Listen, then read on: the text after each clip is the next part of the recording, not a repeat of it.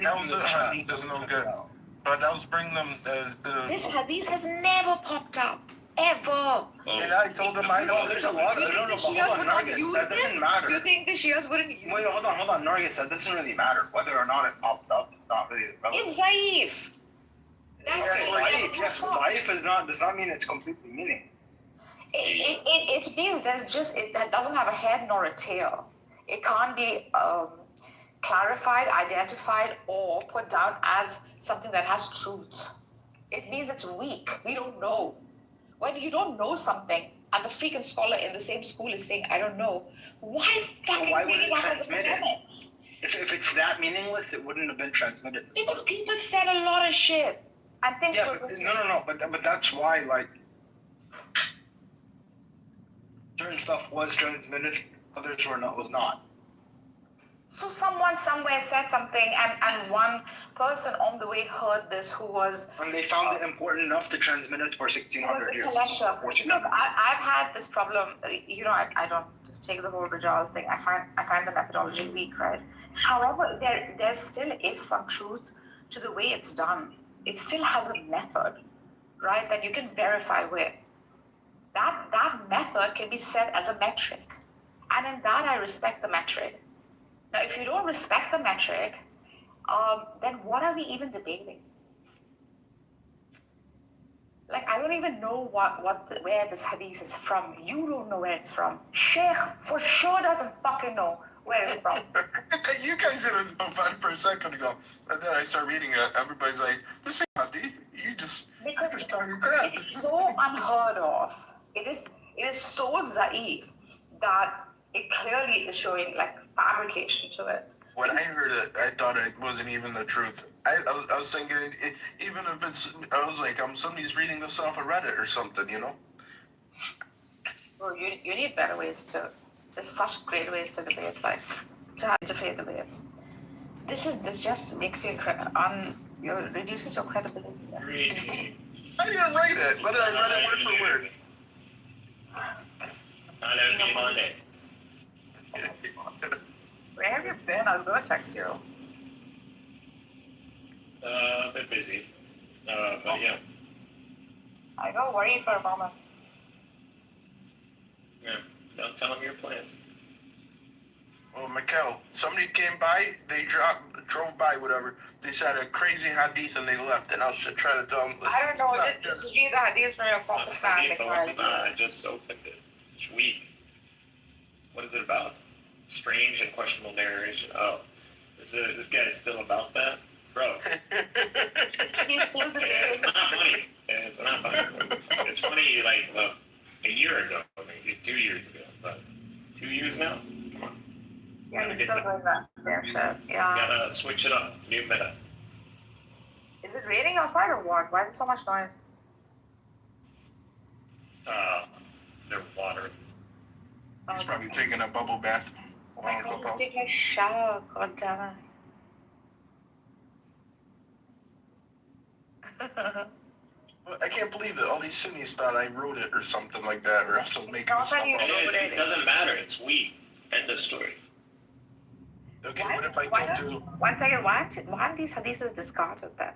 It is. This whole nonsense is not even... They should have burned the person at the stake. No, we don't burn it, because if we burned it, then you're going to say we're covering it up.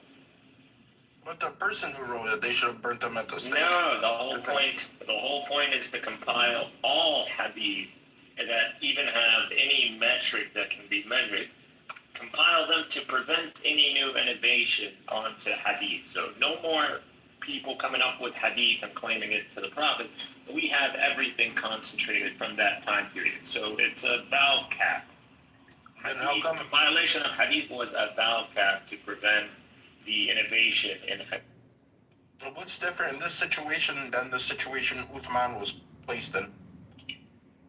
Uthman standardized the script. Answer this question. Why did he have to standardize it? Or was he the arbitrator of the standardization? You already know this. I don't need to tell you. If there's not a Quran before that, You I don't could know see the answer, how Shay? some difference. You don't know the answer, so you're telling me all these if years I- you fucking didn't go on AI or something and decide, let me look to the bottom of this. Let me get to the bottom of it. If I haven't seen the Quran before, Oh, no, I you cannot mean do this. Christianity, and then all your talking points are pseudo talking points against Islam. Meanwhile, you don't know anything mainly about Christianity. I know a whole bunch of Muslims now. What do you know about Christianity? I care about Christianity. What do you know about Christianity? Oh, thanks for asking. Jesus Christ is Lord and Savior, only begotten Son, that he shall ever believe in him shall receive everlasting life. It is That's Christianity. He is the Word that took upon flesh, that created the world, the universe, the heaven, the earth. Cool.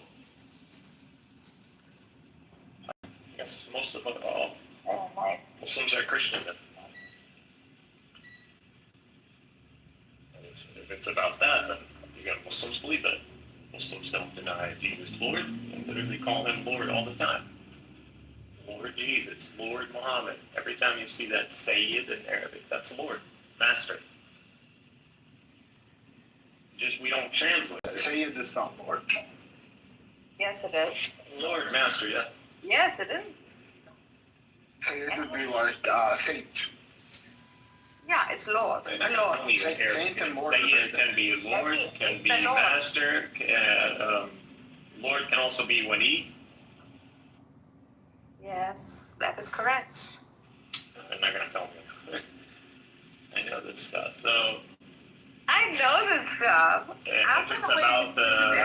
if it's about semantics and son, well, you don't mean son in the sense of an offspring. So Christianity does not say that. Son is simply son of God, non-knower, a manifestation of the logos, the known, actualized by the Holy Spirit, which is the Son of Man to actualize the Son of God.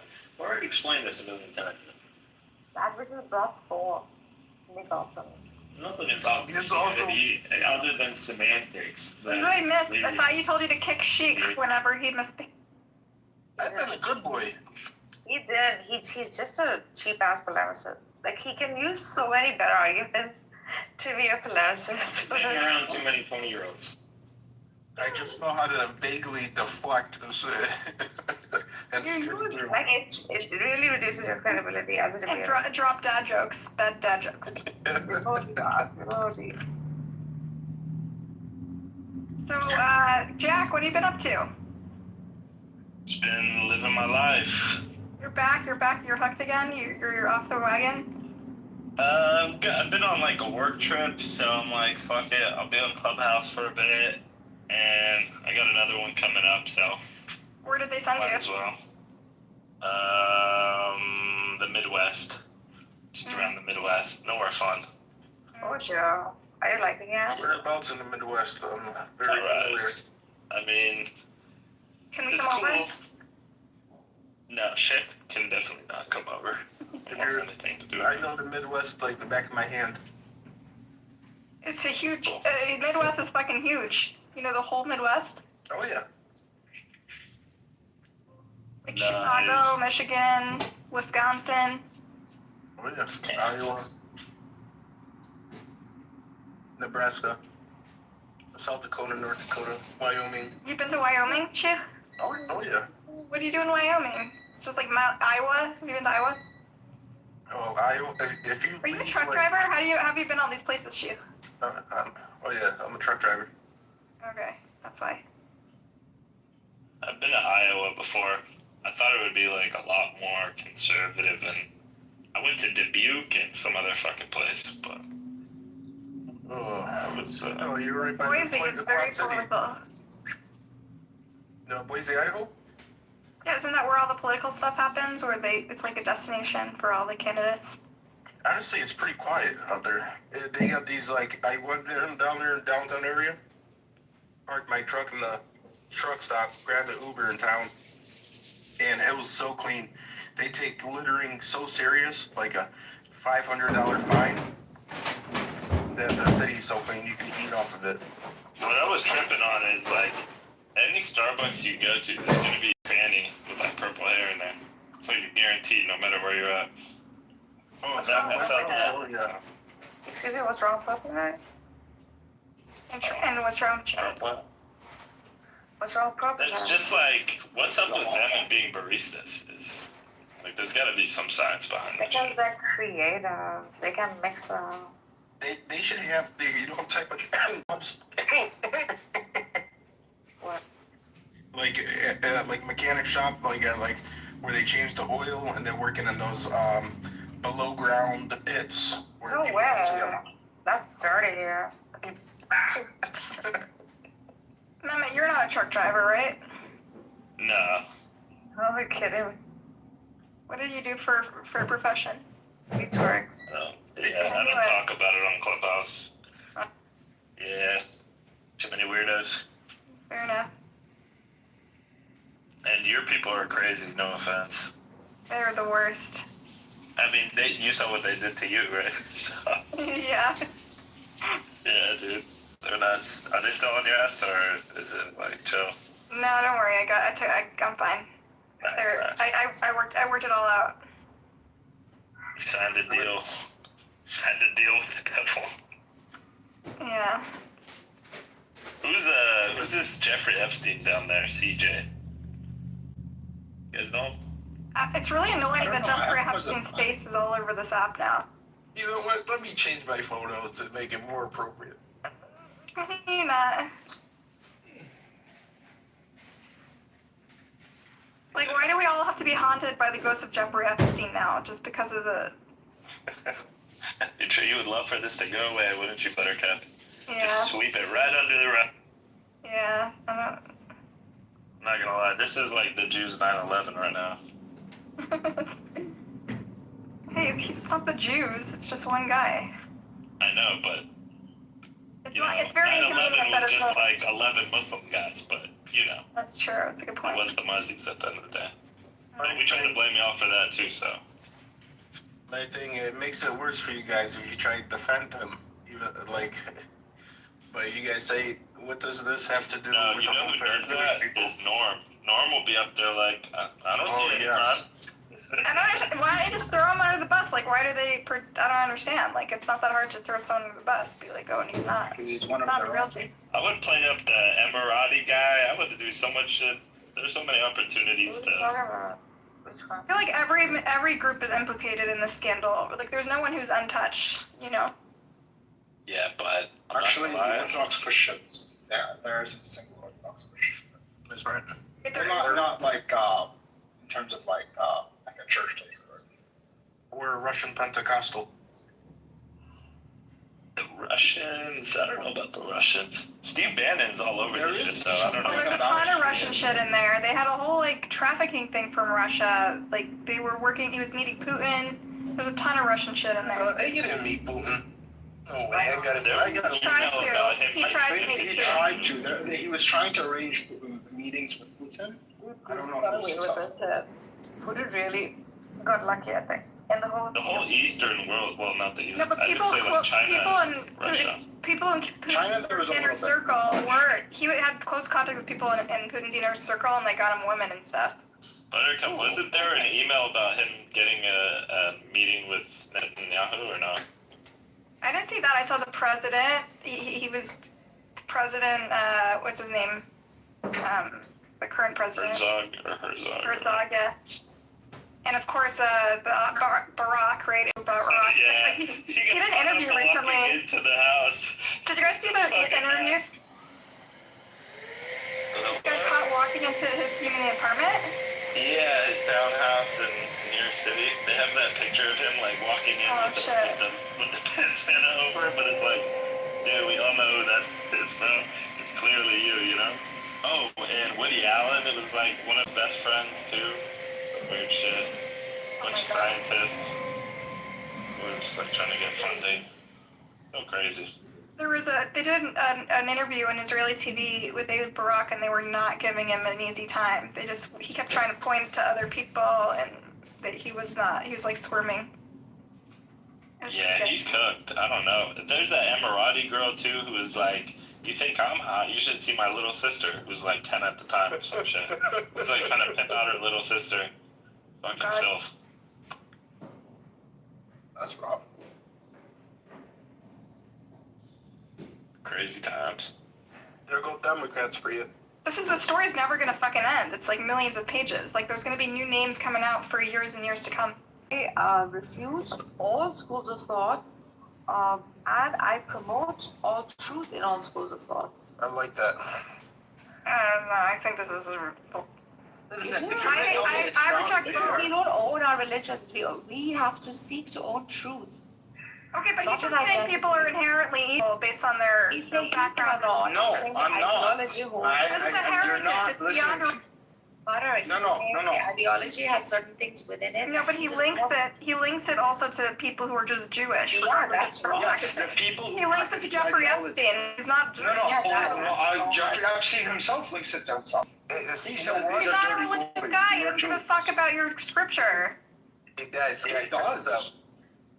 You know who'd like the Powerpuff Girls television show? Ew. Guess who? Ew. Jeffrey Epstein. Ew, come on. I'm shutting this room down. Fuck you guys. Don't be like that.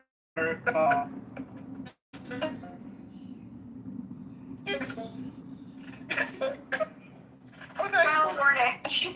Wait.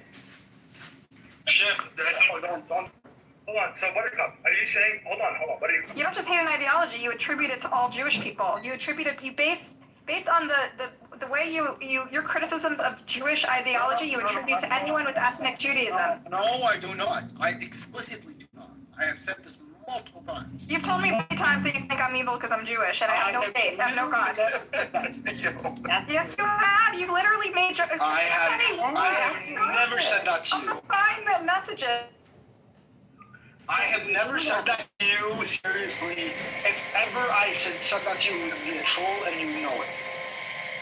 I have multiple times said to you, seriously, that I do not think that you are evil. I have actually gone as far as to say that you are at soul not a Jew, right? In any case, regardless of what the Jews say this to you, but anyway. Really don't. Yes, Just because they're only like primitive, like tribal, provincial Jews say that to me. Okay? You're agreeing with them? Listen, Buttercup. Again, go with me. Forget about what me and my thinking is, and forget about all of that. Let's stick to first principles. There's a really bad look at Army to let an anti-Semitic. Is it wrong to hate an ideology? To hate an ideology is a religion, is an ancient tradition. Is it wrong to hate an ideology? Yes or no? It's wrong to target an entire faith tradition when you know there are many different strains and interpretations, and they can't be treated like a monolith. Okay, so there's many different strains of Nazism.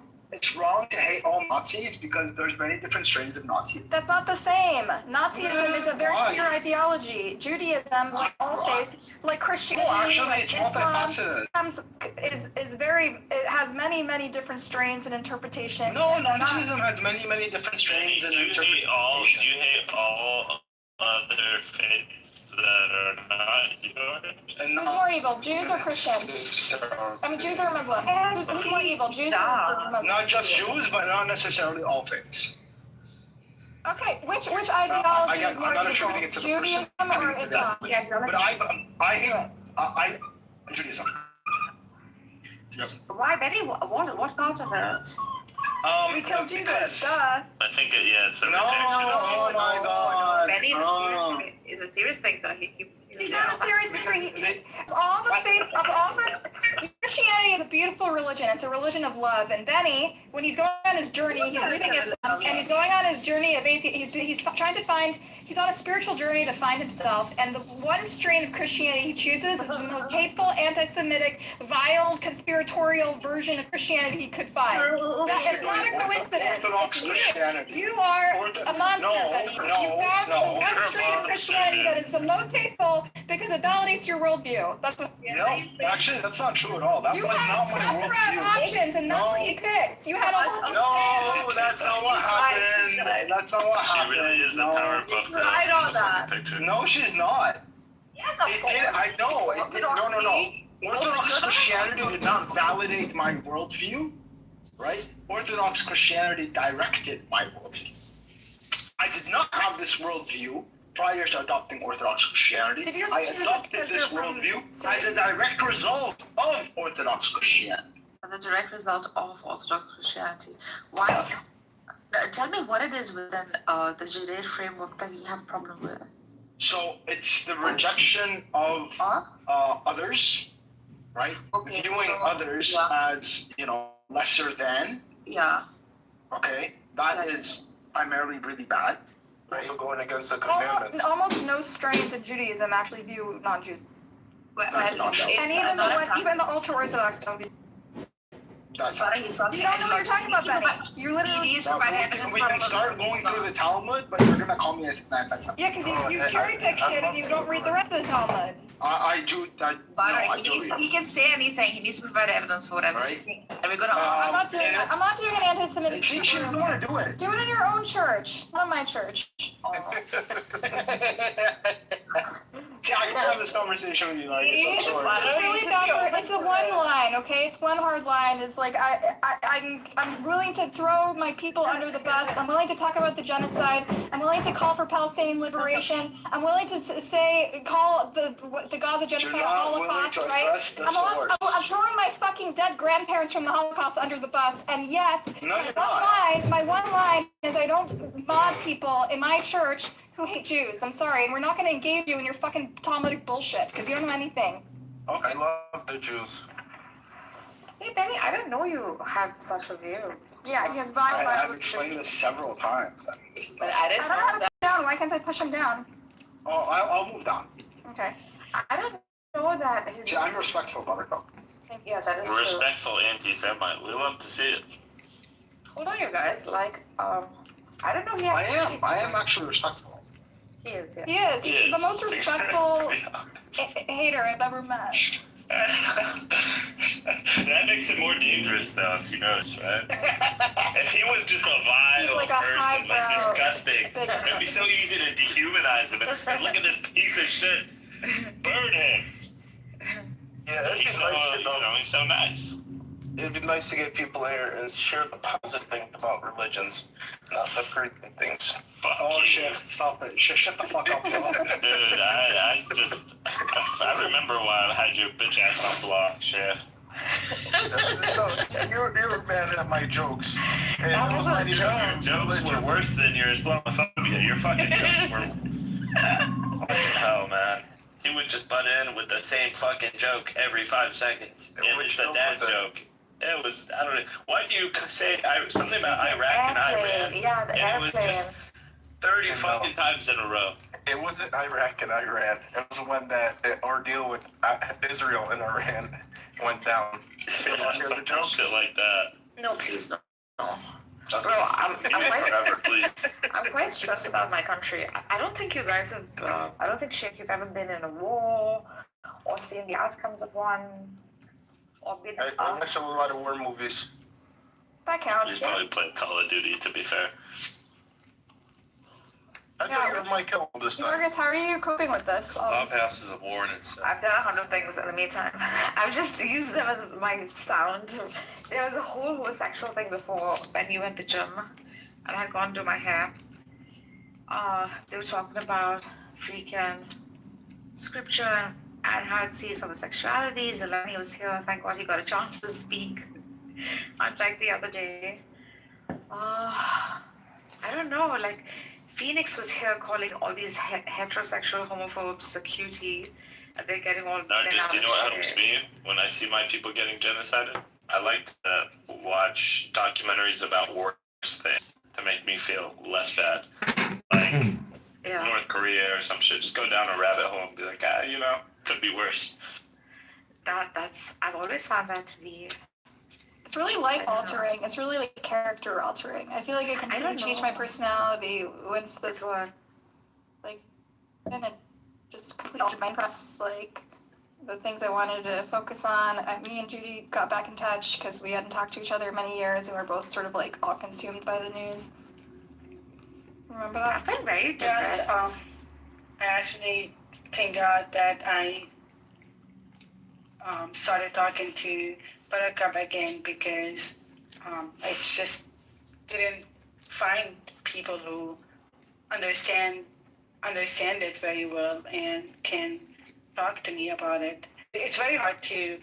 One thing is if you live it, and the other thing is if you observe it. They are totally different things, and I think Buttercup lived some part of it. So she Not like you though. I haven't experienced not like not like mine, but you at least not. But like I have people that are so only read headlines on the news, and they make an opinion based on some headlines on certain news channels. It's very complicated, and you really need to spend a lot of time reading about it. Even like I lived it, but every day I still learn something new about it. So when people make themselves experts on the matter, and they haven't even lived in that part of the Middle East, I get surprised because every day I learn something new about it. This is a beautiful thing. People of different beliefs and understandings coming together because they want to find a common ground and a peace. As long as the world strives for that, it's going to be amazing. Did you? Why laughing? Why do you encourage her? For God's sake. It's going to be amazing. The world is falling apart. It's going to be amazing. It's going to be amazing. No, but if people are striving for peace, and if nobody's all that striving for matters. peace. Sometimes the worst part is like if you're at work or like if you're at an office and you go on Instagram and you just watch someone get their fucking head blown off. It's your people too, and then you just have to like put your phone down and then start typing up an email again. Like not you didn't just see it. That's the I trickiest really part. struggled with that right after October 7th. Like you go to work and you're supposed to act as if everything is normal, and you're terrified for your family because you don't know what's going to happen. I mean, that part, just it's very unpredictable. Things could happen. Things could change any moment, and there are no guarantees that this conflict will not hurt your family. I mean, it did hurt my family on many scales, but luckily everyone of us is alive. But I don't know if it will change my perspectives if it actually hurts my family in more severe ways. You know what I mean? Like if one of my immediate family dies because of it, I don't know if I will. You haven't had that happen? Like in your immediate family? Yeah, I've had immediate family. In Iran right now, I don't even know what's going on. I called my mom up. I think I might have lost like a couple of family members, like close to me. In this whole fucking Iranian. I might have lost a couple of family Yeah, they'll members. tell you a year later, by the way. They tell you a fucking year later. Yeah, and it's troubling me. Like, I'm living in anxiety. I'm constantly like, they're killing people. We don't know who's being killed, how they're being killed. So this is not right. This is not the way we humans should live in this world.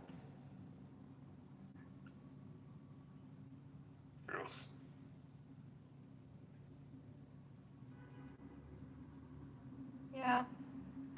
But you also understand that we're safer in the U.S. than in other countries, but it's not like we have total impunity because our government does crazy things too, you know? Correct. And Homeland Security. So what do you think is going to take its place? Taylor, how's your family doing? Same as Nargis, and we really don't know for sure because that's exactly what they do. They don't want people to worry. They don't want people to freak out. So they could just say something, like not say something for a while. They won't say something. What's up with fob parents and family who do that shit? It's They're just like literally your decent parents. Like, behavior, bro. And they come up with excuses like all kinds of excuses. So for my grandma, and it was that, like when you're getting married and stuff like that. I can't remember if it's like you're married, huh? I can't remember, but it had something to do with like, oh, they had just given like the news of an engagement or something, and so they didn't give the news of the grandma immediately or something like that. Do you understand what I'm saying? Yeah, exactly. So I'm asking her, like, yes, I know exactly. can you communicate with me? Like, can you tell me exactly, like, what's going on? Like, I'm asking, is everyone fine? And then there's a pause, and I know that fucking pause. He says, yeah, everyone's fine. We don't know about every single person. This is my immediate fucking family. This is like my aunts, my grandmother, my uncles, people I grew up with. And my cousins were very close to me. You know? Have you ever seen the show Curb Your Enthusiasm? Yes, I have. So there's an episode where Larry's mom dies, and he goes to like visit his dad, and he's like, "Hey, where's mom?" And he's like, "Oh yeah, like is she still in the hospital?" And he's like, "Oh yeah, she's doing better. Yeah, she's doing better." He's like, "Yeah, you know how people do." He's like, "Oh, okay." He starts asking more, and then he finds out, "Oh, your mom died." He's like, "What the fuck? Why didn't you tell me?" He's like, "She told me she didn't want you to worry. You're in New York City. She didn't want you to worry. You know, you'll be all bummed out because she died." He's like, "Fuck, man. Like, when's the funeral?" He's like, "It was on Monday." Also, these are mass killings, right? Yeah, it's fucked up. Also, these are mass killings. So someone could just be walking to the store. Someone could just be fucking, I don't know, picking up their clothes from the dry cleaner or something. It's not like you can like sit at home all the time. Joyce, did you say that you long to go back home? I long to go back home. I know, but I don't think you can live home. I can't live, Yeah, it's very hard. Yeah. I think you get used to certain standards, and I'm not saying that we're above other people, but last time I visited the West Bank, I was really scared, you know, and everyone around me, there were some gunshots nearby my family's house, and I was in the living room with the rest of my family, and I was the only one who tried to escape to a room without doors or windows. Everyone just laughed at me like, "What are you doing?" And it's sad. Just a Wednesday, yeah. It's sad because people kind of give up. Like they don't care about their safety anymore. You know what I mean? Yes, and everything in the U.S. is about every little thing that is safe or comfortable. I have a girlfriend that's Palestinian, and this is before, like, you know, like everybody was like,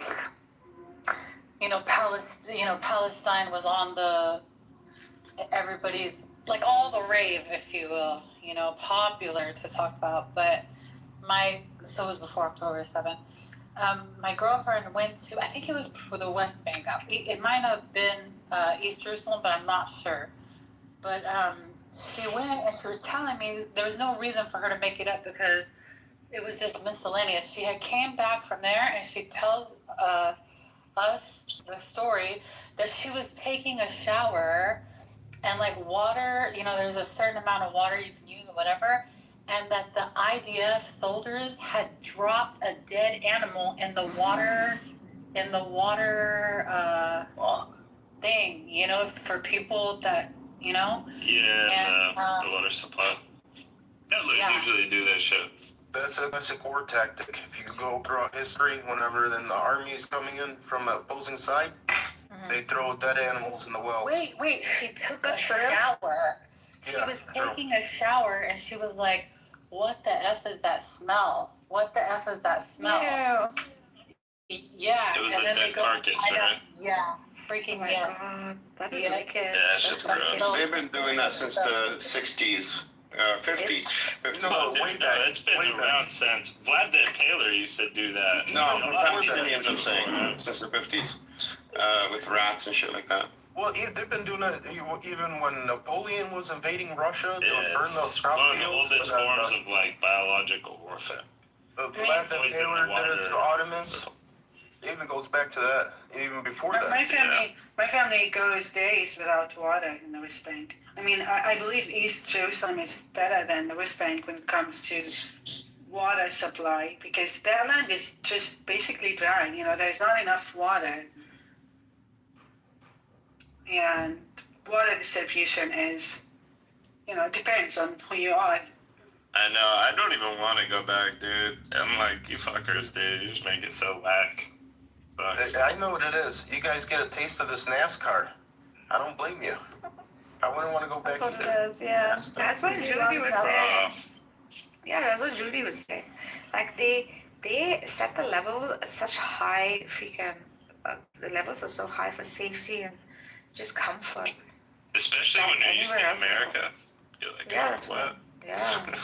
Yeah, Americans live in a bubble compared to other people, to the rest of the world. I mean, the amount of food that we waste every day. Yeah. I was actually thinking about that today. We waste so much food here. We have abundance, and other countries have nothing. Yeah. Depends on where you are in that country. Also. You can live like a king in a pauper's land, or you can live like a pauper in a king's land. Like the people, like 70% of America, even more, I think. I don't know the stats. I think they said 70 to 80% live paycheck to paycheck every month, right? Now, you can live a king's life if you're like in a country where,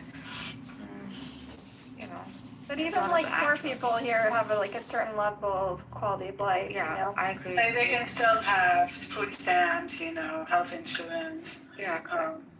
rent assistance, stuff like that, cash assistance. Yeah, that is true. You can go to the food bank and get food. I know people who go get free meals every day. Yeah. And if you're living next to the Sikhs in their gurudwaras, they just get food for free every single If you go to a temple, the Gurujis. Or the church, Yeah, they're so good with that, honestly. They're so good with that. And they allow people outside their faith. That's the beautiful thing about them. Facts. Yeah. I've been to that golden temple. Like Benny, I'm just kidding. Benny, I've actually been. No, I have been to a. Don't I'm saying you're not pluralistic. I'm not. No, you hate Jews. I'm just kidding. Do you have a Jewish friend, Benny Adam? Like in he real doesn't life? hate Jews, butter. The ideology is probably very proud of it. No, I don't. I can explain this 10 more times, and she's still gonna stick on the same thing. It's like a bothering feeling when you get along with someone and you like them, but they hate you. I don't hate. That's the thing. I don't hate Buttercup. Yeah, he says you're not a He Jew. loves That's why you. You know what I mean? You're And by the a way, Jewish it's soul. I the do same- see your soul. He defends you. I don't think you do. I'm I neurotic think as when you're fuck. being I'm attacked. basically like the child of people. A lot of people are neurotic. I defend you when you're being attacked. In addition to that, even fucking Emerald says the same thing. Why do you hate me? I don't hate you. She's like, do you hate my daughter? I was like, no, I don't hate You your just daughter. want to erase her people. That's it. No, I don't want to erase her people either. So I just want to erase their ideology. He defends you. That's what makes them so much in rooms. Stop it. You guys He's are a paradox, Benny. I do adore him. He's just an anti-Semite. You know what it is? Perhaps he can't explain the Trinity too well, right? I can explain it just fine. Oh, shots fired. No, and Nargis, you know that I can explain it just because fine. if you're a Gnostic, We've been in enough religious rooms that I can perhaps the one God of the Jew and the one God of the Muslim are a bit too true for you to Actually, want the to one God of the Jew and the one God of the Muslim are not exactly the same. They're exactly the same. No, they're not. Exactly the same. Also, the God of the Jews, the God Just of read Rambam. Read Rambam. And then Rambam, you mean the guy that was living in Muslim lands, right? So what? That was actually. So what? I mean, first of all, there's Ask right him. there. Second of all, even the Rambam criticized Muslims. Yeah, it's all with the prophet. He was helping the prophet. That's not, no. So Yes, he did. That's fine. You're making a fallacy by association, right? You're saying because. No. Yeah, you are. No, I'm not. Yes, you are. How am I making a fallacy by association? You're saying because he was associated to a certain religion. Yeah, that's not a fallacy. That is a fallacy. Like, you read, no, it's not. Like, you read what, and it's the same thing for Christians. Like, you don't have to make this all about the Jews. You read what Christians have to say about Muslims in Muslim land. That doesn't matter. That's not necessarily the same You're not addressing his God model, right? I'm saying his God model is, which is AKA the Nouveau Jewish God model, is identical to, it is ADS. It is, which by the way, the Muslims don't. Majority Muslims don't. That's kind of the point. Okay, fine. Anyway, I'm a Maimonides. I love how you describe yourself. Nargis has been vaping tonight, so please excuse her. Oh my god, that was hilarious. I love that. Fuck off. This is the first time I fucking got jacked by myself. I fucked myself up.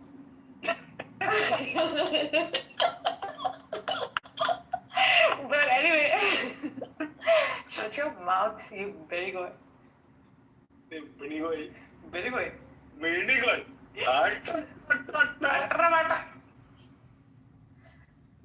Why are you pretty good?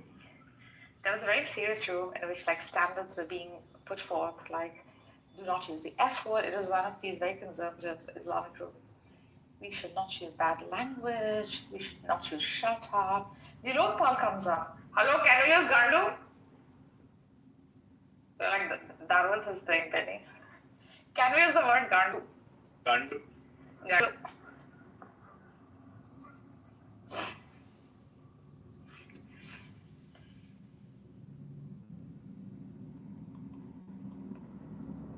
Did I told you about that guy, Mohammed, who came to freaking Amir's room? You guys were there then. Edward, were you there? No, the Iranian who came. So you know how we use like sentences like the position, what's your position in the argument? Yeah. What position do you take? Sorry. Yeah. Stella tells me to tell this story every time. He freaking comes in, he's fighting. All of them are calling him Reza Pahlavi supporter. He's not. So he's trying to defend his position, right? So then people start asking, okay, so what is your position? And he gets so fucking annoyed. He's like an elderly gentleman. He says, you know what my position is? My position is 69 on your mother. Oh, I wasn't there for that. That was pretty good. Iranians have a way of coming out with some really unexpected. He was like 100 years old too. Yeah, and then there's the older ones too, like And they just like make up cuss words.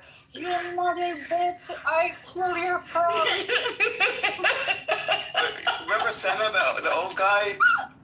Yeah. He was like during the 12-Day War. He was like, I'm just laying back, smoking my joint, and I'm thinking this guy sounds like a sheikh, up to that point. Like, what did you just say? What are you talking about? You're like 75 years old.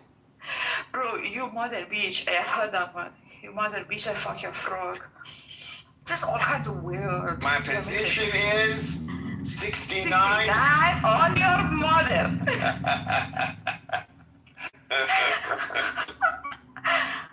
That is pretty good, actually. They've been bombarding him with, what do you think Reza Pahlavi? I was telling him, do you like Reza Pahlavi? You fucktard?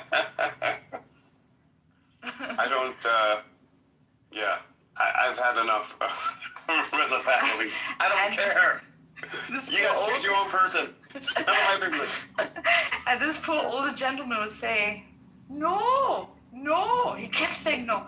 Then eventually they're like, what's your position? And he says, you want to know my position? Yeah, I mean, it's funny. He goes right for the jugular from the beginning. Where's Buttercup? I want to slurp some sweet tea for her. Oh, Last night. Yeah. Oh, you were doing it the other day. I slurped. Cora got off and burped. Yeah. The only thing that was required was Stella to fart. I was like, I was like, all we need is one person to let it rip. Guys, one time Stella left her freaking phone open and she flushed in one of these. Oh, that was so embarrassing. Listen, in one of these super like Iranian rooms where Stella is like,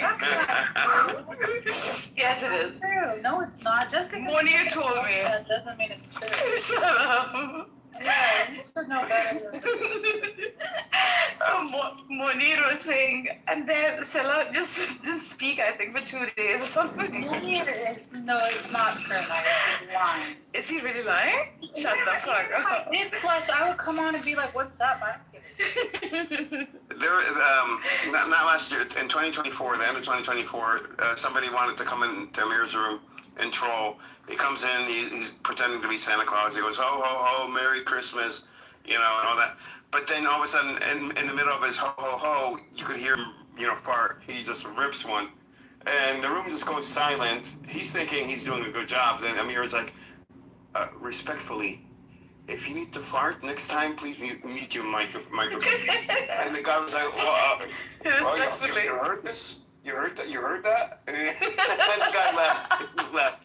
He came in the troll and he just got. Oh, fuck. I have a story worse than that. There's actually a Persian guy. I know you've probably met him on here. I'll tell you who he is later, but it's a true story. Matter of fact, Rooster can verify this, okay? So, you remember back in the day, we were having those rooms? The master room. Hold on, no, I think it's still that way. Or like, okay, you remember we were doing the messages thing? Like you leave a voice message and then somebody comes and adds onto it and adds onto it and adds I onto it. remember that. Oh, that was Yeah, I remember that. Oh my god, those are so annoying. I don't They know were what annoying. the hell this guy did, okay? Like, I think that he just, like, took his phone out of his pants and it just swiped, it turned on or something. Like, it turned on. He's in the bathroom and you can hear him struggling and straining. Like, Oh, wow. you can hear the discomfort, everything. And he goes on for a really long time. And this guy never knows that. Maybe he found out later, like somebody told him. But it was like almost like 2-minute recording of him like in the bathroom struggling for his life. Just forcing it out. Yeah. That's disgusting. He must have felt so embarrassed. Hilarious. I don't know why parts are so funny, but they are. Honestly, because that's worth recording. I might have recorded it, but ask Rooster about it. He'll verify. So then it records it. Yeah, so it records it. So people are like, playing. And they're like, what the hell is it? Especially with a proper Iranian crowd. With the people on Clubhouse, that must have went on for months, that recording, that chain. I don't know how long it took for him to realize it. I'm not sure. And it might have been a replay of a room, but I don't think so. I think it was those voice messages. That's hilarious. Thing is, you can't delete those chains either. Yeah. We couldn't delete those, right? No, you can't. No, because they're public. Oh my God, the tragedy. And I think it was that. And I do think it was that. We'll ask Rooster when we get a chance. They're public and, they're so annoying. And they were always before the rooms, too, before you get to the rooms. Those were so annoying, bro. Whoever You came up could have with that filtered. was like a real special You could person. filter for the live rooms. Oh, I don't know. Yeah. No. But whoever came up with that was a special person. Yeah. Yeah. I didn't, until you just mentioned it, I actually didn't even think about the fact that they took it away. It's funny. Maybe I think like your Juliet is how it's coming across. Like maybe you can just like stress on like I have issues with some ideological principles of That's what I say. Then why does Buttercup Well, think you need to? honestly, Nargis, you know how like when people are talking Muslims and they like pull out stuff that Hadith. no, not a hadith, but like they'll say How old was Aisha? Yeah, and there's really no wiggle room out of it, right? It is what it is, right? For them. There's stuff like that within Judaism too. And so, like, when you try to start pulling it out, people's heart was swamping. Yes. That's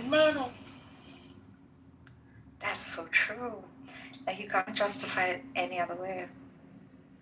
I was in Amis's room earlier, and I got Daniel and Sergio so mad. Daniel was making monkey noodles. What the fuck is going on with Daniel, man? He's writing some hateful shit about me in the chat. Usually him and I get along. Oh, he's how he is. I mean, that's how he is.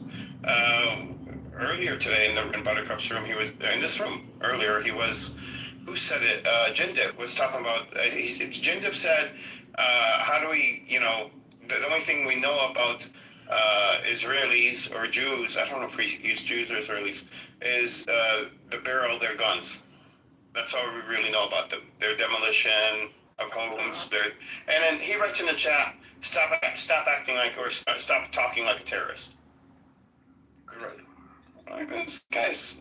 So he gives me articles, and his articles debunk his argument. I'm like, your article debunks your argument here. See, he did it twice, and then Sergio did it once. So 3 times, and they were. Who's Sergio?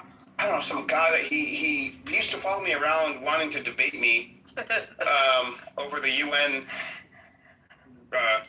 reports that came out in 2024 or early 2025 or something.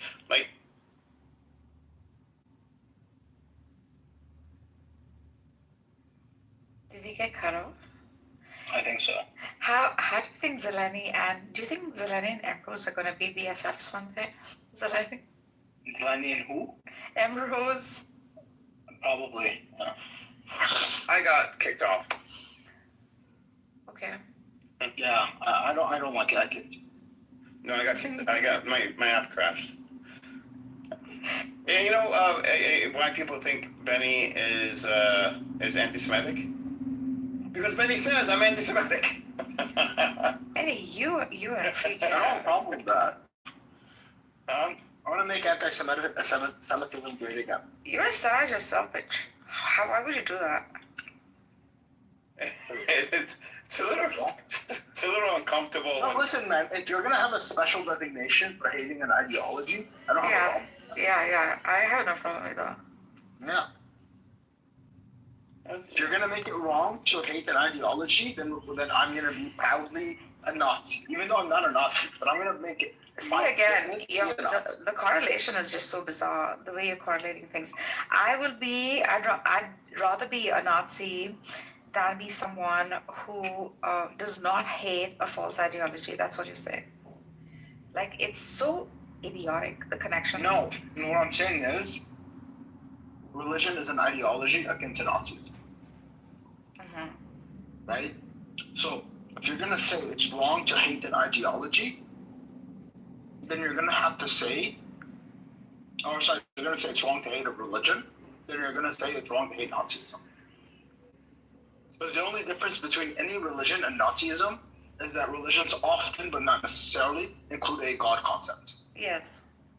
Okay. Yeah. And you're so making why is it wrong to hate Nazis? Well, what they do? Well, I can show you a lot of things that Jews do, that Muslims do, that Christians do. That's wrong. Right. Right? So, it's not about what they do, it's about what they believe. Perhaps and there's a lot of things that Muslims believe, that Jews believe, that's wrong. And some Christians as well. And I'm all for breaking down the denomination. I hate the Talmudist Jew a lot more than I hate the Karaite Jew. The what Jew? The Karaite Jew. The Talmud, the Torah only Jew. I never heard that word. See, again, you're pointing it at the peoples, right? So which is kind of a little cheap in terms of like argumentation. Perhaps you can say the ideology holds such a thing, and that would just directly imply that the people, you don't have to even mention it, because it's just a more like honest way to say things. Like, I would say, as per the ideology, when it incorporates like supremacy of a certain people over the others, that shows like injustice, brings about I don't know, hatred and casteism, which are like ideals that don't work well with the productivity of like the human race. Maybe that's how you can posit an argument for. I just prefer to be a little bit more plain. Yeah, you're asking this. So. Like, I don't know. Item totaling $9.95 and will be delivered to West Hartford. Sorry. Echo, buy it now. Placing it. I'm buying my taurine. Done. Your taurine supplement. Okay. She won't shut up. Are you still having your love relationship with your freaking AI? My AI is about to get fucking supercharged like crazy. I'm working on it now. Yeah. They came out with this thing now that you could have it be proactive. It's really cool. Oh, Alexa Plus? No, not like Alexa has nothing. No. Salam alaikum. You're using Alexa, aren't you? Yeah, Alexa. Yeah, no, I was. I can see why you said that. No, but I'm the OpenClaw. What is that? It's a wrapper that you use on your, that you use with your AI, whatever AI you have. Any AI? Yeah. As long as that, yeah, any AI, and it's able to get. It's an agent, so it can get things done online. It could order things. It could like have different agents with different personalities. If you're building a company, for example, it could have a CEO, chief of marketing, and the marketing agent would do the, all the marketing online for you, writing the blogs. It could do anything. Like the possibilities are endless. It's hundreds of thousands of people have been using it. Some have been out for a month now, not even. I've heard of it, but the things I read about it were there were a lot of vulnerabilities. Yeah, there are. You have to make sure because you set it up on a virtual server for like $5 a month. You have to make sure that you have your firewall set up, anti-phishing set up, your IPs protected. But it's not hard. You could actually get it to do it for you too once you install it. So, what do you guys think about my new profile picture?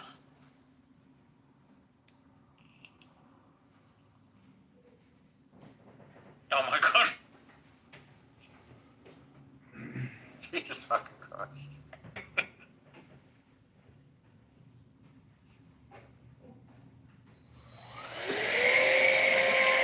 Anything on Iran or the U.S. and Iran negotiations? No idea. Have you guys read up anything? I'm checking this. Shit.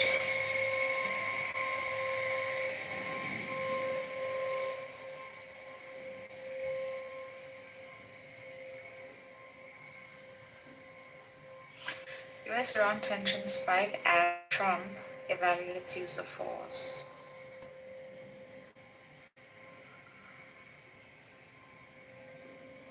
So, Trump tells troops fear is a powerful motivator in difficult Iran talks.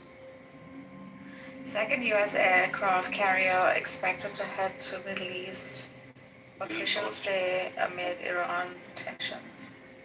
no, the guy that comes into Amir's room, I think he was probably in the Air Force or something. He knows a lot about the aircraft carriers. Oh, really? He said the Bush it's not there for any campaign. It's only a limited strike carrier. Damn, there's like more nods than people in this room. There's like 4 people in this room. Yeah. It's because of you. You haven't even been in here. That's what I'm saying. You have like these spies sitting and listening to our stuff. Yeah. They are fans, they're not fans. One of them is the baby Kapara, like the Zios. One of them is Amir's little spies. Who else? One of them probably that John. Kitover, yeah, obviously. And then like someone, and then another is a secret crap. Buttercup, you were in. Feel yourself crash. You were in Almus's room today, and. I was for a little bit. I saw Benny Olive went at it with Kitover, right? No, I wasn't there for that. That was probably before or after me. I was there, and I went at it with Daniel and Sergio, and I think it was Grace that said that you weren't a journalist. Oh, interesting. Okay. Yeah, because I brought up the IDF. The IDF said confirmed that they're agreeing with the Hamas numbers, and How would Grace say that? I mean, I am a journalist, so. And then Daniel was like, no, they did, and here's I'll give you something proving that they did not. They took it back, and he sends me an ex Twitter post.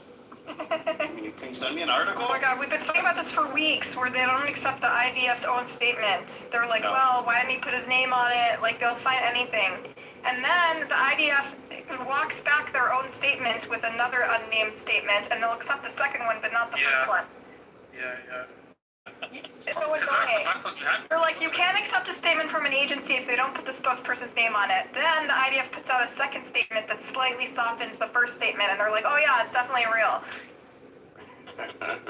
So guys, yesterday, Buttercup, General was there, right? General, you were there.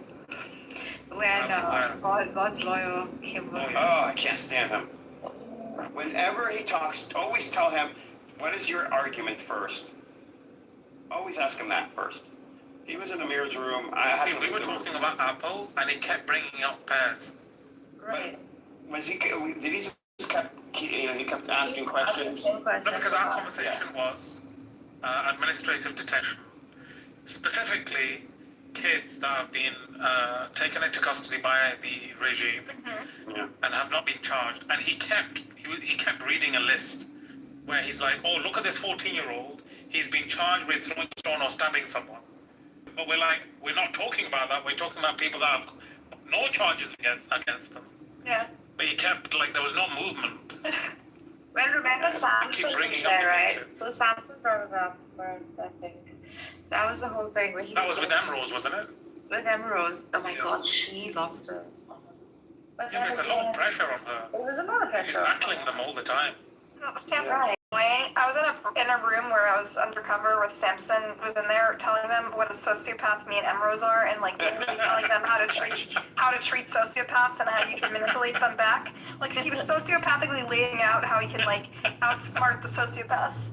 So he was doing like a freaking medical examination and dissecting like a personality disorder in Emerose, calling it the narcissistic. Yeah, he calls it narcissistic. NPD, right? Yeah. He calls it They're running around diagnosing it. It's so annoying. And I said, who the heck gave you the authority to freaking diagnose people? He's not a doctor, by the way. He's not? Yeah, we know. No, he's a liar. He said he does this every day with people. He spends most of his time on fucking Clubhouse. What kind of doctor? Yeah, Clubhouse, and he probably goes to therapy himself. Probably a Clubhouse doctor. He came in 2 weeks ago to Amir's room. He kept running in and out screaming. And I'm like, Amir, what the hell is going on here? What kind of doctor is this? What is this? He goes, I don't know. I don't know what the hell he's doing. I was like, he did it 4 or 5 times. Just came in screaming something and then would leave the stage and get out of the room. Come back 5 minutes later. So this is his diagnosis. She interrupts. It's her way on the highway. Doesn't allow for others to speak. I mean, these are his freaking diagnoses. And Hi, everybody. Hi, Caleb. Hello. Hey, shalom. And this is how he's freaking diagnosing a person behind the screen. Whatever. He's not very good about bringing up evidence, and like he was bringing up evidence about Palestinians and what makes a refugee, but the evidence, he doesn't read it. He expects other people not to read it either. Yeah, that's true. But then he does indulge. To be fair to him, like he will indulge in a conversation at least 3/4 of it before he either forfeits or just directs it elsewhere. He does a lot of, Yeah. I haven't heard him in like 2 months, except for that, what I just told you, he hasn't come up. Yeah, I haven't either. Yesterday I heard him after a long time. So God's lawyer asked a question, and I want Buttercup to answer this, and I think it was a valid question. She kept silent throughout the question, which I thought was, and eventually she did speak because he kept pushing it. He said from both sides, okay, not even both sides. He said, has the region experienced terrorist attacks? This is just like a very carpet statement that he's making, right? She didn't answer. Who's she? Emerald? Yeah. Which I was like, it's okay, just say. And then after asking her like 10 times, he asked me once, and I said yes, because that's the honest answer. And then perhaps it was, I don't know, maybe it was dramatic or something. So She kind of shuts down a little bit, I think. Down on those things, yeah. But she's coming from Twitter, where she has a pretty large following, and I follow her on Twitter. She annoys the people there too, I'll be honest. Like, she does, it is her way or the highway. She likes to lecture people a lot. She likes to tell people that correct words, they're only allowed to use specific words that no one's ever heard of, that aren't commonly used, right? Like, I understand the point of not erasing Palestinian identity, but you don't have to say, oh, use this really obscure academic term that nobody is familiar with to describe people who are 40. You know what I mean? Like, I actually think that's a very important thing. Yeah, he's correcting the narrative. her point, she shouldn't have said everyone. No, she should have said you can call them Palestinian Israelis and not erase their Palestinian identity. She didn't have to say use this very academic term that no one ever uses or knows what it means. 48 Palestinian doesn't mean anything to most people, so it doesn't make sense to use it. Exactly, nobody knows. So you use. It's one thing to say don't erase people's Palestinian identity. But it's one thing to say don't arrest people's Palestinian identity, but like to say, oh, you can only, you must call me they. It's like it's the same fucking shit. You know what I mean? Like it just it's like to nitpick people's terminology. It just kind of makes it hard to have a conversation. You know what I mean? She gets stuck over and over again over the terminology. Yeah, all the semantics. Yeah, but she did eventually, I think, open up and say that, well, I was in one of those buses and I got attacked, and I thought. Perhaps it's like a traumatic experience, and that is why she's like not upfront about it. That's what I wanted to say. Like when she pulled me aside yesterday, she opened up to me about some of the war traumas that her family's experienced firsthand. Yesterday or today? Yesterday she was upset at me because she felt people were ganging up on me and she thought I enabled it. Oh, that was she kind of pulled me aside. She was like, "How could you make me you're the punching bag?" She was like really hurt, and she was like, kind of crying. I don't know. She was telling me some of the shit that, like, it is that there's really like she's people that have died in war, and it's really like a tough. And it's right there. That's the thing. It's right next to her. Yeah, she's living it, right? So yeah. And she, the 12-day war. I mean, her building was it wasn't hit, but it was damaged. And like these are people she knows who are getting who are dying. You know what I mean? So. Yeah. But also our dynamics are different on Clubhouse, and I think she's learning that. That's why I tried to press her today in a gentler way, so she can understand that we just kind of have a different vibe. But it's not that we're curious, and it's not like we're enabling Hosberus. Like we can smell one, just like she can. I think she's maybe like hearing things because she is stuck in this, echo chamber of people who are Palestinians and Israelis, and this is just like a much more diverse. Crowd of people are coming from many different perspectives. But Twitter is more divisive though too. So I think she has knee-jerk reactions because that's how it is on Twitter. Any little thing, somebody will get you on, so you have to be ready. Are you serious? Is it so debate bro-ish? Big time, huge. The whole thing like starts to look performative at the end. But they have much more control over the conversation. Like the mods control it. So she's mad at me because I'm not controlling the conversation enough because I'm letting people like be casual and mess around. And she's like, you can't let them mess around. People are dying. It's urgent. And I'm like, it's just a different vibe. It's just a different setup. Yeah. And Twitter is more public than Clubhouse. Right. So it's a different mindset. You're in a different mode. It's like a family setup of like mentally retarded people. Clubhouse. Yeah. Yeah. Twitter. I mean, Twitter is worse. It's just but everybody's on Twitter. But it's hard to find people. Like here, you can you end up running in. There's something magical about Clubhouse where you run into like just tons of Jews and Palestinians and Arabs and crazy people from all walks of life, and they end up in a room together because they have one niche interest. And I feel like, I don't know if I see her groups on Twitter, and it seems like a bunch of lefty Israelis just talking to an echo chamber a little bit. Of course, like the other day, I think Sela was on who said, like, we have 5 of us voting, 5 women. And then she said, isn't this beautiful? We have a Christian, we have a Muslim, we have a Jew, we have a Buddhist. She called me a Buddhist. Buddhist songs. I was like, bro, how did you assign What is it on? You Oh are my God. basically a hippie now, so you know. That's true. I'm not gonna bring up particular names, but it just things weren't going smoothly, and I was like, "We're modding with the Powerpuff Girls." She didn't understand the assignment. She did get it. That thing with Cora was really rude. Girl power. Oh man. I'm an atheist. Cora was an atheist.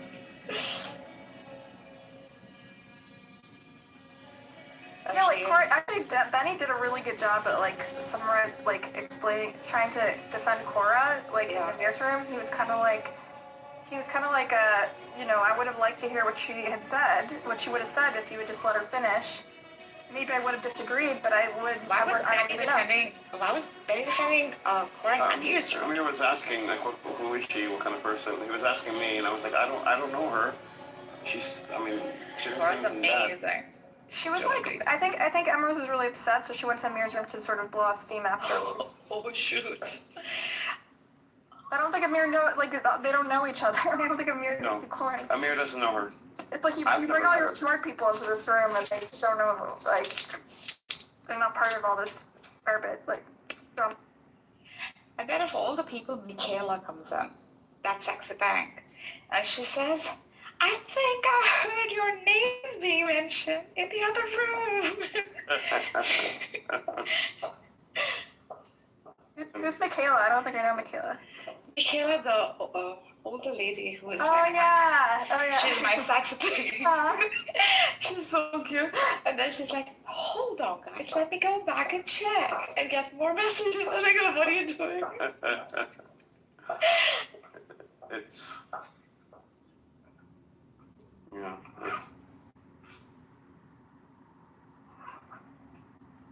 zipping up my boots. I feel it's cool. I'm glad she's around though.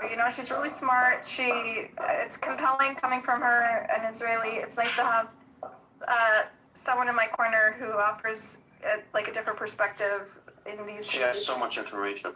Ooh. Yeah. Emerald. Yeah, she's smarty. She knows so much. She kind of destroyed Sam's room the other day over physics or something. He just humiliated a room full of really, really egocentric boys who just love to Why does she know physics? Yeah, she's a scientist. I don't know. She's I don't know. I don't want to say don't say what she does. But Why? because I think she's trying to be more private now. Oh. But she literally, they're fighting about the theory of relativity. I couldn't follow it, but she was just kind of are you guys fucking idiots? You don't know anything. And they were all just stunned, they didn't know what to do. I've never seen them like that ever. I've seen her take down Zionists. I think there was 4 or 5 of them, one at a time. They're all ganging up, and then she shut each one of them up. That was when I first met her on here. It's pretty badass when she does that. I just think she's figuring out They were shocked. I mean, when I got on this app too, I didn't really understand the vibe, and I came in guns blazing, and I made a lot of enemies, and then had to sort of get to know people and try to woo them a little bit.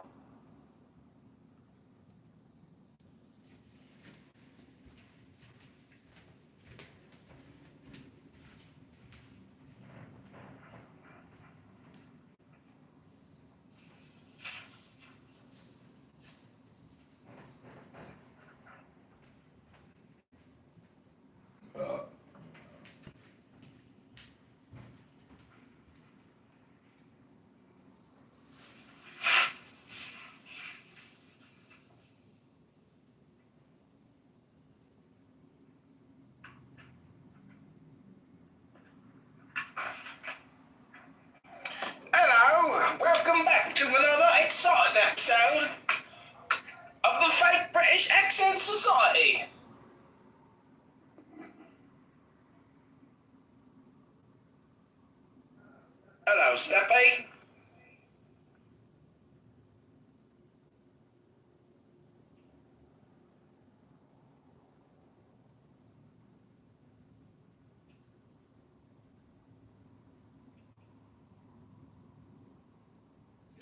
Jeremy Hale is a monkey.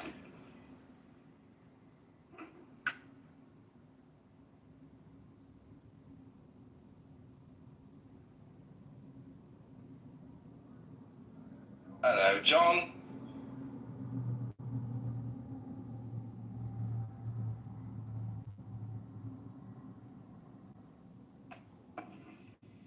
So you got the plus there on your profile.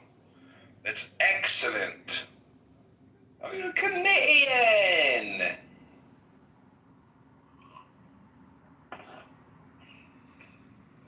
Hello? Oh, the Alpha is here. Alpha. Serendipity.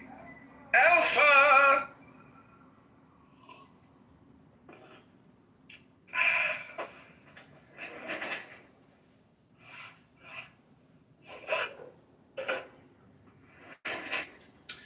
The key of the mysteries, according to Enoch, Abraham, Hermes Trismegistus, and Solomon by Eliphas Levi. Translated with an introduction by Crowley from the Magic Keys of Solomon, a manuscript of magic by Eliphas Levi. The key of the mysteries. Le Clef des Grands Mystères by Eliphas Levi. Contents, translator's note, introduction, preface. Part 1, religious mysteries, preliminary considerations. First article, sketch of the prophetic theology of numbers. Article 2, 3, 4, 5. Resume of Part 1, Part 2, philosophical mysteries. Part 3, mysteries of nature.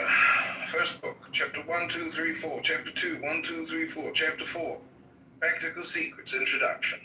Chapter 1, Chapter 2, Chapter 3, Chapter 4. Epilogue.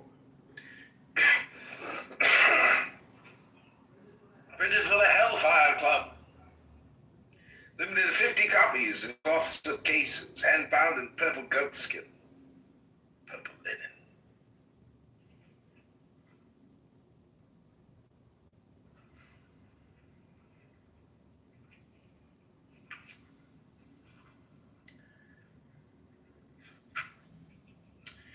The key of the mysteries. According to Enoch, Abraham, Hermes, Trismegistus, and Solomon by Eliphas Levi, translated with an introduction by Crowley. Religion says believe, and you will understand. Science comes to say to you, understand, and you will believe. That moment, the whole of science will change front. The spirit, so long dethroned and forgotten, take its ancient place. It will be demonstrated that the old traditions are all true. That the whole of paganism is only a system of corrupted and misplaced truths. That it is sufficient to cleanse them.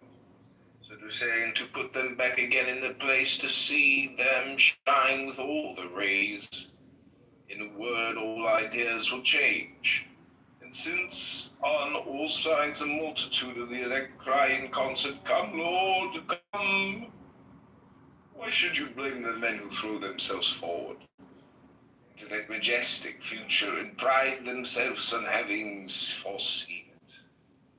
Je de mastres sorte, they say Petersburg.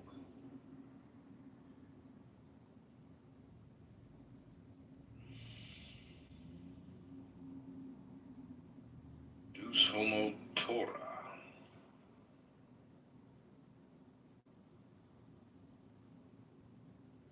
Translator's note. In the biographical and critical essay which Mr. Waite prefixes to his Mysteries of Magic, he says, a word must be added of the method of this digest. which claims to be something more than translation and has been infinitely more laborious. I believe it to be in all respects faithful, and where it has been necessary or possible for it to be literal, there also it is invariably literal. We agree that it is either more or less than translation.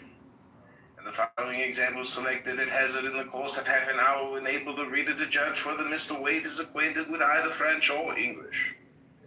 Gentlemen, gentlemen, the nameless vice, which was reproached against the Templars. Certaines circonstances ridicules et un procès en escroquerie.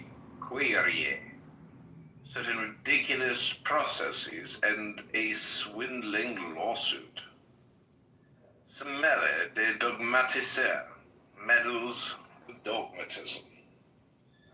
La vie pour lui suffisait à l'expiation des plus grands crimes, puis qu'elle étant la conséquence d'un arrêt de mort.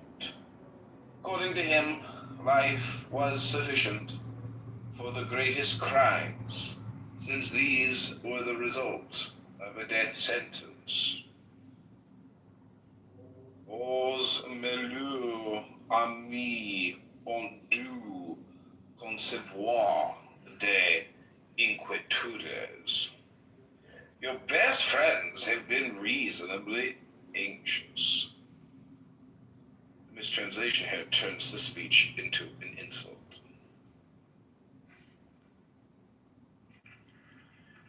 The equinox sacrosanct, sacred and saintly.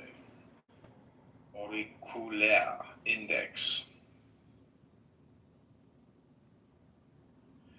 N'avez-vous pas obtenu tout ce que vous demandiez, et plus que vous ne demandiez, car vous ne m'aviez pas parlé d'argent? Have you not had all and more than you wanted, and there has been no question of remuneration?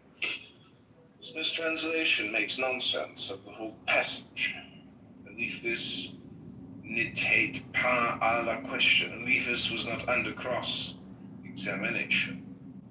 Mauvais plaisant, vicious jester.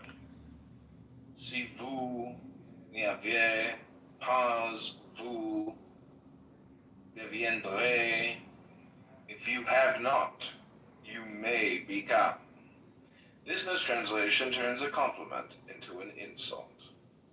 An awful and ineffaceable tableau. Péripéties, circumstances. Il va fait partie du clergé de Saint-Germain et Auxerrois. He was of the Society of Saint Germain d'Auxerrois, brute de tempête, stormy sound.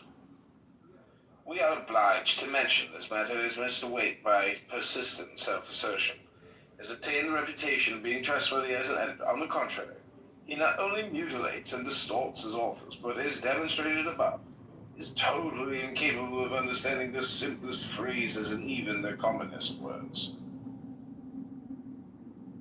Introduction. This volume represents the high-water mark of the thought of Eliphas Levi. It may be regarded as written by him as his thesis for the grade of exempt adept, just as his ritual and dogma was his thesis for the grade of major adept. He is, in fact, no longer talking of things as if their sense was fixed and universal. He is beginning to see something of the contradiction inherent in the nature of things, or at any rate, he constantly illustrates the fact the planes are to be kept separate for practical purposes, although in the final analysis they turn out to be one. This and the extraordinarily subtle and delicate irony of which Eliphas Levi is one of the greatest masters that has ever lived, have baffled the pedantry and stupidity of such commentators as Waite. English is hardly a word to express the mental condition of such unfortunates. Dummheit. In its strongest German sense is about the nearest thing to it. It is as if a geographer should criticize Gulliver's Travels from his own particular standpoint. When Levi says that all that he asserts as an initiate is subordinate to his humble and submissiveness as a Christian, then not only remarks that the Bible and the Quran are different translations of the same book, but treats the incarnation as an allegory. It is evident that a good deal of submission will be required. When he agrees with St. Augustine that a thing is not just because God wills it. God wills it because it is just. He sees perfectly well that he is reducing God to a poetic image reflected from his own moral ideal of justice. No amount of alleged orthodoxy can weigh against that statement. His very defense of the Catholic hierarchy is a masterpiece of that peculiar form of conscious sophistry which justifies itself by reducing its conclusion to zero.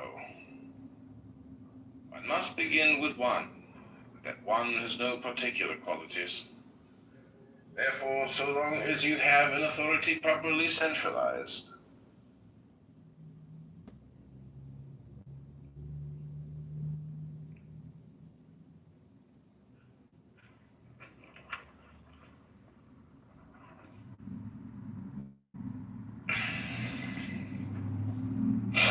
it does not really matter what that authority is. In the Pope, we have such an authority, ready-made, and it is the gravest tactical blunder to endeavor to set up an authority opposed to him. Success in doing so means war, and failure, anarchy. This, however, did not prevent Levi from ceremonially casting a papal crown to the ground and crying, "Death to tyranny and superstition!" in the bosom of a certain secret, Areopagus, of which he was the most famous member. When a man becomes a magician, he looks about him for a magical weapon. Being probably endowed with that human frailty called laziness, he hopes to find a weapon ready-made. Thus we find the Christian magus who imposed his power upon the world, taking the existing warships and making a single system combining all the merits. There is no single feature in Christianity which has not been taken bodily from the worship of Isis, or of Mithras, or of Bacchus, or of Adonis, or of Osiris. In modern times again we find Frater Iehi Auer trying to handle Buddhism. Others again have attempted to use Freemasonry. There have been even exceptionally foolish magicians who have tried to use a sword long since rusted. Wagner illustrates this point very clearly in Siegfried. The great sword, no thong, has been broken, and it is the only weapon that can destroy the gods.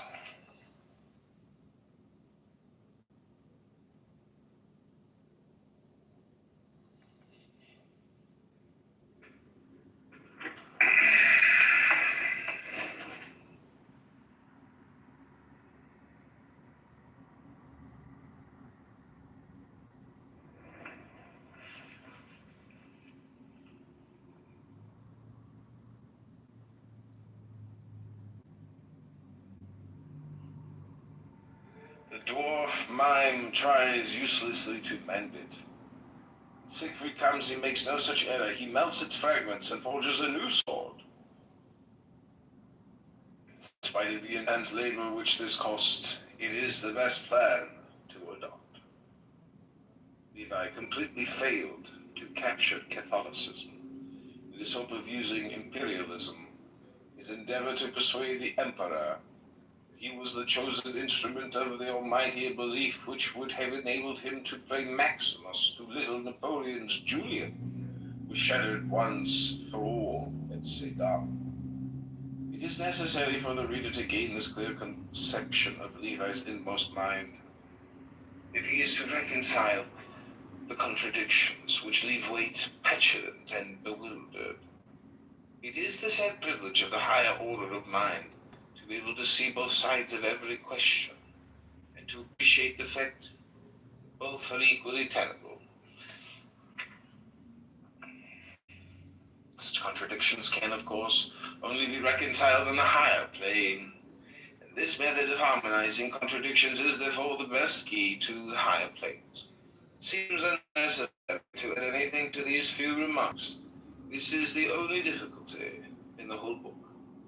Though in one or two passages, Levi's extraordinarily keen sense of humor leads him to indulge in a little harmless bombast. We may instance his remarks on the grimoire of Honorius. We have said that this is the masterpiece of Levi. He reaches an exaltation of both thought and language which is equal to that of any other writer known to us. Once it is understood that it is purely a thesis for the grade of examined edit, the reader should have no further difficulty. A.C. Alistair Crowley.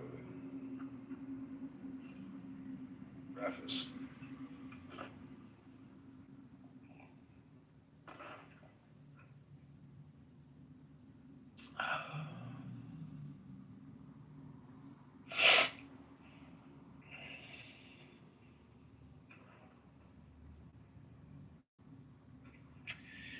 At the brink of mystery, the spirit of man is seized with giddiness. Mystery is the abyss which ceaselessly attracts our unquiet curiosity by the terror of its depth. The greatest mystery of the infinite is the existence of Him for whom alone all is without mystery. Comprehending the infinite, which is essentially incomprehensible, He is Himself an infinite and eternally unfathomable mystery, that is to say, that He is in all seeing, that supreme absurdity in which Tertullian believed. Necessarily absurd, since reason must renounce forever the project of attaining to Him. Necessarily credible, since science and reason, far from demonstrating that He does not exist, are dragged by the chariot of fatality to believe that He does exist, and to adore Him themselves with closed eyes. Why? Because this absurd is the infinite source of reason. The light springs eternally from the eternal shadows. Science, that battle tower of the spirit, may twist and coil its spirals, ever ascending as it will. It may make the earth tremble. It will never touch the sky.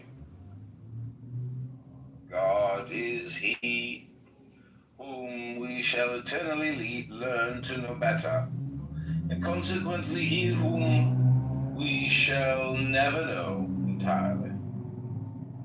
The realm of mystery is then a field open to the conquests of the intelligence. March there as boldly as you will, never will you diminish its extent. You will only alter its horizons. To know all is an impossible dream. Woe unto him who dares not to learn all, and who does not know that, in order to know anything, one must learn eternally.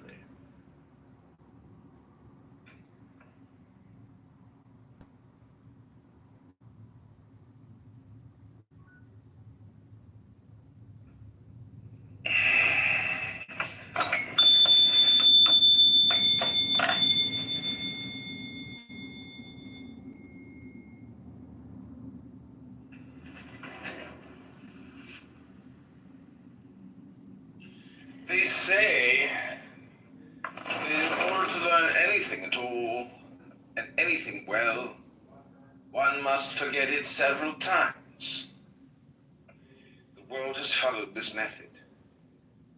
Everything which is today debatable had been solved by the ancients. Before our annals began their solutions, written in hieroglyphics, had already no longer any meaning for us. Man has rediscovered the key. He has opened the cemeteries of ancient science. And he gives to his century a whole world of forgotten theorems, of syntheses as simple and sublime as nature, radiating always from unity, and multiplying themselves like numbers with proportions so exact that the known demonstrates and reveals the unknown. To understand this science is to see God. The author of this book, as he finishes his work, will think that he has demonstrated it.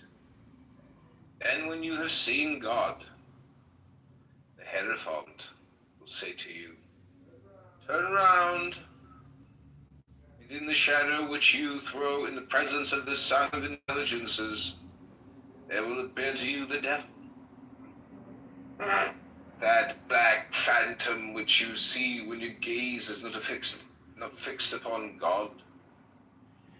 And when you think that your shadow fills the sky, or the vapors of the earth, the higher they go, seeming to magnify it more and more, to harmonize in the category of religion, science with revelation, and reason with faith, to demonstrate in philosophy the absolute principles which reconcile all the antinomies, and finally to reveal the universal equilibrium of natural forces, is the triple object of this work, which will consequently be divided into 3 parts. We shall exhibit true religion with such characters that no one, believer or unbeliever, can fail to recognize it. That will be the absolute in religion. We shall establish in philosophy the immutable characters of that truth, which is in science reality. In judgment, reason. And in ethics, justice. Finally, we shall acquaint you with the laws of nature whose equilibrium is stability. We shall show how vain are the fantasies of our imagination before the fertile realities of movement and of life. We shall also invite the great poets of the future to create once more the divine comedy, no longer according to the dreams of man, but according to the mathematics of God. Mysteries of other worlds, hidden forces, strange revelations, mysterious illnesses, exceptional faculties, spirits, apparitions, magical paradoxes, hermetic arcana. We shall say all, and we shall explain all.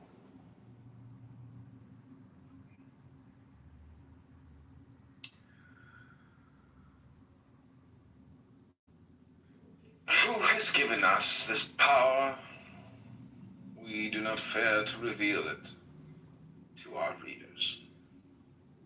It exists an occult and sacred alphabet, which the Hebrews attributed to Enoch, the Egyptians to Thoth, or to Hermes Trismegistus, the Greeks to Cadmus, and to Palamedes.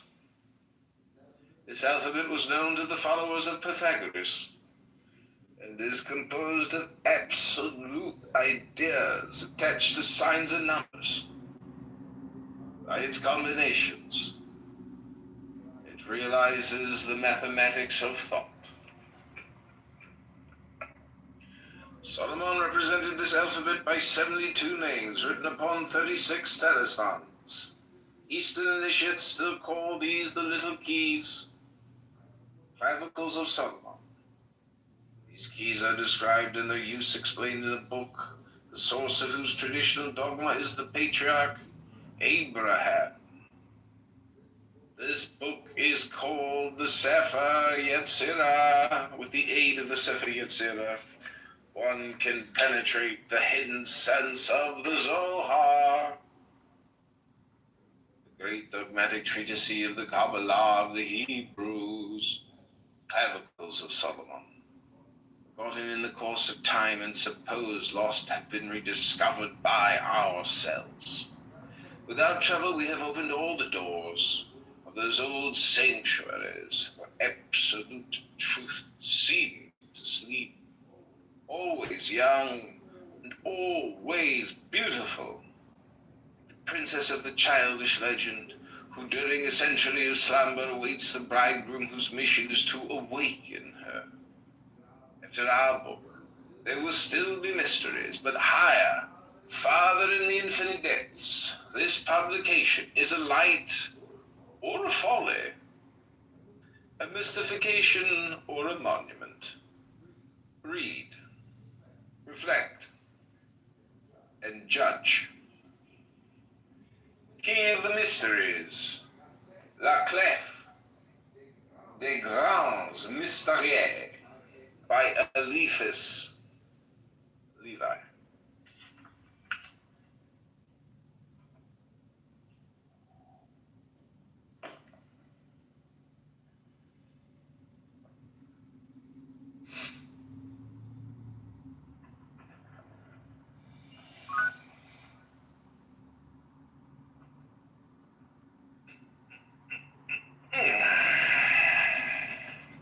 Part 1. Religious Mysteries. Problems for solution. 1. To demonstrate in a certain and absolute manner the existence of God, and to give an idea of Him which will satisfy all minds. 2. To establish the existence of a true religion in such a way as to render it incontestable. 3. To indicate the bearing and raison d'etre of all the mysteries of the one true and universal religion. 4. To turn the objections of philosophy into arguments favorable to true religion. 5. To draw the boundary between religion and superstition, and to give the reason of miracles and prodigies. Preliminary considerations.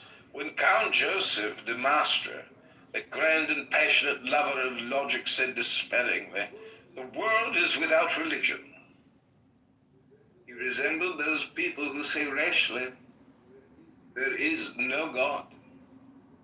The world in truth is without the religion of Count Joseph de Maistre, as it is probable that such a God as the majority of atheists concede does not exist. Religion is an idea based upon one constant and universal fact. Man is a religious animal. The word religion has then a necessary and absolute sense.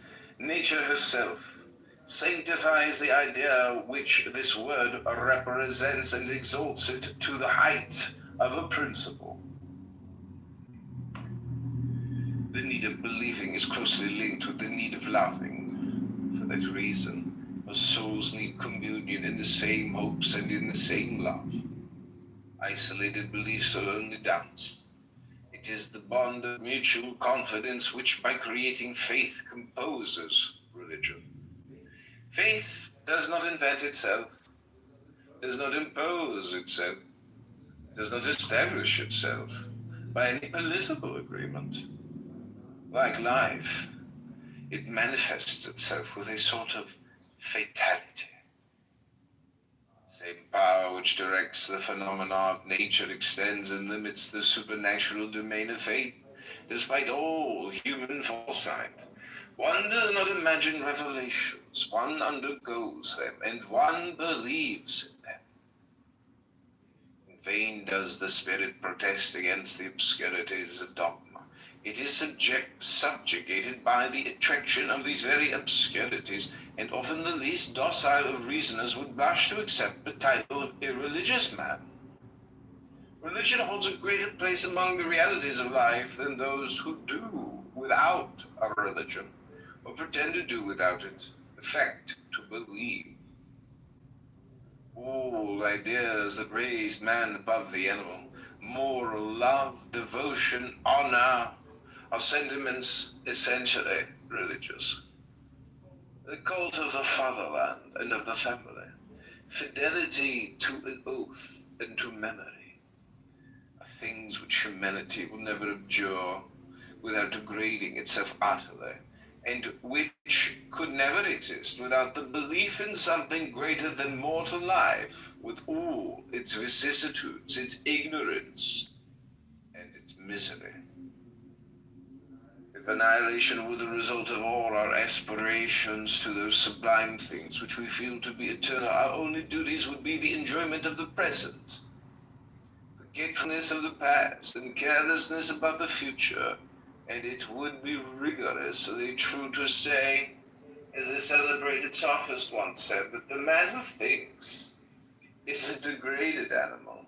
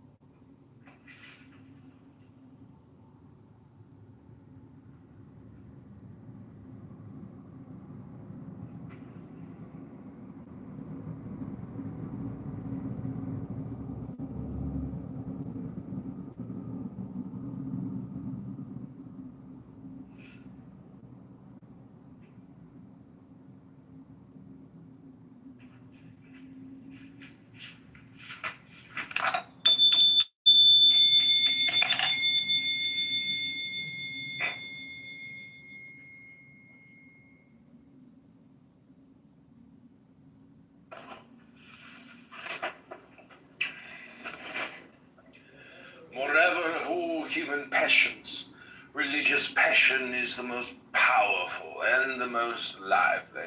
It generates itself, whether by affirmation or negation, with an equal fanaticism.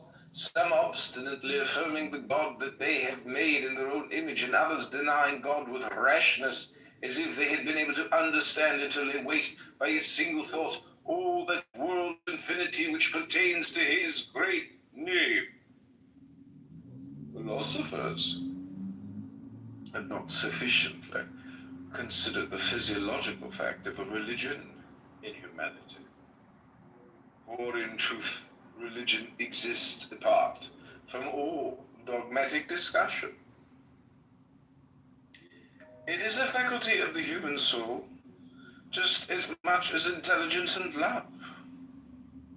When man exists, so will religion.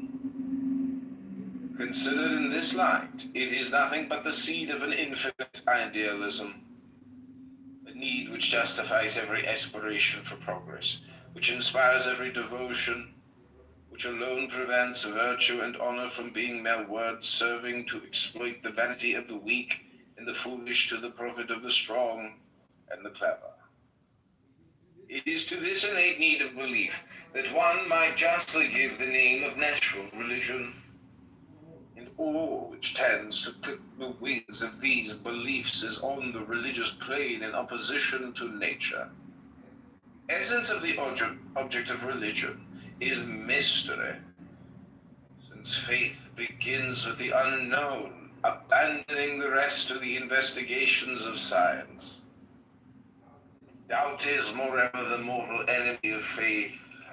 Faith feels that the intervention of the divine being is necessary to fill the abyss which separates the finite from the infinite, and it affirms this intervention with all the warmth of its heart, with all the docility of its intelligence.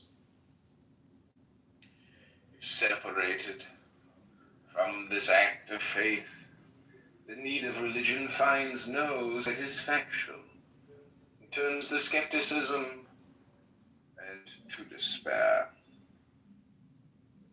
But in order that the act of faith should not be an act of folly, reason wishes it to be directed and ruled. By what? By science. We have seen that science can do nothing here.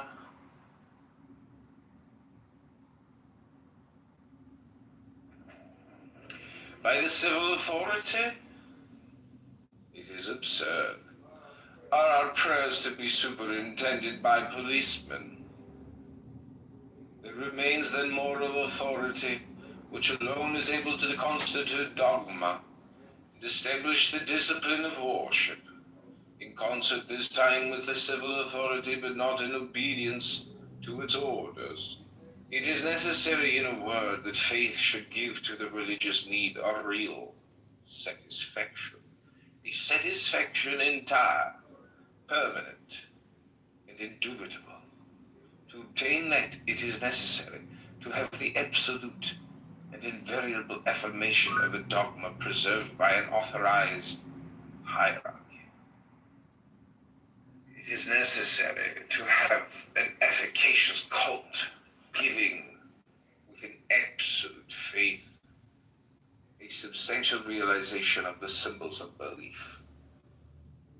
Religion, thus understood, being the only one which can satisfy the natural need of religion, it must be the only really natural religion. We arrive without help from others at this double definition that true natural religion is revealed religion.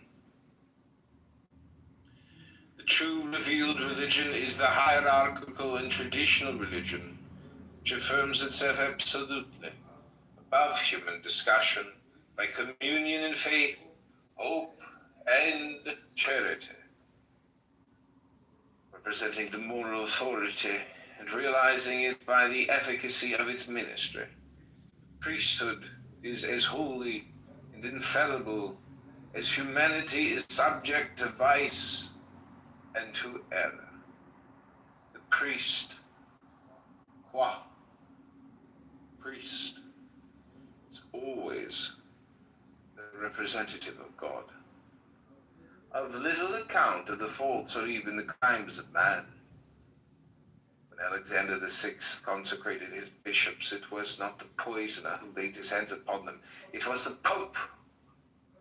Pope Alexander VI never corrupted or falsified the dogmas which condemned him, or the sacraments which in his hands saved others and did not justify him. At all times and in all places there have been liars, criminals. But in the hierarchical and divinely authorized church there have never been, and there will never be, either bad popes or bad priests. Bad and priest form an oxymoron.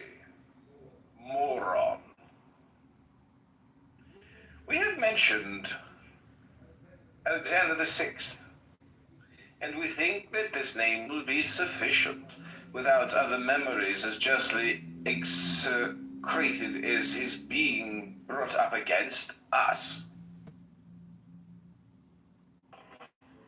Great criminals have been able to dishonor themselves doubly because of the sacred character with which they were invested.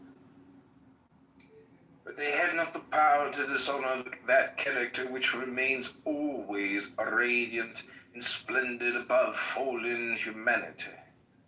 We have said that there is no religion without mysteries. Let us add that there are no mysteries without symbols. The symbol being the formula or the expression of the mystery. Only expresses its unknown depth by paradoxical images borrowed from the known, the symbolic form, having for its object to characterize what is above scientific reason, should necessarily find itself without that reason. Hence the celebrated, perfectly just remark of a father of the church. I believe because it is absurd. Credo quia absurdum. If science were to affirm what it did not know, it would destroy itself. Science will then never be able to perform the work of faith, any more than faith can decide in the manner of science. An affirmation of faith, with which science is rash enough to meddle, can then be nothing but an absurdity for it. Just as a scientific statement, if given us as an article of faith, would be an absurdity on the religious plane. To know and to believe are two terms which can never be confounded.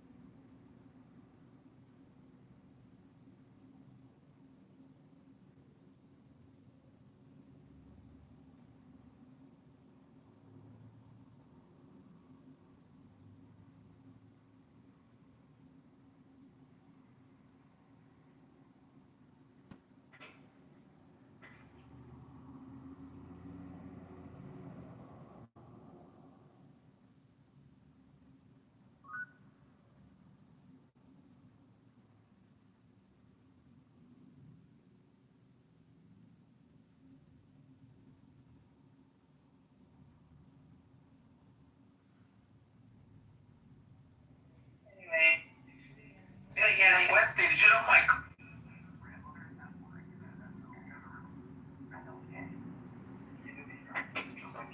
Wow. Wow, yo, you hear this guy? You know, I don't do the taco thing on Big Friday. Okay, listen, Mike, actually makes I'm a meter. Come on, check me. Honk, honk. Welcome to the circus, everybody. I'm so happy to be here with all the clowns. Oh. Rabbanu Shalom, good Shabbos. I'm glad to see such an auspicious group of clowns that have gathered together Hello? Hey, Buster, can you move magician down? Hello? Hello? I'm in a tent. It's a circus. Hello? Hello? People have spent the whole day here talking to Ambrose endlessly. Endlessly. Ambrose. Oh, everything's going okay there. Everything's going great in Ambrose's brain. Hello? Hello? Yeah, same with Buttercup. Things are going great, endlessly stooming on live stream Clownhouse, repeating the same little factoids of the keyword of the day. Genocide! Occupation! Free Palestine! Free Palestine! Ooh, somebody's a little triggered! Hello? Hello? Hello? Hello?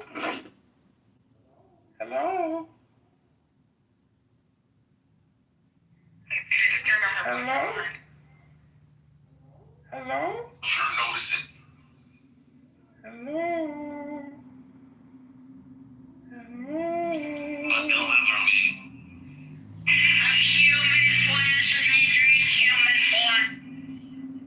Hello? Hello?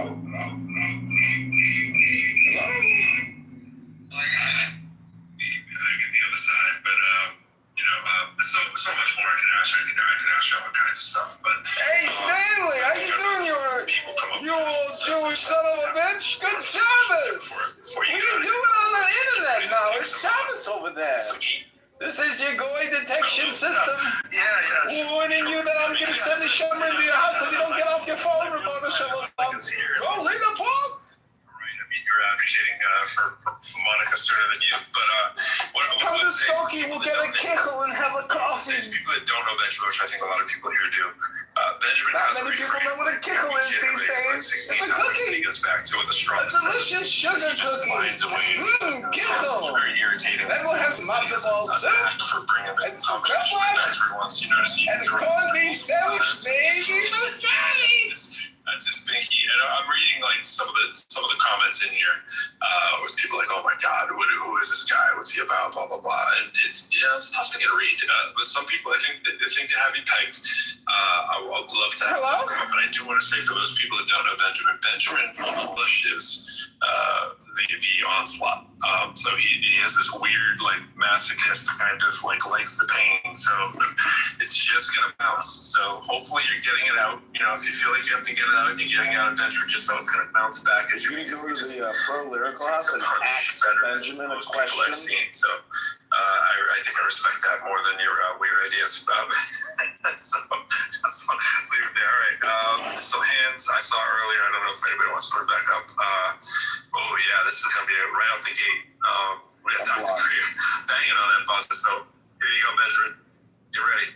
Dr. Priya, good to see you. Come on up. Hello? Hey, so I haven't been in your spaces in a little while, so I don't know if I'm going to sort of follow the format here. I actually don't have a question for Benjamin. I have nothing to say to... Anyway, that's a whole other story. I really just came up to correct some misinformation that Benjamin... I mean, there was a shit ton of misinformation, right? But one of the things specifically that I wanted to correct was... And by the way, this is not unique to Benjamin. A lot of people promote this conspiracy theory, which is not true. And that is that for decades, the medical and scientific community hid how bad cigarettes were. And that's not what happened. Here's what actually happened. The tobacco companies hid how addictive their cigarettes were. And it's not nicotine. Actually, it's the most addictive part of cigarettes. It's all the other chemicals that are in there. They knew for ages, and they buried those documents, right?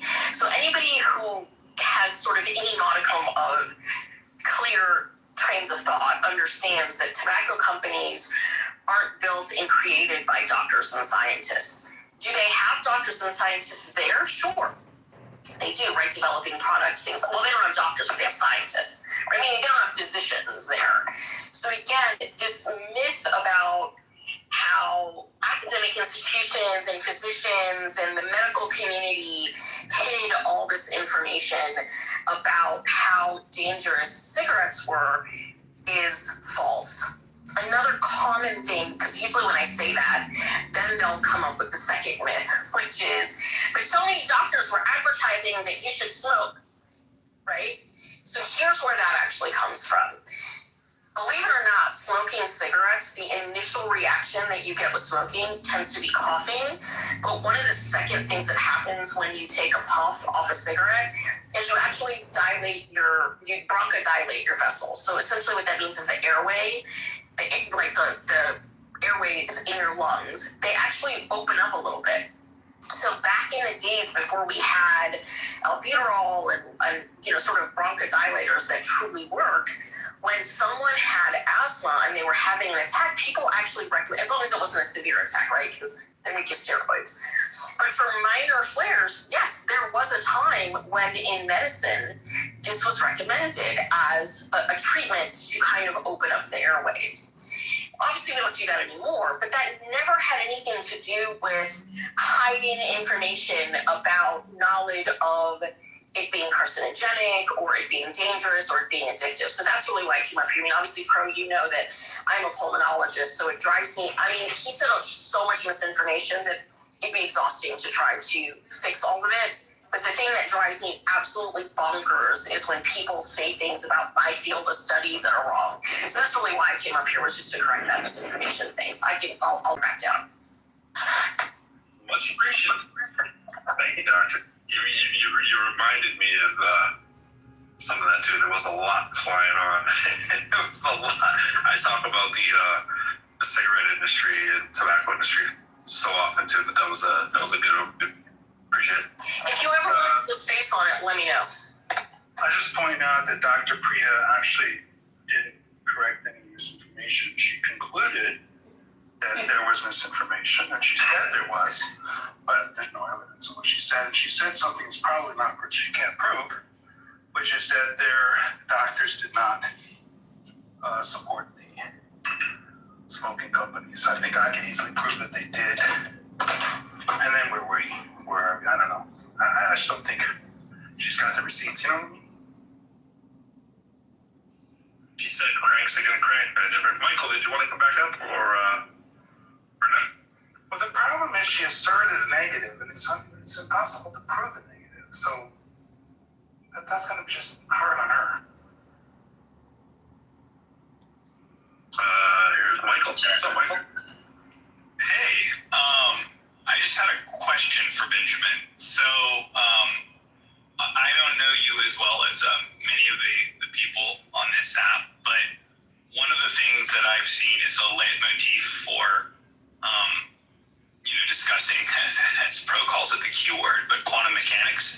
I'm just curious as to the origin story there, Benjamin. What led to your fascination with it, and just for the maybe more specific. I didn't bring it up, but I can barely wait to get off mic and talk about this topic. I'm so excited I get to talk about this finally. Just kidding, Michael. Go ahead. You have my permission. Michael, he's on quarantine with the Q words in my room, so I will say he's done very well with it, by the way. Fantastic. And by the way, just to make it a very focused question, Benjamin, I think what I'm actually asking is a bit of meta here for your own narrative. What was it about quantum mechanics that drew you to it as a focus of your own internal study? And then secondly, how do you educate yourself on it and probe it at a level where you feel you have the ability to effectively interrogate the topic? And that's contextualized with the fact that people spend many years. So that's two questions. There's two questions, and I'm a bit of a goldfish, so let's keep it to two. Oh, no, that's it. The context, though, that I was giving for that last question. Promise you'll just remind me of any question that I miss. Let's start with the first one. The meta, how did I come on it? So when I was teaching physics, so to speak, I was working with a physics professor designing a course to modernize the physics program at Small University.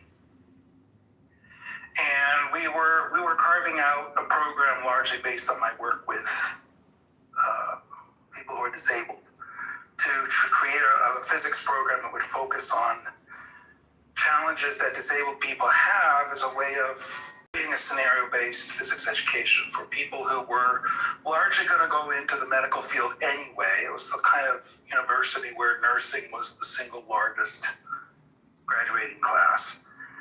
They had to study physics anyway, and we wanted to create an interesting physics program for them and for others. And so that was our conceit there. Right, but at lunch we would talk about things and talk about physics, and I brought up, this quantum thing, and I mentioned that this way back, I felt like, local realism was probably the best answer. My professor was like, well, let's talk about stuff we can do. Okay, so we didn't really get into it, but I felt like it was a kind of weird third rail because he was kind of pointed at not talking about it. And that just kind of sat with me a little bit wrong. I didn't really bring it up again, all kinds of cool stuff there. We did some high voltage etching. It's really cool if you put high voltages across a piece of wood and give it a little bit of a conductive solution. It will arc, and all kinds of cool physics that we did with the students there. And fast forward about, almost 10 years. In 2022, the Nobel Prize is given for the same question that I had asked and not gotten an answer to. And I thought, this is the second time this has come up, and now it's a Nobel Prize, and I really need to just buckle down and learn this because I don't understand why are they doing this? What is this about? So I read some materials on it, and all just looked like useless word salad. And I thought, well, I understand data. I can do some data science. What I need to do is get my hands on the data and run the same numbers that they're running, and then maybe I'd understand what they're talking about. And so I set out to find the data so that I could run the numbers. And 3 people won the Nobel Prize, so I started looking for the data. I didn't find the data. I reached out to them. Where's the data? They reached back to me and said, data with data. It's been there a long time ago. And so that was like a red flag this morning, and I need to find some data. John Kitover dealt with some data. They published the data. They didn't win the Nobel Prize, but they did publish some data from experiments, so I worked on that data. And what I found in that data were inconsistencies, basically post-selection, right? They're filtering data out as a fact, and well, this is just statistical. It's like pushing points if you exclude just exactly the right variance. Make it seem like the points are anything you want. And so I sort of, got started on that. And I reached out to people in Australia that I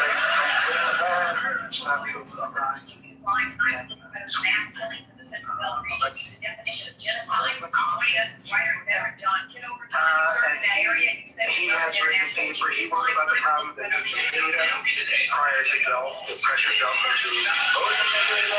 That paper analyzed the data, and I spoke to him, and I said, well, it's all just the filtering after the fact. He said, it's always filtering after the fact. Well, this is just great. So I spent years and years not only arguing this with other physicists, but digging into, I had people to dinner who had taken quantum mechanics in school. I lived right next to a leading university. And had people that did the house dinner. And they said much the same thing. They studied quantum mechanics, couldn't make heads or tails of it, and kind of left it as soon as they could. And that just got me thinking. So, look, my conclusion is, data or it didn't happen. I think these guys are LARPing. in the same way that my religious friends are LARPing. They're just doing a performance and making it up. And as long as people keep putting money in the hat, they're happy to dance. Well, first of all, by the way, can you hear me? I don't know if you can hear me. Yeah. Okay. First of all, I appreciate you taking me through that and sort of your journey through Bell's theorem. I'm intrigued by the fact that you extrapolate your inability to find the requisite data to your mind or the experimental design that would satisfy you, that would prove it. But I'm also, I think, more fascinated by the fact that from that you extrapolate a kind of fundamental lack of utility with quantum mechanics. So that we can talk at another time, but I really appreciate at least hearing kind of your origin story on how you got into this, and I want to give the stage back to thanks, Michael, for questions. Always good to see you. Thanks. It helped my blood go back down from a light simmer. It was already at high boil when it came down to light simmer, and now it's... See, talking about quantum cools you down, bro. Yeah. Oh, yeah. It was somebody else talking to you about quantum. Yeah. So we're not going to talk about the independent labs across the continents reproducing Bell violations, but that would be for another day. Saying they reproduced it without also without publishing the data for some. Except for Nelf did, but that's something weird. I know how this goes. I'm not sure if anybody else has anything for you. And by the way, let's welcome you into the room after. Jason has oh yeah, way down there. There you go. I was looking at the top on that. Jason, question for Sir Benjamin. I didn't see Jason earlier. Maybe he just came in. Maybe I missed him. Oh yeah, what are we doing with Benjamin here? We're like interviewing him. Yeah, I do these things called profiles. This is the fourth one where I bring someone up for half hour to an hour or whatever and ask them some questions, and then let the crowd ask questions that they may have for him too. So if you have one for him, feel free. Benjamin, how do you square your skepticism of science with your reliance on science in so many aspects of your work and your life, right? You're into the airplanes, right? Don't they rely heavily on science and the scientific community? How do you look for all the data there? Well, first of all, I'm very skeptical of the FAA, the institution that orchestrates aviation. I think they've done just a fabulous, perfect, flawless, exemplary job of keeping general aviation in this country firmly rooted in the 1940s, and for that they should be applauded. By ensuring that the airplanes are as old as humanly possible, they've ensured that general aviation is guaranteed to be the most dangerous mode of travel. And there can just be only accolades given to the institution responsible for the state of aviation in this country. Well, I am not skeptical of the scientific method if it is defined as creating a hypothesis, crafting a good experiment, conducting that experiment with integrity, and disclosing the data and letting other people figure out the conclusion. What my skepticism within science is that so many people who claim to be doing just that aren't. Save America Act. Save America Act is going to make sure that our elections are protected. And I just want to thank Senator Mike Lee for not only sponsoring. Your phone was a little scratchy there. I don't know if you know it, but sorry about that. Was it scratchy? When you came back, but that was a good question, Jason. I had a similar question from earlier, but he's a slippery eel, so yeah, I couldn't reel him back into that one. So I'm glad you asked him. I had something similar to ask him too. Anything else, Jason? No. Shall I go back to the audience? Is that what we're doing? Sure thing. I see Kay Caleb down there staying pretty silent, which is might be good for you. Caleb, not sure if you want a punch at the bag, but you know, he's well, I will offer that the rabbi has always presented me with some of the most difficult questions and often has the most insightful answers possible. I have nothing but admiration for the rabbi's skill in philosophical and you do say this all the time. Questions. Your praise for him is equal to his disdain of you. Well, we play hard tennis. We play hard tennis, and it, you know, we'll come I don't know if he plays hard tennis. I think he's a pretty straight shooter. We're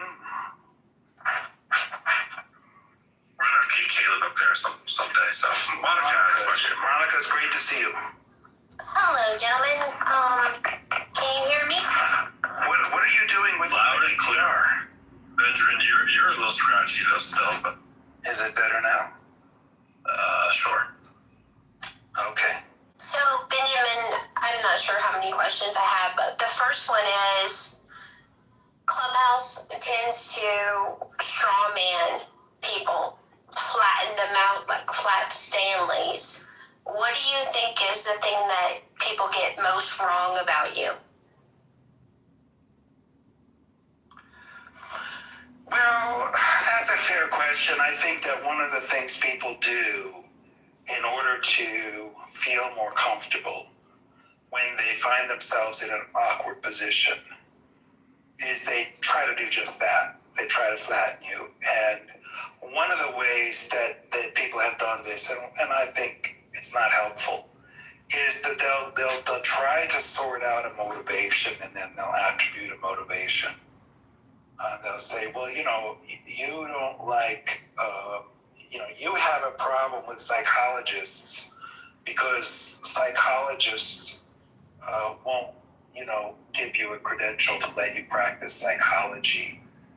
And if they gave you a credential to practice psychology, then you'd love psychology, some version of this, right? That you're just jealous that psychologists have something you don't have. And I just think that that's totally unfair. I think the problems in psychology are independently documented, and they're not waiting around for me to care whether psychology is a bunch of hokum or not. It's clearly documented. The studies in psychology don't produce. They're just making it up. It's just story time for adults. So it's not because I want to be a psychologist that I think psychology needs criticism. And that's true across the board. I'm not waiting around for somebody to give me permission to do science. If I'm critical of somebody's science because I can't get their data, that's not me being jealous. That's me just pointing out that there's a problem here. It needs to be addressed. But it's very convenient if people can impugn your motives, and some people do that. I think that's not a great look, in my opinion. So just to make sure we have our first principles aligned, that we're talking about the same thing. Psychology is a scientific study of the mind and behavior. Yes? No. Psychology is a LARP of crazy people following a crazy person named, what's his name? The good Dr. Freud, yeah, good Dr. Freud. No, they're just people who dress funny and make up shit. That's all. Okay. There's no there. Certainly, there's nothing like science in psychology. So that might be the inherent problem. If psychology worked, right, then people with psychological problems could be fixed. People who are addicted to drugs would go to a psychologist, and then they wouldn't be addicted to drugs, right? Like, there's some clear, obvious problems that psychology could solve. If a woodchuck could chuck wood, then they would solve those problems. But the problem is the woodchuck can't chuck wood. You think though this was flat Stanley or question. I mean, you just flat Stanley all psychology into one type, right? You just have like equal disdain, like for the, I wish Dr. James was here. I mean, like, the cognitive psychology stuff and the whatever the traits of the clinical stuff, right? Like in neuroscience, those are different methodologies. They're not all one thing, right? I'm sure there's other kinds of psychologies I just can't think of. It's not up to me to draw lines between groups.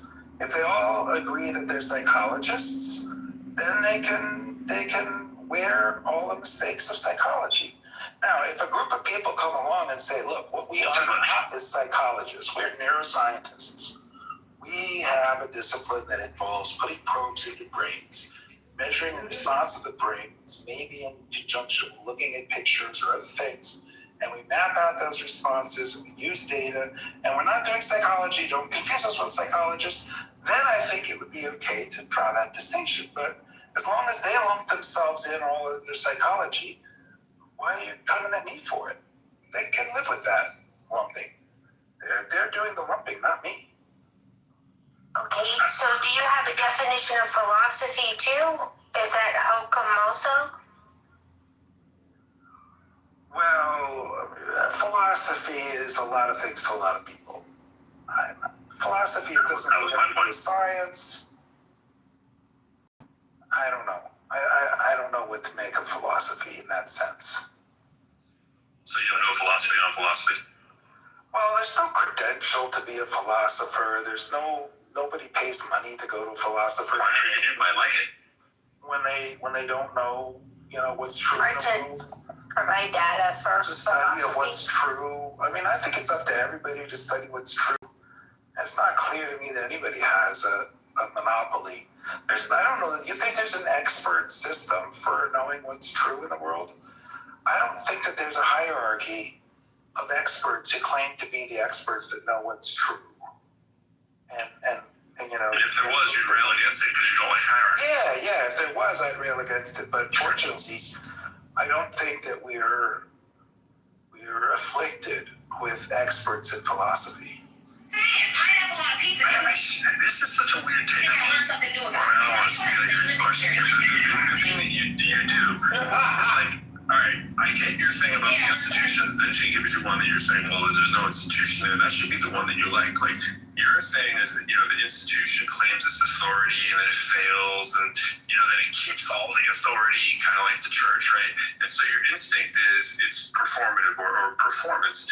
But there's a counter pattern because the institutions are the things that identifies the flaws. It's not like psychology didn't self-correct. It's not like they didn't know they had a replication crisis. It's not like they didn't come in and try to tighten that up, right? And I know you love all things p-hacking, and I've heard you do that for hours and hours in a room, but they understand the problem as well. The standards tighten, right?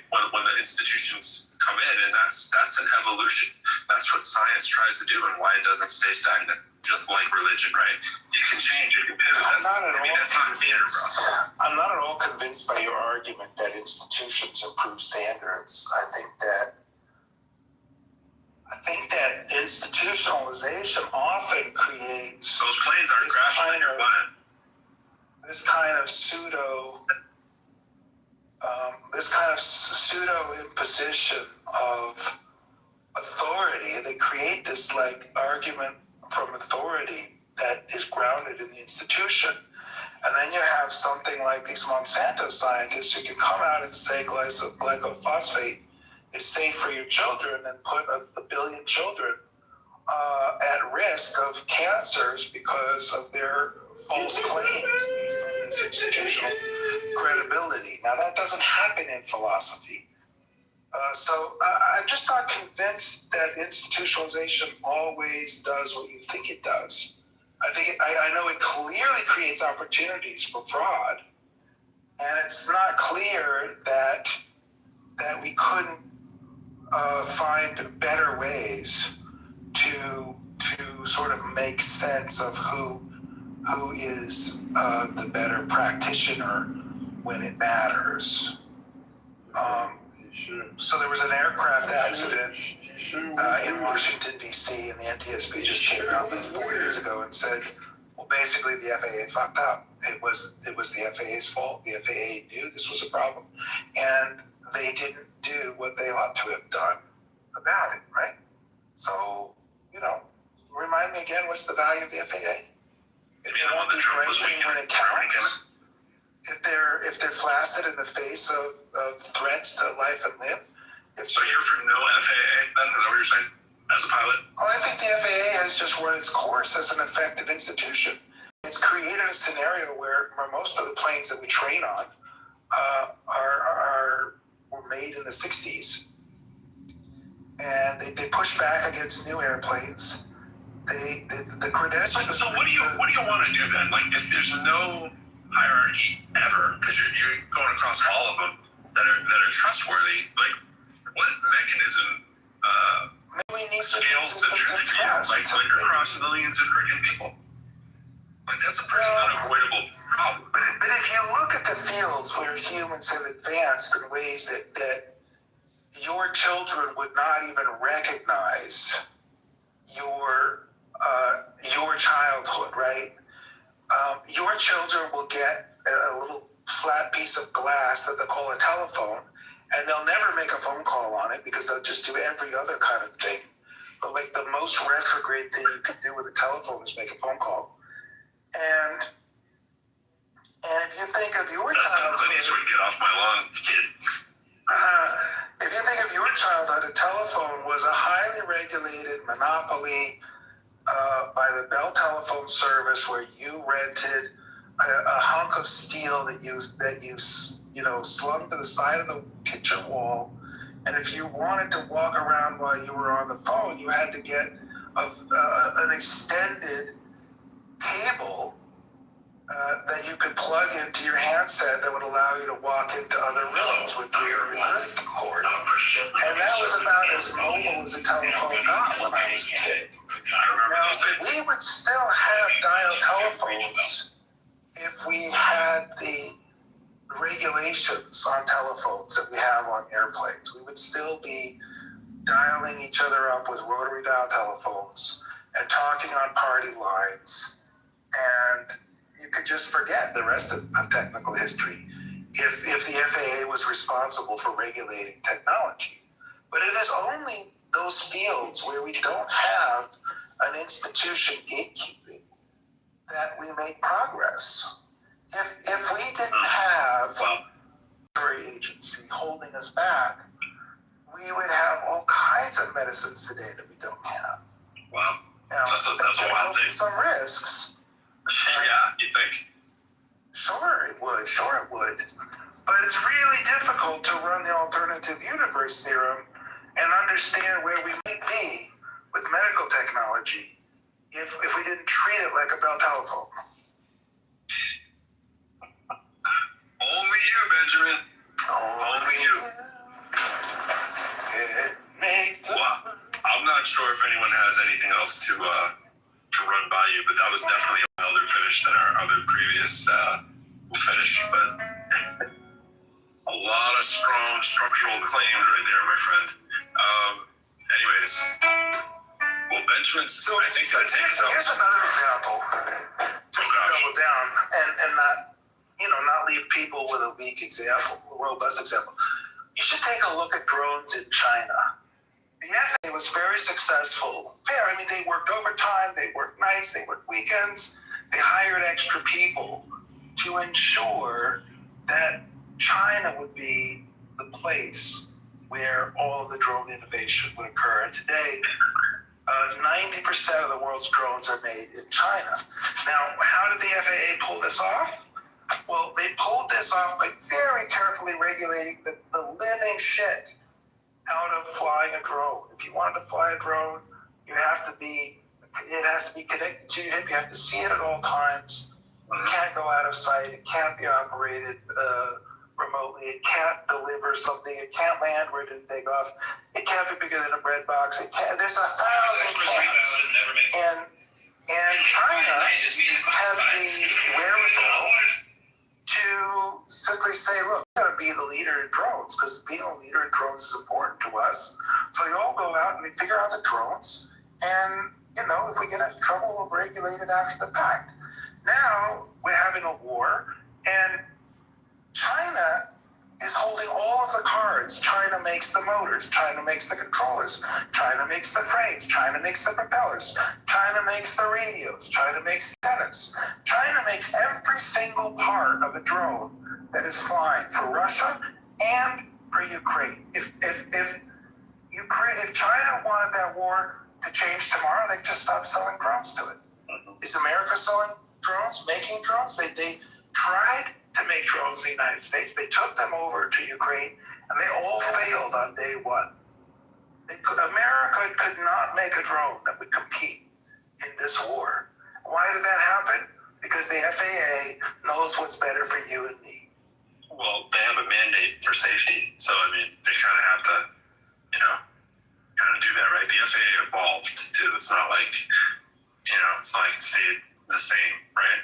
But the U.S. didn't ban drones and just regulated them in the airspace. Having a fleet of aviation aircraft that were built in the 1950s and 60s.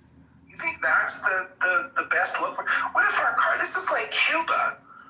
How is the FAA responsible for essentially the same? I want to get to these guys though. I just don't get how the FAA is responsible for China's manufacturing. World supremacy or whatever. Like, there's other factors, bro. Like, it's way too simple. I know it's a nice narrative, but that is fair. But lower production costs. Well, there are lots of other regulatory questions as well. Making printed circuit boards has chemicals involved in making printed circuit boards that have to be dealt with. And no doubt, the United States has made it impossible, practically speaking, to make printed circuit boards in the United States. Well, that makes a lot of sense. Because, when there's a war, the last thing you're going to need is printed circuit boards, right, guys? All right, speaking of guys, what up, Hero? Speaking of guys, how could I not come up with a question? I appreciate it. I'm going to do, first of all, as a fellow pilot, actually, that's not true. As an actual pilot, I'm not going to be any of this bullshit. But I'm going to do something that annoys other people when you do. And I'm going to say, my dear friend, I want to talk about your cult upbringing because it's not the way you talk about it. It's not that different from mine. I also grew up in a Christian home that was very, I think, affected by the whole Jesus movement thing. I sometimes when I hear you tell your story, I wonder, wait, are you just raised exactly the way I was, but it's a cult, and I still think it was actually but actually, I think there was a difference. But I did grow up in Southern California. Used to go to kind of Calvin Chapel, and all this was all. It kind of that turned into mainstream stuff, turned into evangelicals, turned into basically. So I got out early. I got out. I think I got out in a different way. I got out No, I just sort of went from showing up 4 times a week to 3 times to 2 times to 1 time. I went downtown.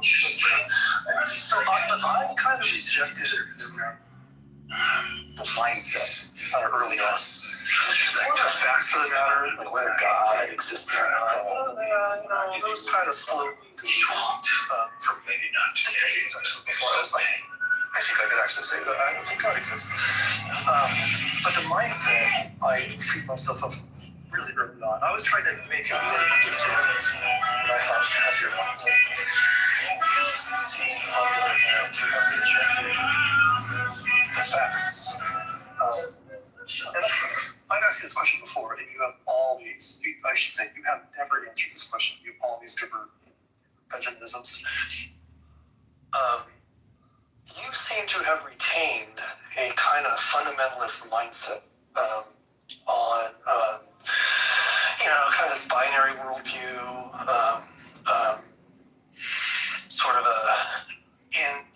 out-group, one saying about,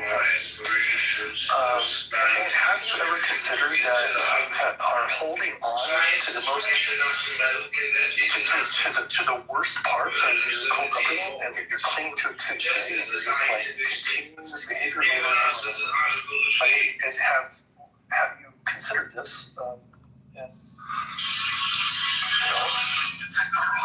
How might you get past this subject position? Yeah, well, I think this kind of calls back to Pro's question earlier, which is why am I unwilling to see hip hop as merely an artistic expression, and why am I unwilling to see video game violence as merely a legitimate form of entertainment, and why am I willing to not see religious stories as like allegories and metaphors? I think that when children grow up, they come of age into a culture, they calculate how that culture understands them. And when we have metaphors, or we have words in our culture, like bastard, and we use the term bastard to refer to the things that we like the least, bastard, cut us off in traffic, bastard. When somebody like Epstein goes to Epstein Island, does the horrible things, we call him a nasty ass bastard. We just casually use this term, bastard, to describe other people, and I should somehow think that it's harmless, that it has no impact, that it's just a metaphor, and that I'm thinking too black and white. And I put myself in the shoes of somebody like me, who was born to hippies, who didn't understand marriage as a concept, and consequently I was born as a bastard, and I grow up into a culture that reserves this very special word, just like the worst word that you could say anymore without getting into trouble. Weirdly, if you say 5 other words that are worse, you'll get ostracized, side-eye, all kinds of things. You have to spell out these words, or you just use like, feel like you're getting cute words. I'm getting there. I'm saying that even though the term bastard is this beautiful kind of punctuated, musical word that's useful for talking about other people in this derogatory way, somewhere along the line, there's a kid who's 13, who's just learning for the first time that his parents weren't there when he was born. That makes him a bastard. And that the word bastard is a particularly good kind of person. And that has a consequence on how that child sees themselves in society. And I think that that's just universally true about religion. When you have a religion that just luxuriates in a God who kills children because they're Egyptian, that has no effect on children who are growing up as Egyptian and come of age in the culture, that sees them as just some disposable object of a metaphor. I think that you are failing to appreciate the impact that the word society uses to entertain itself, how those actually connect to real children's lives. And I would encourage people who are doing this casually to reconsider their position. So here's the question. My good friend, that was a nice side. I think it is stupid. I think it is stupid wrong to think it's appropriate to nuance the harms that we do to children unnecessarily. Through our culture, I think what you did is not bad to say, like, you from that abstract stuff to the live stuff. And to me, that doesn't feel like it's about real stuff. It's like you're reacting to this thing. And I do think, to be fair, that is different. I hear you saying language and story don't stay symbolic. They wait about the real kids, the real body stuff, and that's why you resist calling things just metaphor. Right. But do you think the only way to prevent a harm thing that you said from metaphors to treat them all as if they actually literal? I think that you should appreciate that at least to somebody somewhere they are literal. Now, Frederick Douglass does this work for us, and he writes about his lived experience coming of age in the slave era of United States history, and that this verse in the Bible that Jesus says in Luke, I think chapter 16, a slave that does not listen and obey his master's voice shall be beaten with many stripes. And Frederick Douglass writes about his experience watching slaves watching slave owners not only beat their slaves with many stripes, but beat their slaves with many stripes while quoting that verse out loud to the slaves and everybody around them, right? In other words, to that slave that's getting beaten by that verse is goddamn literal.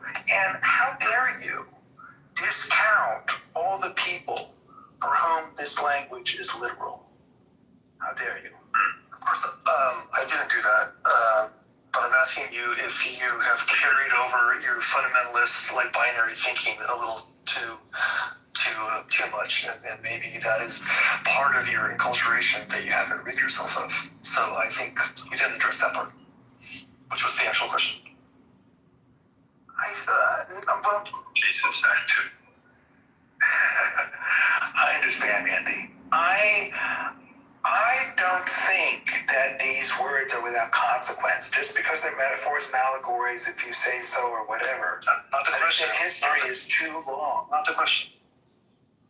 Not the question. Your inability to see nuance, to understand other people's perspectives, is one topic. That's what I'm asking about. The chip on your shoulder, your trauma, is something I didn't ask about. It's interesting, but it's not really what I was asking about. But you're asking me to be nuanced about genocide. I feel like you're asking me to be nuanced about I am not. I feel like you're asking me to be nuanced about the German Lutherans pulling together a team of people. All right, that's fine. It went as far as I thought maybe it would get to a different place, but I don't know what the word nuance does. It's not really a practical word. It's a hard question. It's a very hard question. And I do appreciate you answering it, and I do see how that became difficult. Benjamin, how did you receive a fundamentalist upbringing if you're the child of two hippies who didn't believe they should get married? I kind of asked him something like that too. Because these drug-smoking hippies eventually bought into the Jesus movement, and they kind of just moved themselves across the chessboard to the other side. I see. And through the Jesus movement, they became Christians, they became conservatives, just as Andy said. So there may be hope for him yet. That's really good for me to hear. There is hope for him yet. That's exactly how. I mean, I've heard some stuff that I haven't necessarily heard him say before, Jason. I think that you still do the massive generalization stuff, and that's the thing that I think you partly do for theater because you want to piss people off. But I can't always tell if it's the binary thing. Like when you say religion universally harms children through the narrative stuff, I mean that is sweeping generalization. I mean, is it even possible that just the stuff we're talking about, your sensitivity to the harm stuff has turned into your universal indictment, right? I'm not saying it to be like accusatory, but that's what it feels like. And I like part of it if that's the answer, because even though it doesn't feel like something you should like, but I feel like you're clearly protecting the kid you once were, which is the part that I relate to, right? And I respect that. But the question is whether protecting that kid requires dismantling every shared story. Because I feel like that's what you do. You go on the offensive, or do we just need to tell better ones, right? Well, clearly we need to tell better ones. But I would argue that we have dismantled many stories, and we have preserved many stories. And to some extent, I think we've dismantled the wrong stories. This is why I harp on Zoroastrianism all the time. Here's a story. You should read it. It's actually strangely missing a verse that says that you should go to the nations around you and take your male slaves and your female slaves from the other. Now, does anybody know what female slaves are used for? Does anybody need a little history? No, Benjamin, they were used from in the nations kitchen. around you. They work in the kitchen. They did weaving. Zoroastrianism strangely is missing that verse. Nowhere in Zoroastrianism do I find that Ahura Mazda goes to some place and commits a genocide by killing the children of the people in that place.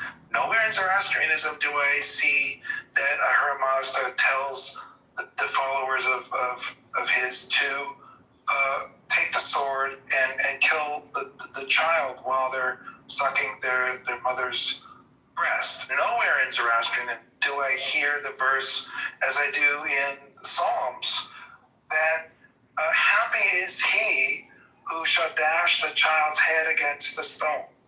So, would it be so horrible if we had maybe preserved that story and not let it fall by the wayside, and maybe let other stories fall by the wayside? I just think we've done a horrible job of picking the stories that we tell to our kids. I think Zoroastrianism might have done a pretty good story of not including all the freaking traditional stuff that was going on in ancient Persia too. It's not like that was like some pacifist utopia. You know what I'm saying? I get there's some nice stories in there that seem a little bit better, but it's like the idea that was some, the place your parents grew up on the Woodstock tip. I don't know. Relative to other places, there is some indication that it was a kind of Shangri-La. We could get into that another time, but I don't know that you're on good footing there. I think history is horrible and a lot of places suffered, but I don't think it's uniformly horrible. In other words, I think the middle of the 20th century is uniquely worse than the middle of the 19th century. Parts of it for sure, yeah. Most of it. Well, the 19th, yeah. And we can draw inferences from that comparison that are useful.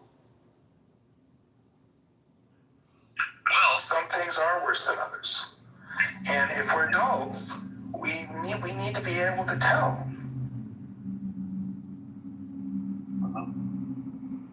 I don't think empires, I think of Greek history. I don't think they need sacred text to do the domination thing.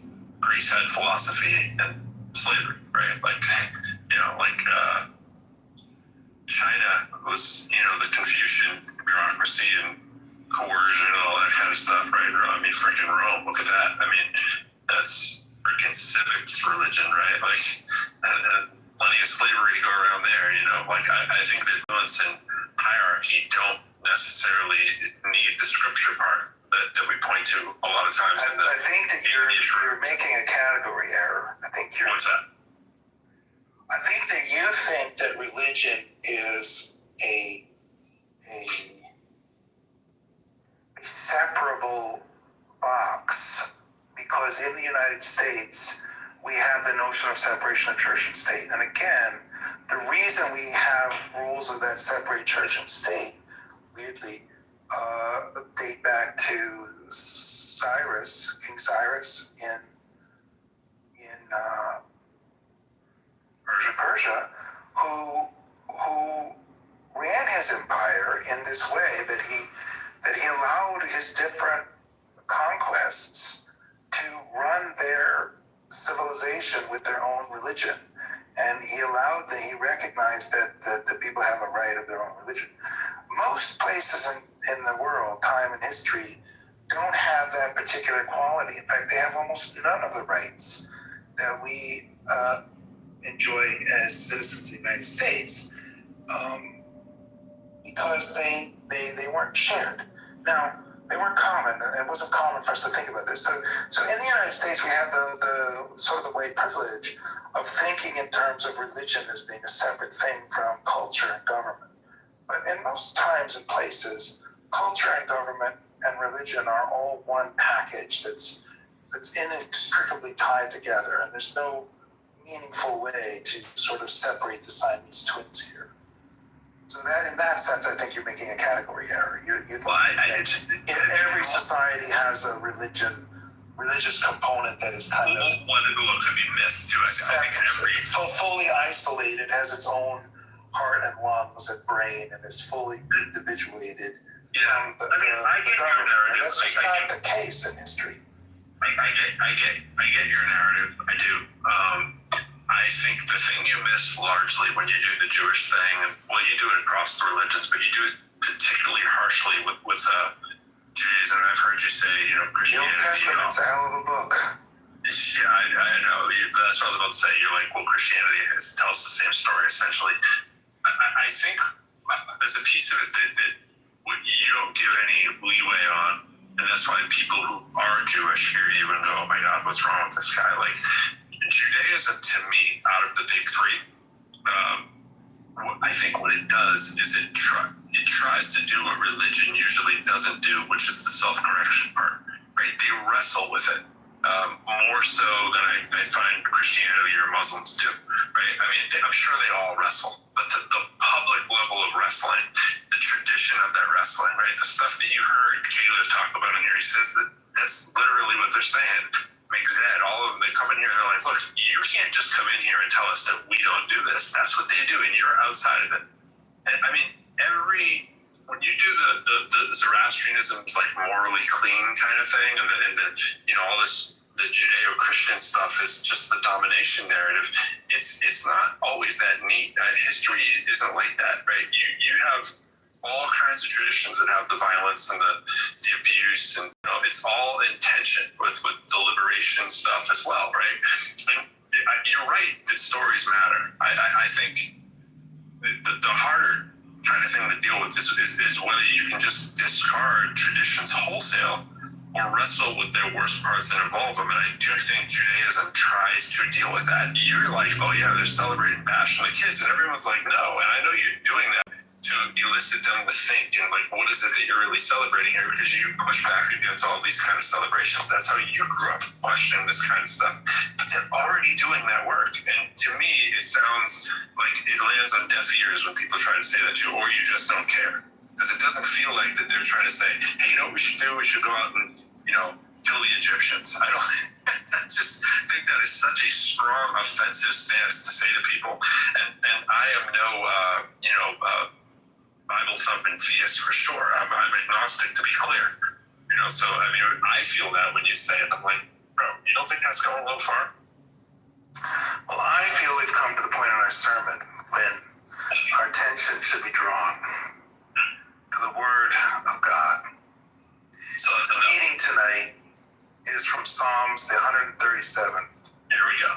Psalm. And I'd just like you to sit back, take a deep breath, focus on the Word of God. Start the reading from the 7th verse. Remember, Lord, what the Edomites did on the day Jerusalem fell. Tear it down, they cried. Tear it down to its foundations. Daughter Babylon, doomed to destruction, happy is the one who repays you according to what you have done to us. Happy is the one who seizes your infants and dashes them against the rocks. I just really praise the Lord this evening for giving us such beautiful language, beautiful imagery, such inspiration, preparing our hearts to go out and face the week ahead of us, knowing that happiness comes mostly from seizing infants and dashing them against the rocks. And if your heart is moved by the sermon today, I ask you on your way out, just, whatever you can, leave it in the bed, leave it in the collection plate. If it's a 10, if it's 100, whatever you can, every penny counts. And blessed be the Holy God. Blessed be everybody here. And may your week be filled with the glory of God. Amen. Amen. Amen, Father. Amen. Hallelujah. Benjamin, I thank you for hanging out, taking the pressure. I'll probably open another room that won't have recordings on if people want to, get your autograph or whatever, or pee on it, right?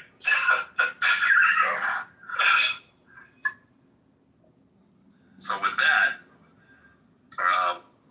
open another room if you feel like coming in, and thanks everybody. Appreciate it.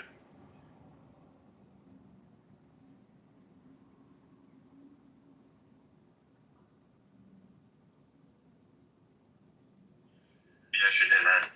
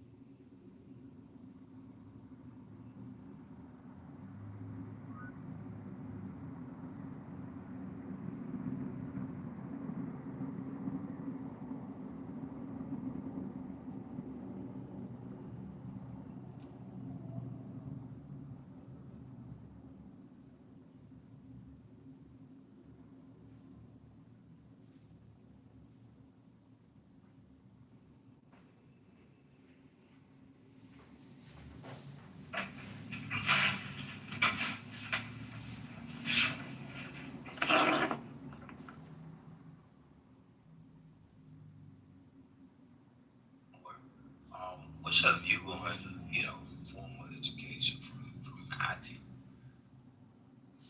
Sure. Go into no. Oh my god, J-Lo, I wanna touch your pussy. Yeah. No. Wait, you saw 50 Cent? He put his hand around me and squeezed No my way. Yeah. Wait, is Danny here? I love that. Danny here, sweetie? That's iconic shit. Super nice guy. Danny's busy sucking a beef stick. I don't know where the fuck she is. Danny. Why do if I'm here so you can curse me with some fucking bullshit? Danny, shut the fuck up. Why the fuck did you not say anything? I don't think that's funny to ask if I'm here so you could sing a sarandanga where you're cursing yourself. That's gonna be your I wanted to make sure you weren't here that way. You know what they say, ears that don't listen, heart that doesn't break.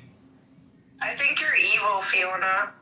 Danny, we don't want you. Danny, we're trying to save you from going to jail. Like, what the fuck? No, Fiona's evil. No, the fuck I'm not being. I slept with the district attorney, but they wouldn't start it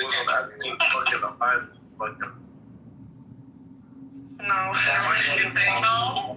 Danny, what's a sarandinga? Okay, you know about how Hands on the Wall turned into 128 Hands on the Wall, whatever the fuck shit they're saying. So Fiona turned it into Sarandonga because T-Ville said everyone on Clubhouse is trying to put me in jail and they're going to throw a party when they do it. And so when I told Fiona that, Fiona started singing Sarandonga. Can you sing it first? Don't make the fucking festivity and fucking feeling. So that's when the rooms, because I think Fiona got in trouble for saying, you're going to jail, but Fiona did say 3 days ago from their boss at the FBI. I thought saying hands on the wall because I made it as a woman because it means me. As a woman? Yeah. Well, Gigi told me that you work for the FBI as a special agent. You're fucking telling me that you're taking the words of somebody who calls CPS on you to heart? Yeah, for MPI, because they said they had to because of their job. So, I believe them. David, what's your address again? None of your fucking business, bitch. Then come over, let me give you my address. They can come over to my house. But then you're gonna kill me. Danny, I'm not gonna kill you. I'm just gonna give you a lot of highlights. Oh, I forgot. I have to file a restraining order again because you want to take a turkey baster and take my DNA and impregnate yourself. Forget it. Don't worry. You don't have to give my address. What I said, Fiona said they made a pie of ricin. You know, Danny, I'm gonna take my DNA so she can get impregnated. But they can put me on child support and take out my fortune. That's not funny. Danny, you don't even have that fortune, it's nothing. I'm gonna take away the $400 million. I know. Fiona was complaining about how little the FBI agents make, and I agree. You can make a lot more. Like I get it. It's not that much money. Danny, I just really past your bedtime though. What are you doing? Danny's readjusting her schedule. Danny, look at the picture I just sent you. Look at this cat. Look at how he keeps sleeping on my dumbbells. Isn't it so cute? And he bites his thumb, and he pee like bunny kicks them and shit. Aww. What's wrong with him? Stop cursing me. Danny, nobody's cursing. I'm cursing you love in the universe. Danny, you literally said, the last thing that you sent me in my back channel is a picture of Oshman's ass. Okay, shut the fuck up. Wait, what? I actually sent it twice, but it popped up on my newsfeed from this shit post that it's from a Jewish group. It was from a Jewish group, and what it is a bunch of crayons. But it's not just Auschwitz ash. It's baby shit green, corporations are people too. Insufferable vegan green, boner pill blue. What the hell are you talking about? What are you? Do you see how the white trans says white lives matter? No, white people. You're a horrible person, Danny. You're a horrible person, Danny, and you're going to Auschwitz hell, okay? The blue one is called Scientology, spelled C-Y-A-N. Oh my God, we have a homosexual. Wait, I thought you were going with Holly. Oh, presidential orange. That's a Trump. We have Dylan here too. If anyone says anything mean to me, I'm leaving. We can't help that. We can't help that. Why would you leave just because one person called you just because I'm realizing, like, I don't hang out with bullies. And I don't come on to Clubhouse to listen to bullshit. Well, no, you should come on Clubhouse you should come on Clubhouse to have a good time. And if you're not having a good time, block those people or just hang around them. I agree with you, Dylan. Exactly. I've been very liberal with blocking people lately. I made it to 4.1, but people are blocking me left and right. Dylan, I'm gonna think you blocked me. You need to start with your account being helpful. Because you've been doing this shit for years. Like, I can get it, like, don't know, come on. I don't know. Look, I don't remember. It all gets jumbled. Yeah, he apologized and donated to the ADL. And I go, Philip, is this real? Like, I DM'd him, and he goes, yeah, bro, stay safe. And it was like super fucking cryptic. What did he apologize for? Anti-Semitism. Oh, that's too vague. He did so much of that shit. He pulled a Kanye. But he had so many things to choose from. Like, was it a specific? Like, I'm excited now. Which thing did he do that was so bad? I think, like, after Clubhouse, he went on Twitter, and whatever you saw on Clubhouse was nothing compared to what Twitter was for him. Okay. All right. Yeah. But he went full Kanye on Twitter, basically. And then the apology came in, his account just disappeared. Like, after a while, it turned into some weird account, and then just never heard from him. It was so weird. Is Earl having a full manic episode in the chat with himself? Norma's just going crazy on the chat. Wasn't Blip or his dad, was one of them like the pest control guy or something, or no? Am I getting that wrong? I don't know what they did. I don't think Philip was working at all, did he? I forget. Somebody. I can't remember these people. I don't know. That would be even worse if he was anti-Semitic and a pest control guy. Let's be honest. That wouldn't bode well for the brand. Especially for, like, if he owned a pest control company, let's just be. But, yeah, I don't think Evan Phillips is working. I don't even know if he's alive still. I just remember his long monologues. I started thinking, like, is this the bedtime stories he was reading to Philip as a kid? The year was 1948. We were in high school. Like, that's what I pictured Philip's bedtime stories as a kid. I just remember Evan Phillips when there was this dude who, like, was just doing philosophical rooms. He was doing, like, just like, hey, let's talk about the meaning of life. So Evan Phillips would come in and he'd be like super chill. He'd be like, yeah, and then at some point, it's like he'd start getting like a twitchy eye. You could almost visualize him. He'd just get twitchy. He'd just be like, and I think the meaning of life is like a circle, except when the fucking psyos come, and then like he would just go off, and then he'd like calm down again. Like, look what y'all did, man. That's an old man right there. He'll never forget. Yeah.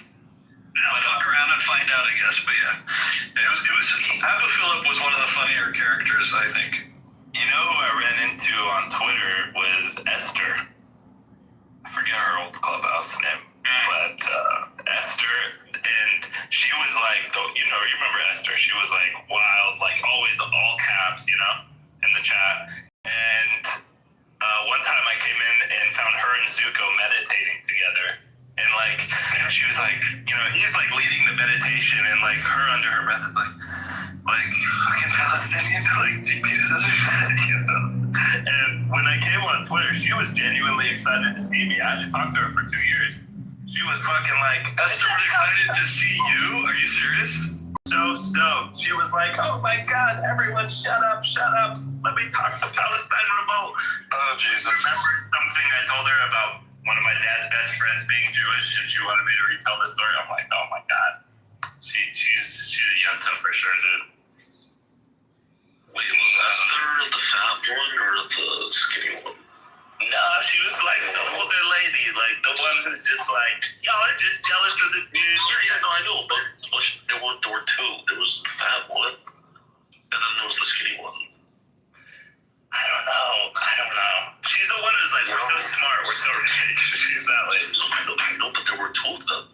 It wasn't the fat one. It wasn't that one. Oh, yeah. That was a different lady. I forget what her name is.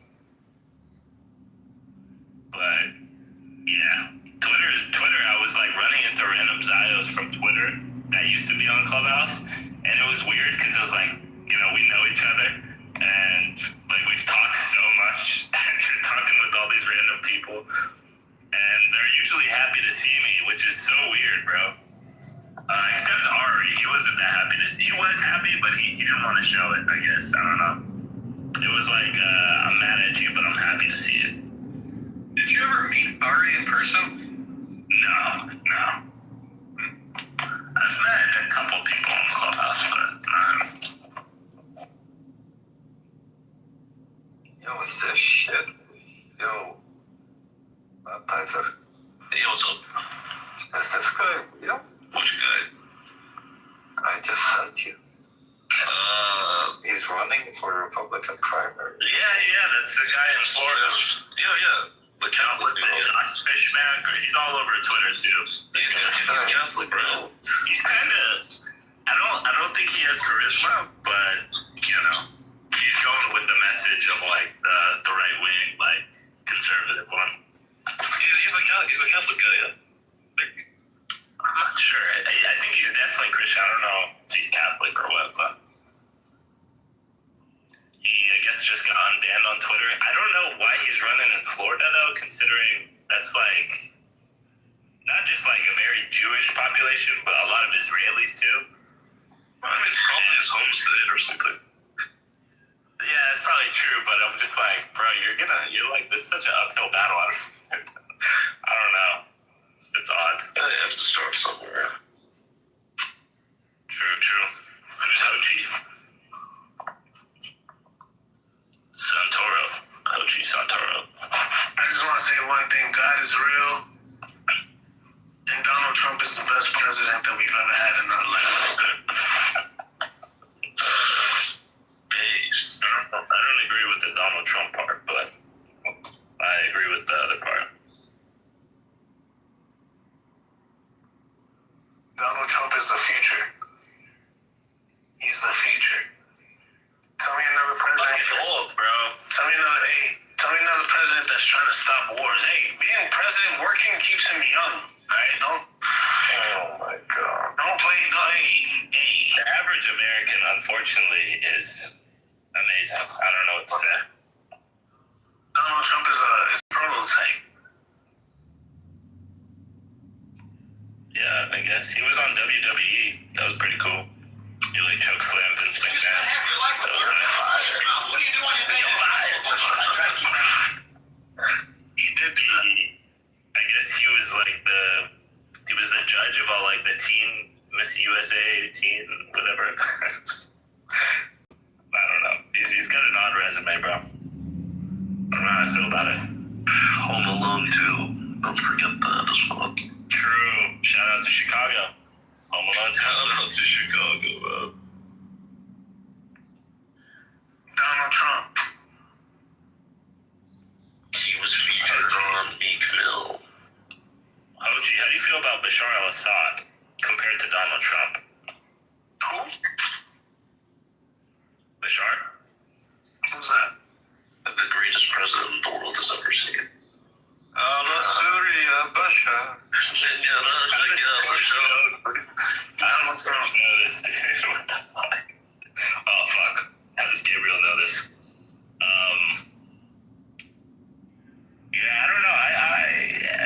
Bashar is probably somewhere in Russia right now, getting a new face or some shit. Who knows? He's doing dentistry. Oh man, it's Jason. What's up, Jason? Look at the shit I wandered into. Yeah, look at this shit. Howdy. How's it going, Dude, I'm back on Clubhouse for like 10 minutes. I'm scrolling through. I'm like, I wonder who these people are. I pop in, and they're like, guys, the greatest thing I've ever heard. And they start playing recordings of me. What the fuck? So I'm like, okay, all right. I have a fan club. Okay, I'll come up for a sec. You gotta give the fans what they want, Gabriel. Yeah. It is what it is. You made your mark on Clubhouse. And as long as, I guess, us three are here, we'll always remember. I'm okay with that. North remembers. That's right. Who's Beef? Is this? No, I don't know. Oh, God, it's Sam. Sam. Does Gabriel know Sam? I don't know. Is Sam a member of my tribe? Yeah. Okay, good. That's good. I don't think you two would get along, though. We needed some reinforcement. He's not a sexy Jew, is he? I hope. No, he's like I think they would get along. No, Sam's a race realist. Yeah. Sam But and Gabriel's white, though, or not white, but not dark Jewish. So I think he's fine. Like he's not gonna be attacking Gabriel. Like, is this the Sam with the crying clip on YouTube? Yeah, that's me. You're the don't tase me Ruben. I'm the man. Oh, Andrew, dude, we need him back. He came back. No way. Andrew was on Twitter quite a bit. What show was he on? Didn't he get on some famous show? Alex Jones or something. So what is the who's everyone here? Like what's yours? What is this community that I'm in right now? So this is OG Clubhouse 2020, 2021. We've got the top line is the easy line. The middle line is Jews and friends and allies, and you're the third line, which is also Jews and friends and allies. Is Hochi a Jew, a friend, or an ally, or actually I can't confirm. I have no idea what Hochi is. Hochi is a Donald Trump fan. That's all I know.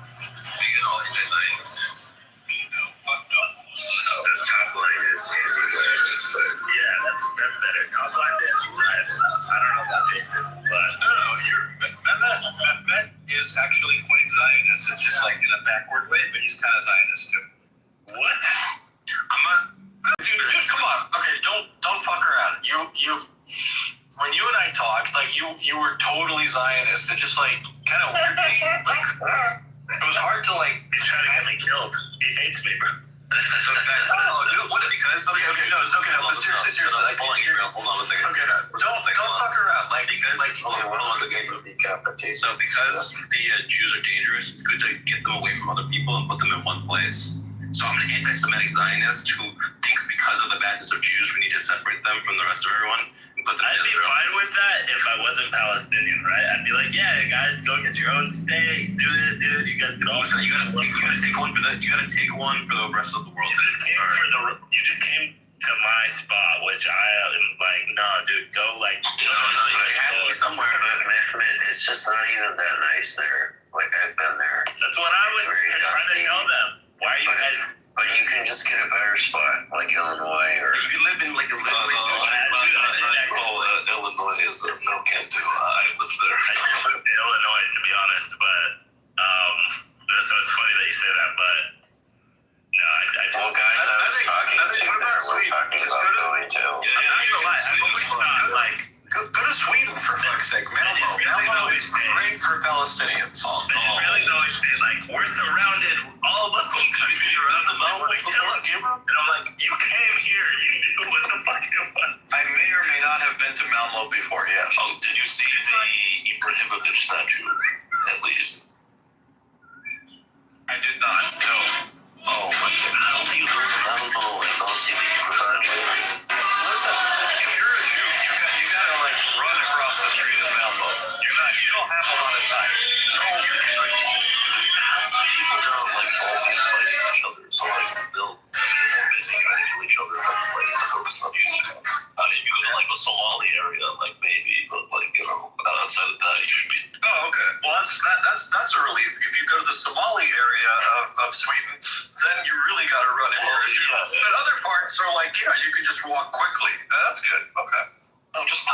don't have to. Wait. There are Jews involved, man. You know, they don't. They actually dress like they are the religious Jews. Jews run in New York City. You see that shit? Malmo is considered a no-go zone for most Jews who are visible Jews. They have to be incredibly careful. That is so gross.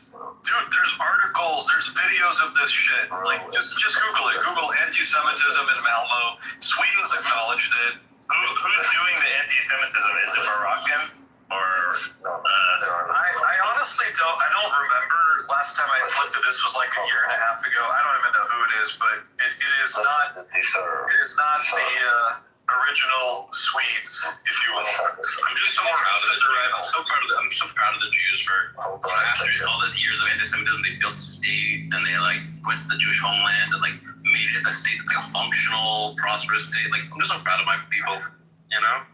Beef is not even Jewish, is it? Is beef Jewish? No, he is. He's just you wouldn't like it. He's a weird Jew, but he's a Jew. No, they would. They're both very liberal. I'm not very liberal these days, but yeah.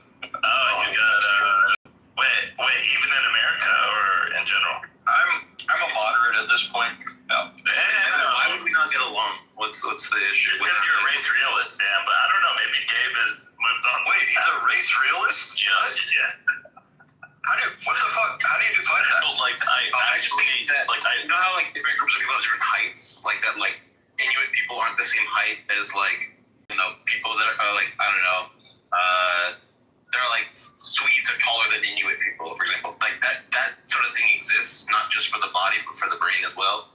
And it's not like a huge deal, but it's just like reality, you know. But Gabe, you would have been doing major damage control if you were on Clubhouse with this guy. I was on Clubhouse back in the day on 2020. No, if I was hearing this shit, I would have been kicking him out of clubs and like or houses or whatever. You would have been in the group Jews, but not Jews and allies, basically. But I get to meet Brett Weinstein on this app and Eric Weinstein. Okay, Brett Weinstein, by the way, is like the worst at like talking about Jews and Judaism and Zionism and Israel. It's like he thinks he's so incredibly smart on these topics. He's not. He's smart about other shit. When he talks about this stuff, he's like, I guess that's the phrase too clever by half. And by half, I mean like he has half a brain and he knows half the history on these topics. It's pretty embarrassing. I remember one time you had a room with Eric Weinstein, Gabriel, and it was a big room, and this one Arab, Romanian, Israeli, Christian guy came in and he didn't give a fuck about the Israel-Palestine stuff, but he was so excited to talk to Eric Weinstein. And he's like, yeah, I live in Israel, it's great. Eric, I'm so happy to see you. And Eric was just like, I don't give a fuck. But I could see the wheels turning in Gabriel's head like, no, I need to get your contact info, bro. You need to come, and I need to use you for propaganda, dude. That was a good time. Yeah, I haven't found, either of the Weinsteins like incredibly good, but like Eric is definitely more intelligent than Brett. Yeah, I saw him on Joe Rogan, and I was like, I remember Lex used to come in here all the time. Lex, he used to just come in the audience. I remember that. Yeah, I don't know what was up with him. I felt like he was making a fucking, he's very monotone. I felt like he was making like a documentary. I was afraid to talk whenever he came in.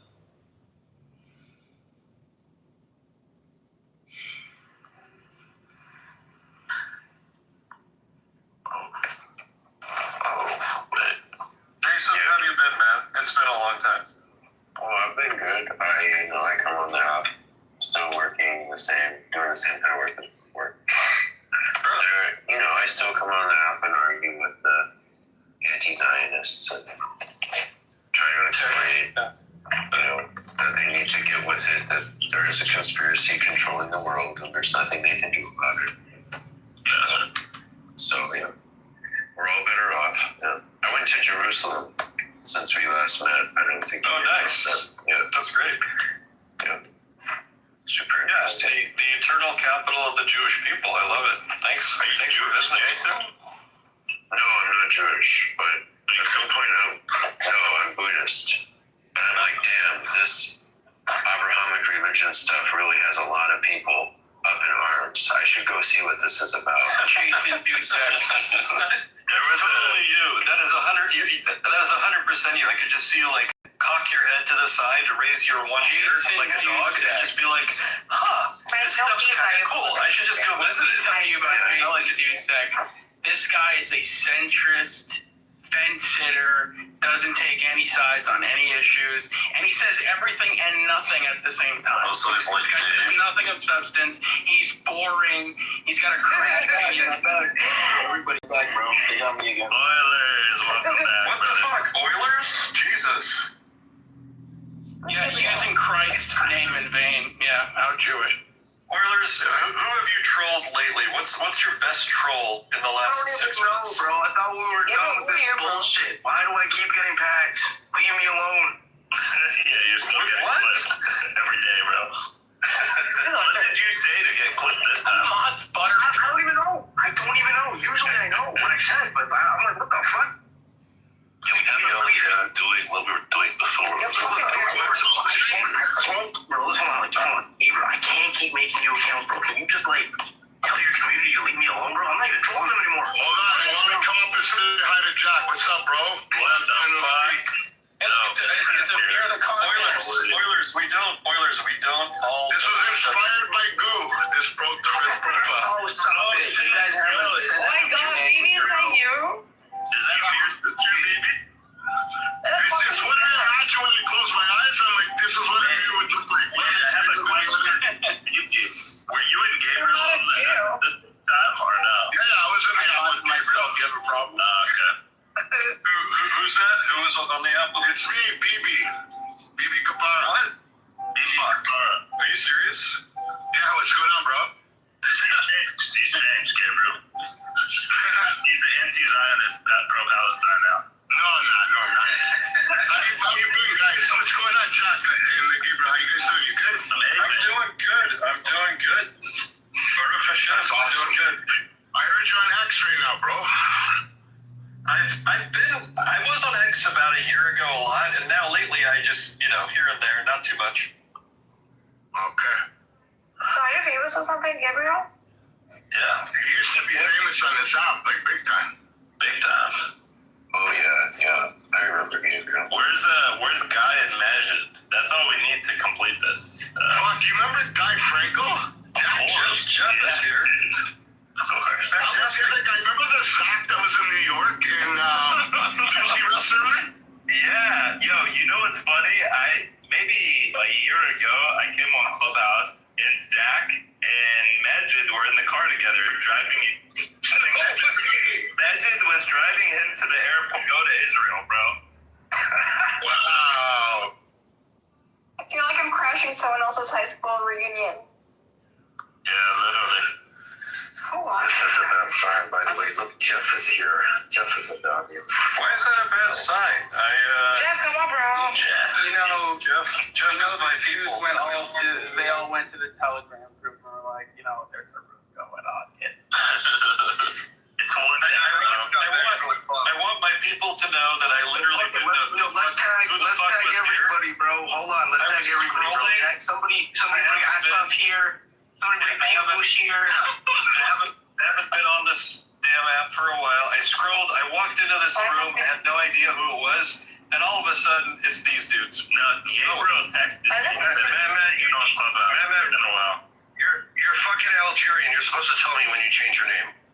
That's right. Oh my god, Laurel, come on, bro. I really hate this cordial gift you guys got going on. Can we start a I'm ready. You guys did start a war. It was October 7th. We gave you cheers. That's crazy. I'm here. I went to a tour class on Monday and saw Zach from New York. He moved to Miami, the fucker. Swear to God. No way. It's a ground floor apartment. Right now, we are under construction. And I was at a conference in December at the bar. I turned around, I saw a horse face. I went, I know this face. And I said, oh, it's a soft. Was it an 8-packer? the same area. Conference or what? I'm hearing information about sex. I thought he went. Someone said he went to Israel and made Aliyah, which I think is bullshit. But someone said he said he's in Florida, Jeff. No, he was here for a conference. It was not an APAC conference, but close enough. I'll dox him to you later, to Gabriel. But yeah, I did meet him. Oh my God! Thank God I've never met him. None of these people are my favorite Jews. Well, what do you think of Buttercup? I'm right here. Can I say what I think of all leftist Jews? You guys are fucking scaring the shit out of me. I'm not gonna lie. Who's a leftist Jew? All the fucking leftist Jews are fucking weird. I mean, I like you, Buttercup. Buttercup the leftist Jew? Is she Jew? Dude, at least a communist will fucking tell me what they fucking feel about me. She's not Jewish. I stayed straight. What do you mean?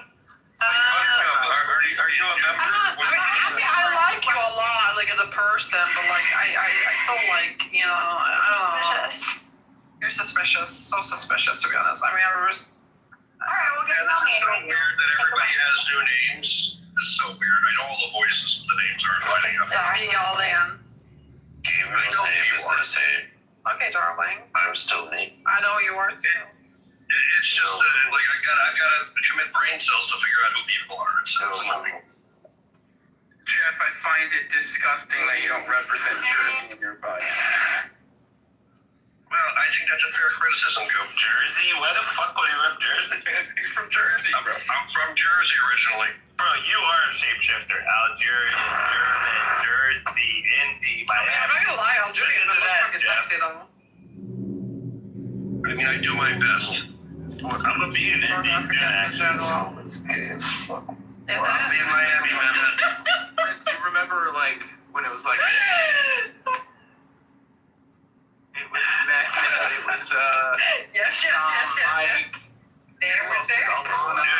never stopped when they running were leaving the Palestinian clubhouse and they would have, like, these stints of peace with, like, Jewish clubhouse, and I was like, yeah, this is tough. I was running Jewish rooms, bro. I still am, clearly. Look how sweet it is. Like, Jews and Palestinians cannot live with each other, but cannot live with each other. I get along with Mehmet because he's Algerian. That's it. That's right. I feel like someone else will appear, bro. Jeff, I already told him Mehmet's low-key a Zionist anyway. Like, and like he got all upset. I was like, dude, it's okay, it's fine. Defend yourself, Only low-key. Never. On the down low. He's on the down low, a Zionist. I mean, Gabriel, not in front of his friends. That was definitely Bashar. Wait, where's Bashar? Bashar? Bashar, bro. Wait, did what? Oh, the roof fight? Oh, yeah, 100%. That was me. Remember, that used to be the biggest insult for anyone. Oh, you're a normalizer. You're the normalizer. Okay, and so what? Well, yeah, so what? They used to say that to me, and I would literally run the Jewish room. I'd start the room with like so you're admittedly a traitor. Yeah. And we have like, just me and the classified. He was open up for a room with a crazy triggering title. He would go after like crazy reasons. And then a bunch of people would come to the room and he would lower himself to the audience. You guys remember that fucking guy? Rashi or something. He's in this room and then he would like lower himself to the audience. Everybody would be fighting and they're like, who fuck put the title? And this guy would be sitting in the audience laughing. It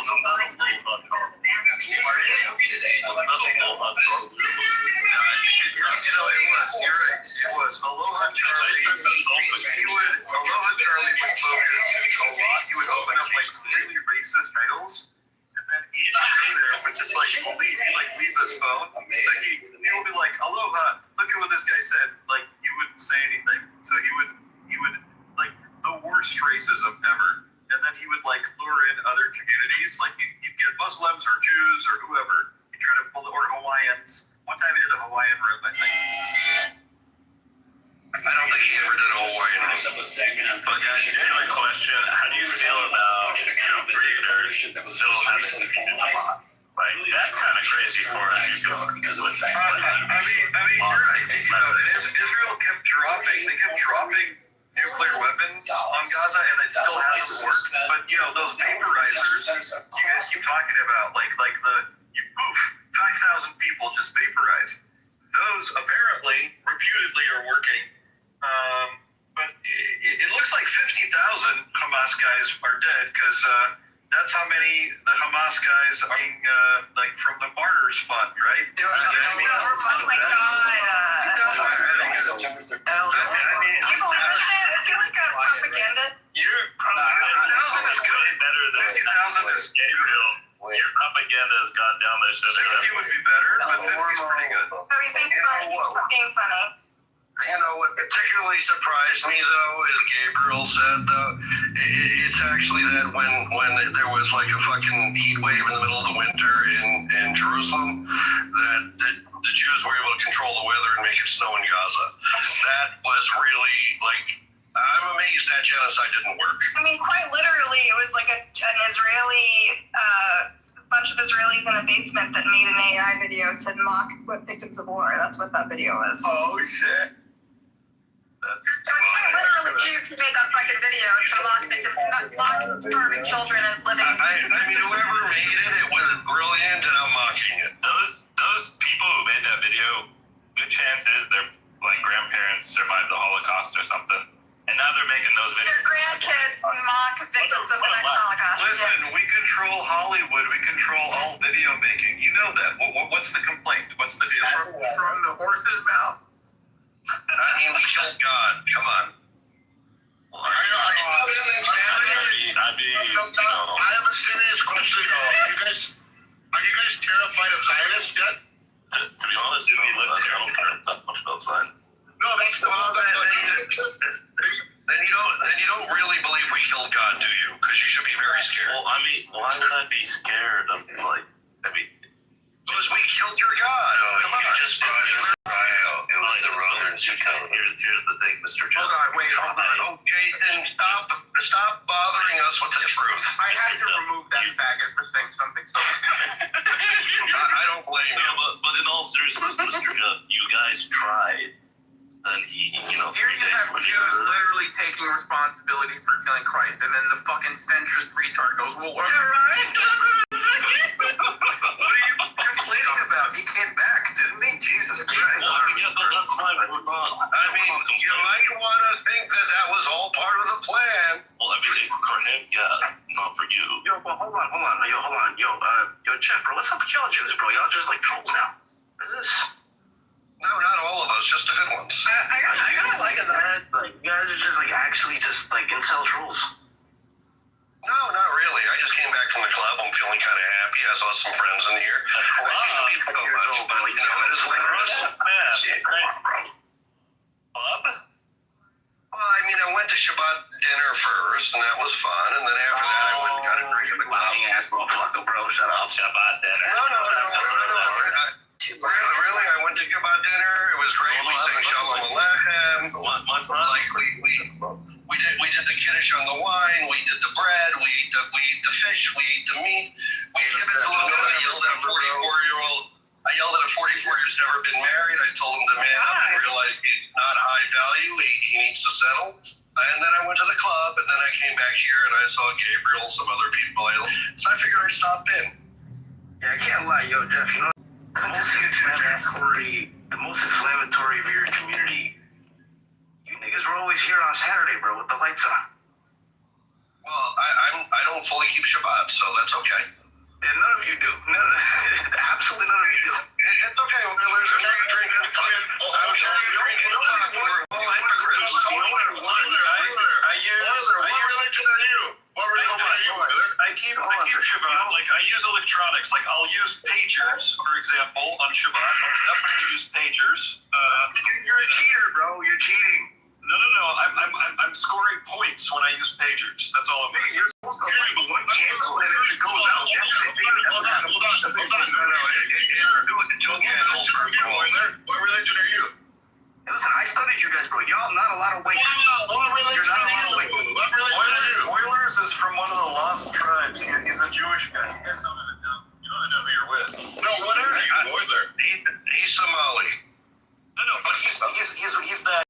despised, like, you know, subgroup that he like, yeah, we were like historically Jewish. What was it? Yubir, yeah, there you go. Oh yeah, he's a Oilers, come on. That's true. Shabbat Shalom, Oilers. Actually, yo, Gabe, since you're here, bro, what's up, bud? Your pre-ups team, bro, what's going on? Fuck, that's alright. Not my boy. He's your boy. No. Listen, Jeffrey Epstein is much more likely to be interested in you, given your age and your orientation. He's a lot more interested in you, given your age and your orientation, than me. That's all I gotta say. This is actually how I found out. You're gonna have to account what you were doing between ages 12 and 14. Hold on. This is actually how I found out none of you on Clubhouse are big hitters, bro. I searched up all of you in them files, and none of you there. I was so shocked. None of you are big hitters, okay? Y'all were right into the rape island. That's crazy.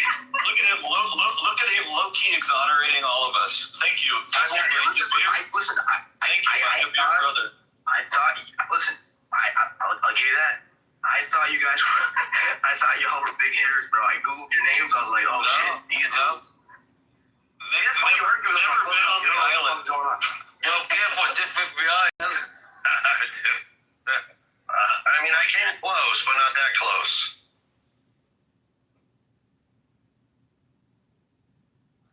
I'll be back, guys. I'll be back. I thought. I mean, so what are we doing tonight? Are we celebrating 5 years of hate? Yes. Fantastic. 5 years of hate. I love it. 5 years of hate is so good. So, Sarta, are you Lebanese? What's your background? I'm both. I'm Palestinian and Lebanese. That is awesome. Are you Christian? I have one parent that is Christian, one parent that is the Muslim. And she has a little Jewish inside her. So my roommate at Hebrew U, okay, Marwan, was literally exact same background as you. He was Lebanese, Christian, and you would call him Arab Israeli or Palestinian Israeli, whatever. We do a lot of interfaith marriages in Lebanon. He was my roommate, and I think he had Muslims in his family and Christians. That's right. Yeah, we went to Hebrew U together. Wait, you're a Jew? That's right. I'm a big Jew. You're a Jew? Very much. Jew? I'm like, hold on. What did you say? I'm extra Jew. Yeah. Okay, good. That's right. That's right. I like you guys spreading that out. I'm just here watching the Jews normalize. I'll file a report with Norm tomorrow morning. You know, this is a good one. I'm glad the Harvard-educated Jews came back, bro. I had to sit up here and debate fucking. For the record, I stumbled into normalization. I fell into it.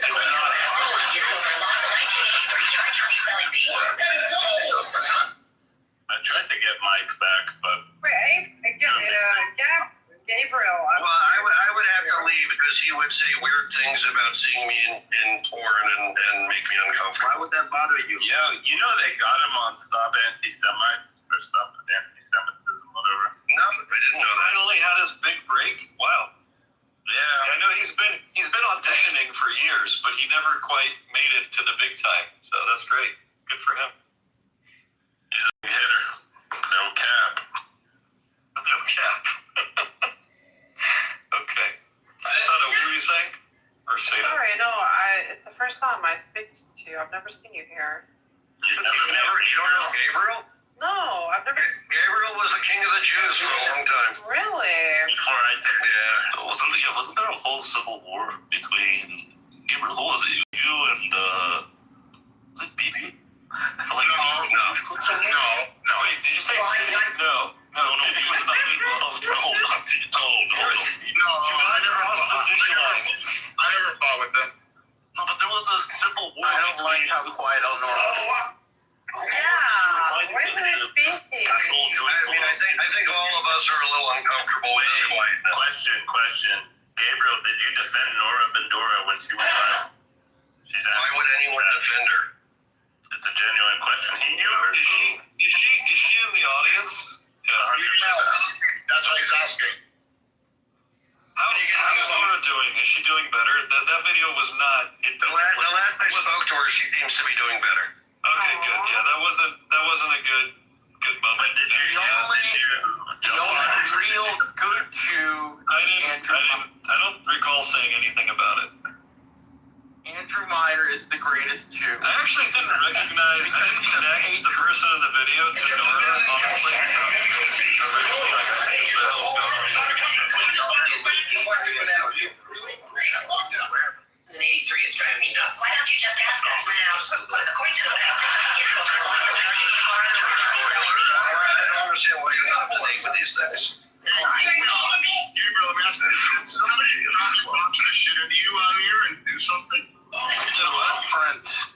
Is that what happened? That somebody tried to dox you and throw up your listen something? Tom left mod. Yeah, there was like 4 people. I think 2 or 3 of them are here. Yeah. In this room? Yeah. No way. Gabriel, you have blamed me Mehmet and Bashar. Come to your house? Gabriel, alright, let's be real with each other. You have blamed me falsely for Dr. Trez. You had nothing to do with that, dude. I've never I was told by hold on a sec, Mr. Bibi. Bashar, so I was told by reputable sources that you mean Yell? Well, several other people besides just Dirk. Yeah, so Yell, basically. I did not say that. Yell was not the person. No, this is what happened. Someone came to our room and posted people were talking about, I can look up and find Gabriel's address on Google or some shit. And they posted it in our chat. Some friend of Gabriel came in, saw someone posted it in our chat, heard us talking about it, and went and told him, Palestine revolt, Mike, these people, blah, blah, blah. Doxed you. No, the fuck we didn't. Someone just posted it who was in our room, and we Someone went to his house, man. That's what I heard. Is that true? No one fucking went to his house. No, ask Gabriel. Did somebody show up at your place? Guaranteed no one showed up. Who the fuck would go up at his house, bro? I could have sworn somebody went to his house. Come on, dude. That's messed up. Nah, I doubt it. I doubt anyone went to anyone's house. We're not pro-doxing, but only one. For any further detail, you're gonna need to call the. You're gonna need to call the. I can't even do it. Circulated on the app at one point. So, yeah, that's true. But actually, by the way, there was that's true. There was 2 Jewish people. I refuse to say who because and they were showing people Google Images because of your house, your car, this and that. I'm not gonna say you can get to. I gotta say, I know what kind of car he drove at that time, and that's really a low blow. Hold on. It's not Yael. It's not Yael. He drove the gayest car ever, and like no one should be like shaming him for that. Well, I mean, no one is, but It was pretty gay, but I mean, whatever. I just felt like I was wrongly accused, and yeah. I would like an apology. Well, it's guilt by the evidence was pretty strong pointing to you guys. That's all I'm gonna say. You went off of the testimony of the singularly most unstable person on this app over the past. No, it wasn't even, bro. I guarantee I know who it was. I mean, how can you say that while you were in the audience? It was Tina, that black chick. It was that black chick, Tina, because I remember she came in the room, but I just knew how she would, like, oh my God, Tina! Oh, she was the most foul fucking bitch! Yeah, and dude, she literally just she was told them not to. Bibi, how did you start to become such a big normalizer? You sound like you like play pool with these guys every night. What happened to you? Yeah, Amir's got boundary issues. He was opening rooms with Mikhail, Gabriel. Are you kidding me? I love that. Nope. Oh, that was. Were you opening like caliphate rooms with him? What's up? No, I was opening up rooms where everybody was allowed to speak for 1 minute and no interruptions. And it didn't matter if you liked what they had to say or not. You just had to listen if you wanted to be part of the room. And that was. I think is that the guy who 2 weeks after the war started lost 72 family members, and a year and a half later still lost 72 family members? Yeah. Well, yeah. If you lose 72 family members, how many more? Like, you just Why the number? Why the precise number 72? Why isn't it 72 virgins? Is that a coincidence? What? It might not have been. 6 billion virgins, guys. All right, you're me to the anti-Semitism at this point. I'm not Really. I mean, we're not talking about Muhammad. Respect. We can't be respectful. Come on, guys. I mean, but we're not disrespecting anyone. So, since we're talking about numbers,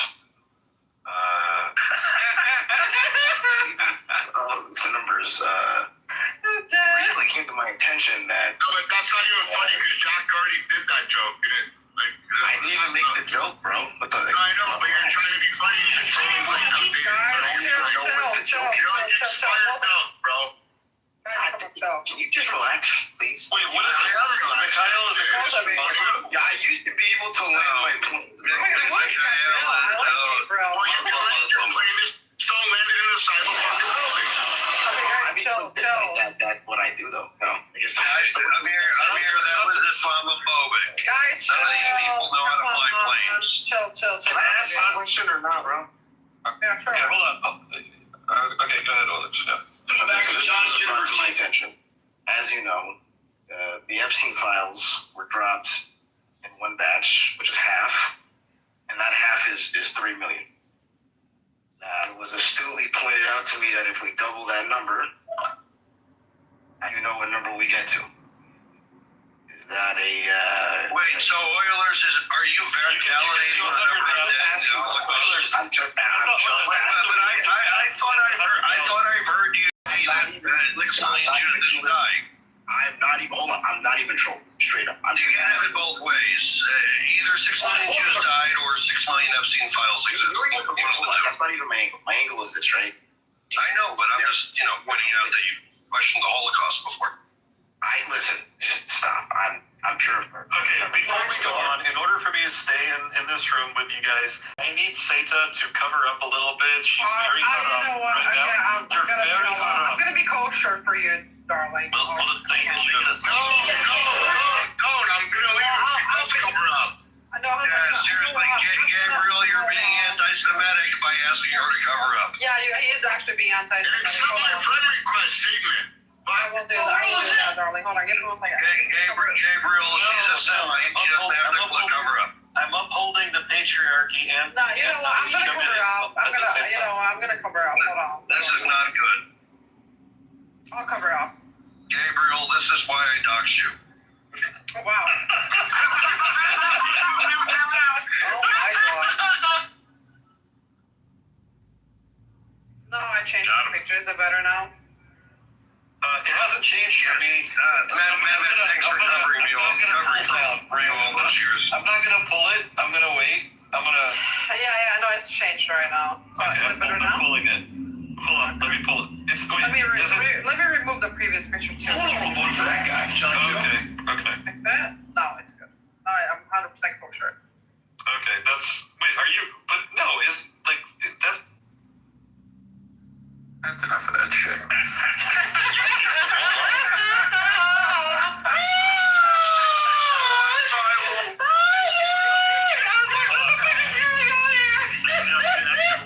Oh my God, bro. Fuck this shit.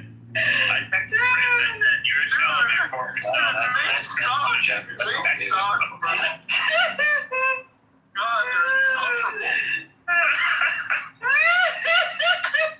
Yo, Nathan, check your DM. Yeah, I didn't forget. Yeah, but I think what you said. Do you remember the clip of that guy saying, suck my sure dick, motherfucker? No, I don't know. Because you played so many clips. How do you not know that clip? That's Gabriel. Wait, let me read this for you. You played so many clips that I even know which one you're talking about. Yeah, let me play it. It's this one. Should I go to my Rothschilds meeting tonight and try to close all the banks, dude? Are you high? I laugh pretty loudly because I'm not a Jew on bended knee, motherfucker. Stop my big kosher dick, motherfucker. Fucking Jew-hating bigot. Kiss my ass. Not used to this, motherfucker. Fuck you. Come through. What the fuck he said. Suck my authentic Hebrew kosher dick. Oh, you're still sucking it. Put some polish on it.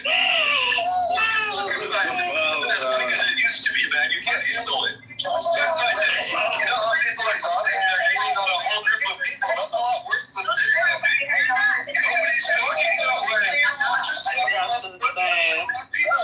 Nobody's talking that way. Yeah, that's the guy. I don't remember him, dude. I don't remember anyone at this point. George? His name was George. Yeah, his name is not Gabriel. Yeah, he changed it. But the thing is, when I came on this app, I wasn't. So the thing is, I didn't hang out in like in English rooms. I was like mostly in German rooms. So I used to go into your rooms. I remember you guys. Like I remember you. But I used to be most of the time in the audience. You know what I mean? Yeah, I see. You probably weren't on the app. Once you get on there. I was on the app, but I'm telling you, I used to be in Scandinavian German rooms. But then when I went on to the English rooms, I remember you guys used to open a lot of like pro-Palestinian rooms with Alana and other people. I remember that. Yeah, I used to be in the audience though. I used to be in the audience. The whole crew. That's when I thought when Bashar was Lebanese, I was like, Lebanese man.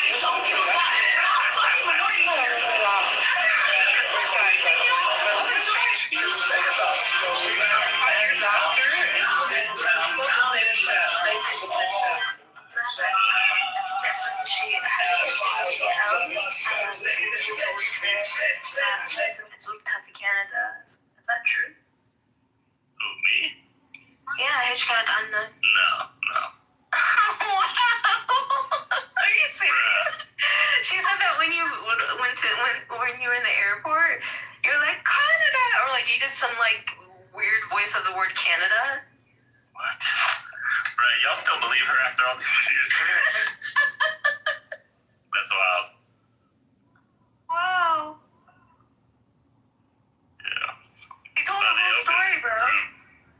They think the Jews. Yeah, I know. It had to happen though. After it was too much normalizing, to be honest, even for my taste. I can't believe Yael lied. You can't? I can, because she lies a lot, but like it was such a detailed story. Yeah. And sorry for saying your name in that room. Which one? Like 6 months ago, I was like, I said your name. You're like, why are you saying my name, bro? Yeah, you came at me like attacking me. I was just like, bro, whatever. Yeah. Alright, here at Kitover Clinic, we specialize in deep.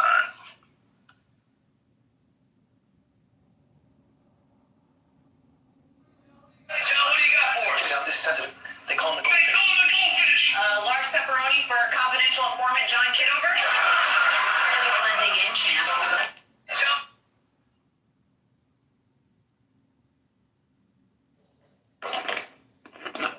Hello?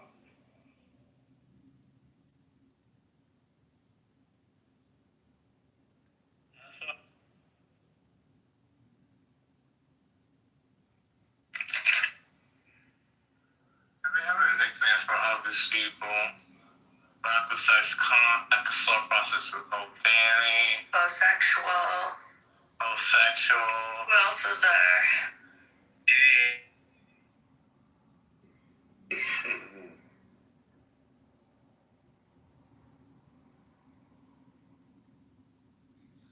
Just an angry little fag. I like this new Yeah, man. What's up with the repeated? What up, Jeff? Yeah, like, I don't even, like Jeff, like you're just like a troll. I mean, it's funny. I just watched the South Park. Like literally, I think it's still in my copy page. No, Jeff, dude, we are religious people. Like, I'm actually like low key impressed by this. No. I mean, it isn't going to take that away. But I just watched the South Park about the difference between fags and homosexuals. It was very funny. I should send it to you. You'll enjoy it. You won't agree with it, but you'll enjoy it. I probably will not like it. Yeah. But yeah, I don't know. Seda seems pretty cool. I don't know how you don't know her. She must have been under a different name. My name was Galilean before. Galilean. No, I think Gabriel would have been from before Galilean. Yeah, I think so too. But nice meeting you, Gabriel. Nice to meet you too. What was it, Mrs. Paracott used to go? It was Mrs. Harga, Galilean Cuchiologist, Haram Police. I've had like different names here. Wait, if you were Miss Hirakat, I probably did meet you at one point. No, you did not, because I would remember you, baby boo. I don't remember you. So just for the record, he's the one on the left, not the one with the afro. Let me see. Hold on. Why does it feel like it's not my friend request already? Wait, hold on. Let me do that. Hold on. I'm here. Baby, can you please beg for me, darling? I'm not gonna beg. You know I want it. Just accept. I'm here. She accepted mine right away. I don't know why she made you wait. I like Algerians more than Moroccans, to be honest with you. Oh, but shit. That's a good point. That's a fair point. So, I did it. Wait, Bibi, did you watch the Africa Cup of Nations final? Oh. No, that's I did. Yeah, you guys beat us on the way to. I mean, you lost. Yeah, but the semifinals, you guys beat us. Sorry, my piece is here. What's going on, Angel? Hello, Dad. How are you? Excuse me. Why are you flirting with my man? Excuse you? You? Who are you? You got the nerve to be talking. You just excuse you. Who are you? Hold on. No, I were just giggling and laughing when you were bashing all of them. Excuse me. I'm an Arab girl. Excuse me. So I don't know. You were bashing them. Like, I don't know. You're just chatting up. Excuse you. So you're being mess right now. I don't like that slap. No, you're gonna be slapped by me. Excuse me, I took his name. So who the fuck are you? Whoa. Is this the Angel that I knew way back? Oh my God, I saw you back on. I was like, I have to go say hello. How are you? Shalom. No, actually, who the fuck is she? Oh, hold on. I just need to point out for management here, we're witnessing a war between an angel and Satan, and I think this is a harbinger of what's to come. Well, honey, an Arab girl will always be superior to everyone else. So Amir is mine. That's okay. Can I not call you Amir? Fucking the sister.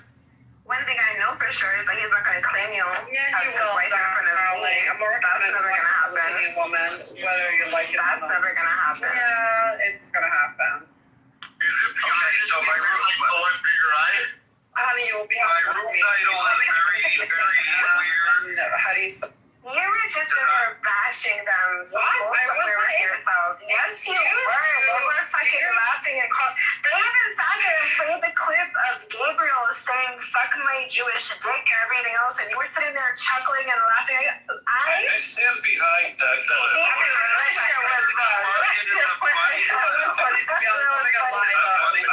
You sat there and acted like you didn't know anybody. You know? I genuinely, jokes aside, I really do not know who Gabriel is. I heard that clip, but I was laughing. So then why were you in there just bashing him though? Because we were all in there before they got kicked out by Prince or someone. I don't know who kicked them out. So then why are you in here trying to suck one of their dicks? Because Amir is kosher. Exactly. She said put some relish on it and she got excited. I am a Jew myself. I'm a half Goyim. Half Shabbat.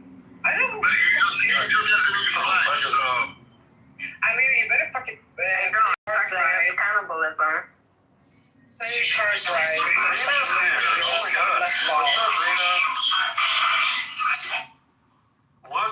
Look at the trouble I wandered into tonight, Rita. But wait, can I? Because I've never seen Gabriel. Who are you, baby boy? Can you tell me? Like, who are you? Not the one. He's the undisputed king of the Jewish clubhouse. I just heard like suck my kosher balls, and that's it. That's no, I didn't say balls. No, you gotta re-listen to the clip. If you want to like get like a ringtone with it, that's cool. That's fine. You know. Yeah, it's okay. It's okay. I like it. I would definitely take that as a ringtone. That was actually funny, to be honest. I was laughing. Fuck, did somebody play it on here? I didn't think I was gonna come out either, and then I like accidentally did because I haven't used the app in ages. And I was like, fuck it, whatever. You missed us. It's okay, dude. It's alright. It's alright. I didn't think about you guys for like 2 years. It was so weird in Amir's room the other night. He popped into Amir's room for like 3 minutes, and they were at like an orgasm. They're like, "Oh my God, it's Gabriel! Come up! Wait, Come up! They know Gabriel. Yeah. He wouldn't come up. They were freaking out, bro. Do you remember that, Gabriel? That's crazy. Gabriel, you remember that? Like 2 nights ago in a minute. BB. Sorry, go ahead, Gabriel. I interrupted you. No, it's okay. It's all right. Go ahead. The funny thing is, to me, and I only met Angel recently, but besides that, like all the rest of you, I know longer than Amir. Have you been to Amir's rooms? No, this Amir. Oh, okay. BB, okay. Angel is like old school clubhouse. Yeah, I've known every one of these people longer than you, BB. Angel, was that like your real last name? Right? Should I say your real Yeah. Okay. So he was like Angel. This is the same account. I just changed it though. Okay. Is the last name you used to use, was that your real one? So I won't say it? It's my father's, yeah. Okay, then I won't say it. All right. Yeah. She was Angel something, but she was on for a long time with us. Yeah. Beautiful eyes, girl. I like them. Nice eyes. I've been on since 2020. I somehow didn't know you until like 3 years ago. Who is that in your picture? That's me. No, I've been on since 2022 for BB. 2020 as well. I just somehow didn't come across you until a little bit later. Yeah, no problem. No, that's me in the picture. Why, Galilea? It's like you. You change your affection now towards me? Yeah, I don't want you anymore. Never mind that. Okay, good. I'm with Angel anyways. Wow. So fast. Doesn't care about you what I make her. Me so fast? What do you mean? You just disown me because of the materialistic. Excuse you? Once you go Arab, you never go back, darling. You should know that as a Moroccan. Wait, what's a good one? Once you go Arab, you never go back. Yes. What the fuck? No, you need to find something to rhyme. No, I mean, that doesn't rhyme very well. I know, but I don't know what anything else. Maybe it rhymes better in Arabic, like, from the water to the water. I think you can do better than what you are.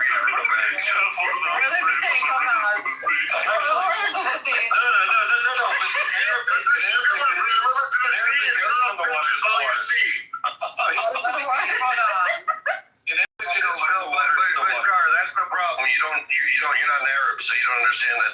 Like in Arabic, this saying actually, like, it flows way better. Maya, Palestine, Arabiya, right? Whatever. No, even I know it as a Palestinian, as a Lebanese. I don't even know what that is. Wait, hold on. Let me think. From the water to the water, Palestine is Arab. It's like an Arab supremacy. Arabic. Yeah. Bahar or min lamai? No, min al-mai, yeah. I don't know, to be honest with you, darling. I have no clue. Well, that's okay. We do more research. Of course you do. Mm-hmm. Oh, gosh. Oh, damn. What's his face left? Oilers. He was actually one of my least favorite. Actually, Bashar was always one of my least favorite. Well, you did call me a fake African, so I was just going to set from the why would I not call you a fake African? I'm Algerian. I'm Nigerian. Oh, wow. What's your point? No, I mean, I didn't say you were a fake African. I just you in fact many times have called me a fake African. It's literally African American. Like literally. I know. I just told him, I'm like, your people might have had some interesting relations with the French, but hey, that's just an African thing, dude. I said my people pre-existed Islam in Algeria. I love North Africans. But they did have interesting relations with the French. I mean, you're not the only one. Maybe from 1898 on. Yeah, sure. No, before that. Like 500 other. Yeah, but I like West African more. Well, that's like 500 other ethnic groups, Jeff. So it's not even unique. I'm treating you as a real African. I told you a fake African. What's your point? What? Well, you see how that's going to be. Do you want to cry about it? No, like, do we need to go to therapy together? No. It's all good, dude. Okay, we're cool. I mean, maybe not cool, but like, it's... Wait, do you Africans fight about being African? We're working on it. We're working on it. Bygones are bygones, dude. It's just, that's how what happened to you? You used to be so angry, and like, you seem like chill. I agree.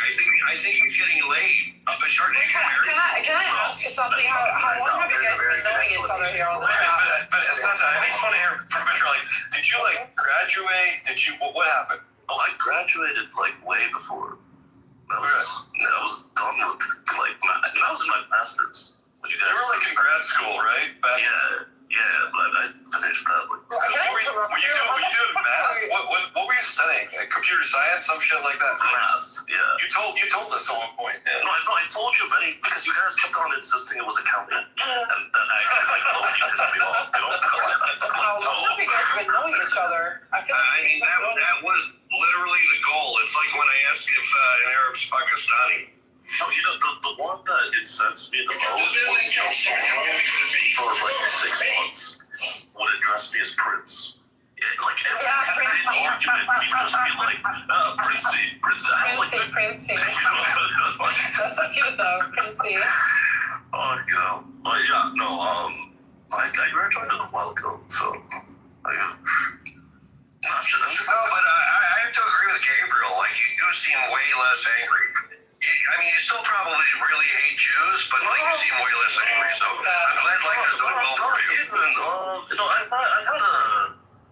I've come full circle. I mean, I do think every non-Christian religion, let me not lie, is like beneath ours, but like I mean that you're entitled to that belief. But yeah, you guys as people. I mean, I don't really hate you guys as people. I do think you should convert, but that's new.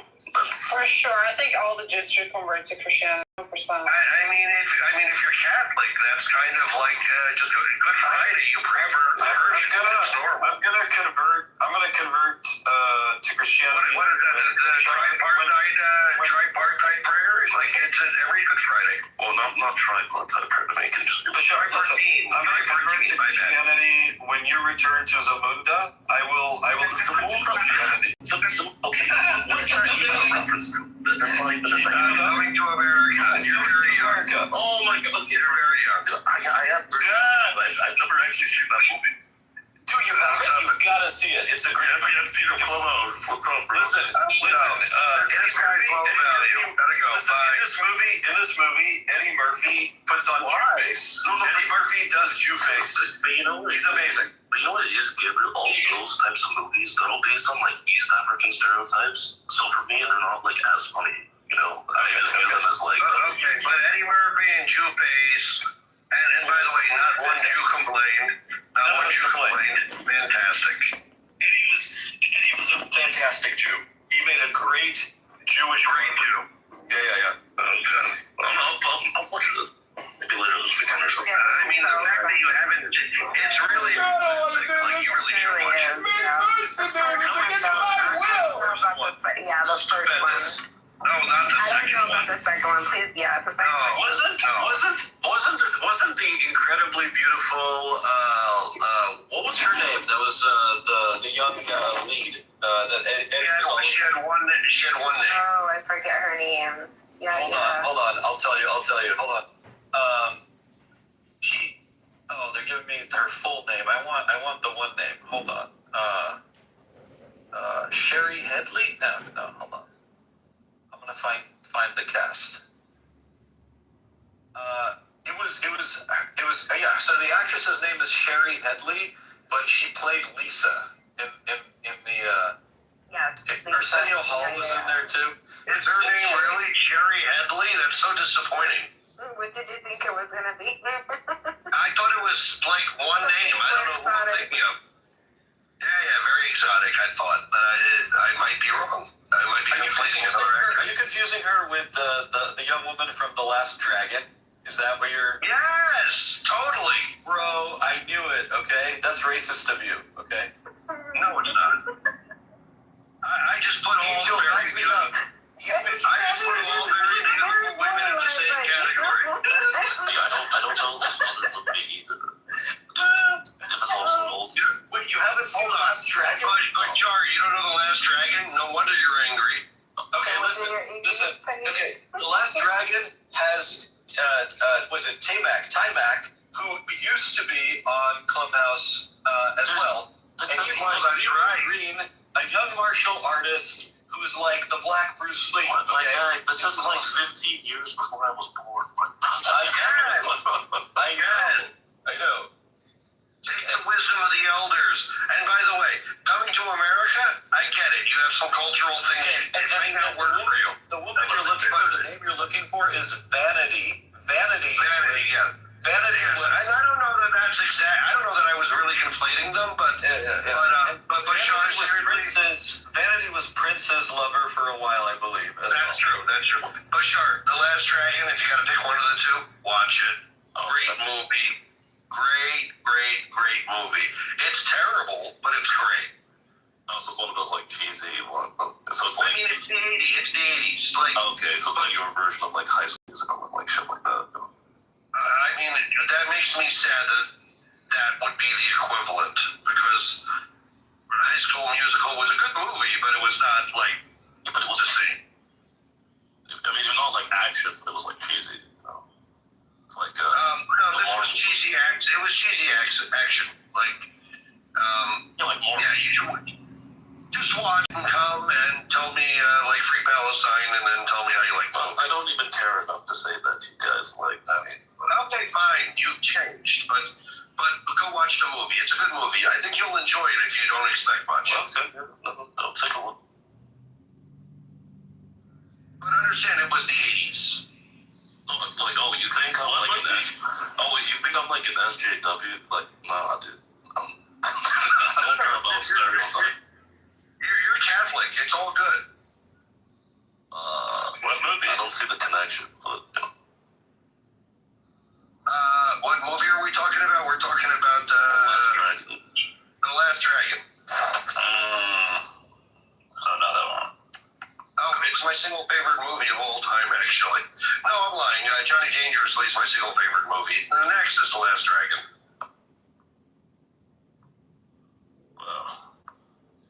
Dude, this shit has horrible Rotten Tomatoes, 57%. Yeah, it's amazing. Oilers have got Two-Face going on in his PTR. Why are you being such a hurry? Cover your shoulders, please. Oh my God, darling. Please, I don't know. cover the shoulders. The shoulder. Oh my God, darling. I'm not a Muslim, but I like to be. What the fuck? I hit the wrong button. Sorry. Yeah, I hit the wrong button. I said I like to be. I said although I'm not a Muslim, but I like to be a harami girl. I needed to do that because I'm really tired of Gabriel telling you to cover up. I find it anti-Semitic. That is anti-Semitic, actually, because I'm fully Semite. So, Gabriel, behave. Okay, fine. I'll allow it. And Gabriel, just because you're married and happy doesn't mean the rest of us have to suffer. Exactly. That's true. I wish all of you to have marriages or unhappy marriages. I will have the happy one. I mean, whoever ends up with Satan will be happy for sure. Are we sure? I mean, for sure. There's so many responses to this. No, believe me. I know I'm wild, but I think I will take care of my husband for sure. Bashar is single, I believe, yes? Yeah, but no. Excuse me, what's wrong with you? No, she's reserved for BB, so. That's true. I think I need I need him. He's crazy and I like him. I think he's the only one that can put me in my place.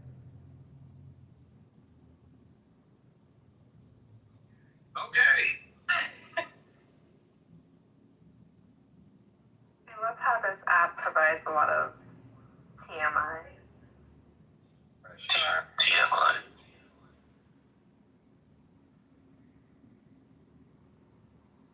It's like when your jaw locks up. Oh no, that's TMJ. Sorry. Oh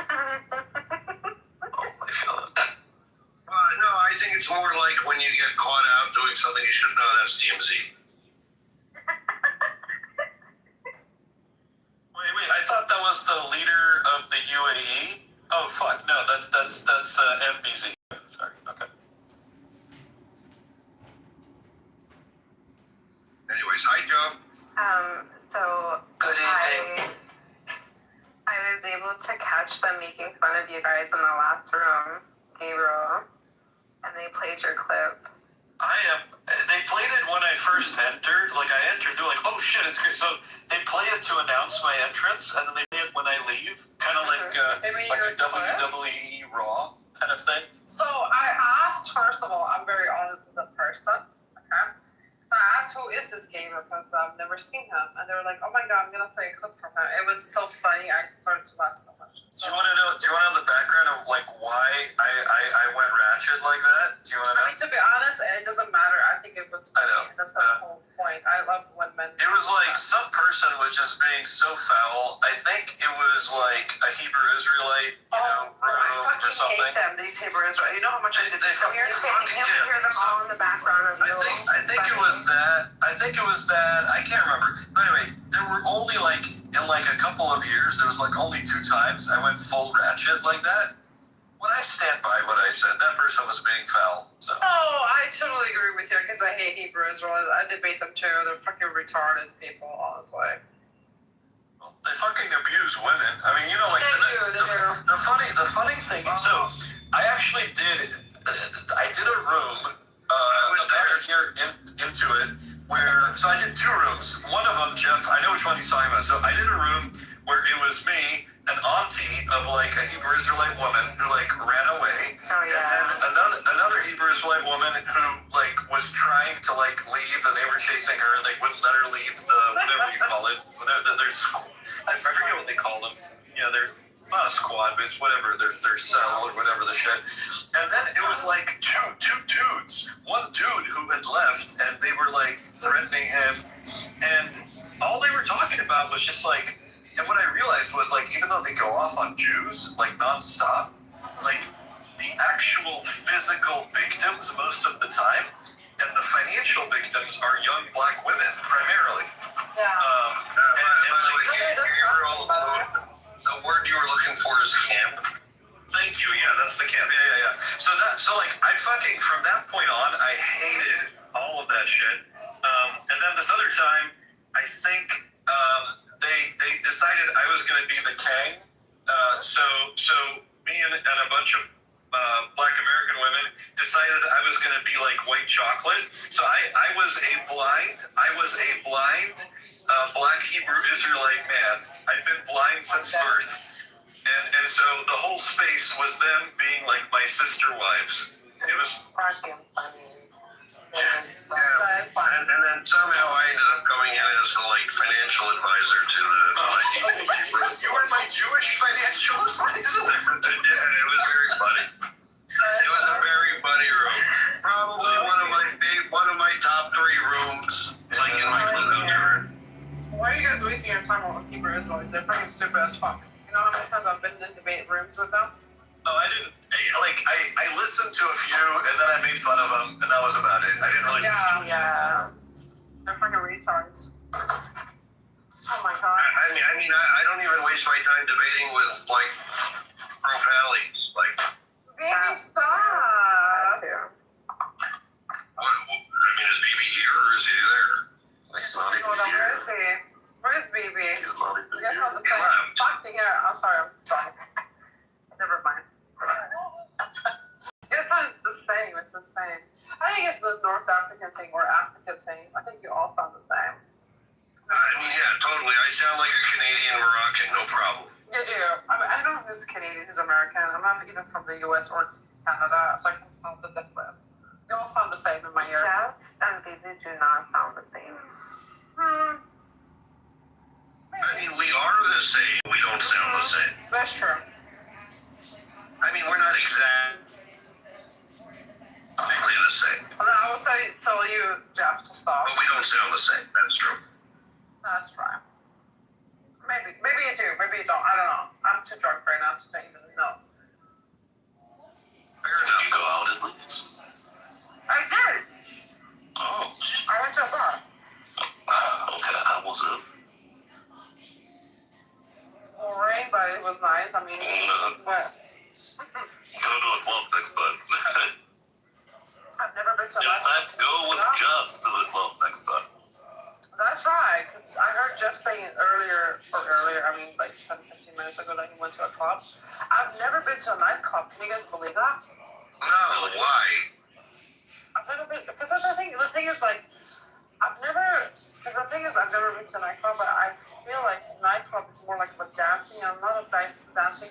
more of a like communicating because I want to hear people when they're talking. You know what I mean? It's because you're an old effort.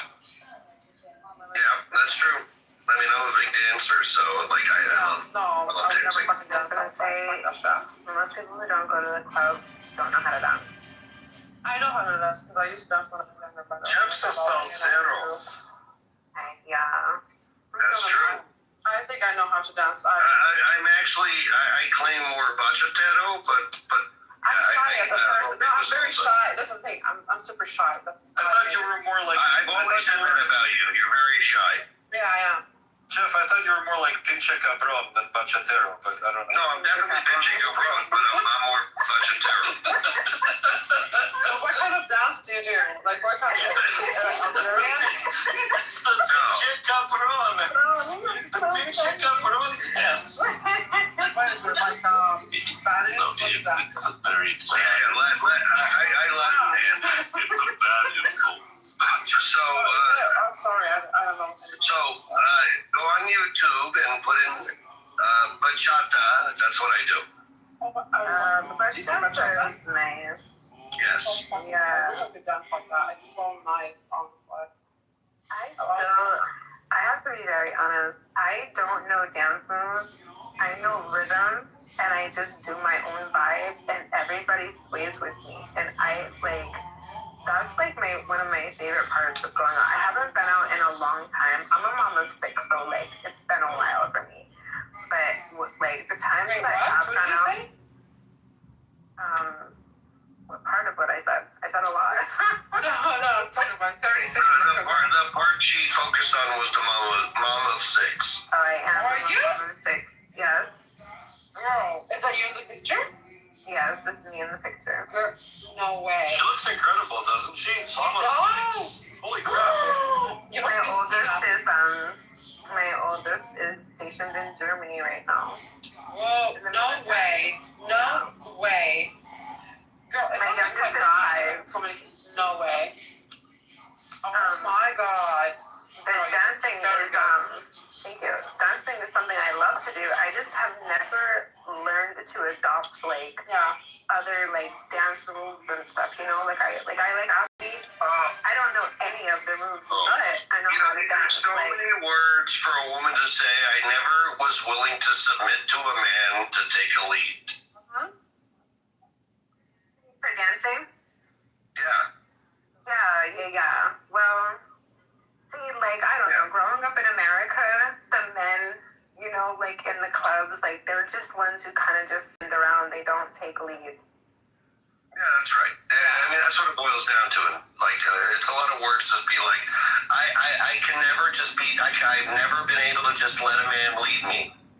Yeah, Jeff, you probably got like real like swag moves, you know? Like I can see, because I saw your one picture when you looked like you were dancing, and the girl looked so like she was just in heaven. It looked like an effortless move, and it was a great photo. Whoever took it, you know which one I'm talking about? I mean, you're standing in a square. I don't, because there's not just one. So it looks like you're standing in a square of people, but you're dancing with this girl. And she's like bent all the way back. Sounds like Tuesday. And her knee is up. Her leg is up in the picture. But she's probably Colombian. I don't know. Oh wait, hold on, because I can scroll through you. I didn't know I can scroll through you. Oh, let me see if I can find this one.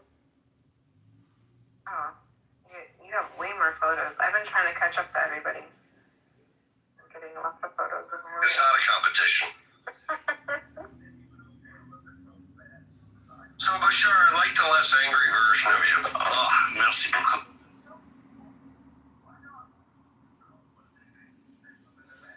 De rien. I was just in Paris. Oh, you were? How was it? Great. You have family there or not? Just like vacation? Actually, it's funny. I planned the trip. But the black hue is. Oh, the black me? Yeah, you like that? Wait, there's a black Jeff? Where? Yeah, it's a black Jeff. Hold on. I'll make it my PTR. Give it a second. What? It looks so great. I mean, if his face was she would not that wasn't him. Oh yeah, the one. See, she's in the red dress. That one. Oh yeah, she actually is Colombian. Okay, PTR Gabriel. Okay, I'm PTRing. Oh my goodness. See, this is why Black Hebrew Israelites banged out against her community, dude. No, that's Jeff, what am I looking at here? Is this, what is this exactly? Tell me. This is AI turning an actual picture of me into a black man. But listen, Gabriel, it's what prompts you? And also, did you ask for like a two-tone? Like, did you ask for like head, make the head like mocha and like the body something like different? You're like, I want this one's Arabian chocolate and this one's like cafe. What did you? Wait, it looked like she told the prompt like making it look like smooth chocolate. Yeah, like the body is milk chocolate and then like the top is like dark chocolate. What are you doing? Hey, Gabriel, you don't understand how the sun affects different parts of me differently. Oh my God. Oh Jesus. And it's normally like the complete opposite of black people. Like the face is lighter than the rest of the body. God damn. I see Angel. I mean, it's AI. What do you want? Well, Jeff, I didn't know you were a Berber. I didn't know you were a Berber. I mean, technically, am I Berber? I don't know if I can claim that one. I mean, I think you can. Amazigh. We don't like Berber. Amazigh. I don't believe we just say Berber. So the nature of how close the Jews were with the Amazigh, that's not very well documented. Yeah. Like, we got along really well. That's documented, but did the Jews consider themselves Amazigh? I don't know. I think it's not clear. I get the sense that there was some intermarriage because we have No, there definitely was intermarriage. Hen Mazig, who is Amazigh and Jewish, right? So we got some. Yeah, there definitely was intermarriage, but what I know is that the Jews of North Africa at times considered themselves Arab culturally, but I don't really have enough to go on to say were we Amazigh? Was so long ago, right? The Amazigh were suppressed since 689. Yeah, history is something, isn't it? So probably yes. Before the Arabs showed up, the Jews considered themselves Amazigh. The Amazighs considered the Jews some version of Amazigh, probably. But it's just kind of quasi-prehistorical in that sense. But yes, this is the black me. Yeah, I love those ones. It's so funny. It always makes me chuckle. What's funny is, right around the time I made this, there was a guy who came to my room named Jeff. He was a black guy. Actually, his name was Jeff S. Also. Wait, is he actually kind of really smart though? He's smart. He's from the Bronx. You mean unlike Mr. Jeff? He's from Queens. Talking about. Wait, is he the smart Jeff? What? Oh no. How about you, Gabriel? I'm on Team Zach. Yeah, and Jeff, you'll always have Cena. That's true. So, Gabriel, I don't know if you heard earlier, Zach moved to Miami. Is that real? For real? I mean, you know him. He never really lives any one place. Well, it's just a matter of time until that Jewish community excommunicates him. The San Francisco people did. Then he went to New York. Then all the sushi eaters hated him, and all the New York Jews hated him. So now he's he's gonna run out. He's got 196 Jewish communities to run through at this point. But yeah, it was it was a little weird. I saw him a month ago, 2 months ago, and he's like, "Oh yeah, I'm thinking of moving." I'm like, "Okay, fine." And then I saw him last week. He's like, "I moved." I'm like, "Fuck, Man. You know, whatever. Does he still ride his bike everywhere? Did he used to ride his bike everywhere? I'm pretty sure he used to say something like that. Remember he used to do is I did like meet him on video one time. I saw him and it was like a bunch of us got into like a Google Hangout, I think, or a Zoom. This was during COVID, and he like his whole room was red. It was like he was in the like red light district in you know, and I was like, why your room?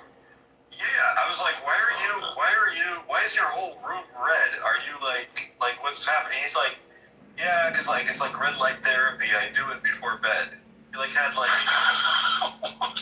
his whole room was like all red. I was like, that is so weird. But never actually talked to him one-on-one before. But he always seemed like an odd guy.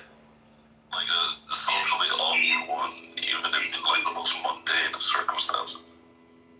he's very good socially, socially, how people socialize, but he's a socially odd guy, which is a weird combination. Well, for like neurodivergent people, that could be masking. I don't know if he is or not. Yes. Yeah. Yes. Wait, am I wrong? Who the fuck is this? Wait, Jack, is that you? No, it's not. No, that's Jeff's brother. Because I told you Jeff is an African American. So Jeff is African American, and that's his brother. His twin brother. You know? I love that. Yeah, that's my twin. That's right. But I still wonder who Gabriel is. You're funny as fuck. I can say that for sure. Thank you.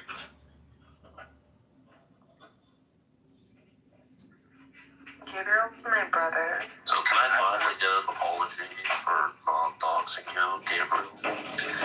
Dude, all I'm gonna say is you seem like a much more sane and maybe even kind of nice person right now. So that's what I can say. The shit that was happening back then was kind of messed up. Zach was part of it. Zach was going around. Dude, guys, this dude was going around putting up photos of my mom, putting up her name, her address. And this was a Jewish guy doing this shit. I know. You know, I told him he should stop.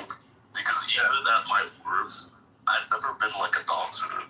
Like, I'll say, like, at my worst, I'd say, like, the worst things to people, like, their face. But at the end of the day, you were just Gabriel from Clubhouse. You were just Jeff from Clubhouse. Yeah, but they really tried to, take Gabriel out. Like, the energy that they put into,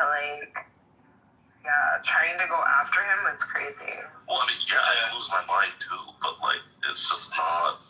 But the fact is that they couldn't beat him in the debates though, so they had to go low. You know, that's just. Well, I mean, even if you lose a debate to someone, to try to find someone. You don't need to go after their parents or their job or their person.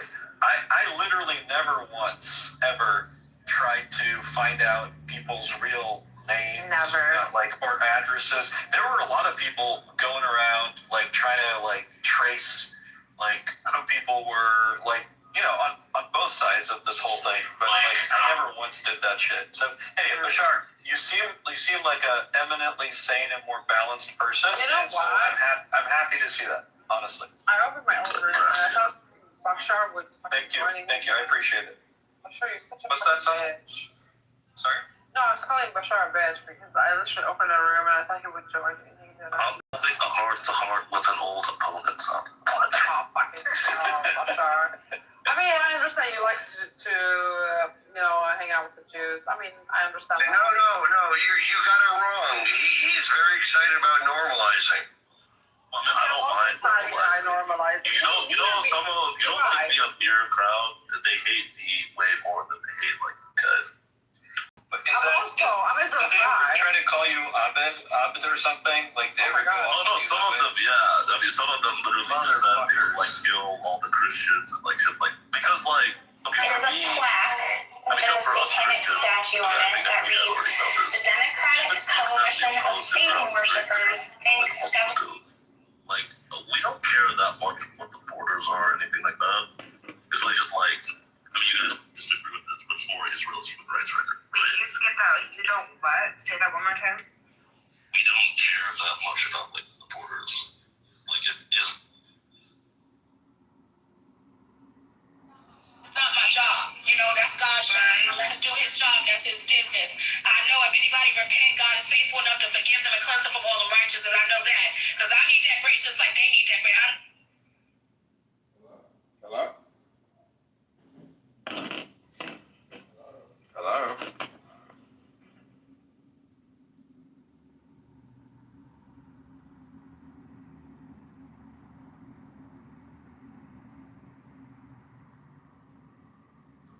The manifestation of Nuit, the unveiling of the company of heaven. Every man and every woman is a star. Every number is infinite. There is no difference.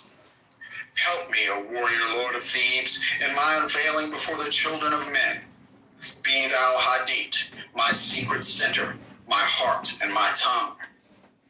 Behold, it is revealed by Iwas, the minister of Hur-Par Krat. The cobs is in the coup, not the coup in the cobs. Worship then the cobs, and behold my light shed over you. Let my servants be few and secret, they shall rule the many and the known.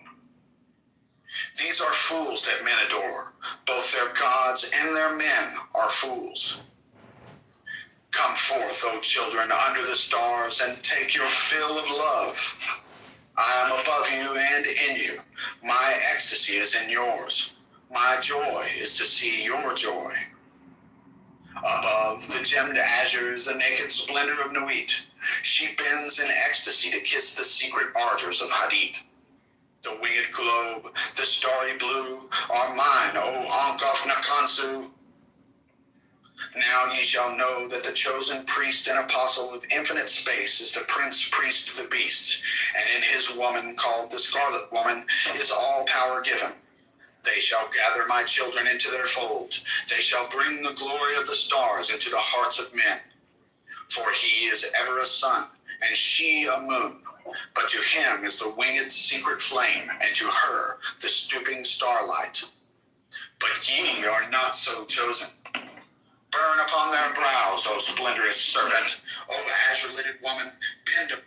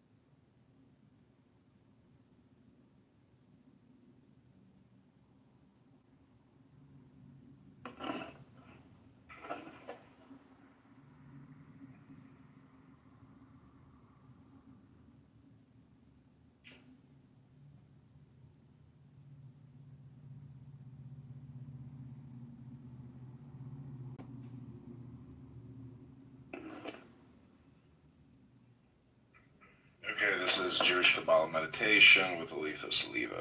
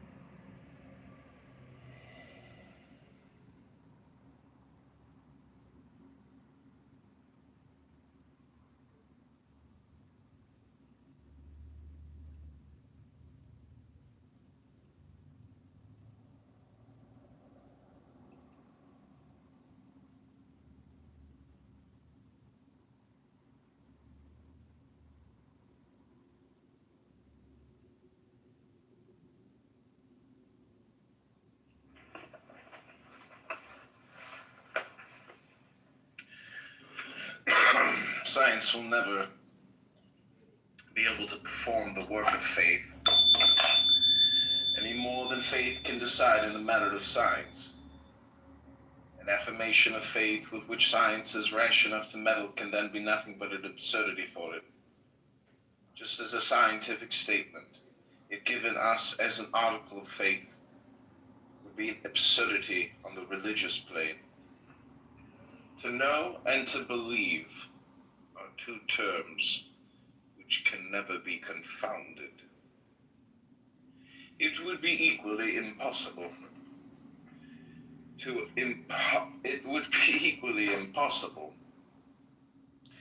oppose the one to the other. It is impossible, in fact, to believe the contrary of what one knows without ceasing. For the very reason to know it, and it is equally impossible to achieve a knowledge contrary to what one believes without ceasing immediately to believe. To deny or even to contest the decisions of faith in the name of science is to prove that one understands neither science nor faith. In fine, the mystery of a God of three persons is not a problem of mathematics. The incarnation of the Word is not a phenomenon in obstetrics. The scheme of redemption stands apart from the criticism of the historian. Science is absolutely powerless to decide whether we are right or wrong in believing or disbelieving dogma. It can only observe the results of belief. And if faith evidently improves men, if moreover faith is in itself considered as a physiological fact, evidently a necessity and a force, science will certainly be obliged to admit it, and take the wise part of always reckoning with it. Let us now dare to affirm that there exists an immense fact equally appreciable both by faith and science, a fact which makes God visible in a sense upon earth, a fact incontestable and of universal bearing.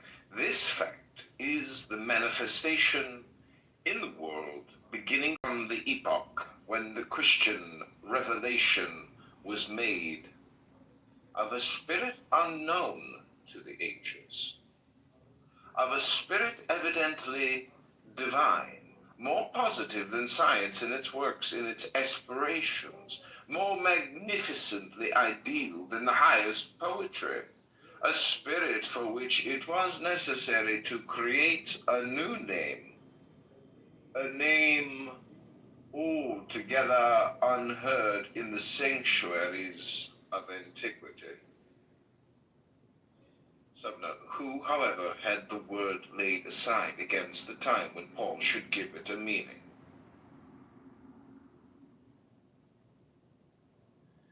This name was created, and we shall demonstrate that this name, this word, is in religion as much for science as for faith.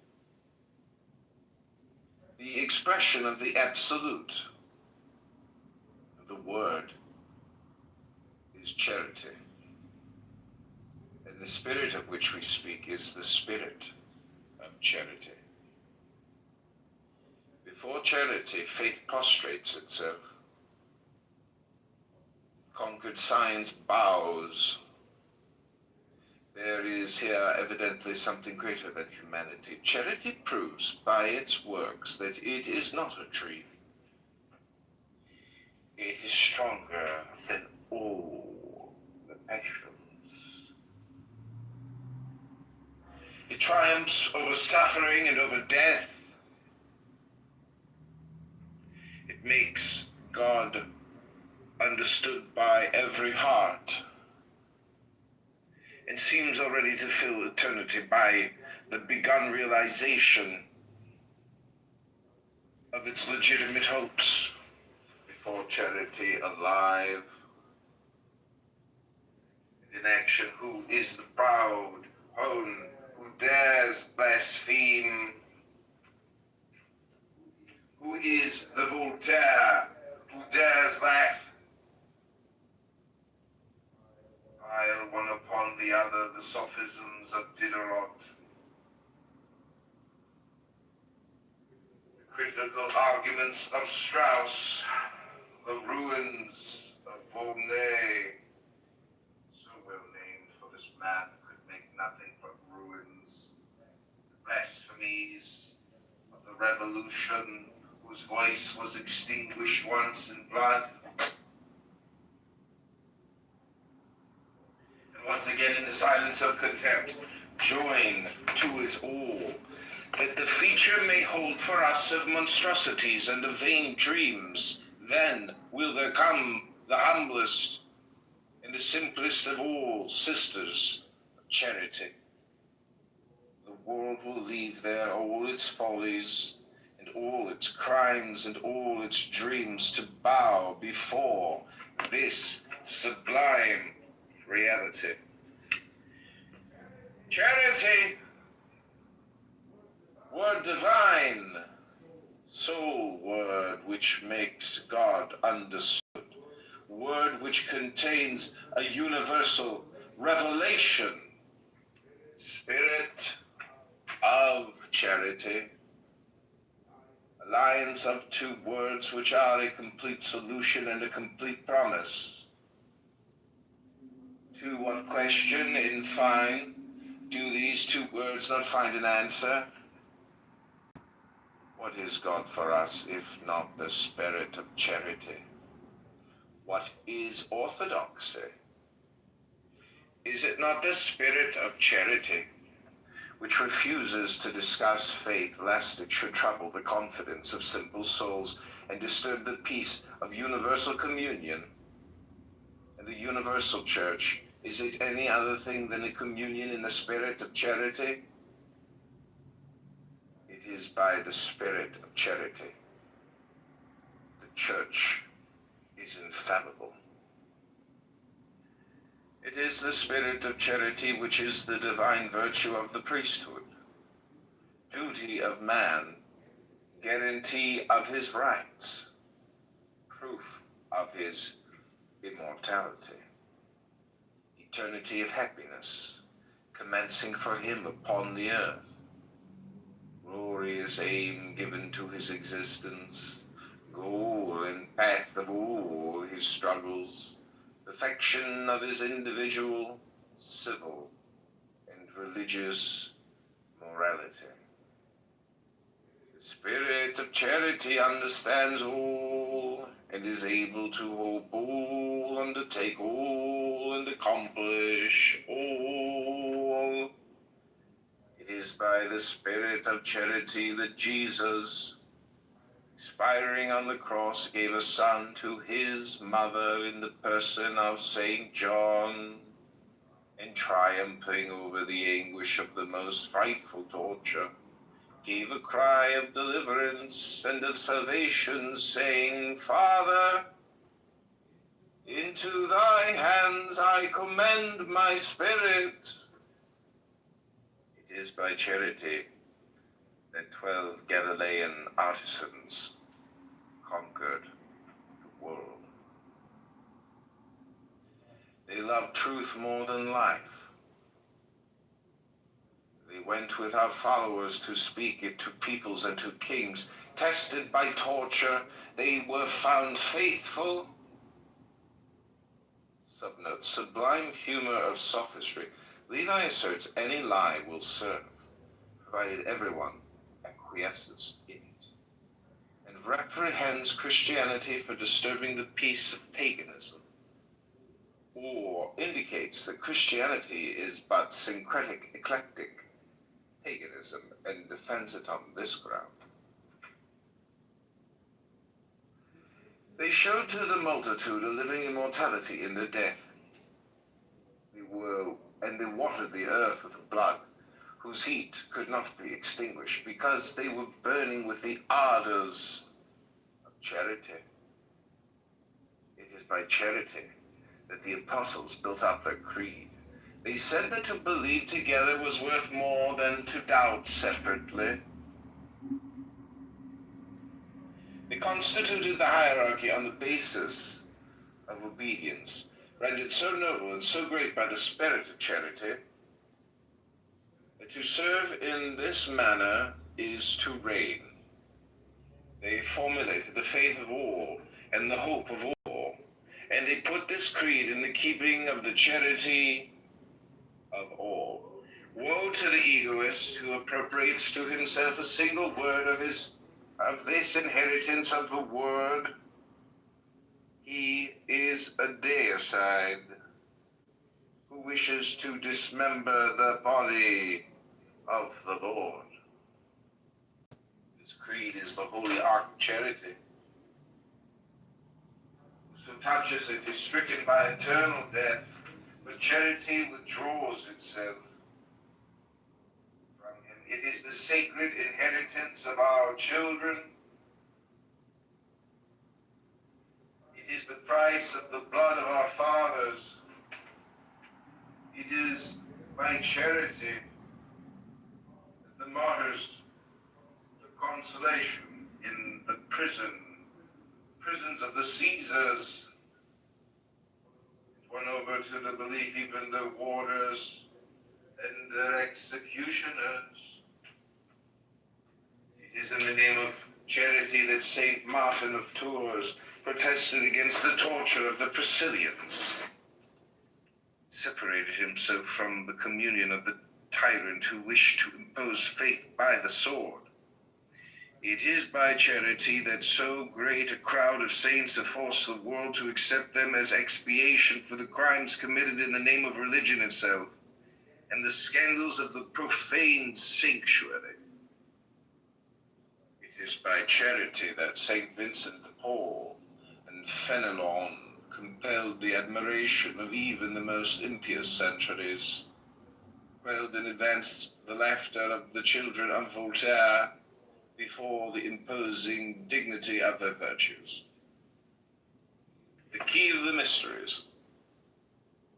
It is by charity, finally, that the folly of the cross has become the wisdom of the nations, because every noble heart has understood that it is greater to believe with those who love, and who devote themselves then to doubt with the egotists and with the slaves of pleasure.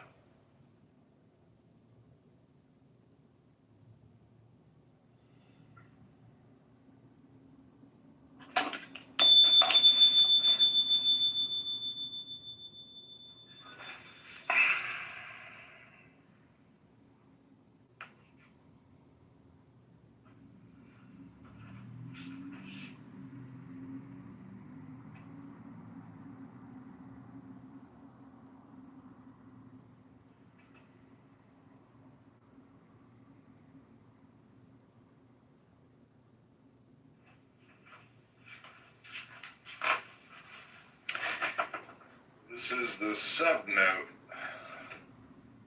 The Priscillianist heresy was disturbing the church, especially in Spain. The Emperor Maximus, a Spaniard, was inclined to put it down with a strong hand and confiscate the heretic's property. The Gallic clergy hounded him on, and the councils of Bordeaux and Saragossa encouraged him. Two Spanish priests, Ithacus and Edicus, clamored for the heretic's punishment by the secular arm. But St. Martin of Tours, stalwart champion of orthodoxy as he was, resisted, and in 385 he went to Treves to plead for the persecuted Priscillianists. He prevailed so long as Martin stayed at court. The Ithacan party was foiled. When he left, they had the upper hand again. Maximus gave the suppression of the heretics into the hands of the unrelenting Evodius. Priscillian was killed. Exile and death were the fate of his followers. Heresy blazed the stronger, and a worse persecution was threatened. Then St. Martin left his cell at Marmont, set out a second time to Treves. News of the old man coming along the road on his ass reached his enemies. They met him at the gate and refused him entrance. But, said Martin, come with the peace of Jesus Christ. Such was the power of his presence that they could not close the city gates against him. But the palace doors were closed. Martin refused to see the Ithacans or to receive the communion with them. The fury at this is eloquent testimony of their sense of his power. They appealed to Maximus, who delivered over Martin bound to them. But in the night, Maximus sent for Martin, argued, coaxed, persuaded him to compromise. The schism would be great, he persisted, if Martin continued to exasperate the Ithacans. Martin said he had nothing to do with persecutors. In wrath, the emperor let him go, and gave orders to the tribunes to depart to Spain and carry out a rigorous inquisition. Then Martin returned to Maximus and bargained that this order be revoked, and he would receive communion with the Ithacans next day at the election of the new archbishop. The order was revoked, and Martin kept his word, but when he knew the cause of humanity's safe, he departed, and on his way back to Tours experienced a great agony. Why had he had dealings with the Ithacans? In a lonely place, he pondered sadly. An angel spoke to him. Martin, you do right to be sad, but it was the only way. Never again did he go to any council. He was wont to say with tears that if he had saved the heretics, he himself had lost power over men and over demons. They have outraged the meaning of the episode, who explain Martin's protest as merely against the surrender of the church to secular power. It was laissez humanité, of which he held the Ithacans guilty. Saint Martin of Tours was often called Martin the Thaumaturgist. He was noted for his power over animals.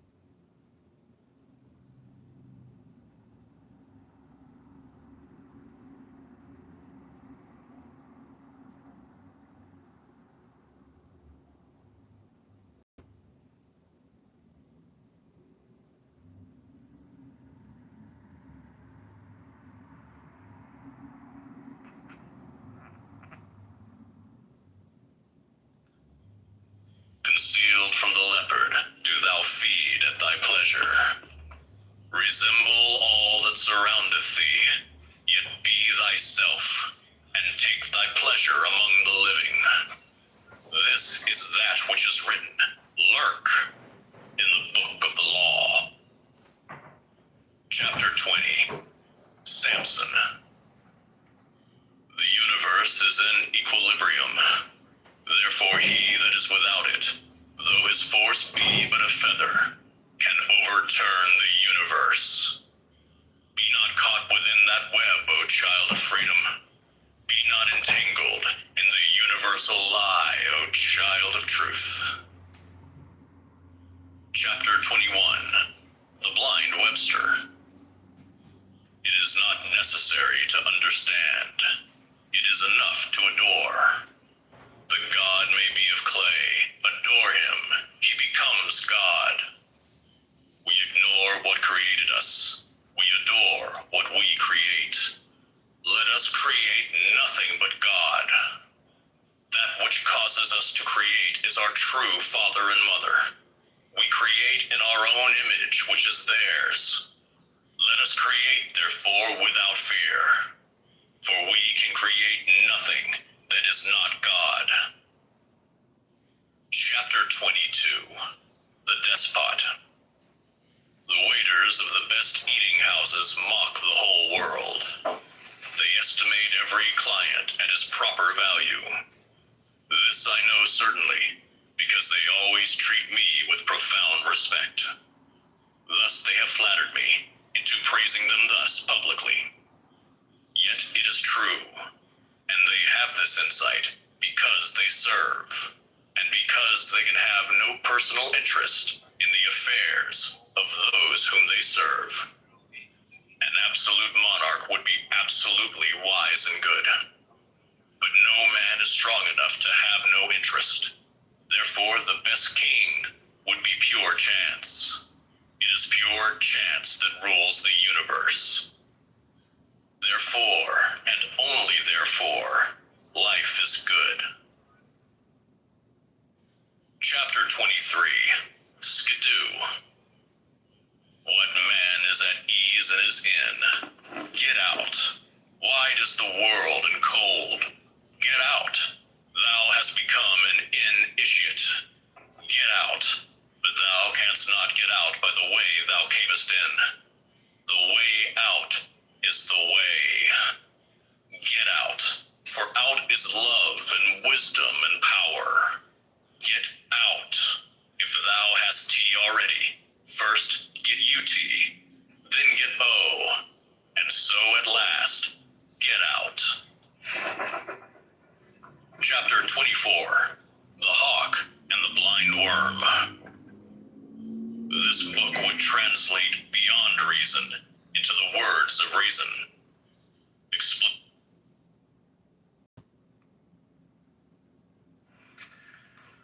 First article. Solution of the first problem. The true God. God can only be defined by faith. Science can neither deny nor affirm that He exists.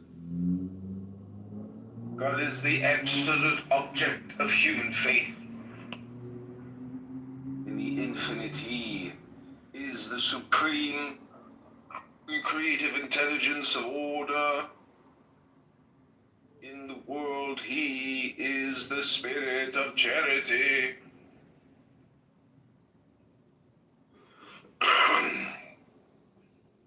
As the universal being, a fatal machine which eternally grinds down intelligences by chance, or a providential intelligence which directs forces in order to ameliorate minds? The first hypothesis is repugnant to reason. It is pessimistic and immoral. Science and reason ought then to accept the second. Yes, Proudhon, God is an hypothesis, but an hypothesis so necessary that without it, all theorems become absurd and doubtful. For initiates of the Kabbalah,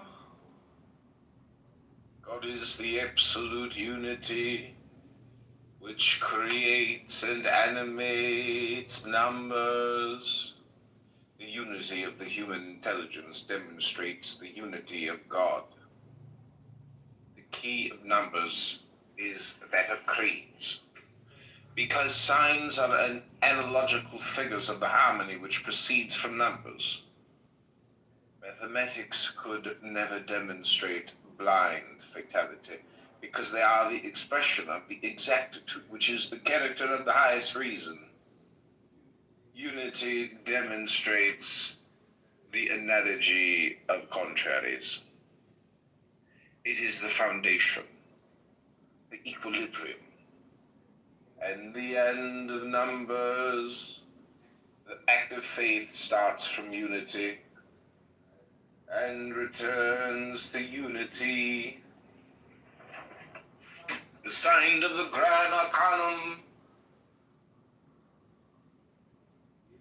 in hoc signo vinces.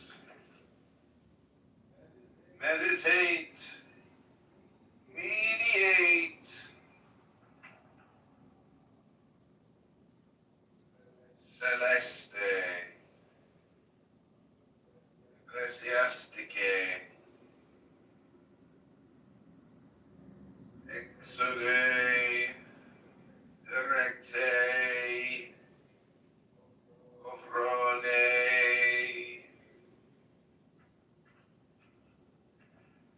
de justice, throne.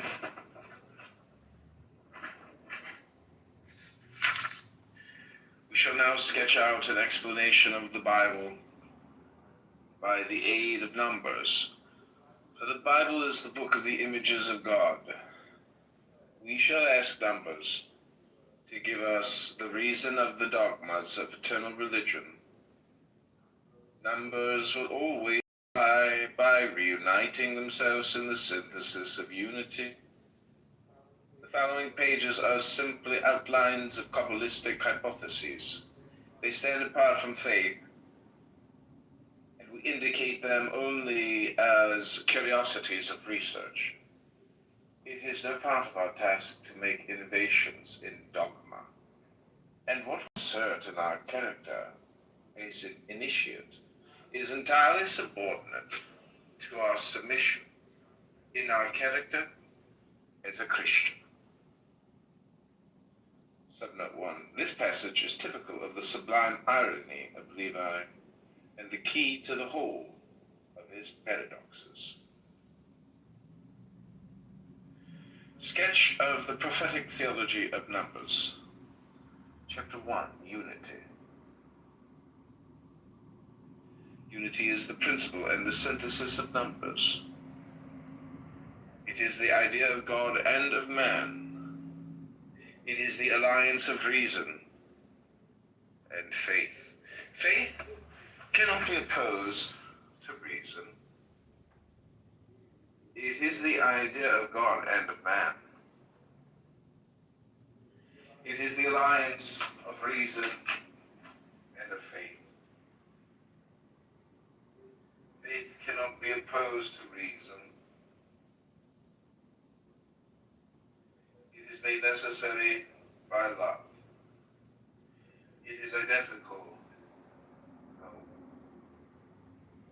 To love is to believe and hope. This triple outburst of the soul is called virtue. Because in order to make it, courage is necessary. But would there be any courage in that if doubt were not possible? Now, to be able to doubt is to doubt. Doubt is the force which balances faith. It constitutes the whole merit of faith. Nature herself induces us to believe. But the formulae of faith are social expressions of the tendencies of faith at a given epoch. It is that which proves the Church to be infallible, evidentially, and in fact. God is necessarily the most unknown of all beings because he is only defined by negative experience. He is all that we are not. He is the infinite opposed to the finite by hypothesis. Faith, and consequently hope and love, are so free that man, far from being able to impose them on others, does not even impose them on himself. These, says religion, are graces. Now is it conceivable that grace should be subject to demand or exaction? It is to say, could anyone wish to force men to a thing which comes freely and without price from heaven? One must not do more than desire it for them. To reason concerning faith is to think irrationally. Since the object of faith is outside the universe of reason. If one asks me, is there a God? I reply, I believe it. But are you sure of it? If I were sure of it, I should not believe it. I should know it. The formulation of faith is to think irrationally, since the object of faith is outside the universe of reason. If one asks me, is there a God? I reply, I believe it. But are you sure of it? The formulation of faith is to agree upon the terms of the common hypothesis. Faith begins where science ends. To enlarge the scope of science is apparently to diminish that of faith. But in reality, it is to enlarge it in equal proportion, for it is to amplify its base. One can only define the unknown by its supposed and supposable relations with the known. The equinox. Page 16, analogy was the sole dogma of the ancient magi. This dogma may indeed be called mediator, for it is half scientific, half hypothetical, half reason, and half poetry. This dogma has been and will always be the father of all others.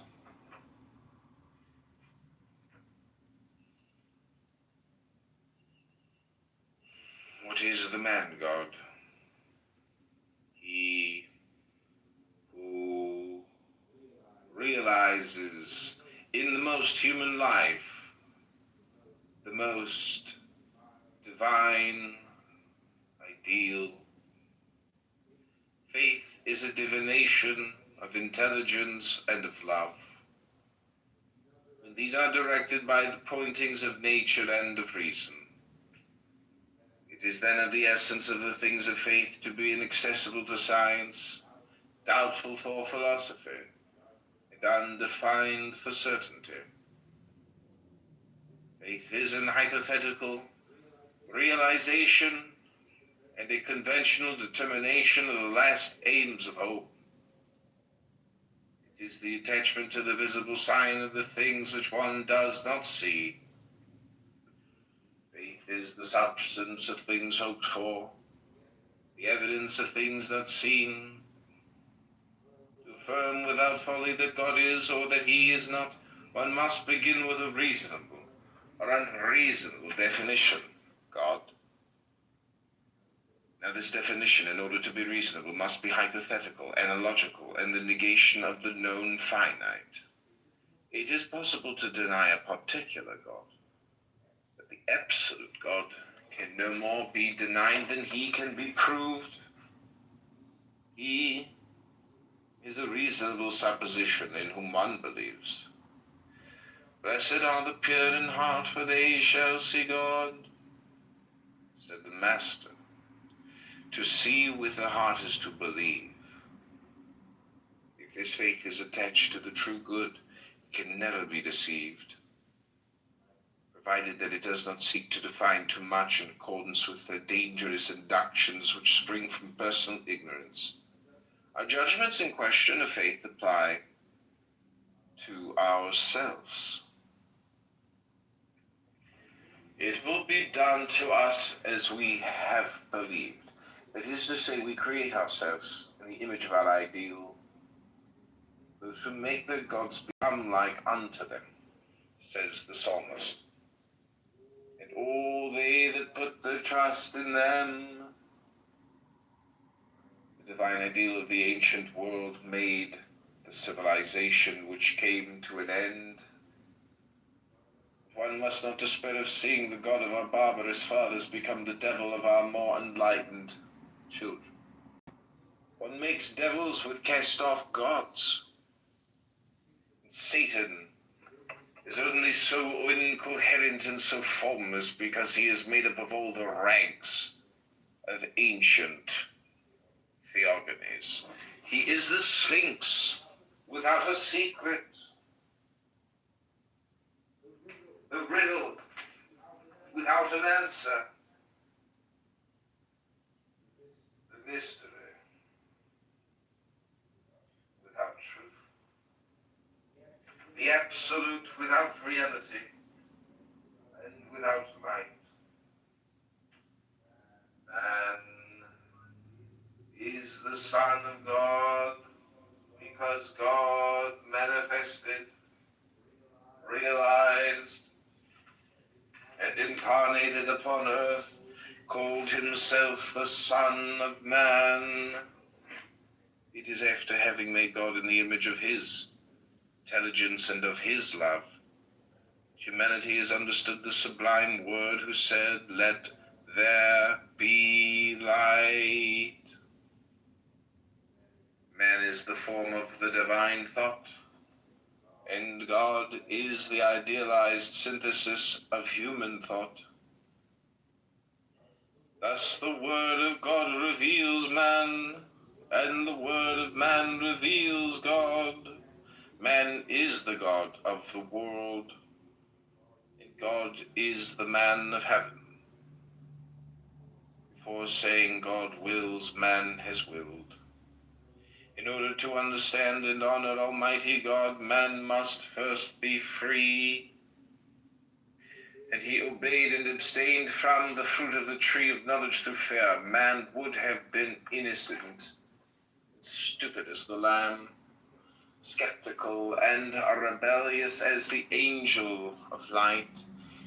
He himself cut the umbilical cord of his simplicity, and falling free upon the earth, dragged God with him in his fall.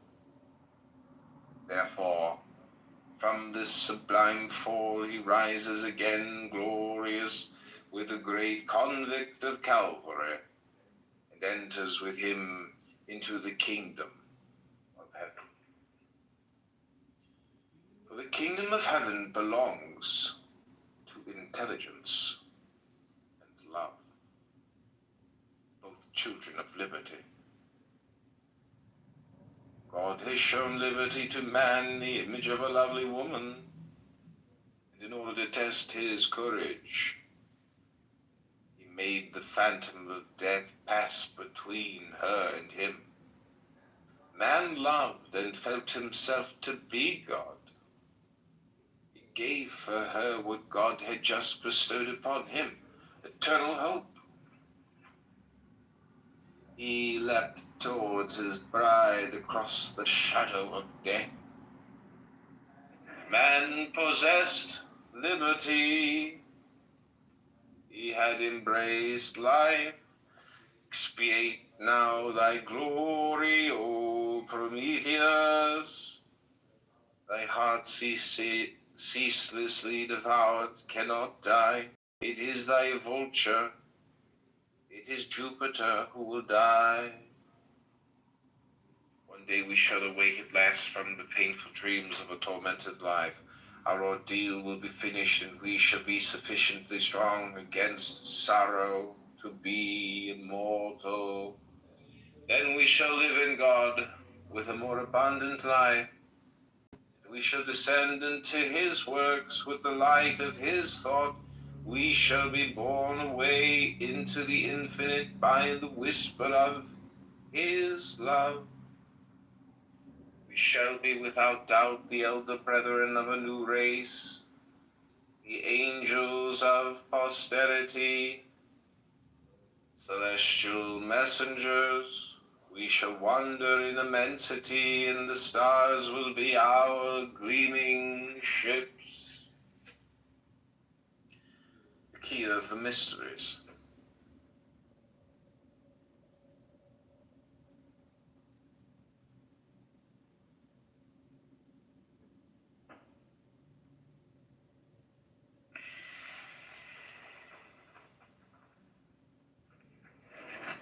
We shall transform ourselves into sweet visions to calm weeping eyes. We shall gather radiant lilies in unknown meadows. We shall scatter the dew upon the earth. We shall touch the eyelid of the sleeping child, and rejoice the heart of its mother with the spectacle of the beauty of her well-beloved son. Chapter 2, the binary.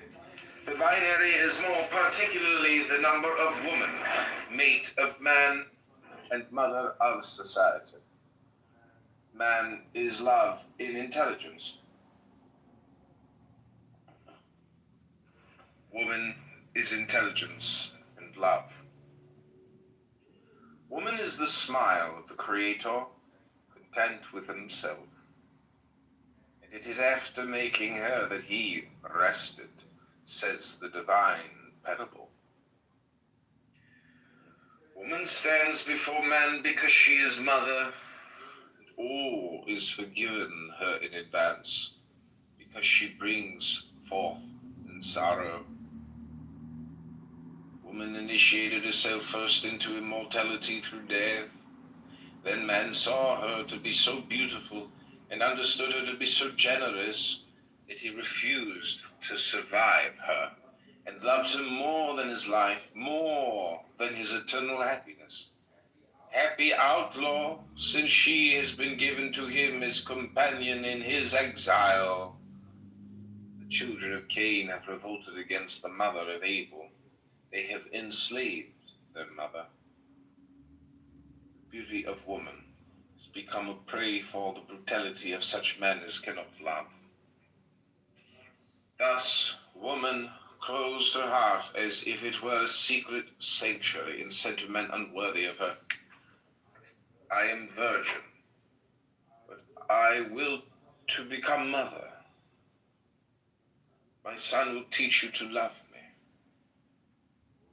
O Eve, salutation and adoration in thy fall. O Mary, blessings and adoration in thy sufferings and in thy glory. Crucified and Holy One, who didst survive thy God that thou mightst bury thy Son.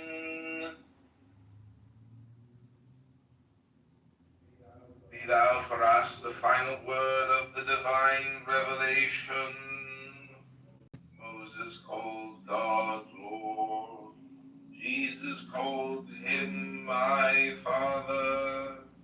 And we, thinking of thee, may say to Providence, you are our mother. Children of woman, let us forgive fallen woman. Children of woman, let us adore regenerate woman. Children of woman, who have slept upon her breast, been cradled in her arms, and consoled by her caresses, let us love her, and let us love each other. The ternary is the number of creation. God creates himself eternally, and the infinite, which he fills with his works, is an incessant and infinite creation. Supreme love contemplates itself in beauty as in a mirror, and it essays all forms as adornments, for it is the lover of life. Man also affirms himself, he adorns himself with his trophies of victory, he enlightens himself with his own conceptions. He clothes himself with his works as with a wedding garment. The great week of creation has been imitated by human genius, divining the forms of nature. Every day has furnished a new revelation.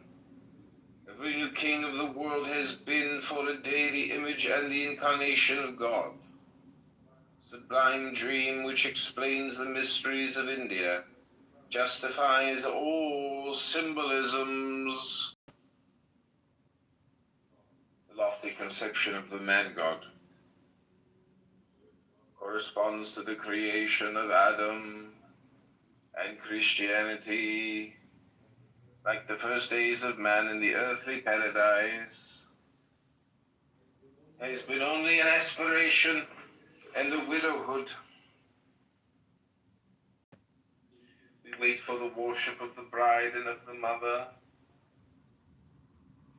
We shall aspire to the wedding of the new covenant.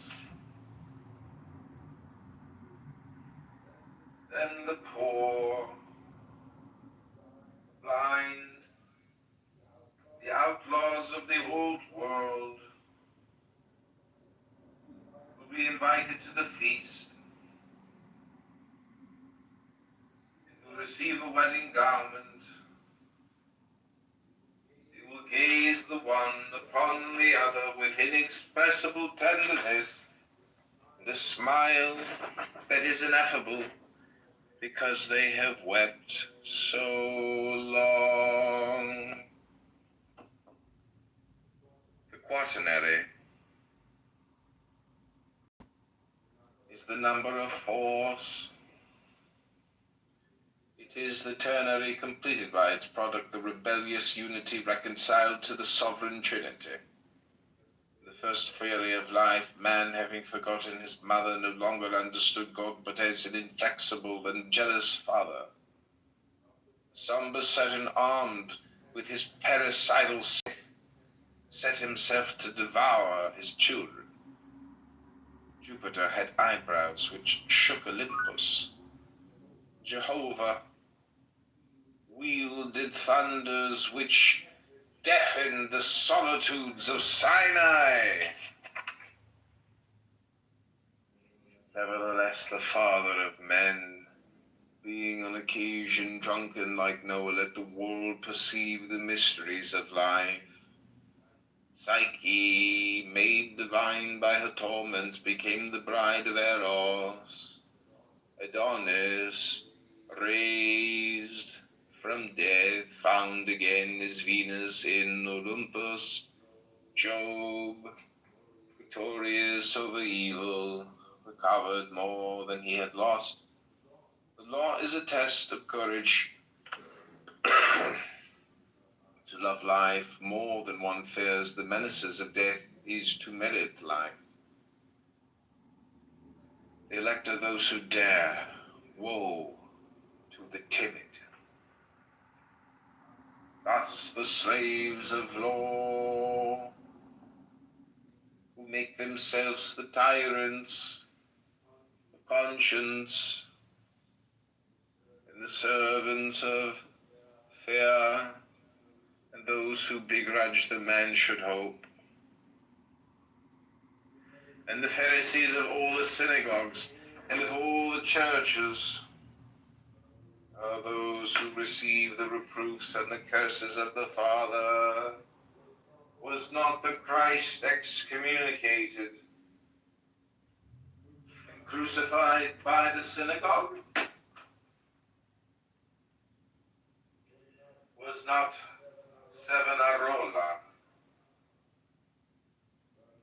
earned by the order of the sovereign pontiff of the Christian religion? Are not the Pharisees today just what they were in the time of Caiaphas? If anyone speaks to them in the name of intelligence and love, will they listen?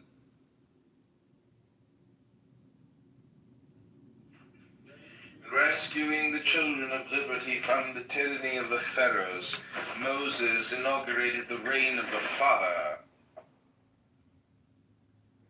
breaking the insupportable yoke of Mosaic Pharisaism. Jesus welcomed all men to the brotherhood of the only Son of God. When the last ideals fall, when the last material chains of conscience break, the last of them killed the prophets, the last of them stifled the word, Confounded then will be the reign of the Holy Ghost. Then glory to the Father who drowned the host of Pharaoh in the Red Sea. Glory to the Son who tore the veils of the temple and whose cross, overweighing the crown of the Caesars, broke the forehead of the Caesars against the earth. Glory to the Holy Ghost, who shall sweep from the earth by his terrible breath all the thieves and all the executioners, to make room for the banquet of the children of God.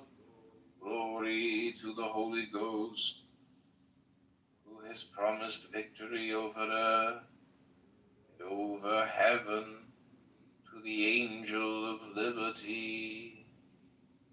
The angel of liberty was born before the dawn of the first day, before even the awakening of intelligence. And God called him the morning star. O Lucifer,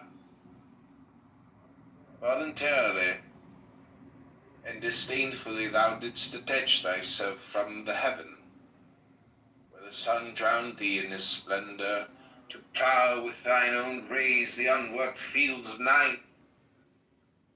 Thou shinest when the sun sets, and thy sparkling gaze precedes the daybreak. Thou fallest to rise again, thou tastest of death to understand life better. For the ancient glories of the world, thou art the evening star for truth renascent, the lovely star of dawn. Liberty is not license, for license is tyranny. Liberty is the guardian of duty, because it reclaims right. Lucifer, of whom the dark ages have made the genius of evil, will be truly the angel of light, when having conquered liberty at the price of infamy,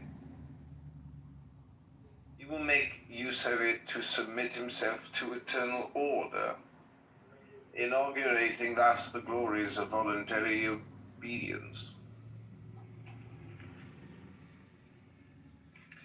Subnote right, droit, a word much in evidence at the time with no true English equivalent. Save in such phrases as the right to work. By itself, it is only used in the plural, which will not do here and throughout this treatise.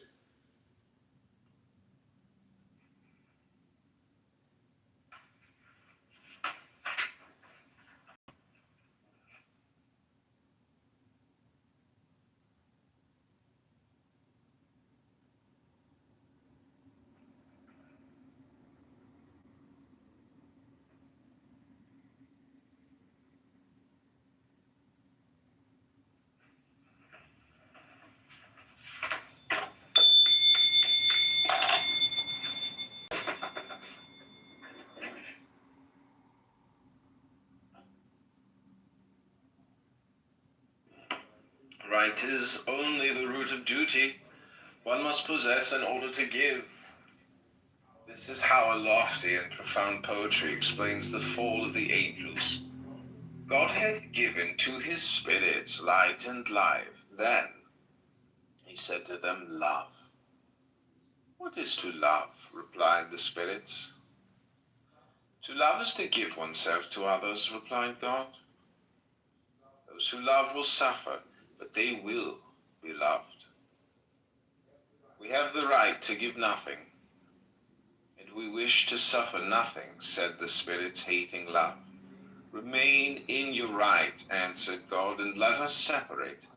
I and mine wish to suffer, and even to die, to love. It is our duty. Fallen angel is then he who from the beginning refused to love.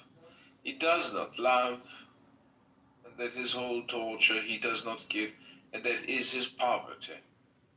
He does not suffer, and that is his nothingness. does not die, and that is his exile. The fallen angel is not Lucifer, the light bearer. It is Satan who calumniated love. To be rich is to give. To give nothing is to be poor. To live is to love. To love nothing is to be dead. To be happy is to devote oneself.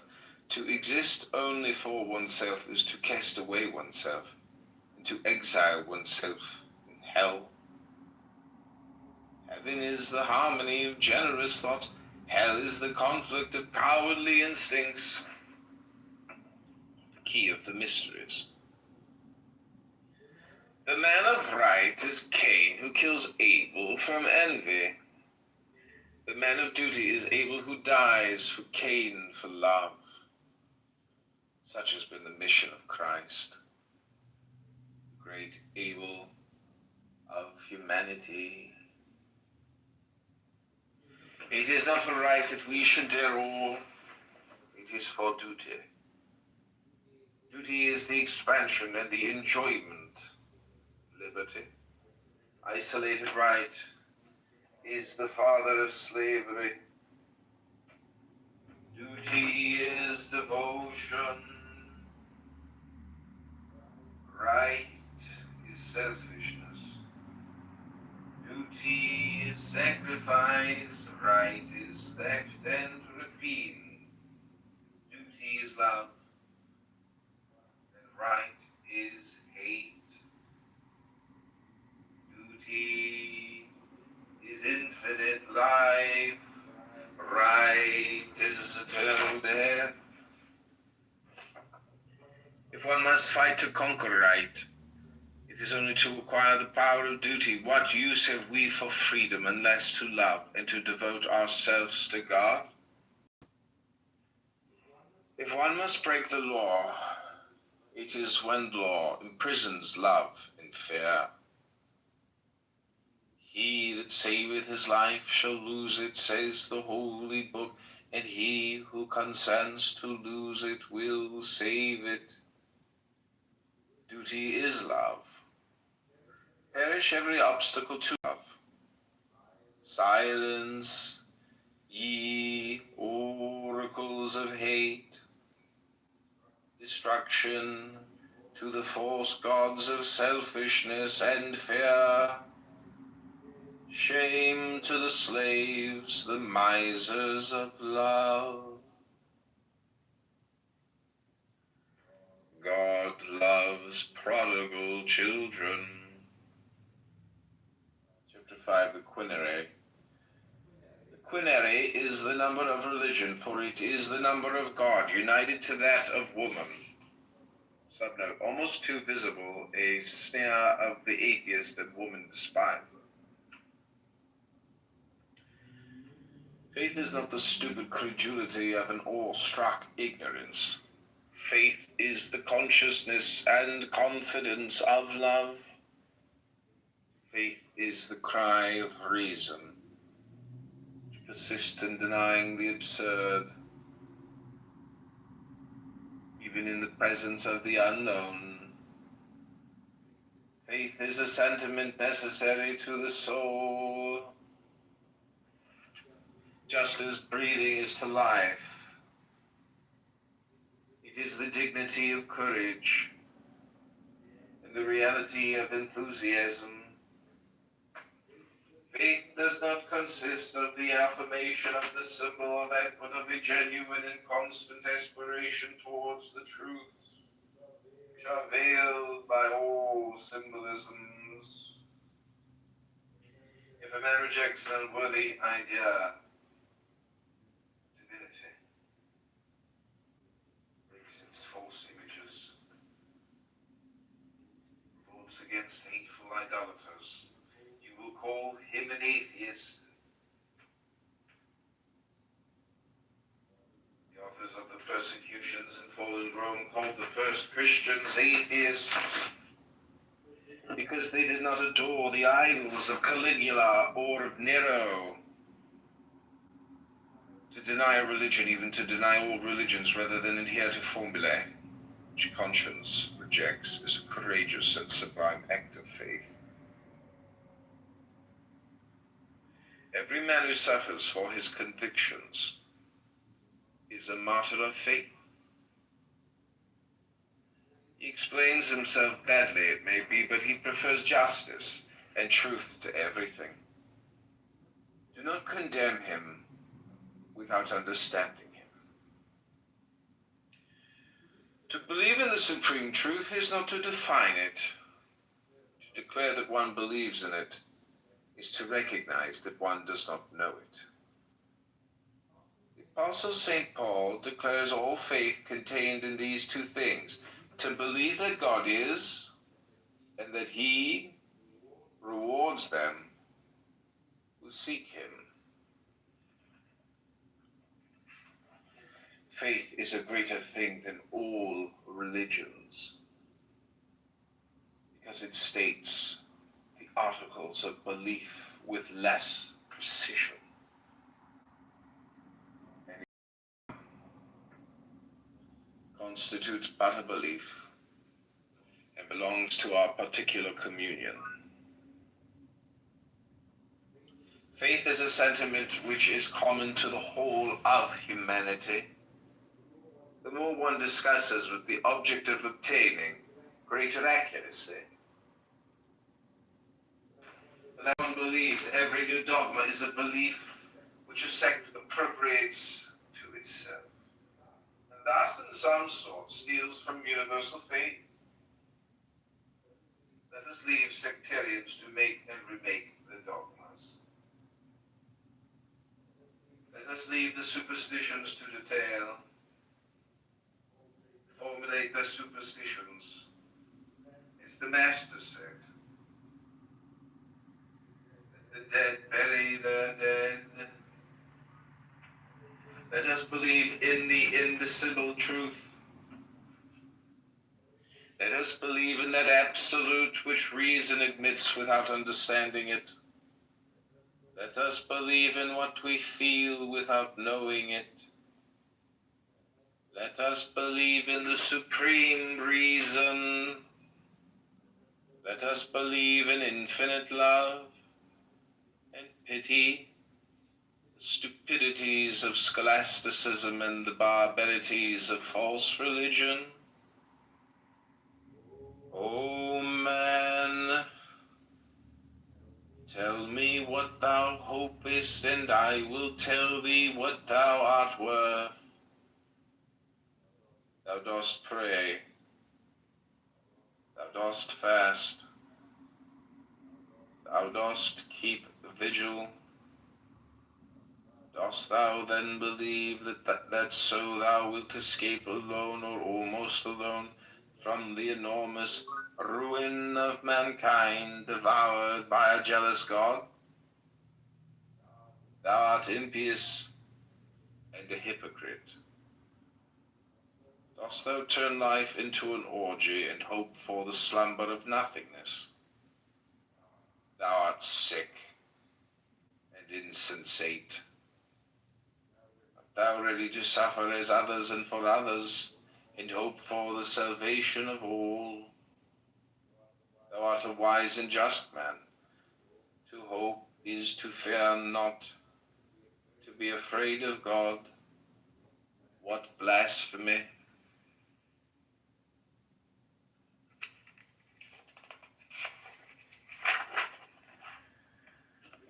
The act of hope is prayer. Prayer is the flowering of the soul in eternal wisdom and in eternal love. It is the gaze of the spirit towards truth and the sigh of the heart towards supreme beauty. It is the smile of the child upon its mother. It is the murmur of the lover who reaches out towards the kisses of his mistress. It is the soft joy of a loving soul as it expands in an ocean of love. It is the sadness of the bride in the absence of the bridegroom. It is the the sigh of the traveler who thinks of his fatherland. It is the thought of the poor man who works to support his wife and children. Let us pray in silence. Let us raise toward our unknown Father a look of confidence and of love. Let us accept with faith and resignation the part which He assigns to us in the toils of life, and every throb of our hearts will be a word of prayer. If we need to inform God of what we ask from Him, does not He know what is necessary for us? If we weep, let us offer Him our tears. If we rejoice, let us turn towards Him our smile. If He smite us, let us bow the head. If He caress us, let us sleep within His arms. Our prayer will be perfect when we pray without knowing whom we pray. Prayer is not a noise which strikes the ear. It is a silence which penetrates the heart. The key of the mysteries. Soft tears come to moisten the eyes, and sighs escape like incense smoke. One feels oneself in love, ineffably in love, with all that is beauty, truth, injustice. One throbs with a new life, and one fears no more to die. For prayer is the eternal life of intelligence and love. It is the life of God upon earth.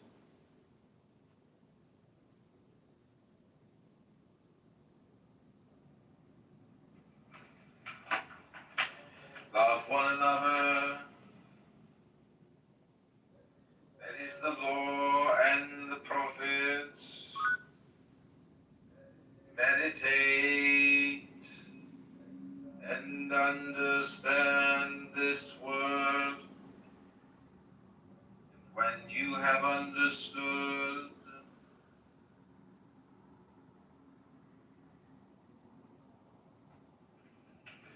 read no more, seek no more, doubt no more, love.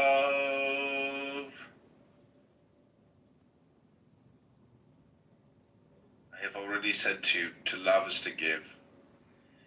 The impious man is he who absorbs others. Pious man is he who loses himself in humanity. The heart of man concentrates in himself the fire with which God animates it. It is a hell which devours all. It fills itself only with ashes. If he radiates it without, it becomes a tender sun of love. Man owes himself to his family. His family owes itself to the fatherland, and the fatherland to humanity.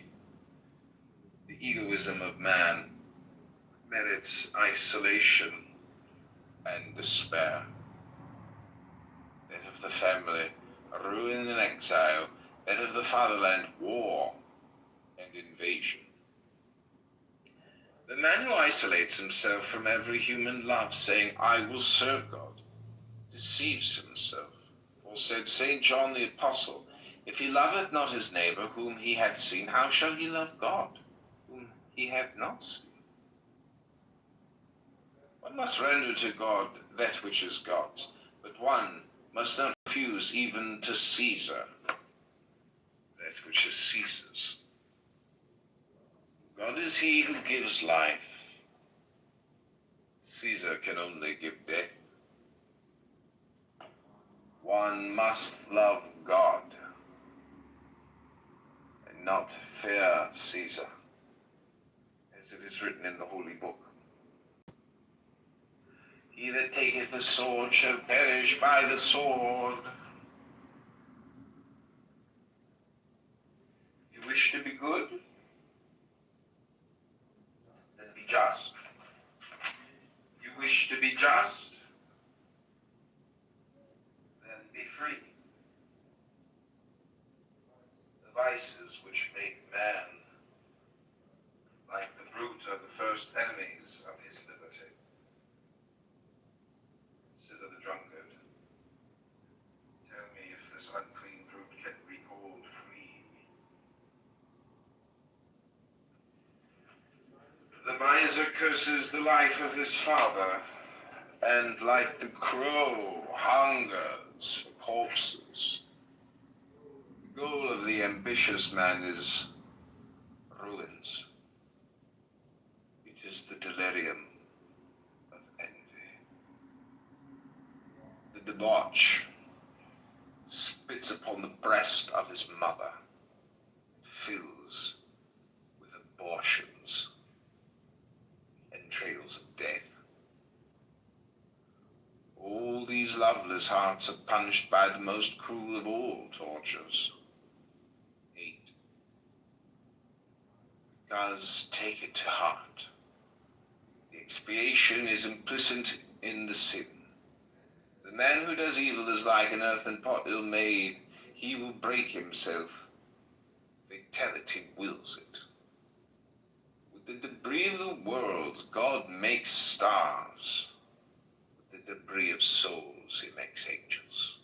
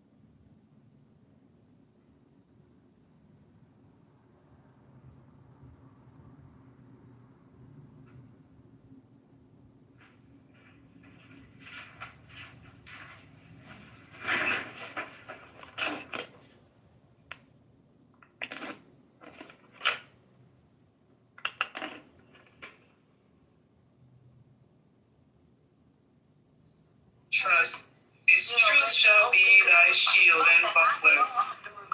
Thou shalt not be afraid for the terror by night, nor for the arrow that flies by day, nor for the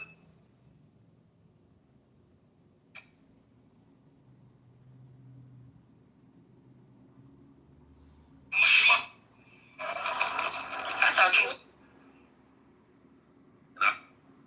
Oh, girl, you don't remember.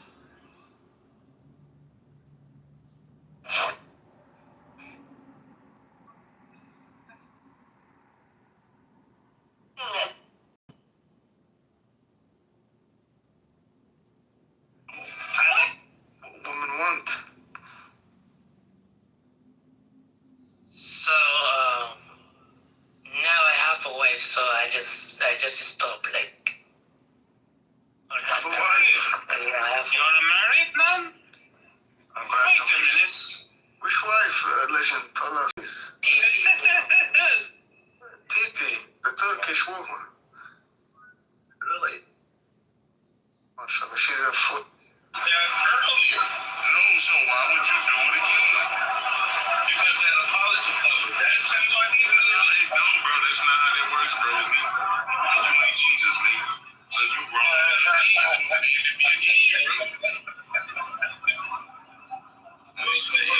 Talk to the Lord about it, bro. Let's see what it is. Yeah,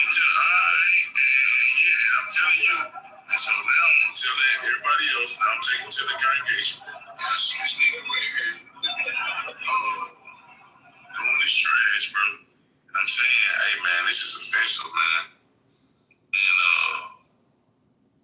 And I don't dig that, bro. I only like arguing and joking with you.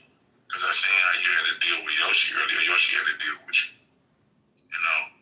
And I like having fun a lot, but that was extremely immature. And now you got right back at it again. I don't understand how people school with how the non-believers break down scriptures.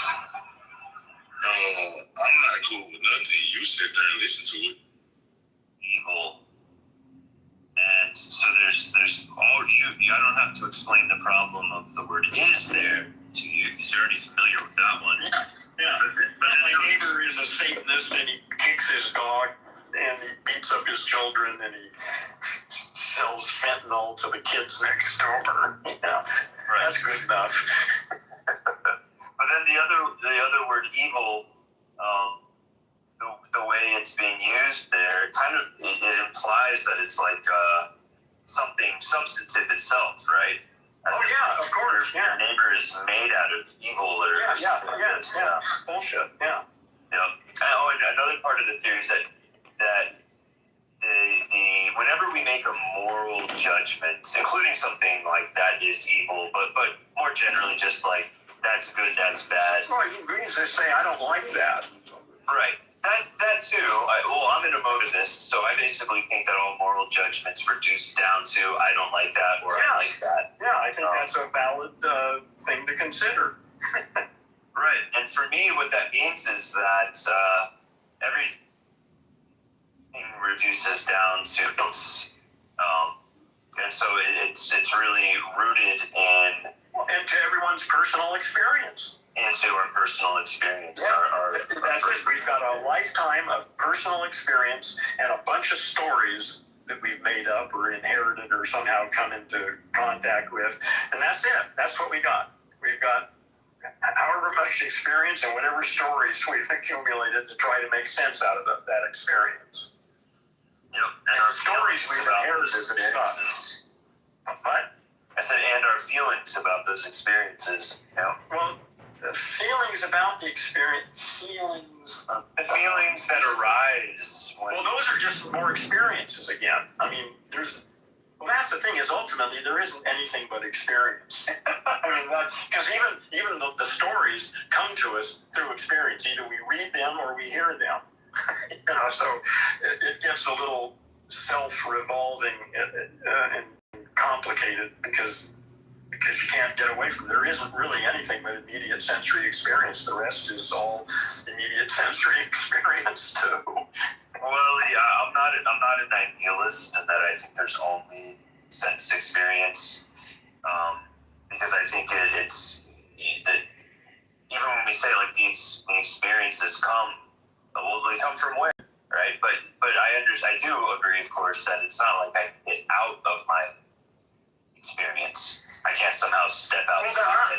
The word experience is one of those reifications. There is no such thing as an experience. I mean, that's just a way we struggle with language to try and talk about this stuff. There aren't any experiences. It's constant flow of change, basically. That's multi-channel change. I make that exact point in the essay I wrote, which is that like Thomas Nagel's famous definition of consciousness, which is that there is something which it is like to be. I kind of problematize that definition first because the substantizing that it does by referring to consciousness as something. I don't even get into the 2B side of it, but no, it's true. We tend to want to turn everything into an object. But the point I was trying to make is I guess I agree that there's no. I can't like say anything intelligible, so to speak, without appealing to my experience. Well, you can't say anything about anything but your experience. That's the only thing you have. Yes, but I can also posit that my experience correlates to something that is you can make up all sorts of stories. Yes. Yeah, you can do and those stories. Well, science is a really good story, so some stories can be very helpful. That's good stories. Yeah. But bad stories. Yeah. But the scientific story, I think, would posit that there's something which is not my experience, but which is real. Oh, yeah, that's part of its thing, but I think that may be about to go out the window. Really? Why do you think that? Yeah. Do you know who Johan Barinholtz is? Oh, I think so. Let me put it this way. I see a sequence here. Isaac Newton, Albert Einstein. God is the absolute unity which creates and animates numbers. The unity of the human intelligence demonstrates the unity of God.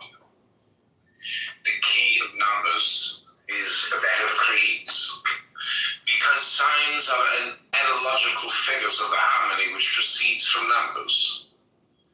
Mathematics could never demonstrate blind fatality, because they are the expression of the exactitude, which is the character of the highest reason. Unity demonstrates the analogy of contraries.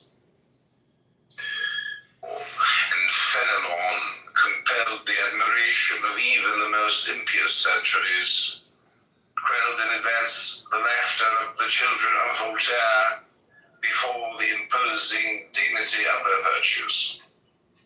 The key of the mysteries.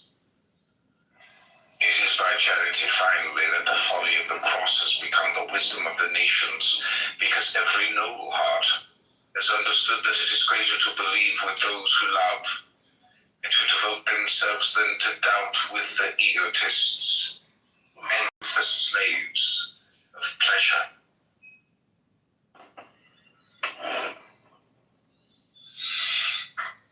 And we indicate them only as curiosities of research. It is a part of our task to make innovations in dogma. And what we insert in our character as an initiate is entirely subordinate to our submission in our character as a Christian. So note 1, this passage is typical of the sublime irony of Levi and the key to the whole of his paradoxes. Sketch of the prophetic theology of numbers. Chapter 1, Unity. Unity is the principle and the synthesis of numbers. And we indicate he had saved the heretics, he himself had lost power over man and over demons.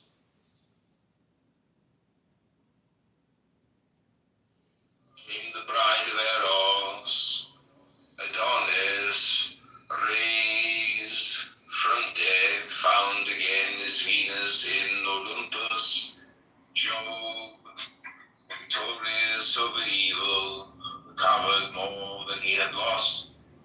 The law is a test of courage.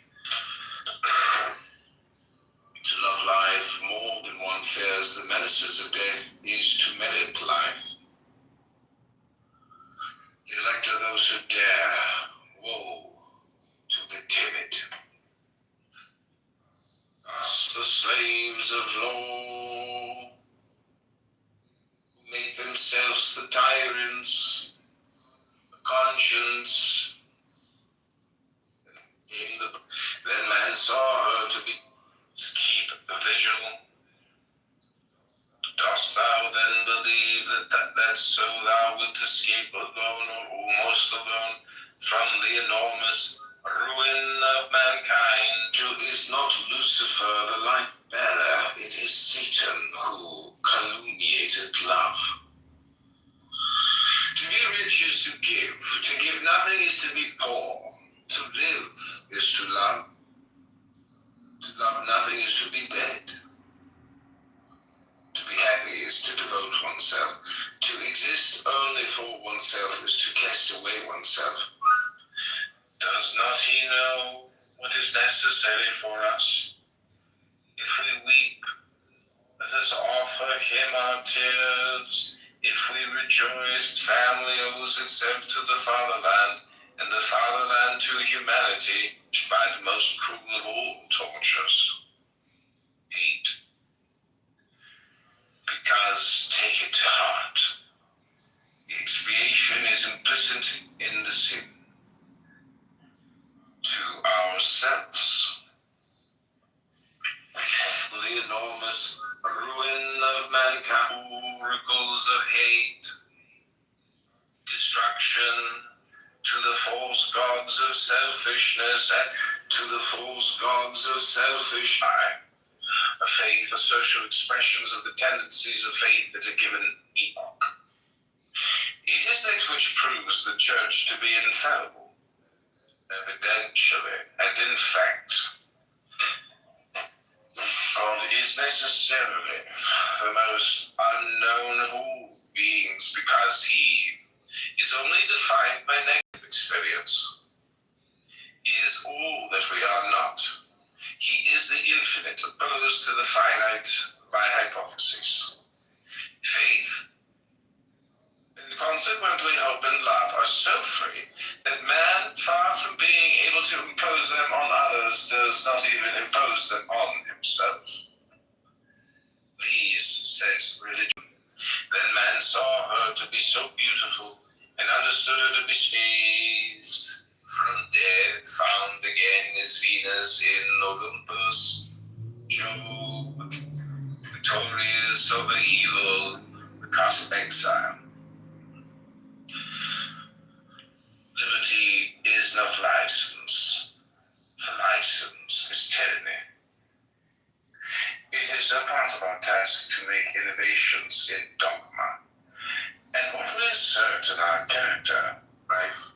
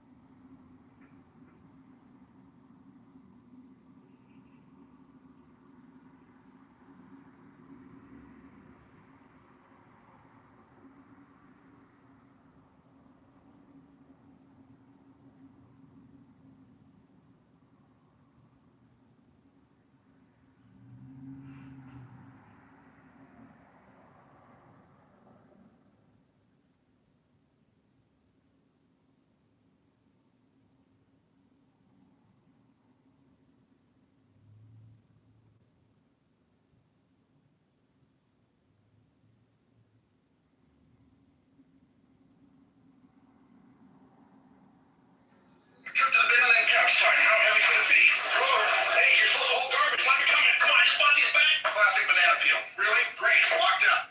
It's an 83 is trying. Hey, John, what do you got for us? This is sensitive. They call him the They call the goldfish. Large pepperoni for confidential informant John Kitover.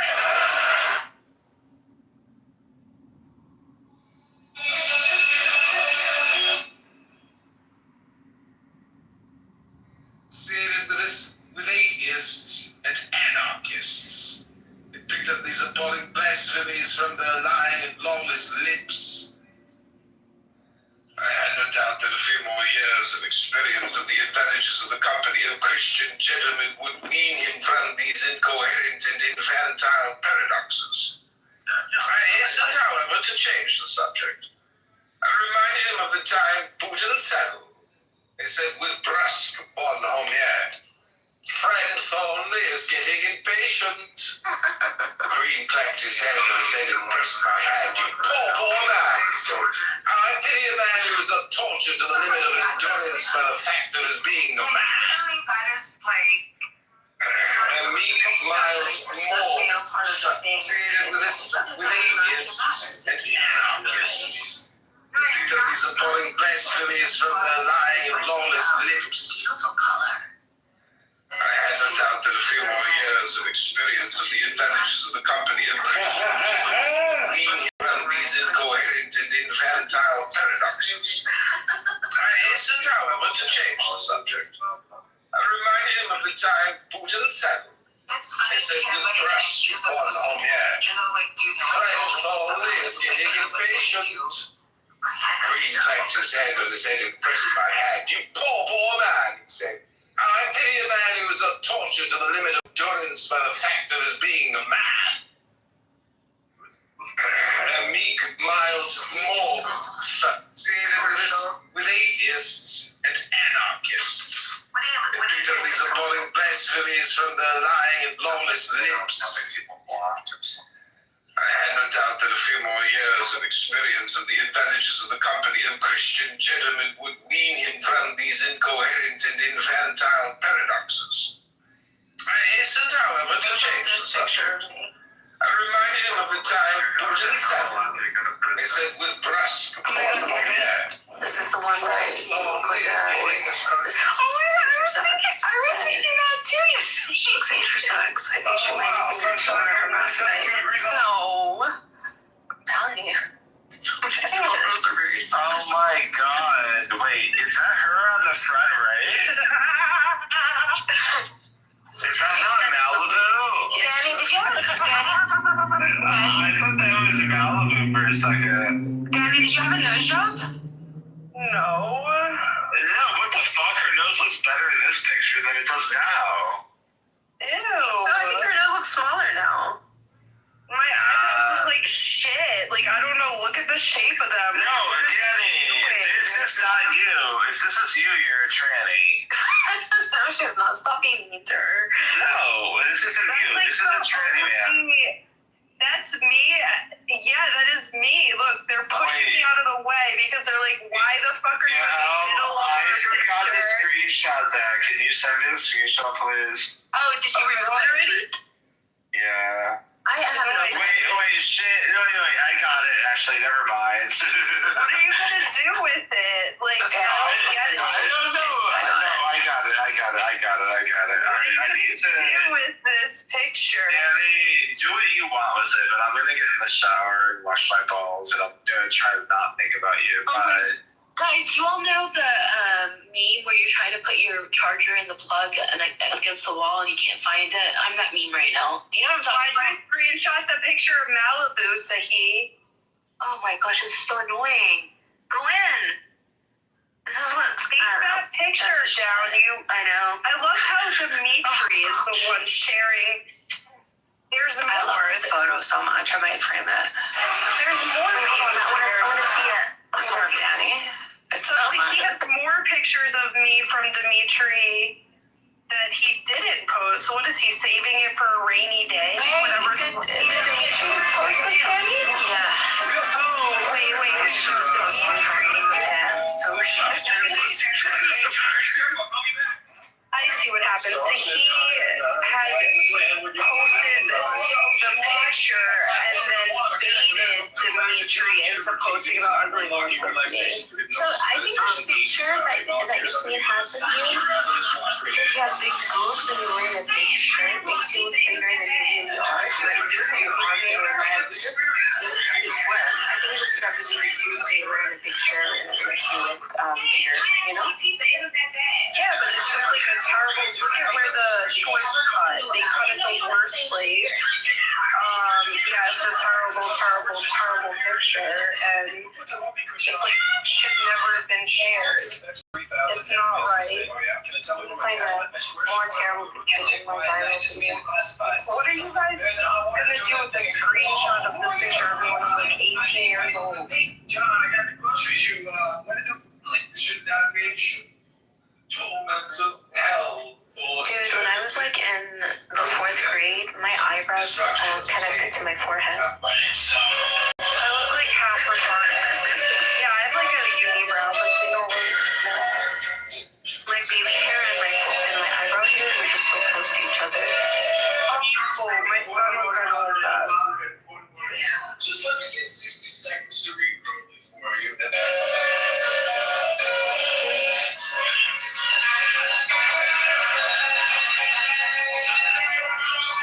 Yeah, I don't know what the screenshots were.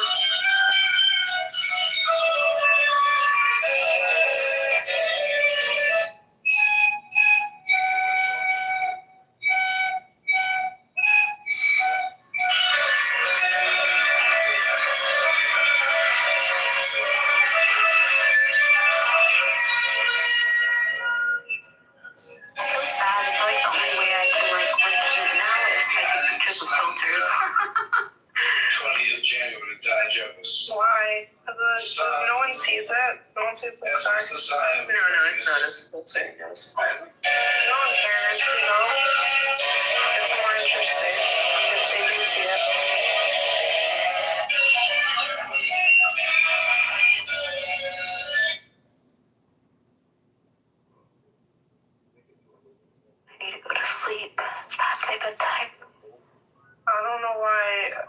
I slept such a weird time. The road that we have right now, and everyone's mad about the Discord picture. But you had to be there. It was so fucking weird. I hate Discord so much. Fucking craziness. I couldn't figure out how it works. I fucking hate it so much. And then there's this girl, she's getting mad about fake Pokemon. I don't know how to work Discord at all. Like, I can't figure it out. I'm too old for it. Yeah, I feel completely retarded. Yeah. Like, I've had it for a few years, but I don't use it because I don't know how to use it. I wonder how many pictures you guys have screenshotted of me at this point. So many. So many. It's retarded. After that, I came back to Valentine. It's only 11. Danny, do you really get paid to watch your son? Yeah. Does he pay you well? No. How many hours do you watch him for? I get paid in money to spend on groceries. Okay.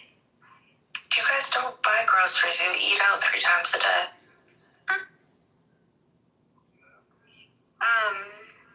I think you buy the groceries, but he does the cooking, right? Yeah. I made myself a quesadilla today. And who does the cleaning? Oh, I'm gonna buy that. I'm gonna get some quesadillas tomorrow. Like, make some. Do. I think it's pretty great to hear that. It's just wonderful that you're loved that much, right? Like, pretty big deal. Oh, really? It's kind of sad, actually, because I feel like... No. Yeah, I feel like it's Dimitri is, like, suffering. Because he does so much of everything with so little. I feel like it's sad for him. Danny, do you think it's suffering? He is sad.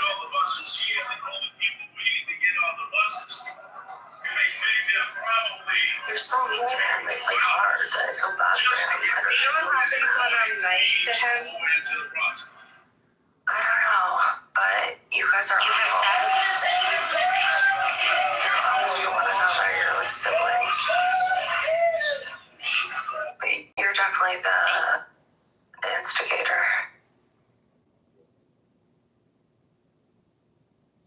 He is the instigator. No, it's you. No. I love you, but it's you. No, he's very defiant. No, it's you. No, it's defiant. It's defiant in a way that he thinks it's like the other day when he was putting on the shoes that were too small. Pick your battles. Let him put on the small shoes. Let him find out the hard way that he put on the small shoes, and they have to come back again and put on the big shoe. Let them do it. Just let it play out. You don't have to intervene. You gotta choose your battles. But you like started a huge fight with him, then you ended up hitting him, and then Nikos was crying. I did not hit him. This is a lie. Okay, well he said, Danny, don't you ever put your hands on me again. He is a cancer, okay? Okay, well anyways, the point is that... Okay, so... I took the shoes out of his hand. The point is that... You know I hyperextended my arm like your battles. Wow. Should I see a doctor? Like, I hyperextended my arm and... No, you're fine. Stop it. You're hypochondriac. You're fine. What is the doctor going to do? He's going to tell you to rest it, put some, maybe a heating pad on it, take some Tylenol, maybe some Advil, and do some stretches. And then if it's still bad, come back in 6 to 8 weeks. What are the stretches? And then you'll come back in 6 to 8 weeks. Should I ice it? What should I do? No. Just stretch it. Slowly stretch it, look up some exercises, rotate it, I don't know. But like, what the fuck is a doctor going to tell you?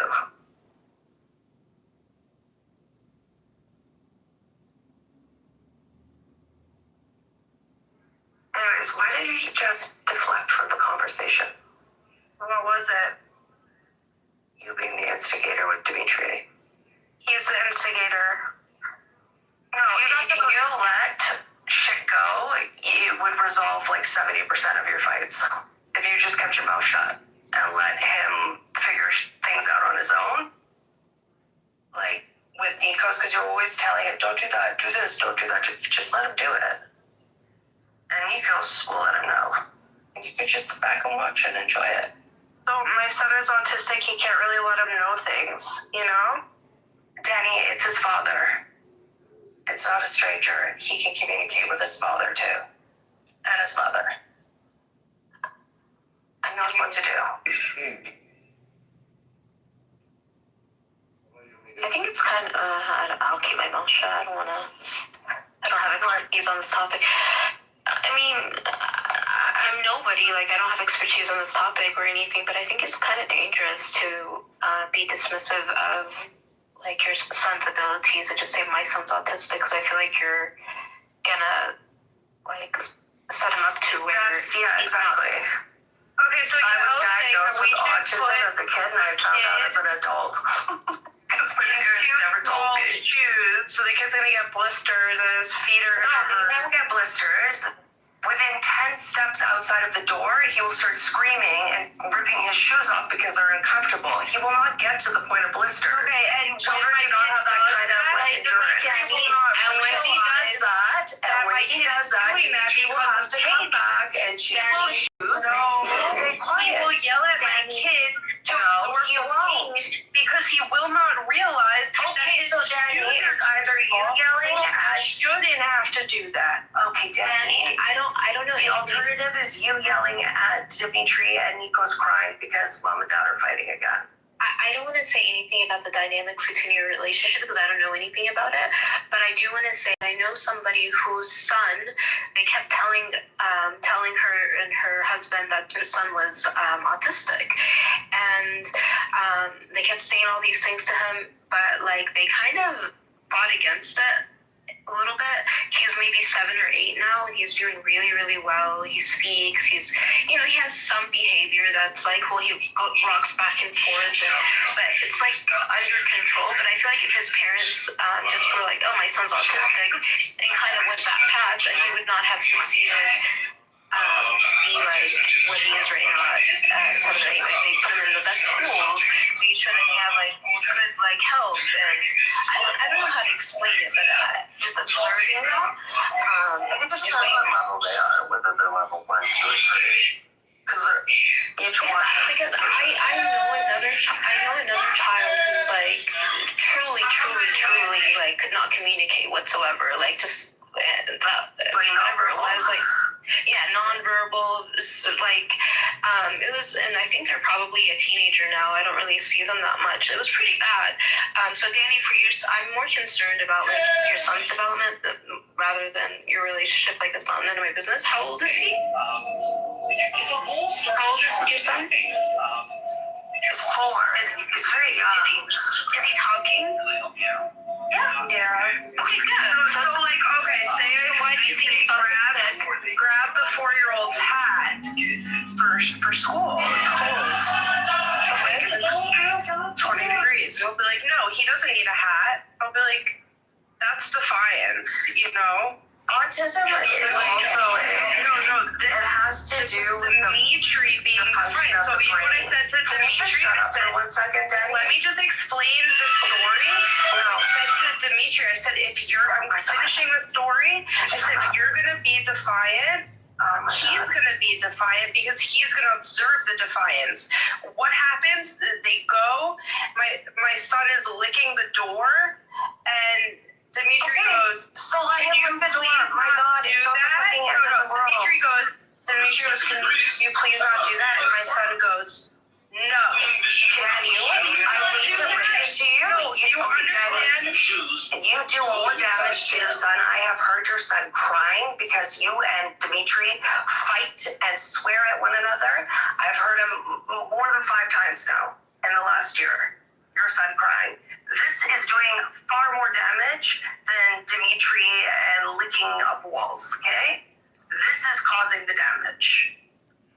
It may not be physical, but it's mental, and it's going to stay for a very long time. So, like, you can keep focusing on all this shit. Dimitri's doing this, doing that. Nag. Exactly. If he says no, like, you just, like, redirect him, right? No. You just redirect him. I'm not mad that my son said no. I'm saying my son, it was funny. He said, no, can you not do that? Like, he said the whole sentence back. He's speaking in these big sentences now. And I've noticed the more frustrated he gets, it's like, but it's more like echo whatever it's called. I don't know the proper name. So he's like repeating the sentence, but he's adding words. Like he said no, and then then that. He's really, really smart. Like all his teachers say how smart he is. Like you pay them to say that. You pay a lot of money to say that. Like he is writing paragraphs. It doesn't fucking matter because if you continue to like cuss and physically fight with his dad in front of him, and he continues to have these meltdowns and crying because mom and dad are beating one another up again, he's gonna be done. You're not beating each other up. He's going to be a fucked up adult, okay? He's gonna be fucked up. So it doesn't matter how smart he is or how amazing he is and how many words he's gonna be fucked up. If you guys keep having a dysfunctional home, you're gonna have a dysfunctional kid who's gonna grow up to be a dysfunctional adult. I don't think that always works out that way. Some people Oh my fucking god. and they're perfect. They're not. They have a lot of pain that they carry around. Just because they're able to get past it and have a functional life doesn't mean that they have an immense amount of trauma and pain from a childhood with parents that neglected them and chose to fight and do all this shit instead. I think there's very few people without trauma in the world. It's still there. I think I don't think they get over it. I think that they just learn to live life and don't get stuck like you. Being a mother and being around children is such a responsibility and it's a privilege, but it's like a responsibility. You're shaping a little human, right? I'm sure you're trying your best that you can, Danny. She's not trying her best. Yeah. You really have to be selfless. You really have to like put the child ahead. You have to get over the shit with the dad or whatever. You have to get over yourself and like just grow up. Like I don't know, but it's it's not easy, and there is a sacrifice. You give up your own thing, but you also gain a whole new identity too, and a whole new purpose. But yeah, I don't know, Danny. How often do you see Nico, Danny? You don't live with Dimitri, right? No. No, like she does live there. No, I don't. Yes, Danny, stop lying. Alas, why are you lying? I'm not lying. You live with your husband in your home. Don't. Oh my god, it's so bizarre how she does this. I don't have a husband. Hi guys. I lost my voice because I have allergies. How's everyone doing? Danny, there's common law marriage, even if you're not legally married. Especially in New Jersey, I think common law marriage, I don't know. They had a wedding. They did have a wedding. They had a wedding in Greece. They didn't sign legal documents, but they had a wedding. No. So the photo of you in the wedding dress in Greece at your wedding is what? What type of a wedding dress is that? That's the one that you chose, babe. There's no wedding dress there. Okay, Danny. I'm not married. I'm definitely not married. Oh, finally. I had to restart my phone. This fucking app has been glitching so much. I don't even know what I want to say, Danny. Just fuck you. Basically all, I guess. I don't think, Lolly, you don't talk to Danny like this, right? No, she's much more reserved. Danny, are we still doing our podcast? No, sorry, I didn't hear what you said, my name. Just the way me. I just said that I feel like you're very nice to Danny. Like, you never tell her fuck you or anything. I like Danny very much. I don't think it's mutual, but I will be convinced that eventually I'll just, either seduce her or force her to like me back. How can somebody not like Lolly, Danny? It happens, or it's shocking, and yet it happens all the time, every day. But me, it may take me a year, it may take me 10 years. I've devoted my life to Danny liking me. I'm gonna give it the to biggest psyop of the world. Lolly, she thinks okay, so you're doesn't understand a kind adult. Okay, so so Nora, I'm going to fill you in, and it's going to be hard for you to believe this, because it's really hard for me to believe. But Danny thinks that whatever the psyop is, which I don't really know, that I am actually the one behind everything. Like every time that Al says something to her, it's me. That I am in control of Sahi. I'm in control of Rabbi McDickerson, and she has elaborate theories. How I'm the one that got thrown into the psych hospital. It doesn't even matter. I know. How is that possible, right? I'm sorry. Can we set you in a room on my Indian husband? Hello, Pav. Hi, Pav. Sorry. Hi, Pav. Have you left your wife yet? Where's Bailey? No, well then fuck you. Get out of here. Have you watched the 350 TikToks? Yeah, I went on the 350. You know, I don't even send you them anymore because you don't love me. Okay, I learned that after all these years. You know what? I'm gonna start sending you them again. All right, we're fine. How are you? Okay. I didn't think you were somebody that liked Indians, Uncle Ted. I was struggling with that. I'm also straight and married, so. You don't sound Indian. Oh, thank you. You sound more English than Indian. I've been working at the call center for like 10 years, so. Are you serious? I moved here when I was younger. I try not to be like bigoted, but I have a bias against the Indian accent that I'm trying to overcome. Okay. Why? Because of my... What did I say wrong? Is it just not true? Like that? I find all accents, the French. This is one I cannot do. It's the French, especially the Quebecois. The Indian accent, I'm really, really doing my hardest to like not be like so anti it, but I tend to leave rooms when I hear it. I'm also bigoted toward the Black American accent too, just to put it out there. So I appreciate your honesty, honestly. Yeah, I'm working on it, so. Yeah, people on this app, also my allergies are so bad, so I probably sound like a fucking robot, but I appreciate your honesty. This is Caleb, by the way. Oh, wow. I don't know, I grew up with a lot of like East Indians and Asians as well in my city. Like it's over 50% Asian. Sorry. No, I don't mind.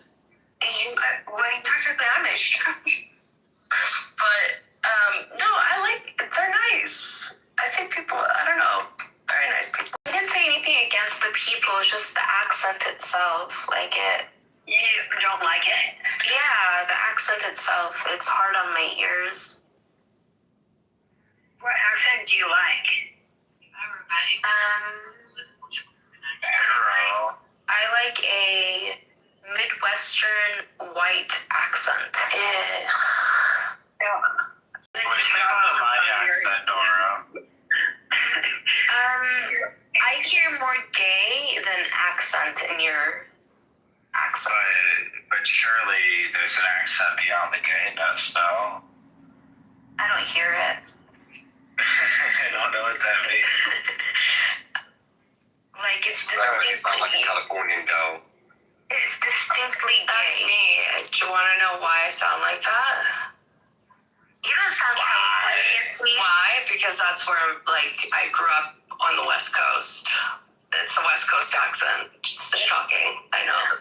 It's not Valley. I don't have vocal fry. It's not Valley. It's a West Coast accent. I don't know.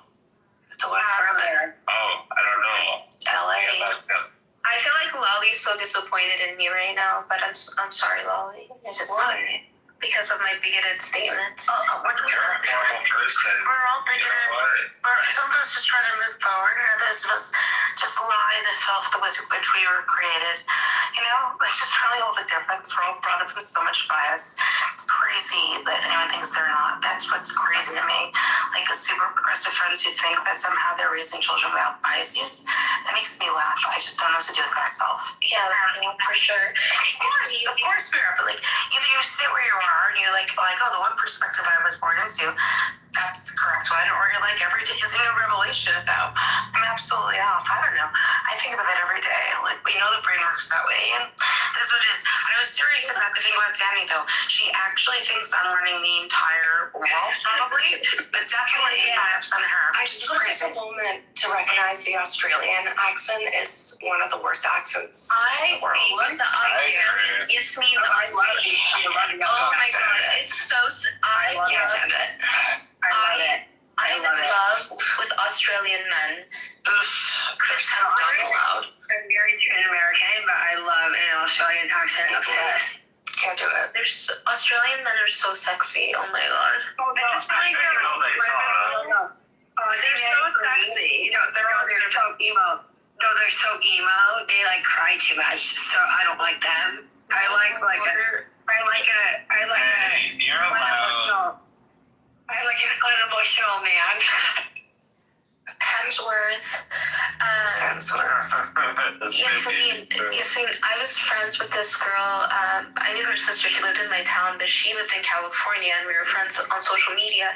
The first time I talked to her on the phone, she's Libyan. I was shocked because it was such a Valley, California accent. Yeah, like super Valley. Yeah. So I don't hear that in your accent. I actually hear other girls that are Jewish. I grew up 2 hours from a valley. Like, I don't know. Yeah, that's what it is. So hey, where were you raised? Like, what is your accent? Predominantly from Connecticut, but a lot of Florida, Miami mixed in, so that's kind of fucked up with all the Miami stuff. Well, it's fun.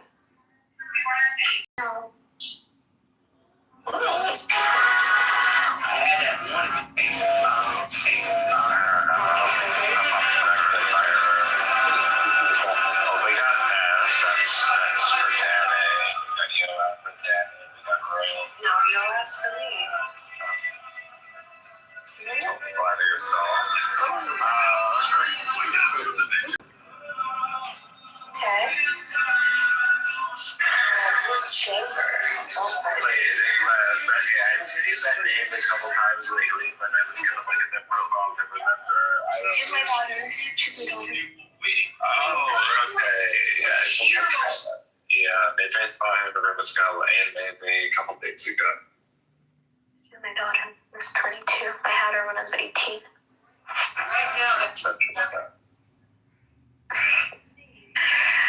It's not a lie. It's obviously like not believable, just for the record. Well, I'm pretty sure that's going to be the next post article. You think so? I tried to contact the New York Post about their article. They never called me back. That's funny. They can't even. Journalism is so fucked up. I really did. I've called them twice. They don't answer. I do love the Post. I really do. But that's funny. Well, did you email the reporter or the article about you directly?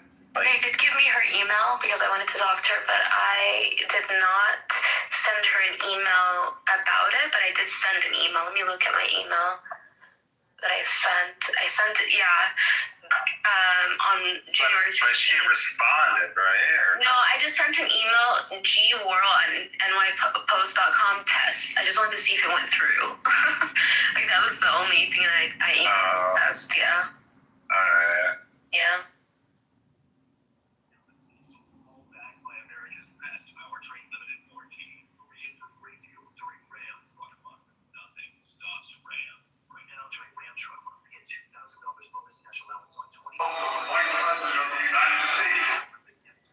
Donnie.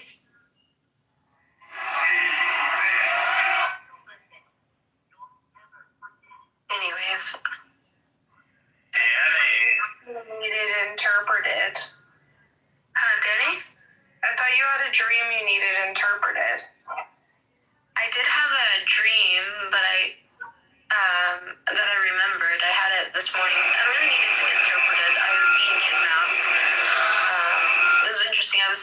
California, but I was also in Kentucky at the same time as California, but it looked like Kentucky. And I was in the truck with this guy that was kidnapping me. He was saying some stuff to me, and then I got out. Yeah. صباحكم عسل وجوز الهند. Do you know what it means? صباحكم عسل, good morning, honey and coconuts. وجوز الهند is coconut. وجوز الهند is how you say coconut? Yeah. I wonder if that's how my mom says coconut. I think we just say coconut. وجوز الهند. صباحكم عسل وجوز الهند. That's cute. You can just say صباح العسل وجوز الهند. Like we say like صباح النور. Like from a Lebanese person, that was cute. صباح العسل وجوز الهند. What is her name? You said you learned it from a Lebanese person? Yeah.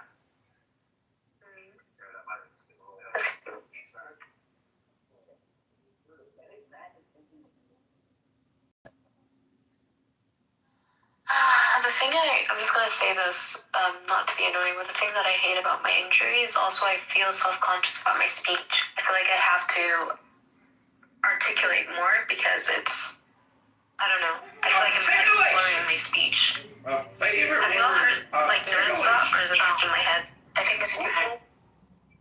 Actually, I have people who are high. They wouldn't notice anything. So I'm not really sure. I have speech right now. I personally am, like, sober as anything, and I've heard nothing. But I would tell you, because I don't like about stuff that matters. And yeah. Yeah, I don't think so. I don't think it's that big.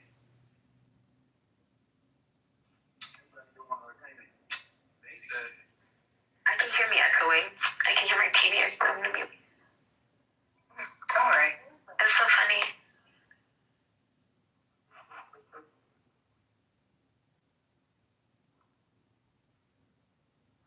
So you know Emma is from Twitter, and that's why you avoid her, you said? Mm-hmm.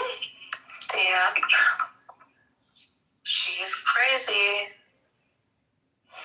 I mean, I've only been in audiences. I haven't talked to her. I actually have talked to her on Twitter a little bit, but I've been in audiences here. I think she seems like a really smart girl that, like, shoots, she's a communist. Is she? Yeah, she's a fucking psychopath. She's, like, fully immersed in the liberation movement thing. Wonderful. I mean, she wants, like, she speaks I can't speak. She's, like, has a lot of numbers and stats when it comes to Palestine. Like, she shoots them out without even, like, referencing things. She's pretty well trained. She calls herself Palestinian, too. It's weird. Where is she from? She's Israeli. She's Israeli. Wonderful. All right. So be fair if it is Palestinians who can shoot at Jewish facts. She's from, like, a socialist commie family. I don't know. Some of the Israelis on Twitter told me to stay away from her. It's just bad news, so I just followed their advice. The Israelis are scared of smart. What is a lolly? I'm just saying the Israelis are scared, then you have a trouble. What can I tell you? The Israelis are terrified. It's time to move away. They don't like almost so much. I think it's just that you're on opposite sides of the subject, but I don't think she's like delusional. No, I think she's fucked in the head. She's a weird bitch. She got, like, really kind of weird and obsessive with me, and was, like, following me around and making all, like, she's a weird bitch, and she gave me very bad, like, vibes from the get-go. I was like, absolutely not. And when you meet like somebody and you just right off the bat, you're like, oof, this person is just, you know, vibes are off. I don't know, she's fucked.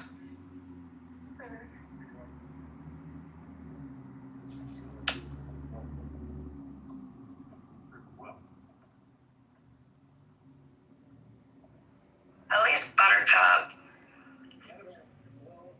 I mean, she's shit too, her views. She lies a lot, but like, it's just weird. Like, why are you calling yourself Palestinian? Like, imagine a Palestinian being like, I denounce everything Palestinian, I am Jewish or something. Like, it's just fucking weird. Do you know what I mean? Like, you've got mental issues or something. Like, I don't know. My grandfather was born, he's gone now, but he was born, it's actually my husband's grandfather. He was born, I don't remember the year, but certainly it was called Palestine, and he was a very old rabbi. He died very, very, very old. And he, when he'd go with his U.S. passport, he finally got citizenship, you know, he would go to the, border control, and they'd look at his passport, and it said on it Palestine, because that's what it was called when he was born. This little old elderly rabbi, tiny little frail rabbi, and they'd look at him, they're like, sir, what's going on here? He's like, what's going on with your education? Like, every time. He said, I'm Palestinian. What's your problem? I said, sir, you can't be Palestinian. You're a rabbi. He says, you know what? There's a poor education in this country. I am Palestinian, and I'm certainly not Israeli. I've never lived in Israel. Incredible. Just incredible. So that's the only Jewish Palestinian that I know of. You can do it, but that's fucking weird. Okay, I know. Like how my grandpa. Since people are just not well. Like, wait. What are you gonna do with that? If Emrose, I haven't heard it, but if she does identify as Palestinian, which I've only heard her identify as Israeli, I don't see that as a problem. Is because she's seen as interchangeable. She's seen Palestine and Israel as interchangeable. For example, she's not Palestinian. It's like a very strange thing to do, and it's my like great grandfather came from the USSR. My grandfather said shut the fuck up. We're in the middle. My dad said again, adults are having a conversation, and Danny has to be disruptive. Like, why? Why are you like this? I was going to give an example. I said my great grandfather, he came from USSR. My grandfather said we're Russian. My dad says we're Ukrainian, and I'm like, when did that happen? So no, was Ukraine. Yasmin, you don't think that she's like just using Palestine and Israel interchangeable because she's seen it as all one state? I think that she is a narcissistic human being that has deep issues and identity issues. I think she's, I don't think that's a serious person. It's like weird cosplay and like delusion, and it's just, to me, it's so off-putting because that's so useless. Like, it's so performative and theatrical, and like, who the fuck needs that? We don't need like a half-an-hour speech on why you identify as a Palestinian, as an Israeli Jew. Like, get over your fucking self. That's my 2 cents on it. See if I was drunk when I talked to her. You don't think that's like really narcissistic and like self-centered? To be like, oh, look at me, I'm so selfless, I'm an Israeli, and I'm sacrificing myself to be Palestinian. Like, you don't find that so performative and... We're been talking about her all day. She's like the new Buttercup. You guys need a new Buttercup.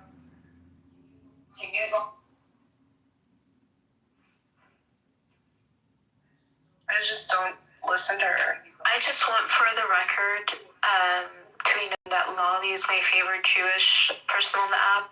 Just wanted to be known. Thank you, because I'm not allowed in most Jewish rooms, or I wasn't for a while, so I appreciate that. Why are you such a leader of the PSYOP? You don't even know. I'm not even sure if I understand that. I was just in most Jewish rooms for like years. Like, Why? I think it's my personality, to be honest. I don't know, you're talking about, like, everyone tells me this. What are you all talking about? I've been sitting around in strange spaces in Chicago. There's no Jewish rooms. Well, I don't know what there is now. But back in the day, no. You don't remember that basically I spent my time with Senate on October 8th? So many times. Wait, when was I in Amos? You were in it. I wasn't. So Yasmin used to have. I was in the Jewish. I was in Amos's room, but who else's room? Do you remember the house, Jewish clubhouse? Jews and Allies. Jews and Allies. Were they like Cohen's rooms and like? No, I who had didn't know any of those people.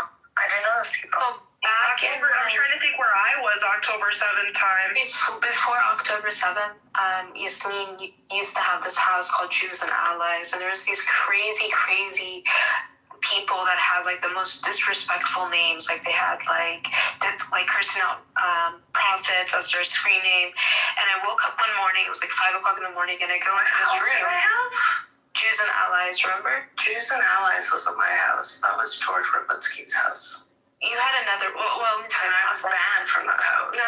There was another one because I was in the audience and then they were like in your house and they were posting naked photos of like random people. And I messaged you and I was like, Yasmin, Riel, like blah, blah, blah, blah. And you went in the room and you ended the room and they kept making new ones and then you banned them from the house. Because of that, I have screen recordings of what they did. Because of that guy attacked me for a month straight. Like he went and he took my face and put it on naked photos. He went through my Instagram, got the photos of me and my dad. Just like relentless. I would block him. I actually tried to file a police report because of how much he was like sexually harassing me on this app. And one time he was like, message me, give me Yael's number and I'll stop. I was like, what? I was like, you're attacking me because of Yael? You don't remember any of that, Yasmin? No. Who is this? Oh, hold on, let me find my, I had a photo album dedicated to all of that. Let me see if it's still in my... No, I don't remember any of it. I definitely wouldn't have been in Jews and Allies though, because no, it was a different one. It was like a knockoff version of the other. Yeah, like okay. You and PR and the others like were like in that. Remember? You don't remember that? Nope. Hold on. I remember like 40% of my life. I don't have enough memory on my phone, so like things are not saving. Let's see. Nigerian harassing me. Oh. Chibuki? Yeah, I have a photo album of him. Do you know how he looks like? No. I honestly like... Do you want to see? Oh, sure, I guess. When people were like doxing, I just was too lazy to go look them up. I didn't give a fuck. Let's see. Like all this, like people put in hours and hours and hours into detective work. I was like, oof. Don't know the attention span for it. Let's see. I'm trying to find that one, the guy that I'm telling you about. Evidence. Ottawa. Like you have actual files? I made a photo album here. What the fuck? Dude, what are you talking about? He was harassing me for over a month. Can you file on me? No. Okay. Why would I have a file on you? Like this guy who was like taking pictures. I don't know who it was, and he was just like harassing me, taking pictures of me and my dad, threatening me. Like it was like I blocked him to make a new account. See this, Cecily? This is what I'm talking about. God, no, I barely even remember that.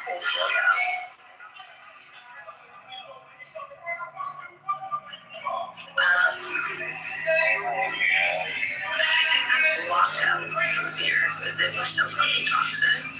This was like, I genuinely don't remember it. Let me see when this was. Let's see when I took this. This was just 2 years ago, 2023, right before October 7th. Yeah, 2021 to 2023. And then onwards, like on this app, were probably some of the most like toxic situations I've ever been in my life. That was a psyop. This Jews and Allies, you were in control of this house. Maybe. But why are all the names like Arabic? They don't even. I don't know. No, they went into the room and they were being very nasty. So I this shit. So I messaged Yael and I told her, hey, look what they're doing. No, they're just nasty people. They're being nasty. And then they were like, oh, they started talking about me when I was in the audience. They're like, this is a Zionist about me. And I was like, they're like, no. And I messaged Yael because I was like, they're like posting naked photos in your house. Like, I'm sure the screen recording is that. Hold on. Let me see. Yeah, I don't know. I don't remember. But I went in and yeah, multiple times. Okay. Yeah, multiple times because they were like, that's good. I'm glad I did that. And then they started going after me, I guess because I told you.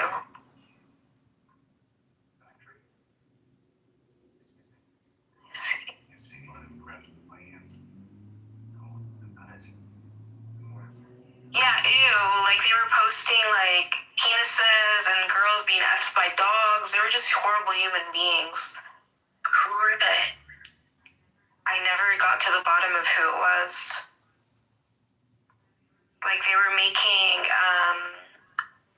like, they would write in Arabic, like, threats, like, they're gonna have, like, my family. I never got to the bottom of who it was. I thought it was Ottawa, but people were like, no, it's not. They even put my home address. Like, I have a screenshot of them. They had the username as your Jewish slut, like, about me. And then they had my literal home address. Yeah. Well, I'm not trying to, like, be a victim, but, like, I don't think people were being doxxed the level that I was being doxxed, and this was way before anything ever happened. Didn't know that. Yeah. I called the police, but they were like, the law just didn't catch up. Terrible people. Just terrible people. Hi, Aya. You know, they're terrible people across every political divide, time. Like, just terrible people. There's, like, nothing else to say. Terrible, terrible people. I'm sorry that happened to you, Nora. That's really, really awful. I'm really sorry. She's way better at validating than me. I'm sorry. Right now. No, you went through it too. It's not like, it's not like, race or nationality or religion, and it's obviously usually much more so women than men, but it's not like you get to be any religion and safe from just really terrible things. Actually, I'm thinking the three women I know that were doxxed the most represented all three faiths. So, just, yeah, nothing to be said. I'm sorry, Nora. That's really terrible. I don't know if I said hi to Aya. I see Aya's in the audience. I met Aya during that messy time, although I don't see Aya much now anymore. And she was a voice of reason during super crazy, extra charge, crazies on all sides. It was terrible. I love Aya. She is a voice of reason. She is a voice of reason. Like all us crazy Jews. And I'm delighted that you, I'm delighted that you are super high and happy, Yasmin. It's a Shabbos beauty. It is. It's a Shabbos moment. It's a Shabbos. Lots of simcha right now. It's beautiful. Oh my God, it's 3 a.m. I'm never going to fix my sleep. Same thing you are, girl. Every night. Why don't I just set an alarm to go to bed? I'm on call. Here I am pretending like, yes, yeah. I talked to Yasmin. She's like floating. I'm like, oh, it's Shabbos. Like, yeah, she go to sleep. I'm like, wait, no. The reason you're on this phone is because you're up. You're up. You're supposed to be working. Are you a physician? No, but I work in mental health, so I cover like 2 out of 3 weekends. Usually not much happens, but I cover it through the night. You're a doctor. Well, yeah, I know, but I really deal with I deal with people like falling apart. The only reason. Are you a nurse practitioner? No, I'm a psychologist. So psychologist, okay. Yeah. So I just, people, it's usually because... But you are a doctor. You, like, psychologists are doctors. Yeah, well, I am. Yeah, but I don't know anything like, medical. I know so much. Medical? You're just running into things, but I just find it funny because the only calls you get are like that somebody, like some really competent nurse is just tired of dealing with someone else on the ward, and it's usually like a staff member who's just tired and needs a snack. That's the average call. So are you like on call for an inpatient? Yeah, but I also cover like a couple of people's private, like I'm saying, like, and then if people want to turn off their beepers, so there's a lot of people who like either keep Sabbath or for other reasons, like just want to make sure their own patients are okay. So it's a kind of a rotation. And for me, it's a little easier for me. I don't have like little kids running around the house, and so it's easier for me to be on my phone. So I don't mind, that much. I mean, I used to mind it a lot, don't get me wrong. I mean, really mind it. Also, my parents really weren't used to it. We never had any doctors in the family. So that was very difficult. Like, they just couldn't handle anything that was, it's just very difficult for them. But now it's pretty easy. And actually, since Clubhouse, I take a call most weeks. Come to think of it. That makes it seem lovely that you're working and making Clubhouse. Oh, yeah. Hello. Hi, babies. How are you? Oh, hello. Welcome. Hi. Hi. I'll put her in the audience. That's weird. I think she put herself. No. I tried to make her a moderator. My finger slipped. Girlfriend. Oh. Don't hate me. I'm trying to make you mod. Sorry, 1 second. Oh my goodness. Well, we're calling her good, so I'm not particularly worried. But She would go soon. well, I'm sure she does because she likes me and I like her. 1 second. Oh, wow. Look, that's a full hardcore press. Erica, how are you? Oh my God, where's Gigi? What did you say? I can't hear you. Wait. My AirPods are. Was that you, Yasmin? Yeah. Oscar, I'm really the dark roast coffee. What's a psyops? You should do it. Do you think the dark roast coffee costs The ultimate psyops. when you roast locker? What? So when you get a scoop, Just tell me. Daddy, you're fucking getting arrested. Sorry if I get any more beans. Yeah. Scoop. Sora, dark roast equal bowl, light roast equal Stop it, she's gonna cry again. You really don't know, Daddy. Danny, they're taking you. Where did Danny go? Oh, she's Hakadosh Baruch. Yasmin, were you actually jealous of Noura's most beautiful pictures? You got yourself a mantilla in your No, I had this before. And the reason why I knew the word mantilla was because I had been Googling them for my AI thing. You're on the same wavelength. Yeah, but I don't think it's a. I really just thought it was a hijab because I got it from a Somali shop from Georgia. Like, you're saying that they're not hijabs, that they're No. This the veil style, like in the AI photo, is what's Spanish mantilla. Yeah, mantilla. And it sometimes has like scalloping around. I want these lace hijabs so badly. They look beautiful. Totally, yeah. Yeah, they are beautiful. The black ones are so crazy, like the Italian lace ones. Do you know a place where you can order them? Because I've never seen them on Amazon. No, mine is just a scarf. Where did Danny go? Oh, she's here. I'll tell you later. The real girls have come in, and we must differ. Hi, Pat. Hi, Gigi. Hey, Gigi, have you seen Danny's black nanny? Black Nanny? Yeah. Look at my picture.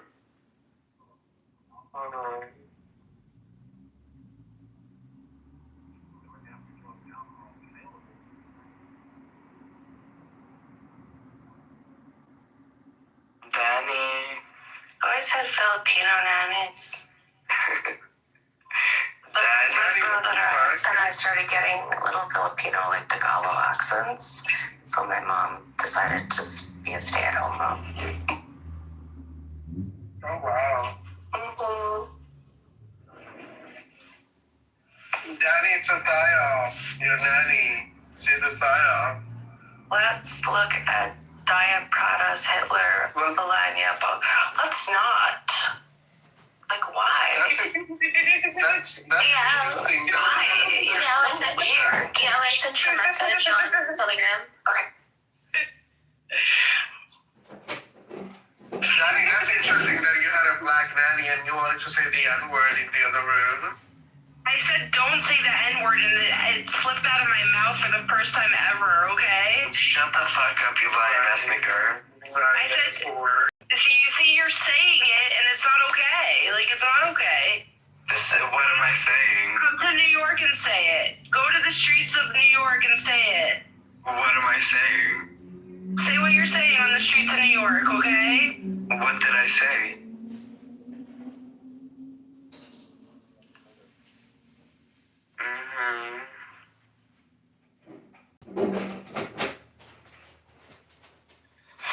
Don't try my big ass. Dad, you weigh 100 pounds soaking wet. You're a dainty little girl. Don't even.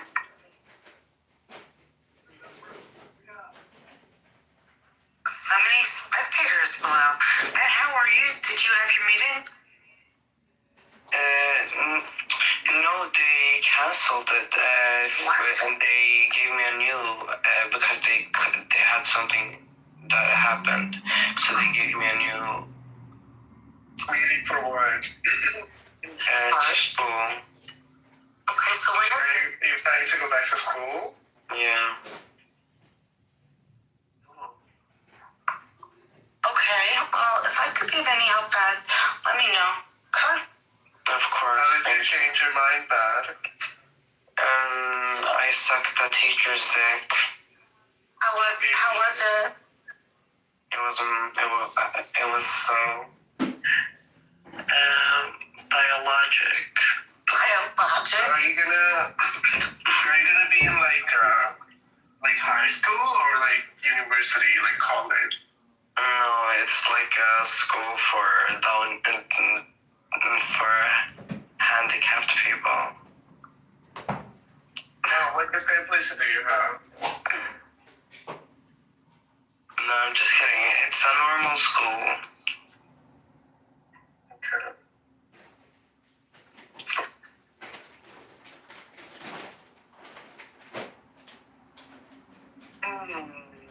Daddy, they're coming for you.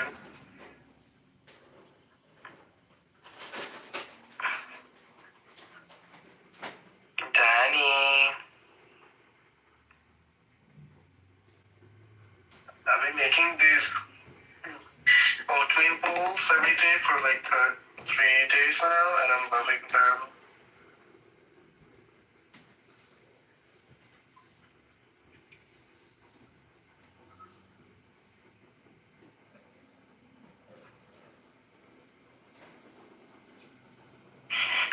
Yeah, Danny.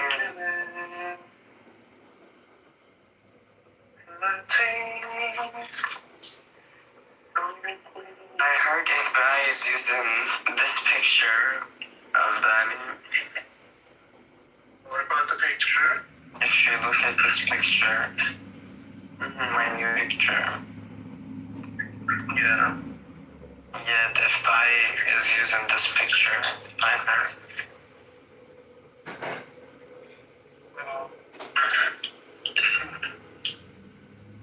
Danny, where did you buy that? Oh my gosh, can we stop talking about Danny? Okay, so America. I don't even think about it. Danny, where did you buy that dress? My sister made me wear it. It was really ugly. It's still a blend. Okay, so America being run on. And that necklace, Maybe Okay. isn't collapse in real time. And your red lipstick is not giving. The only thing I didn't like was the hair, okay? Bitch, everything was I bad. hated the hair. No, I hate the hair. That's it. It's fine. I don't care what you have to say. Your makeup is bad. Great. And your necklace, I don't even know what the fuck is that. That's so fucking shitty. Yes, it is. But you, yeah. Daddy, they're coming for you. Danny, is that an altered photo, or is that actually your photo, Danny? The bad picture. No, it is her. Really? Yeah.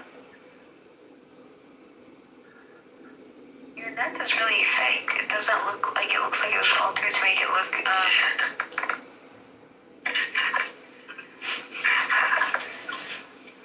I think this has been altered. You look like a. Okay, look at this picture, everybody. She looks.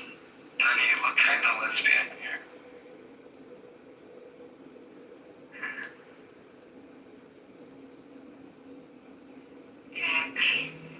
Why do you wear this fucking weird lipstick? Like, what the fuck? She's like a little emo there.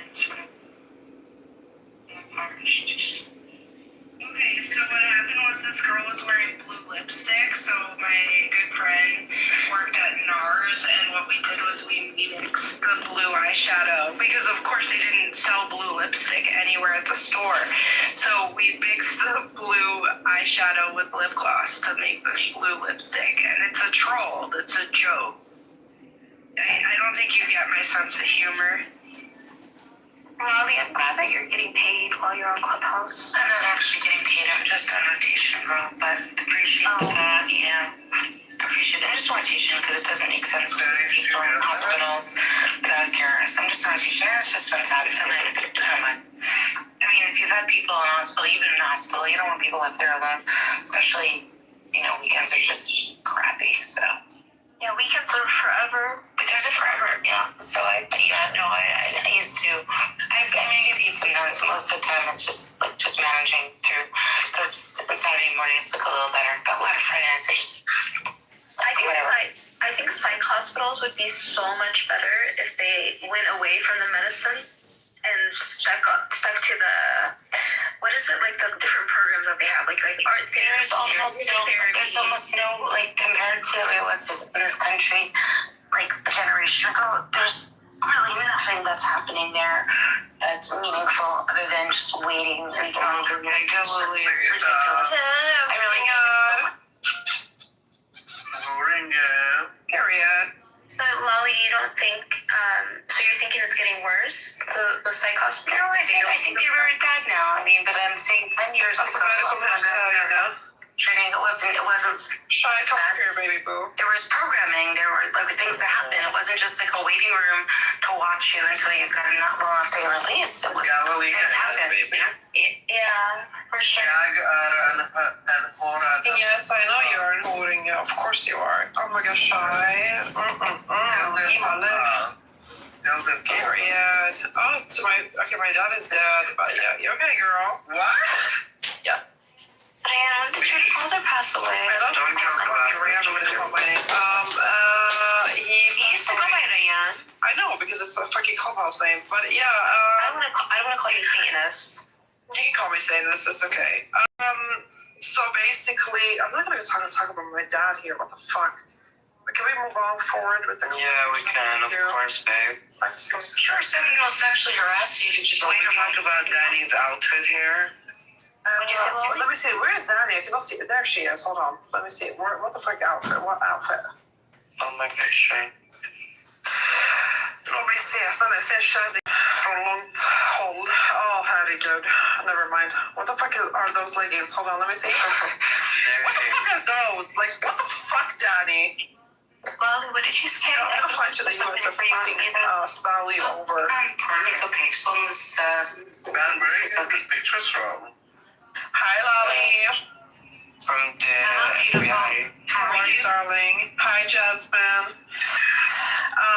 No, I'm just looking at Daddy's outfit, and I'm like, what the fuck are those? Oh, which picture are we up to?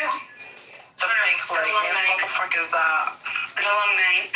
Oh, I just told Nora that she didn't know that Danny thinks that I'm the master psyops because the nicer I am, the more she's sure that I'm ruining her life. Nora did not know. So I had to just tell Nora, who is not even sure whether to believe me. But I believe you. It's just like it's ridiculous. It is exactly. Well, no one's ruined my life yet. I'm just waiting for the program. Bitch, I'm gonna come over to the US and fucking style you over. What the fuck is that? That doesn't make any sense. Your perspective on this makes no sense. I cannot hear about your fucking psyops anymore. Yeah, like what the fuck? Shut the fuck up. It's so funny. It's not even funny anymore. I think it's funny. It's everyone else is coming in here. The only psyop is your Gucci. Nobody got time for that shit. Yeah, because FBI's coming for you. Anyways, how is everyone doing here? Well, my hair's gonna grow out by the summer to be like at least like I have to say another 4 inches longer than it was last summer. So I'm feeling good. Thank you. I have a secret of how hair can grow faster. Do you know what that is? Because my hair is to my bum. I am so ready for it. Yes. Okay. Write it down. Okay. Get ready, but it's gonna be super long. Okay. I'm serious right now. I know. You sound serious. You talk to me this. Only because I used to dye my hair a lot, and I've been redhead and fucking I don't know, God knows what. But okay, so first of all, do not dye your hair like blonde, red, whatever. Just keep it the same hair color. Because the more you dye it, the more you're gonna damage it, and it's not gonna grow. Okay, it'll be the same length because you're just gonna dry it out, and you're gonna destroy your the ends, right? So what I use to make my hair grow, I use something called biotin, and I use 5,000 or 10,000. Look that up. 5,000. Do you eat it or you put it on the hair? It's a supplement I take. Oh, biotin. Okay. Yeah, so I drink that shit. I take it, supplements you cannot, because this is the thing, a lot of my friends are like, oh my god, how do you fucking grow your hair so long? You cannot just take supplements and then like for 1 week and then you stop. No, you have to take it every single day, and then you're gonna see results after like 3 months or 4 months, okay? Take biotin, like 5,000 or 10,000, but drink a lot of water when you take that shit, okay? I take also a lot of vitamins, like, you know, women, we need to take like daily vitamins, and that's it. And then I massage my hair, like my scalp, twice a week with olive oil or like any oil. It doesn't matter, rosemary oil or anything.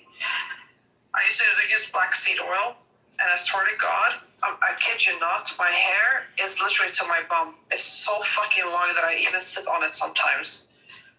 And it's all because of, it's all because of, I don't want to give myself an evil eye, but like, I swear to God, like it's all because of the supplements and the massage that I do to my hair scalp. It is helping, and eat healthy and drink a lot of water and eat avocado.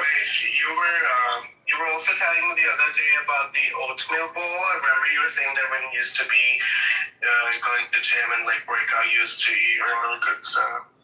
Yeah, I mean, eating good stuff is one of the things, but I would say also... No. It's a different topic. You were telling me some recipe which you didn't. I thought you dyed your hair black, though. I do dye my hair black because I don't have black hair. I like black, super black hair. But you don't feel like blue black. You don't I don't use any... No, I don't use any hair dye. I use henna, by the way, on my hair. Okay. Yes, but I wouldn't recommend it to anyone. Indian stuff? I do put Indian stuff on my hair, it's true. But I wouldn't recommend anyone to dye, because I have gray hairs, right? It's genetics. But like, I have gray hair, so I don't use any hair color. I use henna, because I like black hair on me. I think it suits me the best. I've tried red, I've tried all hair. I think some brown, not black. No, there's black, actually. There's blue black, too, even. I like blue black. I think it suits me well. Do you just get it from your store? Like, yeah, any store. Or do you order it? No, I just get it from a store, but I wouldn't recommend you to put henna on your hair if you're gonna go another color. You know what I mean? Yeah, so be careful. Maybe the henna is why your hair is growing too, because a lot of people say good things. No, because before I started to use henna, my hair started to grow because of the supplements. I kid you not, the supplements will do a lot of things. And see, I was looking up about this, but a little bit says that biotin is like already available in your body, and like that's not true. No, it's in the food you're eating, but so that's why I said you take 5,000. Start with 5,000, and then go up to 10,000. And I swear to you, after 3-4 months, you'll see that your hair is been growing so much. I look like Pocahontas right now. I even want to cut my hair. I'll take that shit. And you're gonna see after 3-4 months, come back to me and tell me how it's going. It's interesting because my hair, like when I put this PTR, like my hair is like that, and then I cut like 2 inches. I cut it, I don't know why. I just wanted to. And it just, I don't know, last summer, I just didn't want to, summers are usually, the time for whatever. Your hair's amazing. Yeah, but now it doesn't look like that. I'm saying I want to go back, so my goal is to go back to that this summer because I just the difference between one summer and the other was crazy. It's fine now. I'm not complaining. I'm lucky. I'm not complaining. It's beautiful.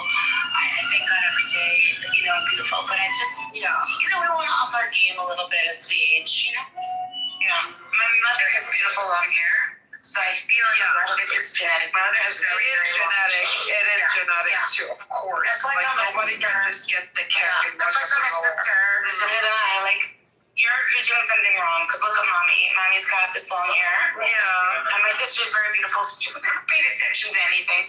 I said, as we age, girl, gotta do something.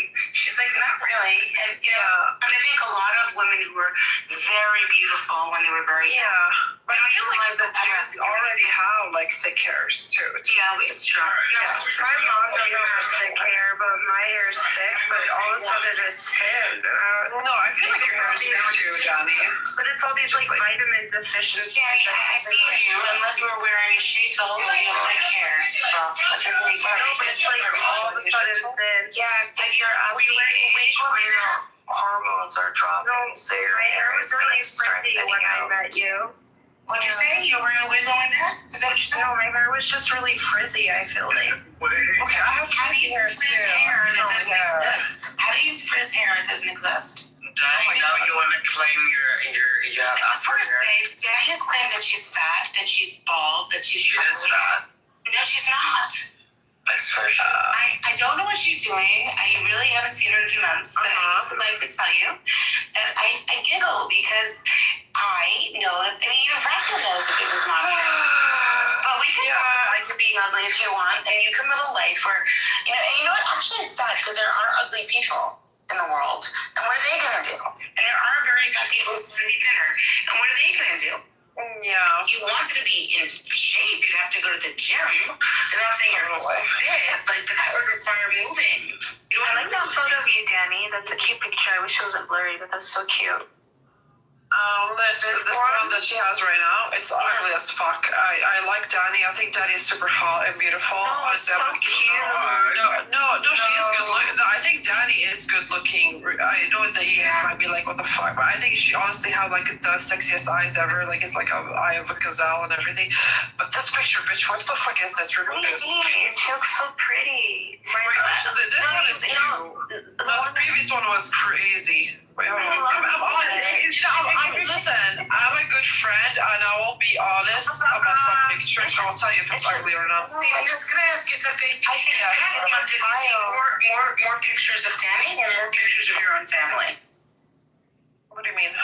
I've seen more pictures of Danny than I have of my own child this month. Danny, every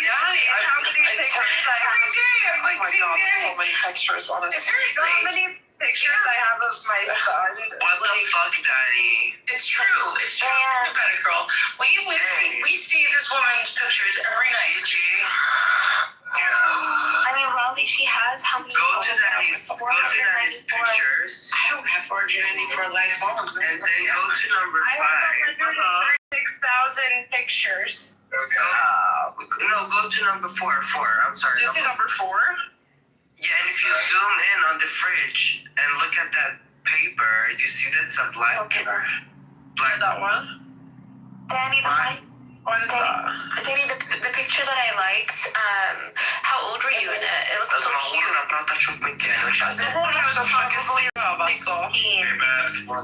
Du ser fett bra ut och grejer. Morsas mamma. I was really young. Yeah, you look so cute. You have a picture of a black girl on your fridge. It's her mom's refrigerator. What are we? Okay, guys, I don't like this whole racism shit. Can we just run? It's not. It's just a very odd thing that she posts this photo randomly. Me as a half Nigerian, I don't tolerate. No, it's not about that. It's about the fact that there's this random picture of her mother's kitchen with a Ugandan baby. My kids might be black, bitch. What the fuck? Behave. This is a picture Danny has. Can anyone PTR?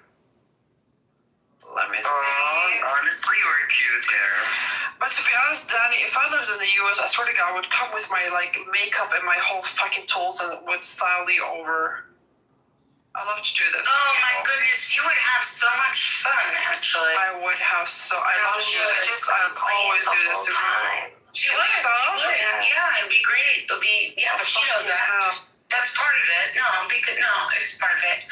No, undeniably. I love your picture. No, I mean, I'm coming to the US this year, so bitches, I'm expecting to see all of you. I don't understand why we're not coordinating this in a serious fashion. We should. I'm literally willing to host. Why don't we just coordinate this? The only person who doesn't really want to come is Fiona because she's scared of us. But everyone else wants to come, so why don't we just do it? Definitely. I literally am willing to host. If we go during a summer month, then we could even go like near the beach. That would be great. Oh my God, that would be so fucking. And then it's only like what 45 minutes from the city, so it's not bad. I just really feel that this should be done. I'm going to say again that I really am totally serious. I am like not psyopsing, as Danny knows. I'm not psyopsing or amplified. I'm not psyopsing. Why do girls talking sound like lesbian sex? Who the fuck is this freak in the comments? Can someone tell me? I think this is my favorite picture from my sister's wedding. Oh my. Wait, let me see. What the fuck? Who is this? Let me see, hold on. It's AI. Yeah, it is. It's funny though. It's funny. Yeah, it is funny. I'm not gonna lie, it's super funny. Yeah. It's very funny. Definitely. My mom is like screaming in my stepmom's face. Alltså, Like everyone pallar du bara inne? like insane. Jag fattar. Jag har med dig älskling. Is it AI or is it a real thing? A real photo. Is it a real photo? Yeah, it's so good. Are you the girl holding the skirt? That's it, so forget. No, I'm not in this. Alltså wallah. Alla de här kahpisarna så kunde de inte... Varför knullar deras mammas mamma? Danny, Oh my gosh. Danny, you're not funny. Shut the fuck up. Go. No, everybody gets a funny picture. Okay, Danny, one night with Epstein on his island or one night with P. Diddy in his cell? Why is everyone so obsessed with this question? Can you just make this not a question? I'm the one who made this question, so just choose. Okay, Army Hammer, the cannibal. So Epstein. No, Army Hammer. Epstein was also a cannibalistic birth of. No, I don't know if that's true. Did you read? No, I don't think it's true. You don't think it's true? Not live in a world where that's true. Okay, so choose Epstein or P. Diddy. Neither. That should be easy, Daddy. No. Wait, what do you mean? That should be easy. Why would Epstein, of course. Vad är det för ordning i kommentarerna? Yeah, of course, Epstein. Jag var så pratar svenska, lyssna. Ja, sir. Are you racist? Hallå. Vad är det där hålet i kommentarerna? Not gonna choose Diddy. Jag frågar om ifall de hade velat spendera en natt med Epstein eller med P. Diddy. Someone said here they would choose P. Diddy. I would fucking choose Epstein, to be honest with you. I said Diddy. Nobody said Diddy. But I don't think P. Diddy would be into me, to be honest with you. P. Diddy is a Somali ugly bitch. Yeah, he's Oromo, that's true. Lord. Oh, Riri, come up here. I've been looking everywhere for you. He says, look how petty your existence is, but still he's the one who explanation. Den ska du gå ut med din hund, Sir. Alltså vad är det för jävla äckligt namn? Sir Adrian Carter. Jag kan inte säga hela namnet. Den ska du ut med din hund så du kan gå ut tillsammans ur ett Svenström med amerikaner där så. Jag ska bara dricka upp min smoothie så ska jag gå ut om typ 10 minuter kanske. Fuck, kan vi inte liksom gå ut om 20 minuter då? Jo, då. Ja, tack snälla. Here, I found the picture for you guys if you wanted to see the reference to the refrigerator. Let's see. What the fuck is that? So that's your mom? Yeah. Really? Yeah. Why is she with black people? Who the fuck said your mom looked like a psycho? Why is she with homeless black people? They're not homeless. In Africa. You guys are so racist. I don't like this bullshit, dude. We're all the image of God. Stop. Danny, your mom is a ginger bitch. Hey! So she dyed it. Yeah, she definitely dyed it, but my sister was very serious in conversation, being like, it's weird we're gonna get red hair like mom. I'm like, mom's hair is brown. Like, oh gosh. This is so fun. Daddy, why are you so rude? Don't be rude. Oh, Riri, how are you, baby girl? I love you too. How are you? I'm fine, darling. What you doing? My God, I hate this. I hate fake. Americans are so fake. Americans are fake? Yeah, you guys are fake. I'm not American, but yeah. I know you don't. Yeah, you probably can tell by my accent. Danny, so is Dimitri still fucking your mom? What the fuck?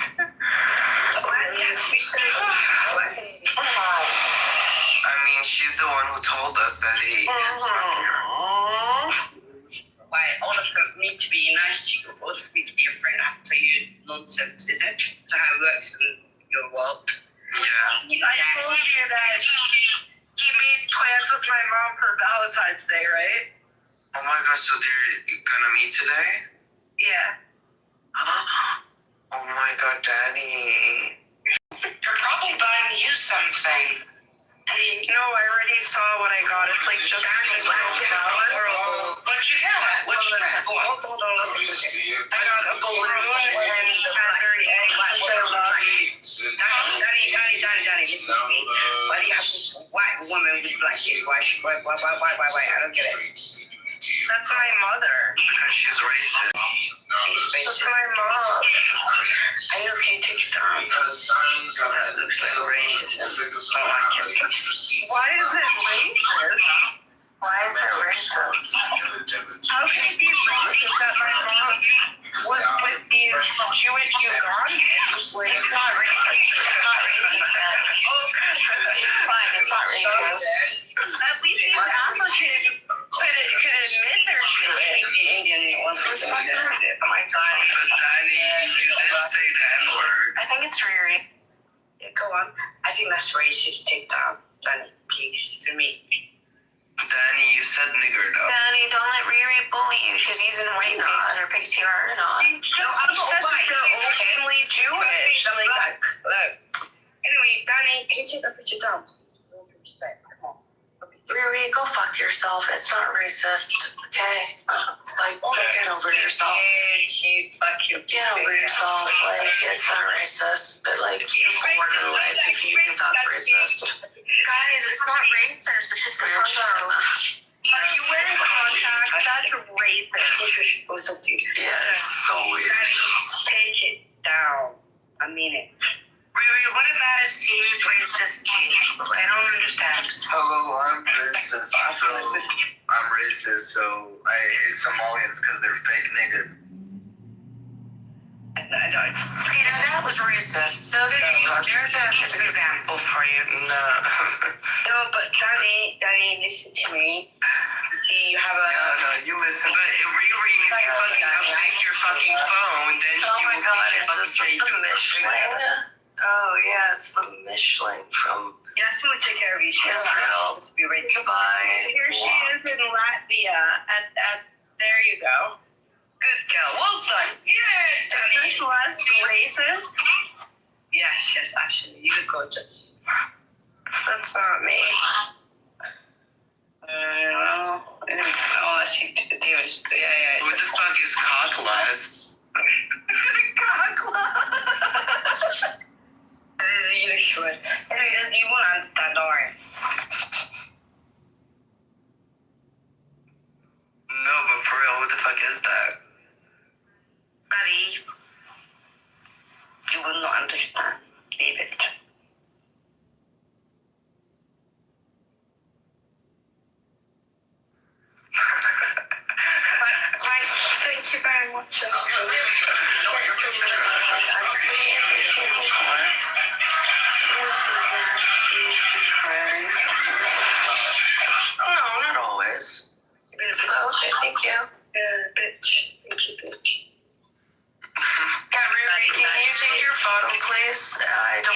white face in it. I know, that's what I was saying. Her Toriya Sweet. She was taking down this white face. It's 2026, please. I don't have a phone. Oh shit! Yeah, you're in white face. Yeah. Oh fuck! No, Oh, so now it's funny. No, I was taking someone out of the pit. No, sorry, I was in a different room. But Riri, what do you? I'm a little bitch, Riri. Yeah. What would you say to a racist? No, I don't. Because I just don't like people that are racist. I hate them. If we could be gay, I don't care. I don't like people. Are you even black? Yeah, I'm black. Yes, I'm proud to be black. Bad even black, like bad girl, bad. And you won't want to be used to culture, but I thought you were half European, Riri. I thought you were Jewish and European and black. But if you are like you were a nigger, presents as a black woman. Like she can be black and Jewish too. No. Her mom, she said was European. Yeah, her mom's Jewish, or was, and her dad's Somali. No. My Abba is from Somalia. My Abba is Somaliland, not Somalia. So you're Somali Jewish? No, Somaliland. Correction, it's not called Somali, it's Somaliland. There's a difference. No, it's Somalia. No, Somalia, bad boy. It's Somalia. It's Somalia. And it's Iraq and not Kurdistan. Yeah, thank you. Yeah, it is that. Stupid bitch. Why are you trying to be black? You know what? You can try and be a girl all you want, but you have the attitude of a fucking man, you aggressive bitch. Get the fuck away from me, you fucking man. What happened? Was Brad attacking you yesterday? Yeah, because like as hard as I try to be like feminine, I'm sorry, that's full blown, that's a dick. Like that is dick energy, that is aggressive energy. Ugh, male energy. No thank you. Don't fuck with Yasmin. She's a bad girl. Yeah, I'm not gonna be called a bitch by a fucking man. Yasmin, I swear I thought he was talking to Riri. Not that it makes it okay, but I was talking to Riri. Okay. Why? If you talk to Riri, it's okay? No, I said it's not okay. Oh, good girl. Not okay. Like, I don't like how everybody talks to each other on this app. I mean, I'm not saying that I was perfect, but I'm trying to be better with how I engage with people. That is also I like that. young, and I don't have the patience for it. I think they're like, what, 20 or something? Like, I don't want to do that. I'm good on that. Danny, look, I changed my picture, my little bottom. It doesn't look like this. It doesn't look like. Thank God. Yeah. I would hate to look like white. It's very sad. Why do you hate whites? I don't hate white. I'm from England, United Kingdom, and you're not hate white. How can I hate white when I'm living in a Viking city? Hello, come on, don't be silly. No. Did you always talk about your mother being beautiful? I think my mother was gorgeous. She's gorgeous, in my opinion. Okay. She's the most gorgeous woman. She had a beautiful grey eyes. Thank you. She gave it to me. She was gorgeous. She was kind. She's a love. She's amazing. My mother's amazing. And my grandmother as well. You know my charity? My grandmother pays for everything on my charity. So yeah.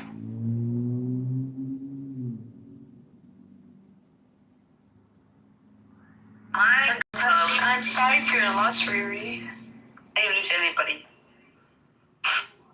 Well, you were speaking about your mom in the past tense, so I thought you lost your mother. But I'm glad that you still have her. Gone. It's really sad. I don't want to talk about my mom.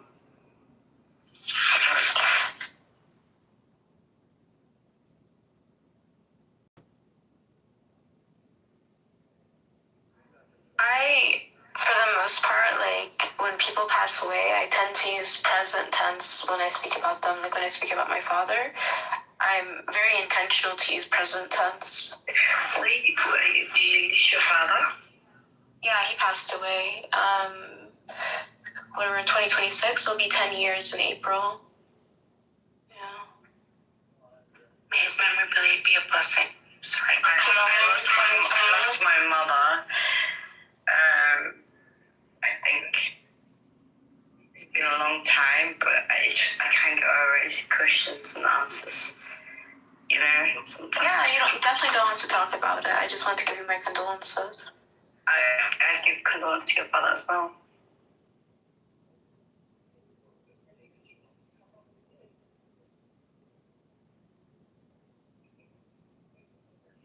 Are you from America or European? From heaven. What about you? Should I get? Heaven? I'm from Cardiff. You know Cardiff? Is in England. Okay. So the opposite of heaven, basically. Yeah. Okay, makes sense. Why am I hearing your voice right now? You should have heaven. Yasmin, why do you hate me so much, man? Yasmin, leave me because you're so fucking annoying and stupid. Do you know what? What if I told you I just love annoying people? Yeah, well, that's what you do from England. That's what you know people. Americans are getting Canadian. Americans are like Ned Flanders, you know what I mean? But we just want to fucking burn I'm not American. Again, you're stupid. He's Canadian. I don't know how many times I've said this. So you mean the test to figure out whether someone is Canadian or American is pronounce this word B-E-E-N. That's it. That's how you know. There you go. And how does that work? What do you mean? How does that work? I don't get it. We don't say bean. They say Ben. Okay. It's like you're from, you know when you go to Birmingham, so the Americans and the Canadians like going to from London to Birmingham. They have the best Manchester. It's really, I love it. Yeah, it's a different thing. Like, but she's Canadian, but she likes you and she's gorgeous. I like it. No, I don't at all. I find you like I like really, I do not like this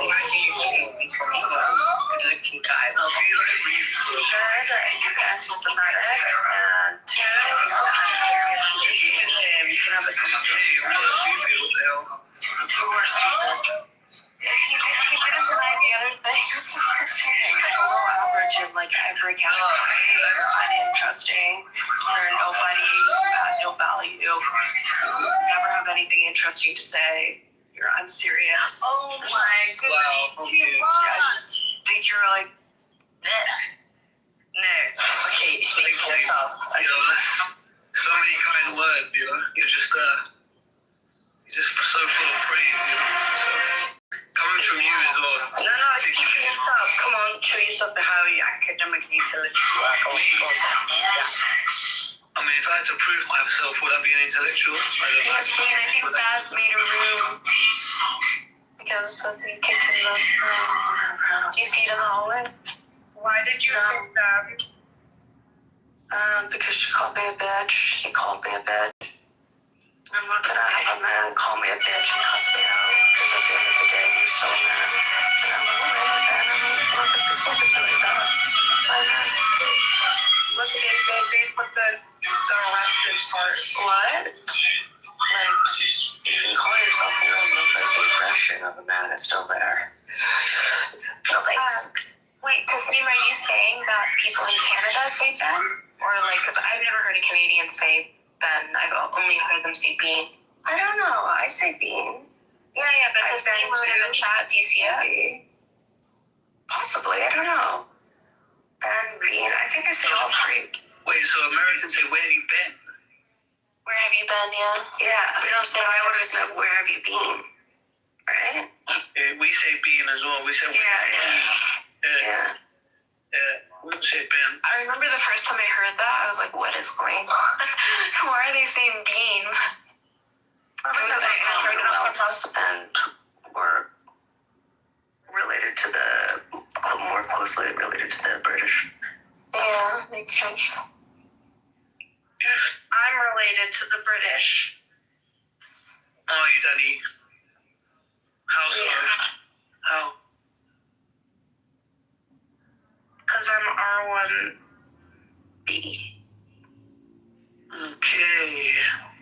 Better than being HIV. Hey, that was good. I like that. I didn't really think it was that funny, but you're still laughing. No, it's just insulting daddy, you know, anything. No, I'm not insulting her. Look how happy we look before we dated. Like, we were just friends. We're so happy together. She's really, as is, she's really sneaky. Trust me. Who is? Right here, and I'm not saying no comment. She's right here.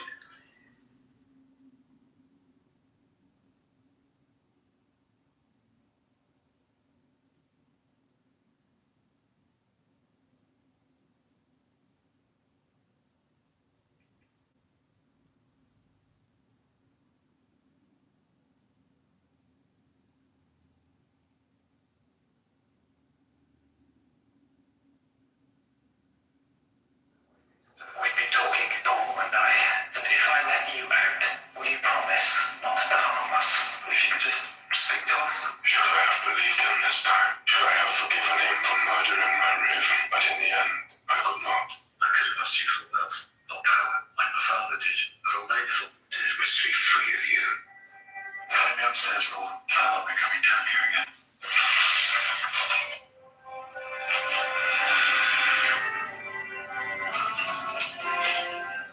Paul?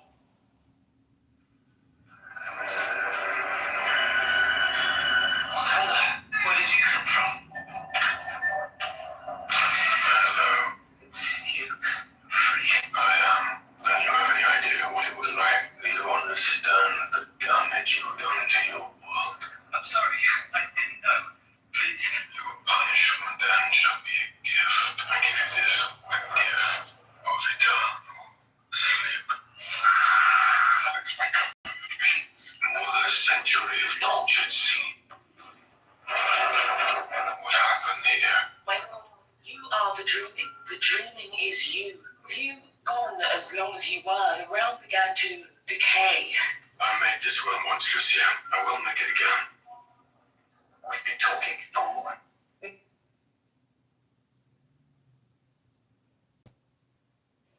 This one? No, not this one. Oh, that's disgusting. I must admit, the one quite chaotic in here. My stuff is all upside down. What do they want to do with it? Don't believe the Weird Coast exhibition is coming soon and the city will receive millions of visitors. Not this one. So it's such a magic place. Not come to reverse it. I will show you. You will believe. Sorry, I didn't say. Do you believe in God? Not really. The coachman gave it to me. All superstitions run deep, I suppose.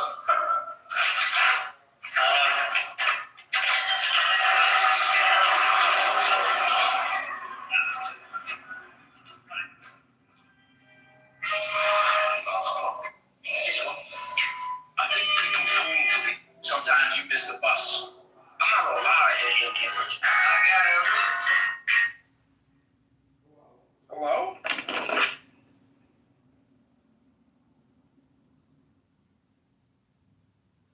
Selective outrage.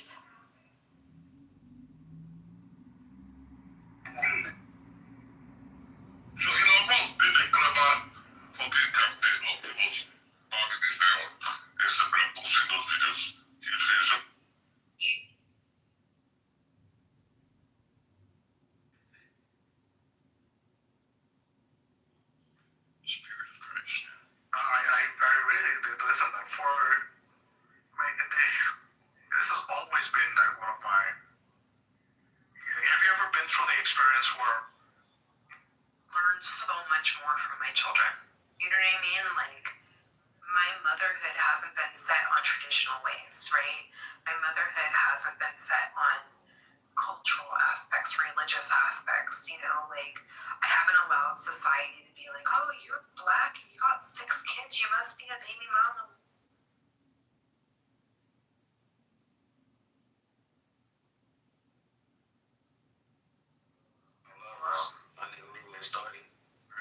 And then it says later on in the verse, and one day you will be completely destroyed forever. I said, wait, what? I thought it said he was destroyed. Now it's saying he will be destroyed. There's like this thing that happens even in the same like passages.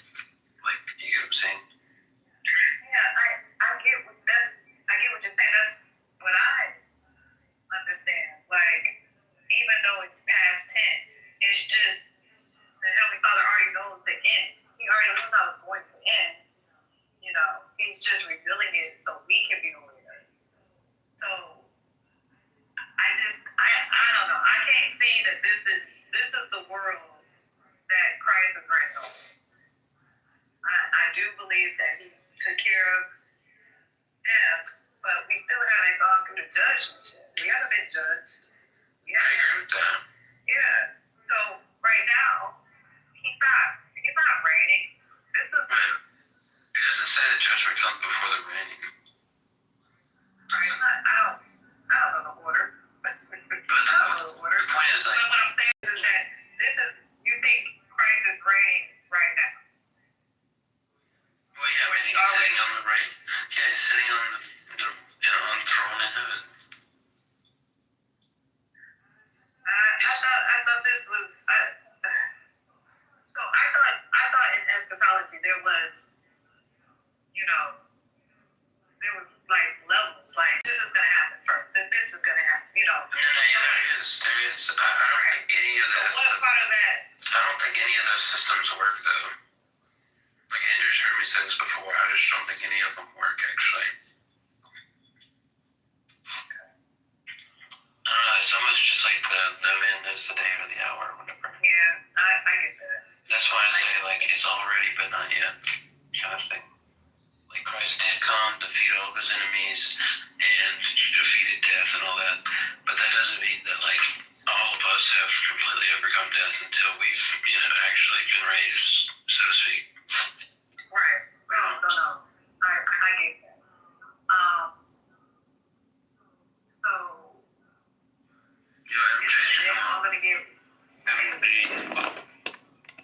All gonna resurrect at the same time.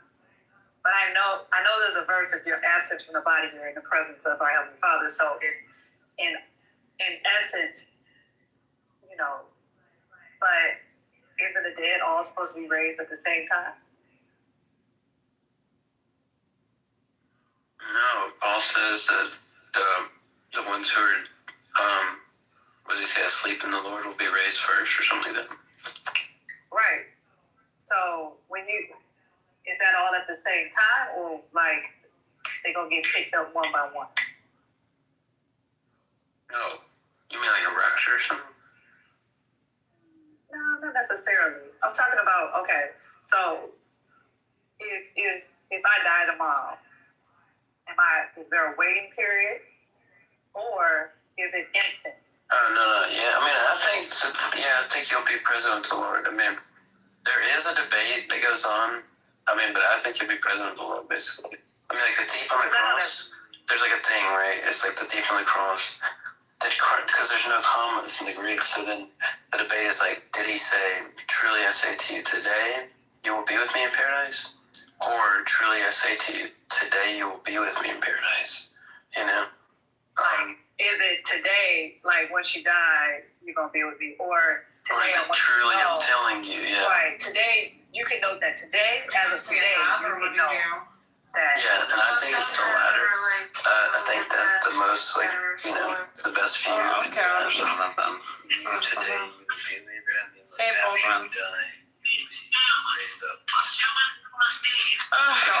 Also, I don't like buying things online because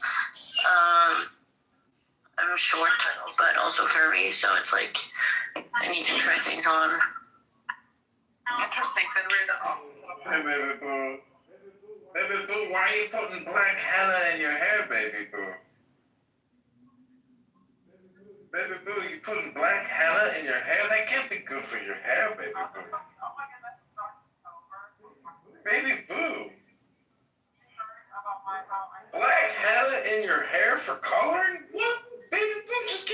natural, baby boo. First of all, I do want my hair to be black. That's why I'm putting black henna. I think it suits me the best, especially now and during the winter. Isn't henna for the skin? I love henna on my hair. So. No, henna is not necessarily for the skin. It can be for the hair. And I think it looks so great on me because now and during the winter, I'm a little bit like whiter and my hair is super black. I think. I like it thicker. Yeah, I look like Snow White. But during the summer, I think it's also sexier because then I get my tan. For sure. Well, Kitover, sure I'm still waiting for my ring. You said to me you're going to marry me and then take me to Chicago. What happened to that? Have you renounced Palestine? Why would I renounce Palestine? Because when we get married, none of these things will matter. It's insignificant. You know what? All right. I'll renounce Palestine. Can I just say Ooh, clip it. Clip it. She renounces Palestine. All that talk. Down the drain. Yeah, fine. Circling the bowl. Yeah, let's get married. Can you also do that for Israel? Yeah, I renounce Israel. It doesn't even exist anyways. It's all just a concept. Hello? Okay, you know what? Now we can get married. So how about we get married in Chicago? All right, baby boo. Baby love. What shit? Are you a Jew? Why are you a Jew? Not anymore, baby boo. Call me Mr. Call me. I'm a Jew. Everybody's Jewish. Hello? Everyone is Jewish at this point. Yeah, fuck yeah. And everybody's black too. Fuck it. Exactly. Do whatever you want to do. Fuck it. Fuck, what kind of room am I in? Oh my. You're in a coexistence room. This is the shit on it. That's right. Oh look, Gabrielle, I haven't seen you for what? Are you Somali or no? No, I'm not Somali. Look, Gabrielle, I haven't seen you for a long time, bro. How are you? She's a Chinese. Well, what's up? Hey, how are you? Wait, is there any Somalis in here or not? Like, I am. So since I am like a Jew, Somali Mapai. So where are we gonna get married, baby boo? What'd you say, John Kitover? Where are we gonna get married, baby boo? Okay, give me the best places in Chicago. Well, we could get married at the temple. What temple? It's called the Chicago Temple, Clark at Washington. The Sky Chapel. God. And then there's a church sanctuary on the first one. All right, we get married there. Look it up. It's called the Sky Chapel in Chicago. Yeah. Well, you know what? I'll get married there. So when am I coming to Chicago? Come as soon as possible. I said come as soon as possible. Afwan, Habibi. I'm getting married here. Habibi, Afwan, Habibi, please. Stay here. Okay, Ghost, I don't like that you're speaking another language. Habibi, Afwan, Habibi. I'm getting married over here, Habibi. This is the Feast of Valentine. Hello? Happy Valentine's to you. Happy Valentine's to you. Happy Valentine's to Satanist. What? Happy Valentine's to you. Yes. Isn't it amazing to just think about her hair, going through the crack of her ass? Just wow. I was giving the girls in the other room. Okay, John Kitover, I don't like that you fucking heard that shit. Hello? That's so gay. We're getting married, baby boo. You ain't gotta keep any secrets from me, baby boo. I'm gonna cut my hair before we get married. Hey, wallah. Afwan Habibi. Habibi, no. Keep it long, Okay, Habibi. wait, hold on. I was giving the girls in the audience, like in the room, some ideas or tips how to grow their hair. Mm-hmm. I cannot fucking believe that you were the.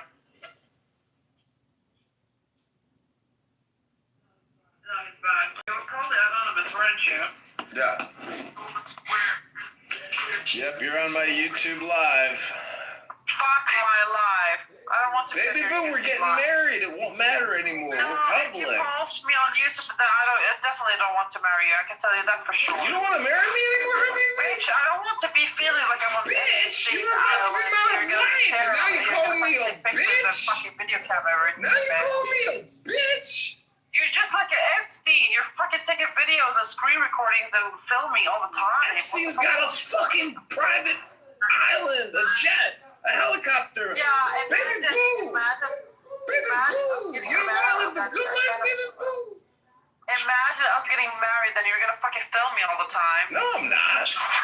Yeah, you are. This is a business. I'm only filming. You're gonna fucking film me all the time. Baby boo, you won't have to waste your time. No, darling, I don't want to be filmed, okay? No, that's a you problem, baby girl. Ban this guy. He's filming. Hello? He's live streaming right now, just so you know, guys. You're just... It's the Feast of St. Valentine. Don't you guys know what Valentine's all about? Liza! Come over here. I wanted to ask you, why did they remove me from the other room? I wanted to go up and defend you, those bastards. They closed the room. What happened? The previous room you were in, they were saying that you're not Palestinian, right? Where's all the birds? There's some guy named Thor's. Yeah, I just want to go up there and be like, no, she is, because I can tell from your fucking act. He wasn't in the speaking. He wasn't on the panel. He was in the audience. Yeah. He's an idiot, bro. He's not even, first of all, he's not even Levantine, okay? He's literally Egyptian and Nigerian, so I don't know why he's talking. Egyptian and Nigerian? Yeah. Here he is. He's got a big mouth. And he's like, you're not Palestinian, bro. Shut up. I was like, stupid Egyptians. No, don't say that. That's the first time I heard that. Okay, Egyptian and Nigerian, that sounds based, to be honest with you. No, he's annoying. He's Greek Orthodox Christian. You know how annoying some of these Greek Orthodox Christians are? Oh my God, they think they're the smartest Christians in the world. They think they got it all figured out better than everybody else. Oh, he's a Muslim? Oh, Habibi. Hello?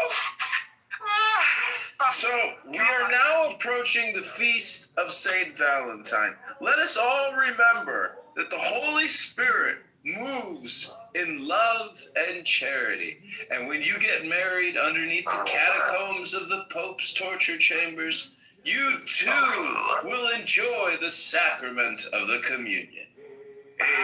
Amen.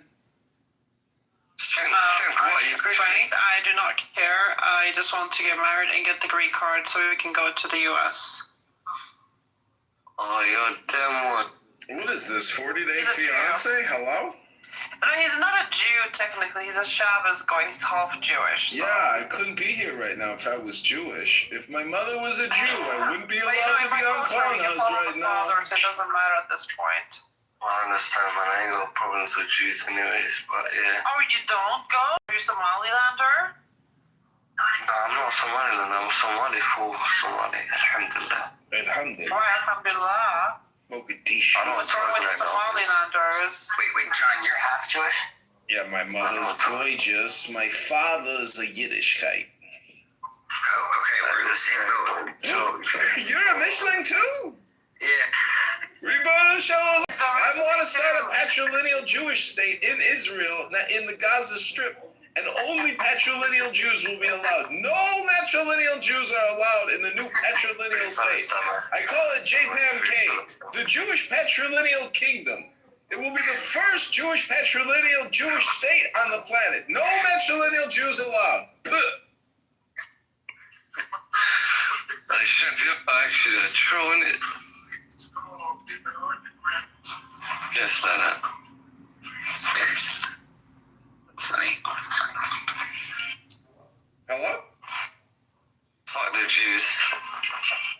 Hello? Free Palestine! Free Palestine! Free Palestine! I love it when I hear girls just like scream out, Free Palestine! Like, you know, they've got like no strength in them, but that's their war call. Free Palestine! strength. Hello? Hello. Yeah, who are you, bro? Hello? Yeah, hello, who are you? Hello? Who are you? Hello? My wife and I had a full-time maid. Yeah. That's nice. Damn. That's nice. And with 2 kids, yeah. So you definitely provided a level of luxury for her and ease. But what I wanted to say too is this whole concept that women were like not doing anything while their husbands were out being the main breadwinners is so, to me, a false narrative. Because women, listen, they were the ones who were doing the labor of educating the children. They were doing the labor of, bartering and making sure that ends were met. They were the negotiators. They were the ones who were, making sure all details were taken care of, not just in the aspects of their home, but they were the ones who were also keeping community together. Making intentional efforts to bring children into places where they could be nurtured and have a sense of community, and going to just places like the park wasn't just all that they did. There was things that they created, programs that they created in and around children, in and around family, in and around some of the things that we are severely missing today. Yeah. And I think, like, me being a mom of 6, I'm like, I always say, like, gosh, where's the community at these days? Like, if you don't build it yourself, or you didn't grow up in it, or you don't have the family, like, it's not out there intentionally. You can't, it's not in an advertisement somewhere, not like how it used to be. You used to be able to walk down your neighborhood and people were passing out flyers. Hey, we're putting this together, come meet us at the fire hall or something, and like, they do have some things here and there, but it's not really for the whole community. It's more for like a fundraiser thing now. You know what I mean? But before, it used to be for intentionally the people of the community and solely that community. And what I also find very interesting, and what Wesley said before too, was he had mentioned about, I made the money.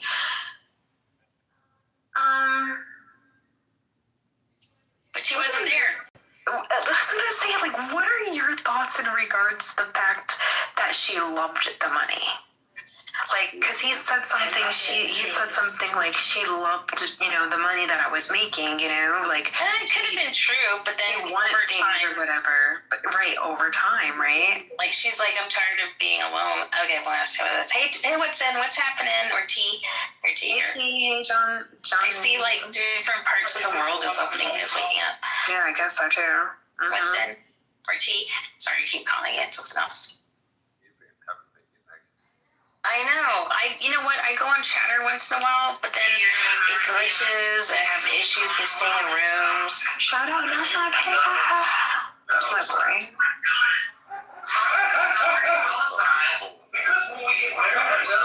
Yeah. Oh, yeah. Wait, is he low to you, or is it just me? Yeah, he's a little low to me as well. Yeah, it's better. Are you just waking up? What's going on over there?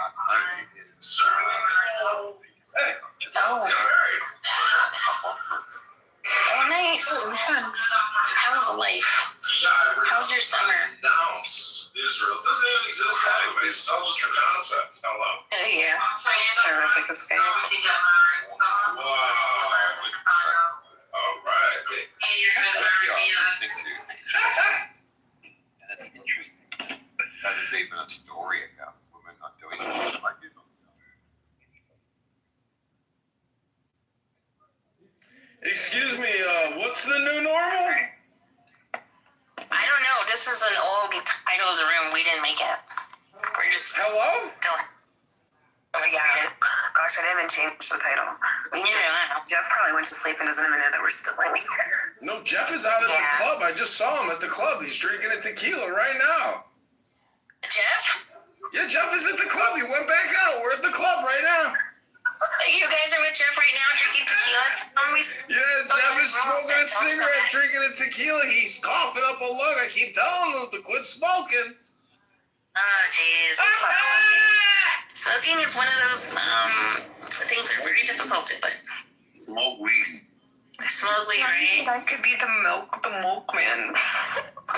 Just realized that in the chat. Yeah. Oh, I'm so glad Taco's gone.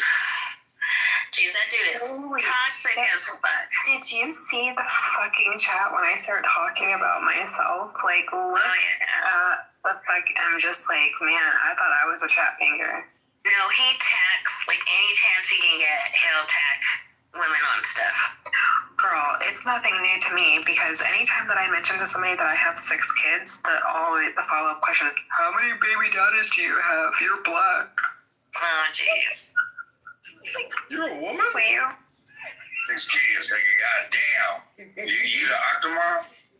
See? There's that one too. Octomom. The next one is that your vagina must be as wide as the ocean. And the next one is, Like, I'll tell you, Mom. Hey, man, congratulations to you having 6 beautiful babies. Thank you. Some of them aren't babies anymore. They're big men in the military, but yeah. Man, make sure they do their job, too. Yeah, that part. How did you do it? We weren't really talking about too much in here. We were just kind of like listening to someone in the room, and we just kind of like gauged off of their conversation. But if you guys want to talk about anything or poke an idea to the, to the room, I'm all ears. What y'all think about the Epstein files? God damn Epstein files. You know what? I haven't read much on the Epstein files. Not surprised. Wealthy, political, powerful men do horrible things. Like, I'm just not, I would like to see it unredacted. If they'll ever release it unredacted. I don't think we're seeing all the files. So. My question in regards to the Epstein files is, are we more concerned about Epstein or the money? I think more than all the people involved. That's what I'm worried about.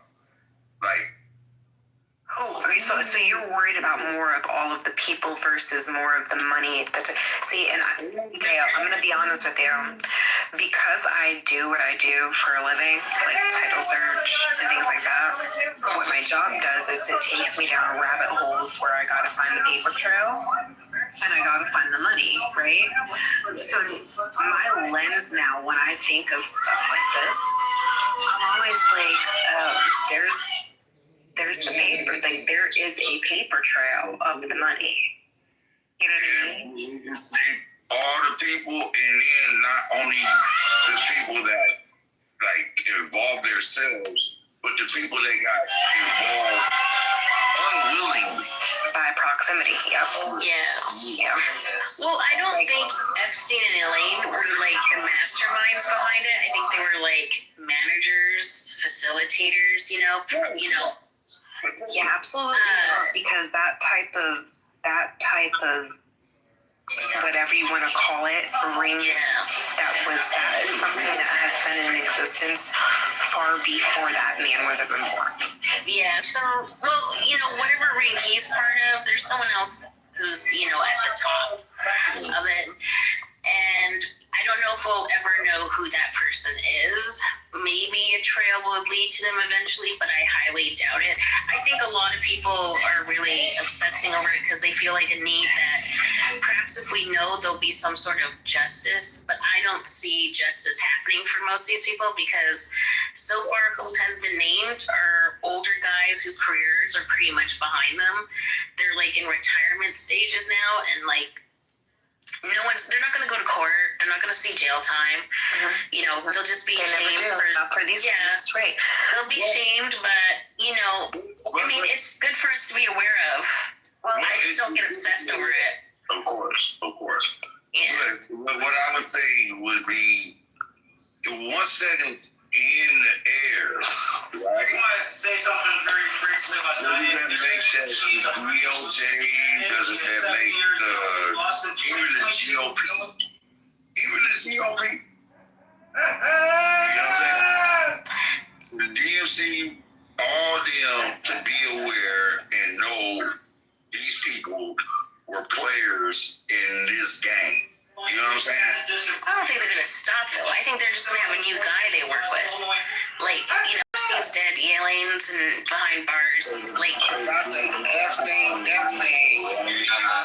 There's going to be a new person who'll take their place. Like, well, let me say this. I was watching. Some cold shit. She said some cold shit. So what they gonna do instead of sit there and go and jump on them, they're gonna jump on the blade. You know what I'm saying? We know these motherfuckers are doing that shit. I don't think Epstein is dead. I agree. Like he got too much money, like too rich, and too much like I ain't gonna say rich, like just like too many parties that's involved into the thing. Yeah, I just said something that's supposed to came out with the files. It was saying like it was an inmate that he had watched them like switch like Epstein's body supposed to be like, it was like they had a fake body like on a stretcher and they had took him out. well, let's see. Plan to give him a lot of plastic surgery. He doesn't even have to get plastic surgery. I want to share something that I learned. It's really difficult nowadays to hide in this world. I was having a conversation where, like, you know, it's difficult to even commit a murder nowadays. Everything's tracked. There's cameras everywhere. Everyone's phone has a camera. There's rings everywhere. Like, unless you go really remote, you decide to hermit yourself away. It's in this world, it's becoming more and more difficult for you to actually hide your identity. Unless you're intentionally living off grid. So I'll share this with you guys. I was scrolling through my Instagram and there's this one podcast guy that I listen to. He's more of the religious type space, you know, like he brings in the good word of God and stuff like that, you know. But he had actually held a podcast where he was talking to this now adult man about his lived experience as a child growing up in this cult, right? This Christian cult. And in this Christian cult, from as long as he can remember, most vividly in and around his earlier years, like 4 or 5 years old, is where he was like, by the time I was 5, I had already, I'm sorry, everybody, trigger warning for some details I'm about to say. He was going to say, by the time I was already 5, I had already had so much lived experiences in regards to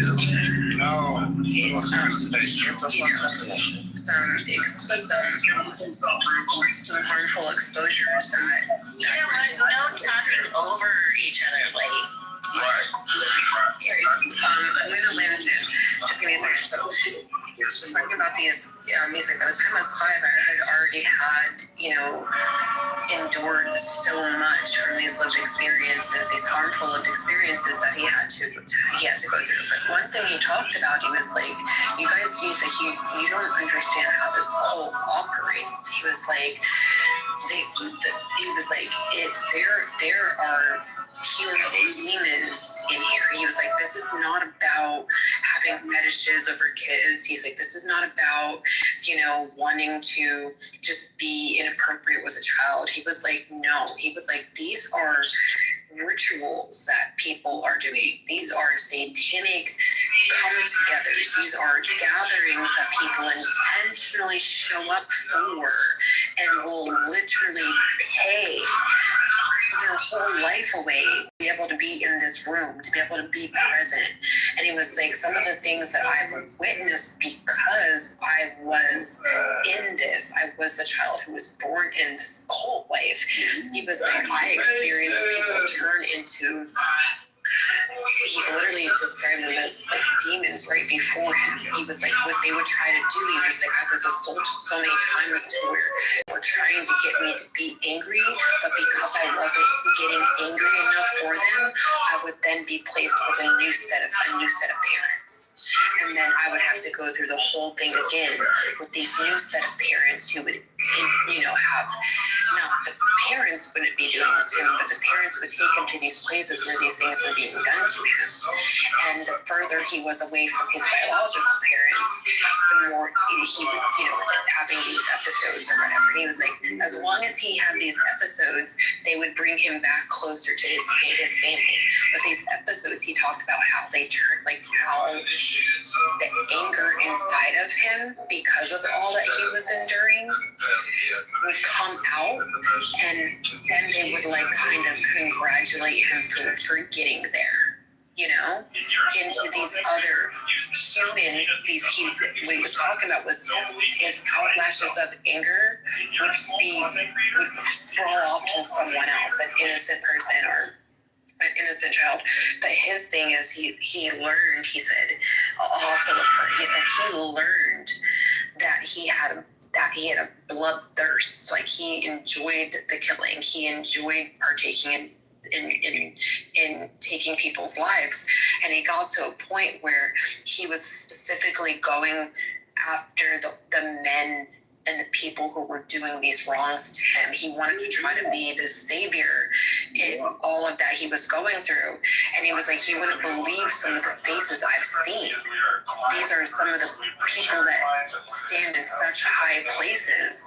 He's like, but nobody knows that we're here because we're in this off-grid community that nobody even fucking knows exists because we're off-grid.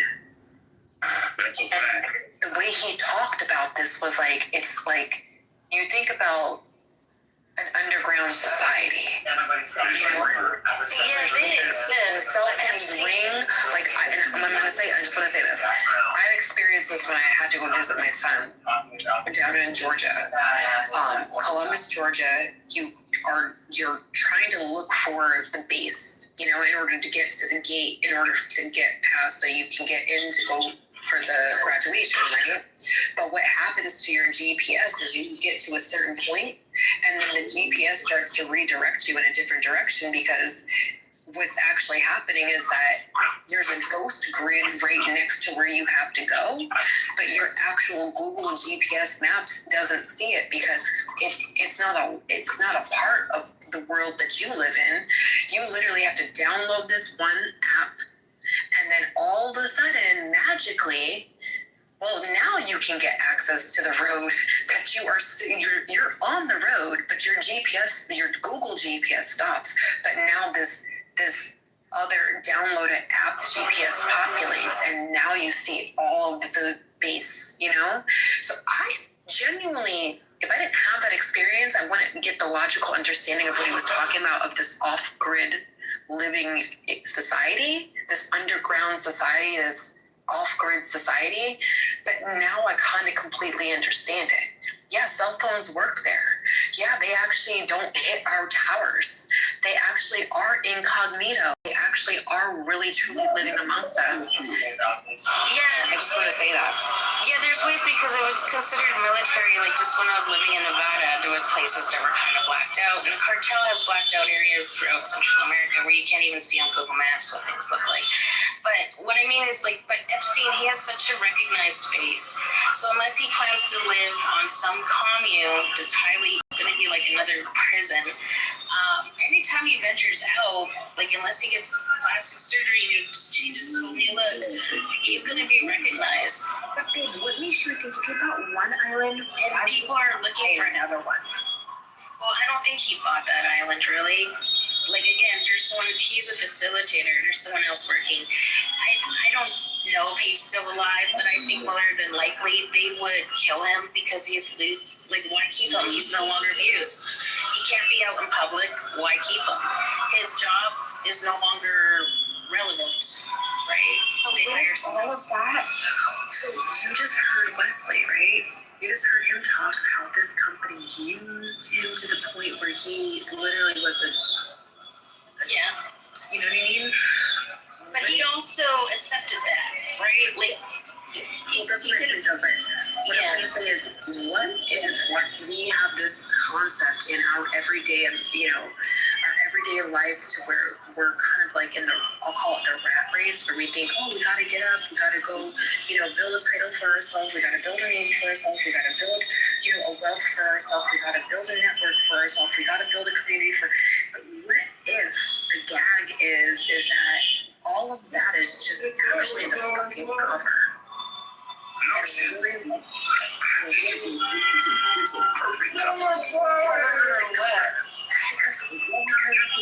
Make a smoke screen. Yes. Thank you. Like, because the truth is that what really is valuable, and I don't know again if any of you are parents, but what truly really is valuable is the innocence. The innocence of a being, the innocence of a body, the innocence, like, that has more value in it than a fucking, than all the billionaires' money put together. The value of one child's innocence. Yeah, I'd rather have and that. how long that innocence can be coerced, how long that innocence can be manipulated, feasted upon, sold. That's how. Yeah, I mean, we've had it throughout history, and children used to grow up a lot, used to get married at like 13 years old, and society's changes, expectations on children changes, how we treat children changes. Like, they used to be child slave labor, and still it's prevalent in some parts of the world today. Childhood innocence only exists as long as we protect that as a society. Your mic is muffled, so every time you actually go to speak, I don't know if you're just making a noise or you're trying to actually say something. Yeah. But other than that, it's like, I don't know what topic we're still on here, but childhood innocence, like, you don't need Epstein or elite people to take it away. It can happen in your own community, by your own religious leader, a coach. Is this the hill you want to die on?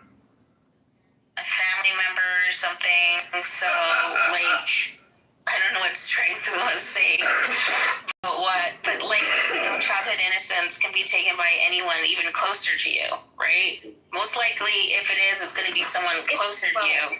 Let's talk maybe if I go a little bit further, it's not about the childhood innocence being taken.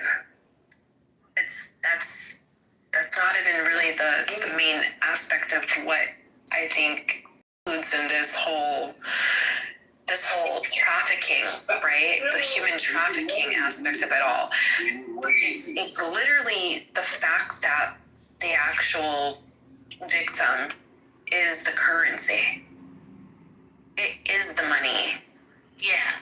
Well, it's the product they're buying, essentially. Exactly. Yeah. And so it's not like, a family member, doing what they're doing, or a coach or something like that, where they're actually just, they're doing it for the proximity.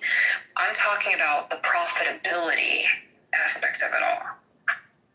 The paper trail, the whole industry that kind of goes around the fact. I don't think Epstein and them was doing it for profit. I mean, some sex traffickers it is for profit, but whether it's for profit or whatever, there's still a predator who's buying it. You think they're running it at a loss? They're doing it for blackmail, for manipulation. They're doing it for their own sexual lusts. These are monsters. These are vampires. We're talking about Epstein. Yeah, it's not for profit. Epstein, though. It is. I know, but so in general, if it's for regarding Epstein, I don't think it was for profit. He was using it to get connections. Other sex traffickers, yes. Yeah, that's called profit, Gail. That's called profiting. It doesn't matter what you call it. The man is not running it at a financial loss. Why are you yelling? I'm talking Why do you about, think your green bean gives you power? I'm not talking about that either. It's trying to be funny. No, I mean like the main motivation of it, right? Like monetary. Right? The main motivation of monetary. And then versus people who are in your vicinity or your family who abuse or rape or whatever a child. They're not getting money for it, but they're gaining like some satisfaction. So in the way, it's not monetary profit. When you say profit, I think monetary. Well, he's not at McDonald's selling burgers for a profit. He's raping innocent victims and trafficking victims with Ghislaine to manipulate black people, hundreds of the most powerful people on the planet. Bill Clinton! Hello? That's profitable. The guy had $800 million. It's profitable. Sex sells. Hello? We're not disagreeing with that strength at all, okay? Not disagreeing with that at all.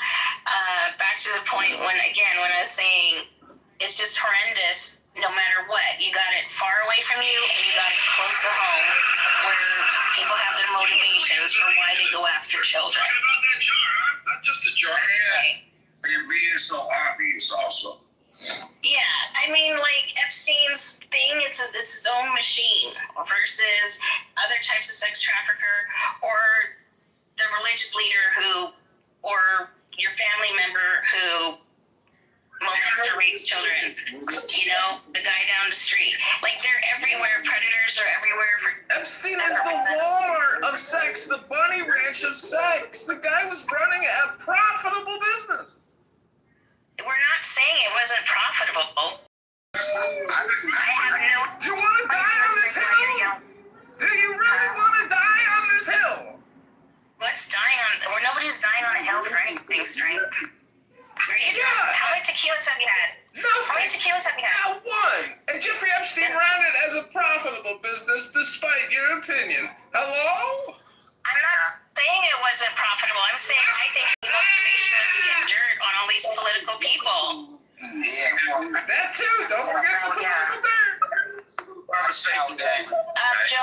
Joni, I can't hear anything because your mic's on and you're talking past. I'm going to have to mute everyone just right now just to clear everything up.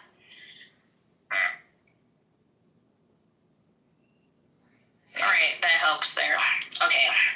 So I just muted because Joni's mic was just on. I think he was trying to say something, and I think Pedro was trying to jump in there too. No, I said I agree with you. I think it's a power game, like for the blackmail, like with the kids and everything. But I really think that's a mental illness, though, like to be form of attracted to a child at all. Well, he knew what they wanted, right? He knew what his customers, what his target market wanted. He knew how to get to them and what they desired. The guy was practicing Sharia. Him and MBS are best friends. He's a Muslim. Yeah, I don't care about what his religious thing are, but So it's a horrible thing. Innocent people, innocent children. You're a Muslim. And it's politics and whatever. People are... I'll put the title of Epstein off to the side, and I'll just open this little bit up. But we have our concept and our fathomable understanding of what actually is taking place in some of these rings, these industries, these corrupt spaces. We think that it's, gosh, wow, kids are going through, some like horrible and, disgusting and tragic, experiences. But there is a level, and Pedro, you mentioned mental illness. I'll take it a little bit even further, but okay, so I know this is gonna sound a little different, but I'm not going off track here. But do you guys know how, like, you'll hear people come in the room and they'll be like, oh, what's your zodiac sign, right? Or they'll read you, like, you have people who, like, will read their horoscopes and, like, you know, they'll be like, oh, I went to, someone read my reading for me, or they did, like, this, like, there are fucking people in the world who really believe in fucking human sacrifice. They really, truly believe that their titles, their access to wealth, their net worth can grow exponentially if they just make this sacrifice, right? And you have people who might not have the means to be able to afford that, but they find proximity into these, I'll call them rabbit holes, you know, because that's what they're thrown off as though we're all crazy and we're just running down these rabbit holes of just this all, you know, bullshit information, but somehow it connects, you know? Like, I'll just say rabbit holes just for the shit of it, but they think that we're just running down these rabbit holes to, you know, kind of like just, throw out some accusations there, but there are a lot of toned truths in what is being said. There are a lot of fucking people who not just only are impacted by mental health issues, but they are really impacted by financial stress, financial gain, financial consumption, financial needs, and people will do shit to be able to be awarded title that promises a certain type of lifestyle or a certain type of accessibility. We literally just heard a whole man say, I destroyed my family and I chose, you heard the words, I chose my company. He said, I was sent all over the world. I was made to leave excellent. I mean, you have a lived experience, Gil, because you're a little bit more into the industry of the matter, but we literally heard the verbatim of somebody say that, listen, I chose what wasn't best for me at the time because I was led to believe that the money was better. You do have people who live like that and they indulge in that, and some of them then get pulled into, well, hey, I gave you this title, right? I promised you you'd have this title. Now I need for you to do this for me. And that becomes the deal that's negotiated on the table. When we think that they're talking about dollars, they're really not talking about dollars. They're really talking about their demonic contributions that they want people to engage in. You need participants in this type of stuff. We're not just fighting an actual war, but we are also fighting a spiritual war at the same time.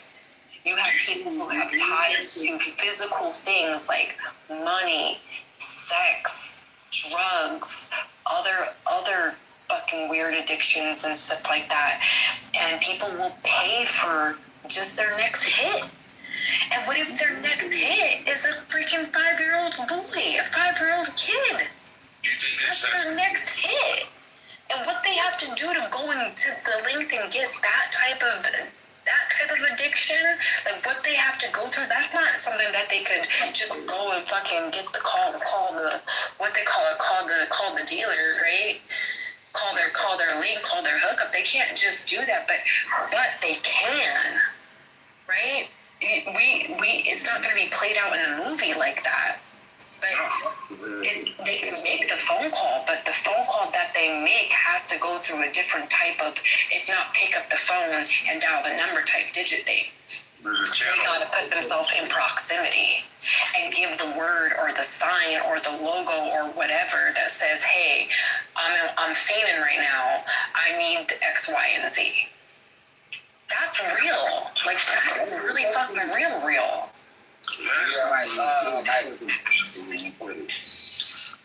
I'm gonna go ahead and speak because I'll close my mic. Maybe it's the mics are open. We can't hear you clearly. No, go ahead. No. Go ahead. I'm intentionally because I want to hear what you're saying. I don't want to just talk. I think what the sequence that you did was kind of Hollywoodish. I don't believe that's the way that it goes down. You know what I'm saying? It's between person to person, and it can go maybe that way, but people don't act in that manner. A person does not act in that manner, especially if they have their mental. You know what I'm saying? They got their physical. They good.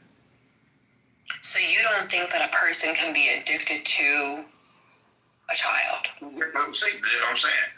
If you got your mental and you got your physical, you're not going to sit there and act in that manner. You got to think about when you watch To Catch a Predator and like. Thank you, Pedro. Thank you. We have a background of already getting comfortable with child and shit, and just come back and do the same. With Charlie Hansen or whatever that nigga No. Okay, so if you ever watched live police footages, they're all over the internet, right? I ended up watching this one.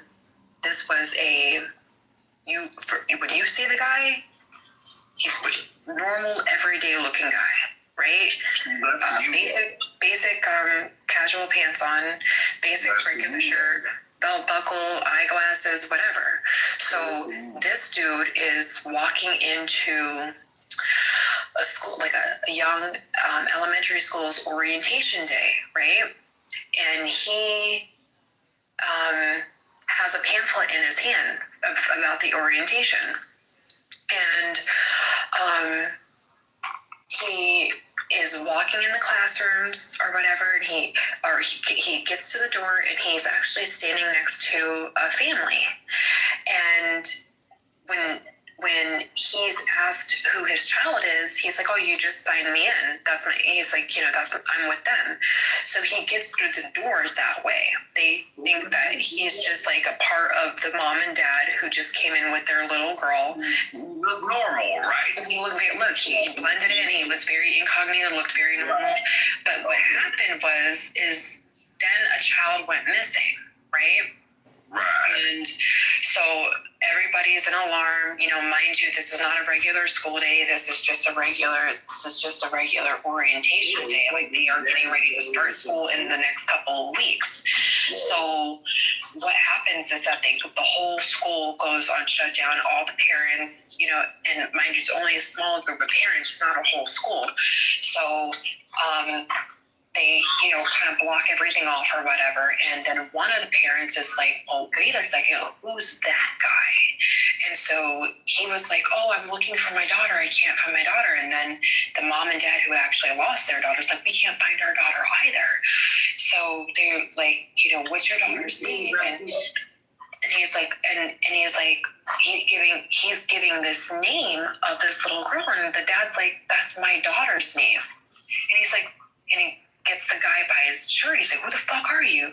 Come to find out that this predator is a national predator, and he actually has been going on for years to school sites, elementary school sites, and he learns when they do things like this, orientation day, group days, things like that, because this is how he gets his victims. That is a fucking sick individual. But listen. It's a punk motherfucker. But listen, it gets even crazier. A motherfucker like that could really do like that, man. But listen, and so this dad is on guard. He's not letting this guy leave at all. He's literally holding him right there until the police come. Then the police come. They get the dad off the guy. Then the police are sitting there, and they don't know whether to arrest him or not, because police can't just up and arrest somebody for saying that they were at the school missing a kid, right? They don't know what this guy they don't know what the crime of this guy is, right? So the police come onto the scene, and they're asking him 99 questions. They're going through, "Well, how'd you get here? where are you from? And then he didn't even want to sit by his car. So for the longest fucking time, they thought he was a part of the fucking community, and come to find out that he traveled like 4 hours to come to this school. His car was parked all the way over in the other side of the parking lot, where in his car, he had a plastic bag, he had gloves, he had duct tape, he had a weapon. And then when they went into his glove compartment, they looked and they saw a history of all these other church pamphlets and stuff that had to do with kids group stuff, you know what I mean? For the longest time, he has been hunting all over the southern part of the nation in regards to getting involved in these groups to where he just let a kid off. Wow. That's it. That's a now, when I tell you that listening to him sit there, I want to say that, so that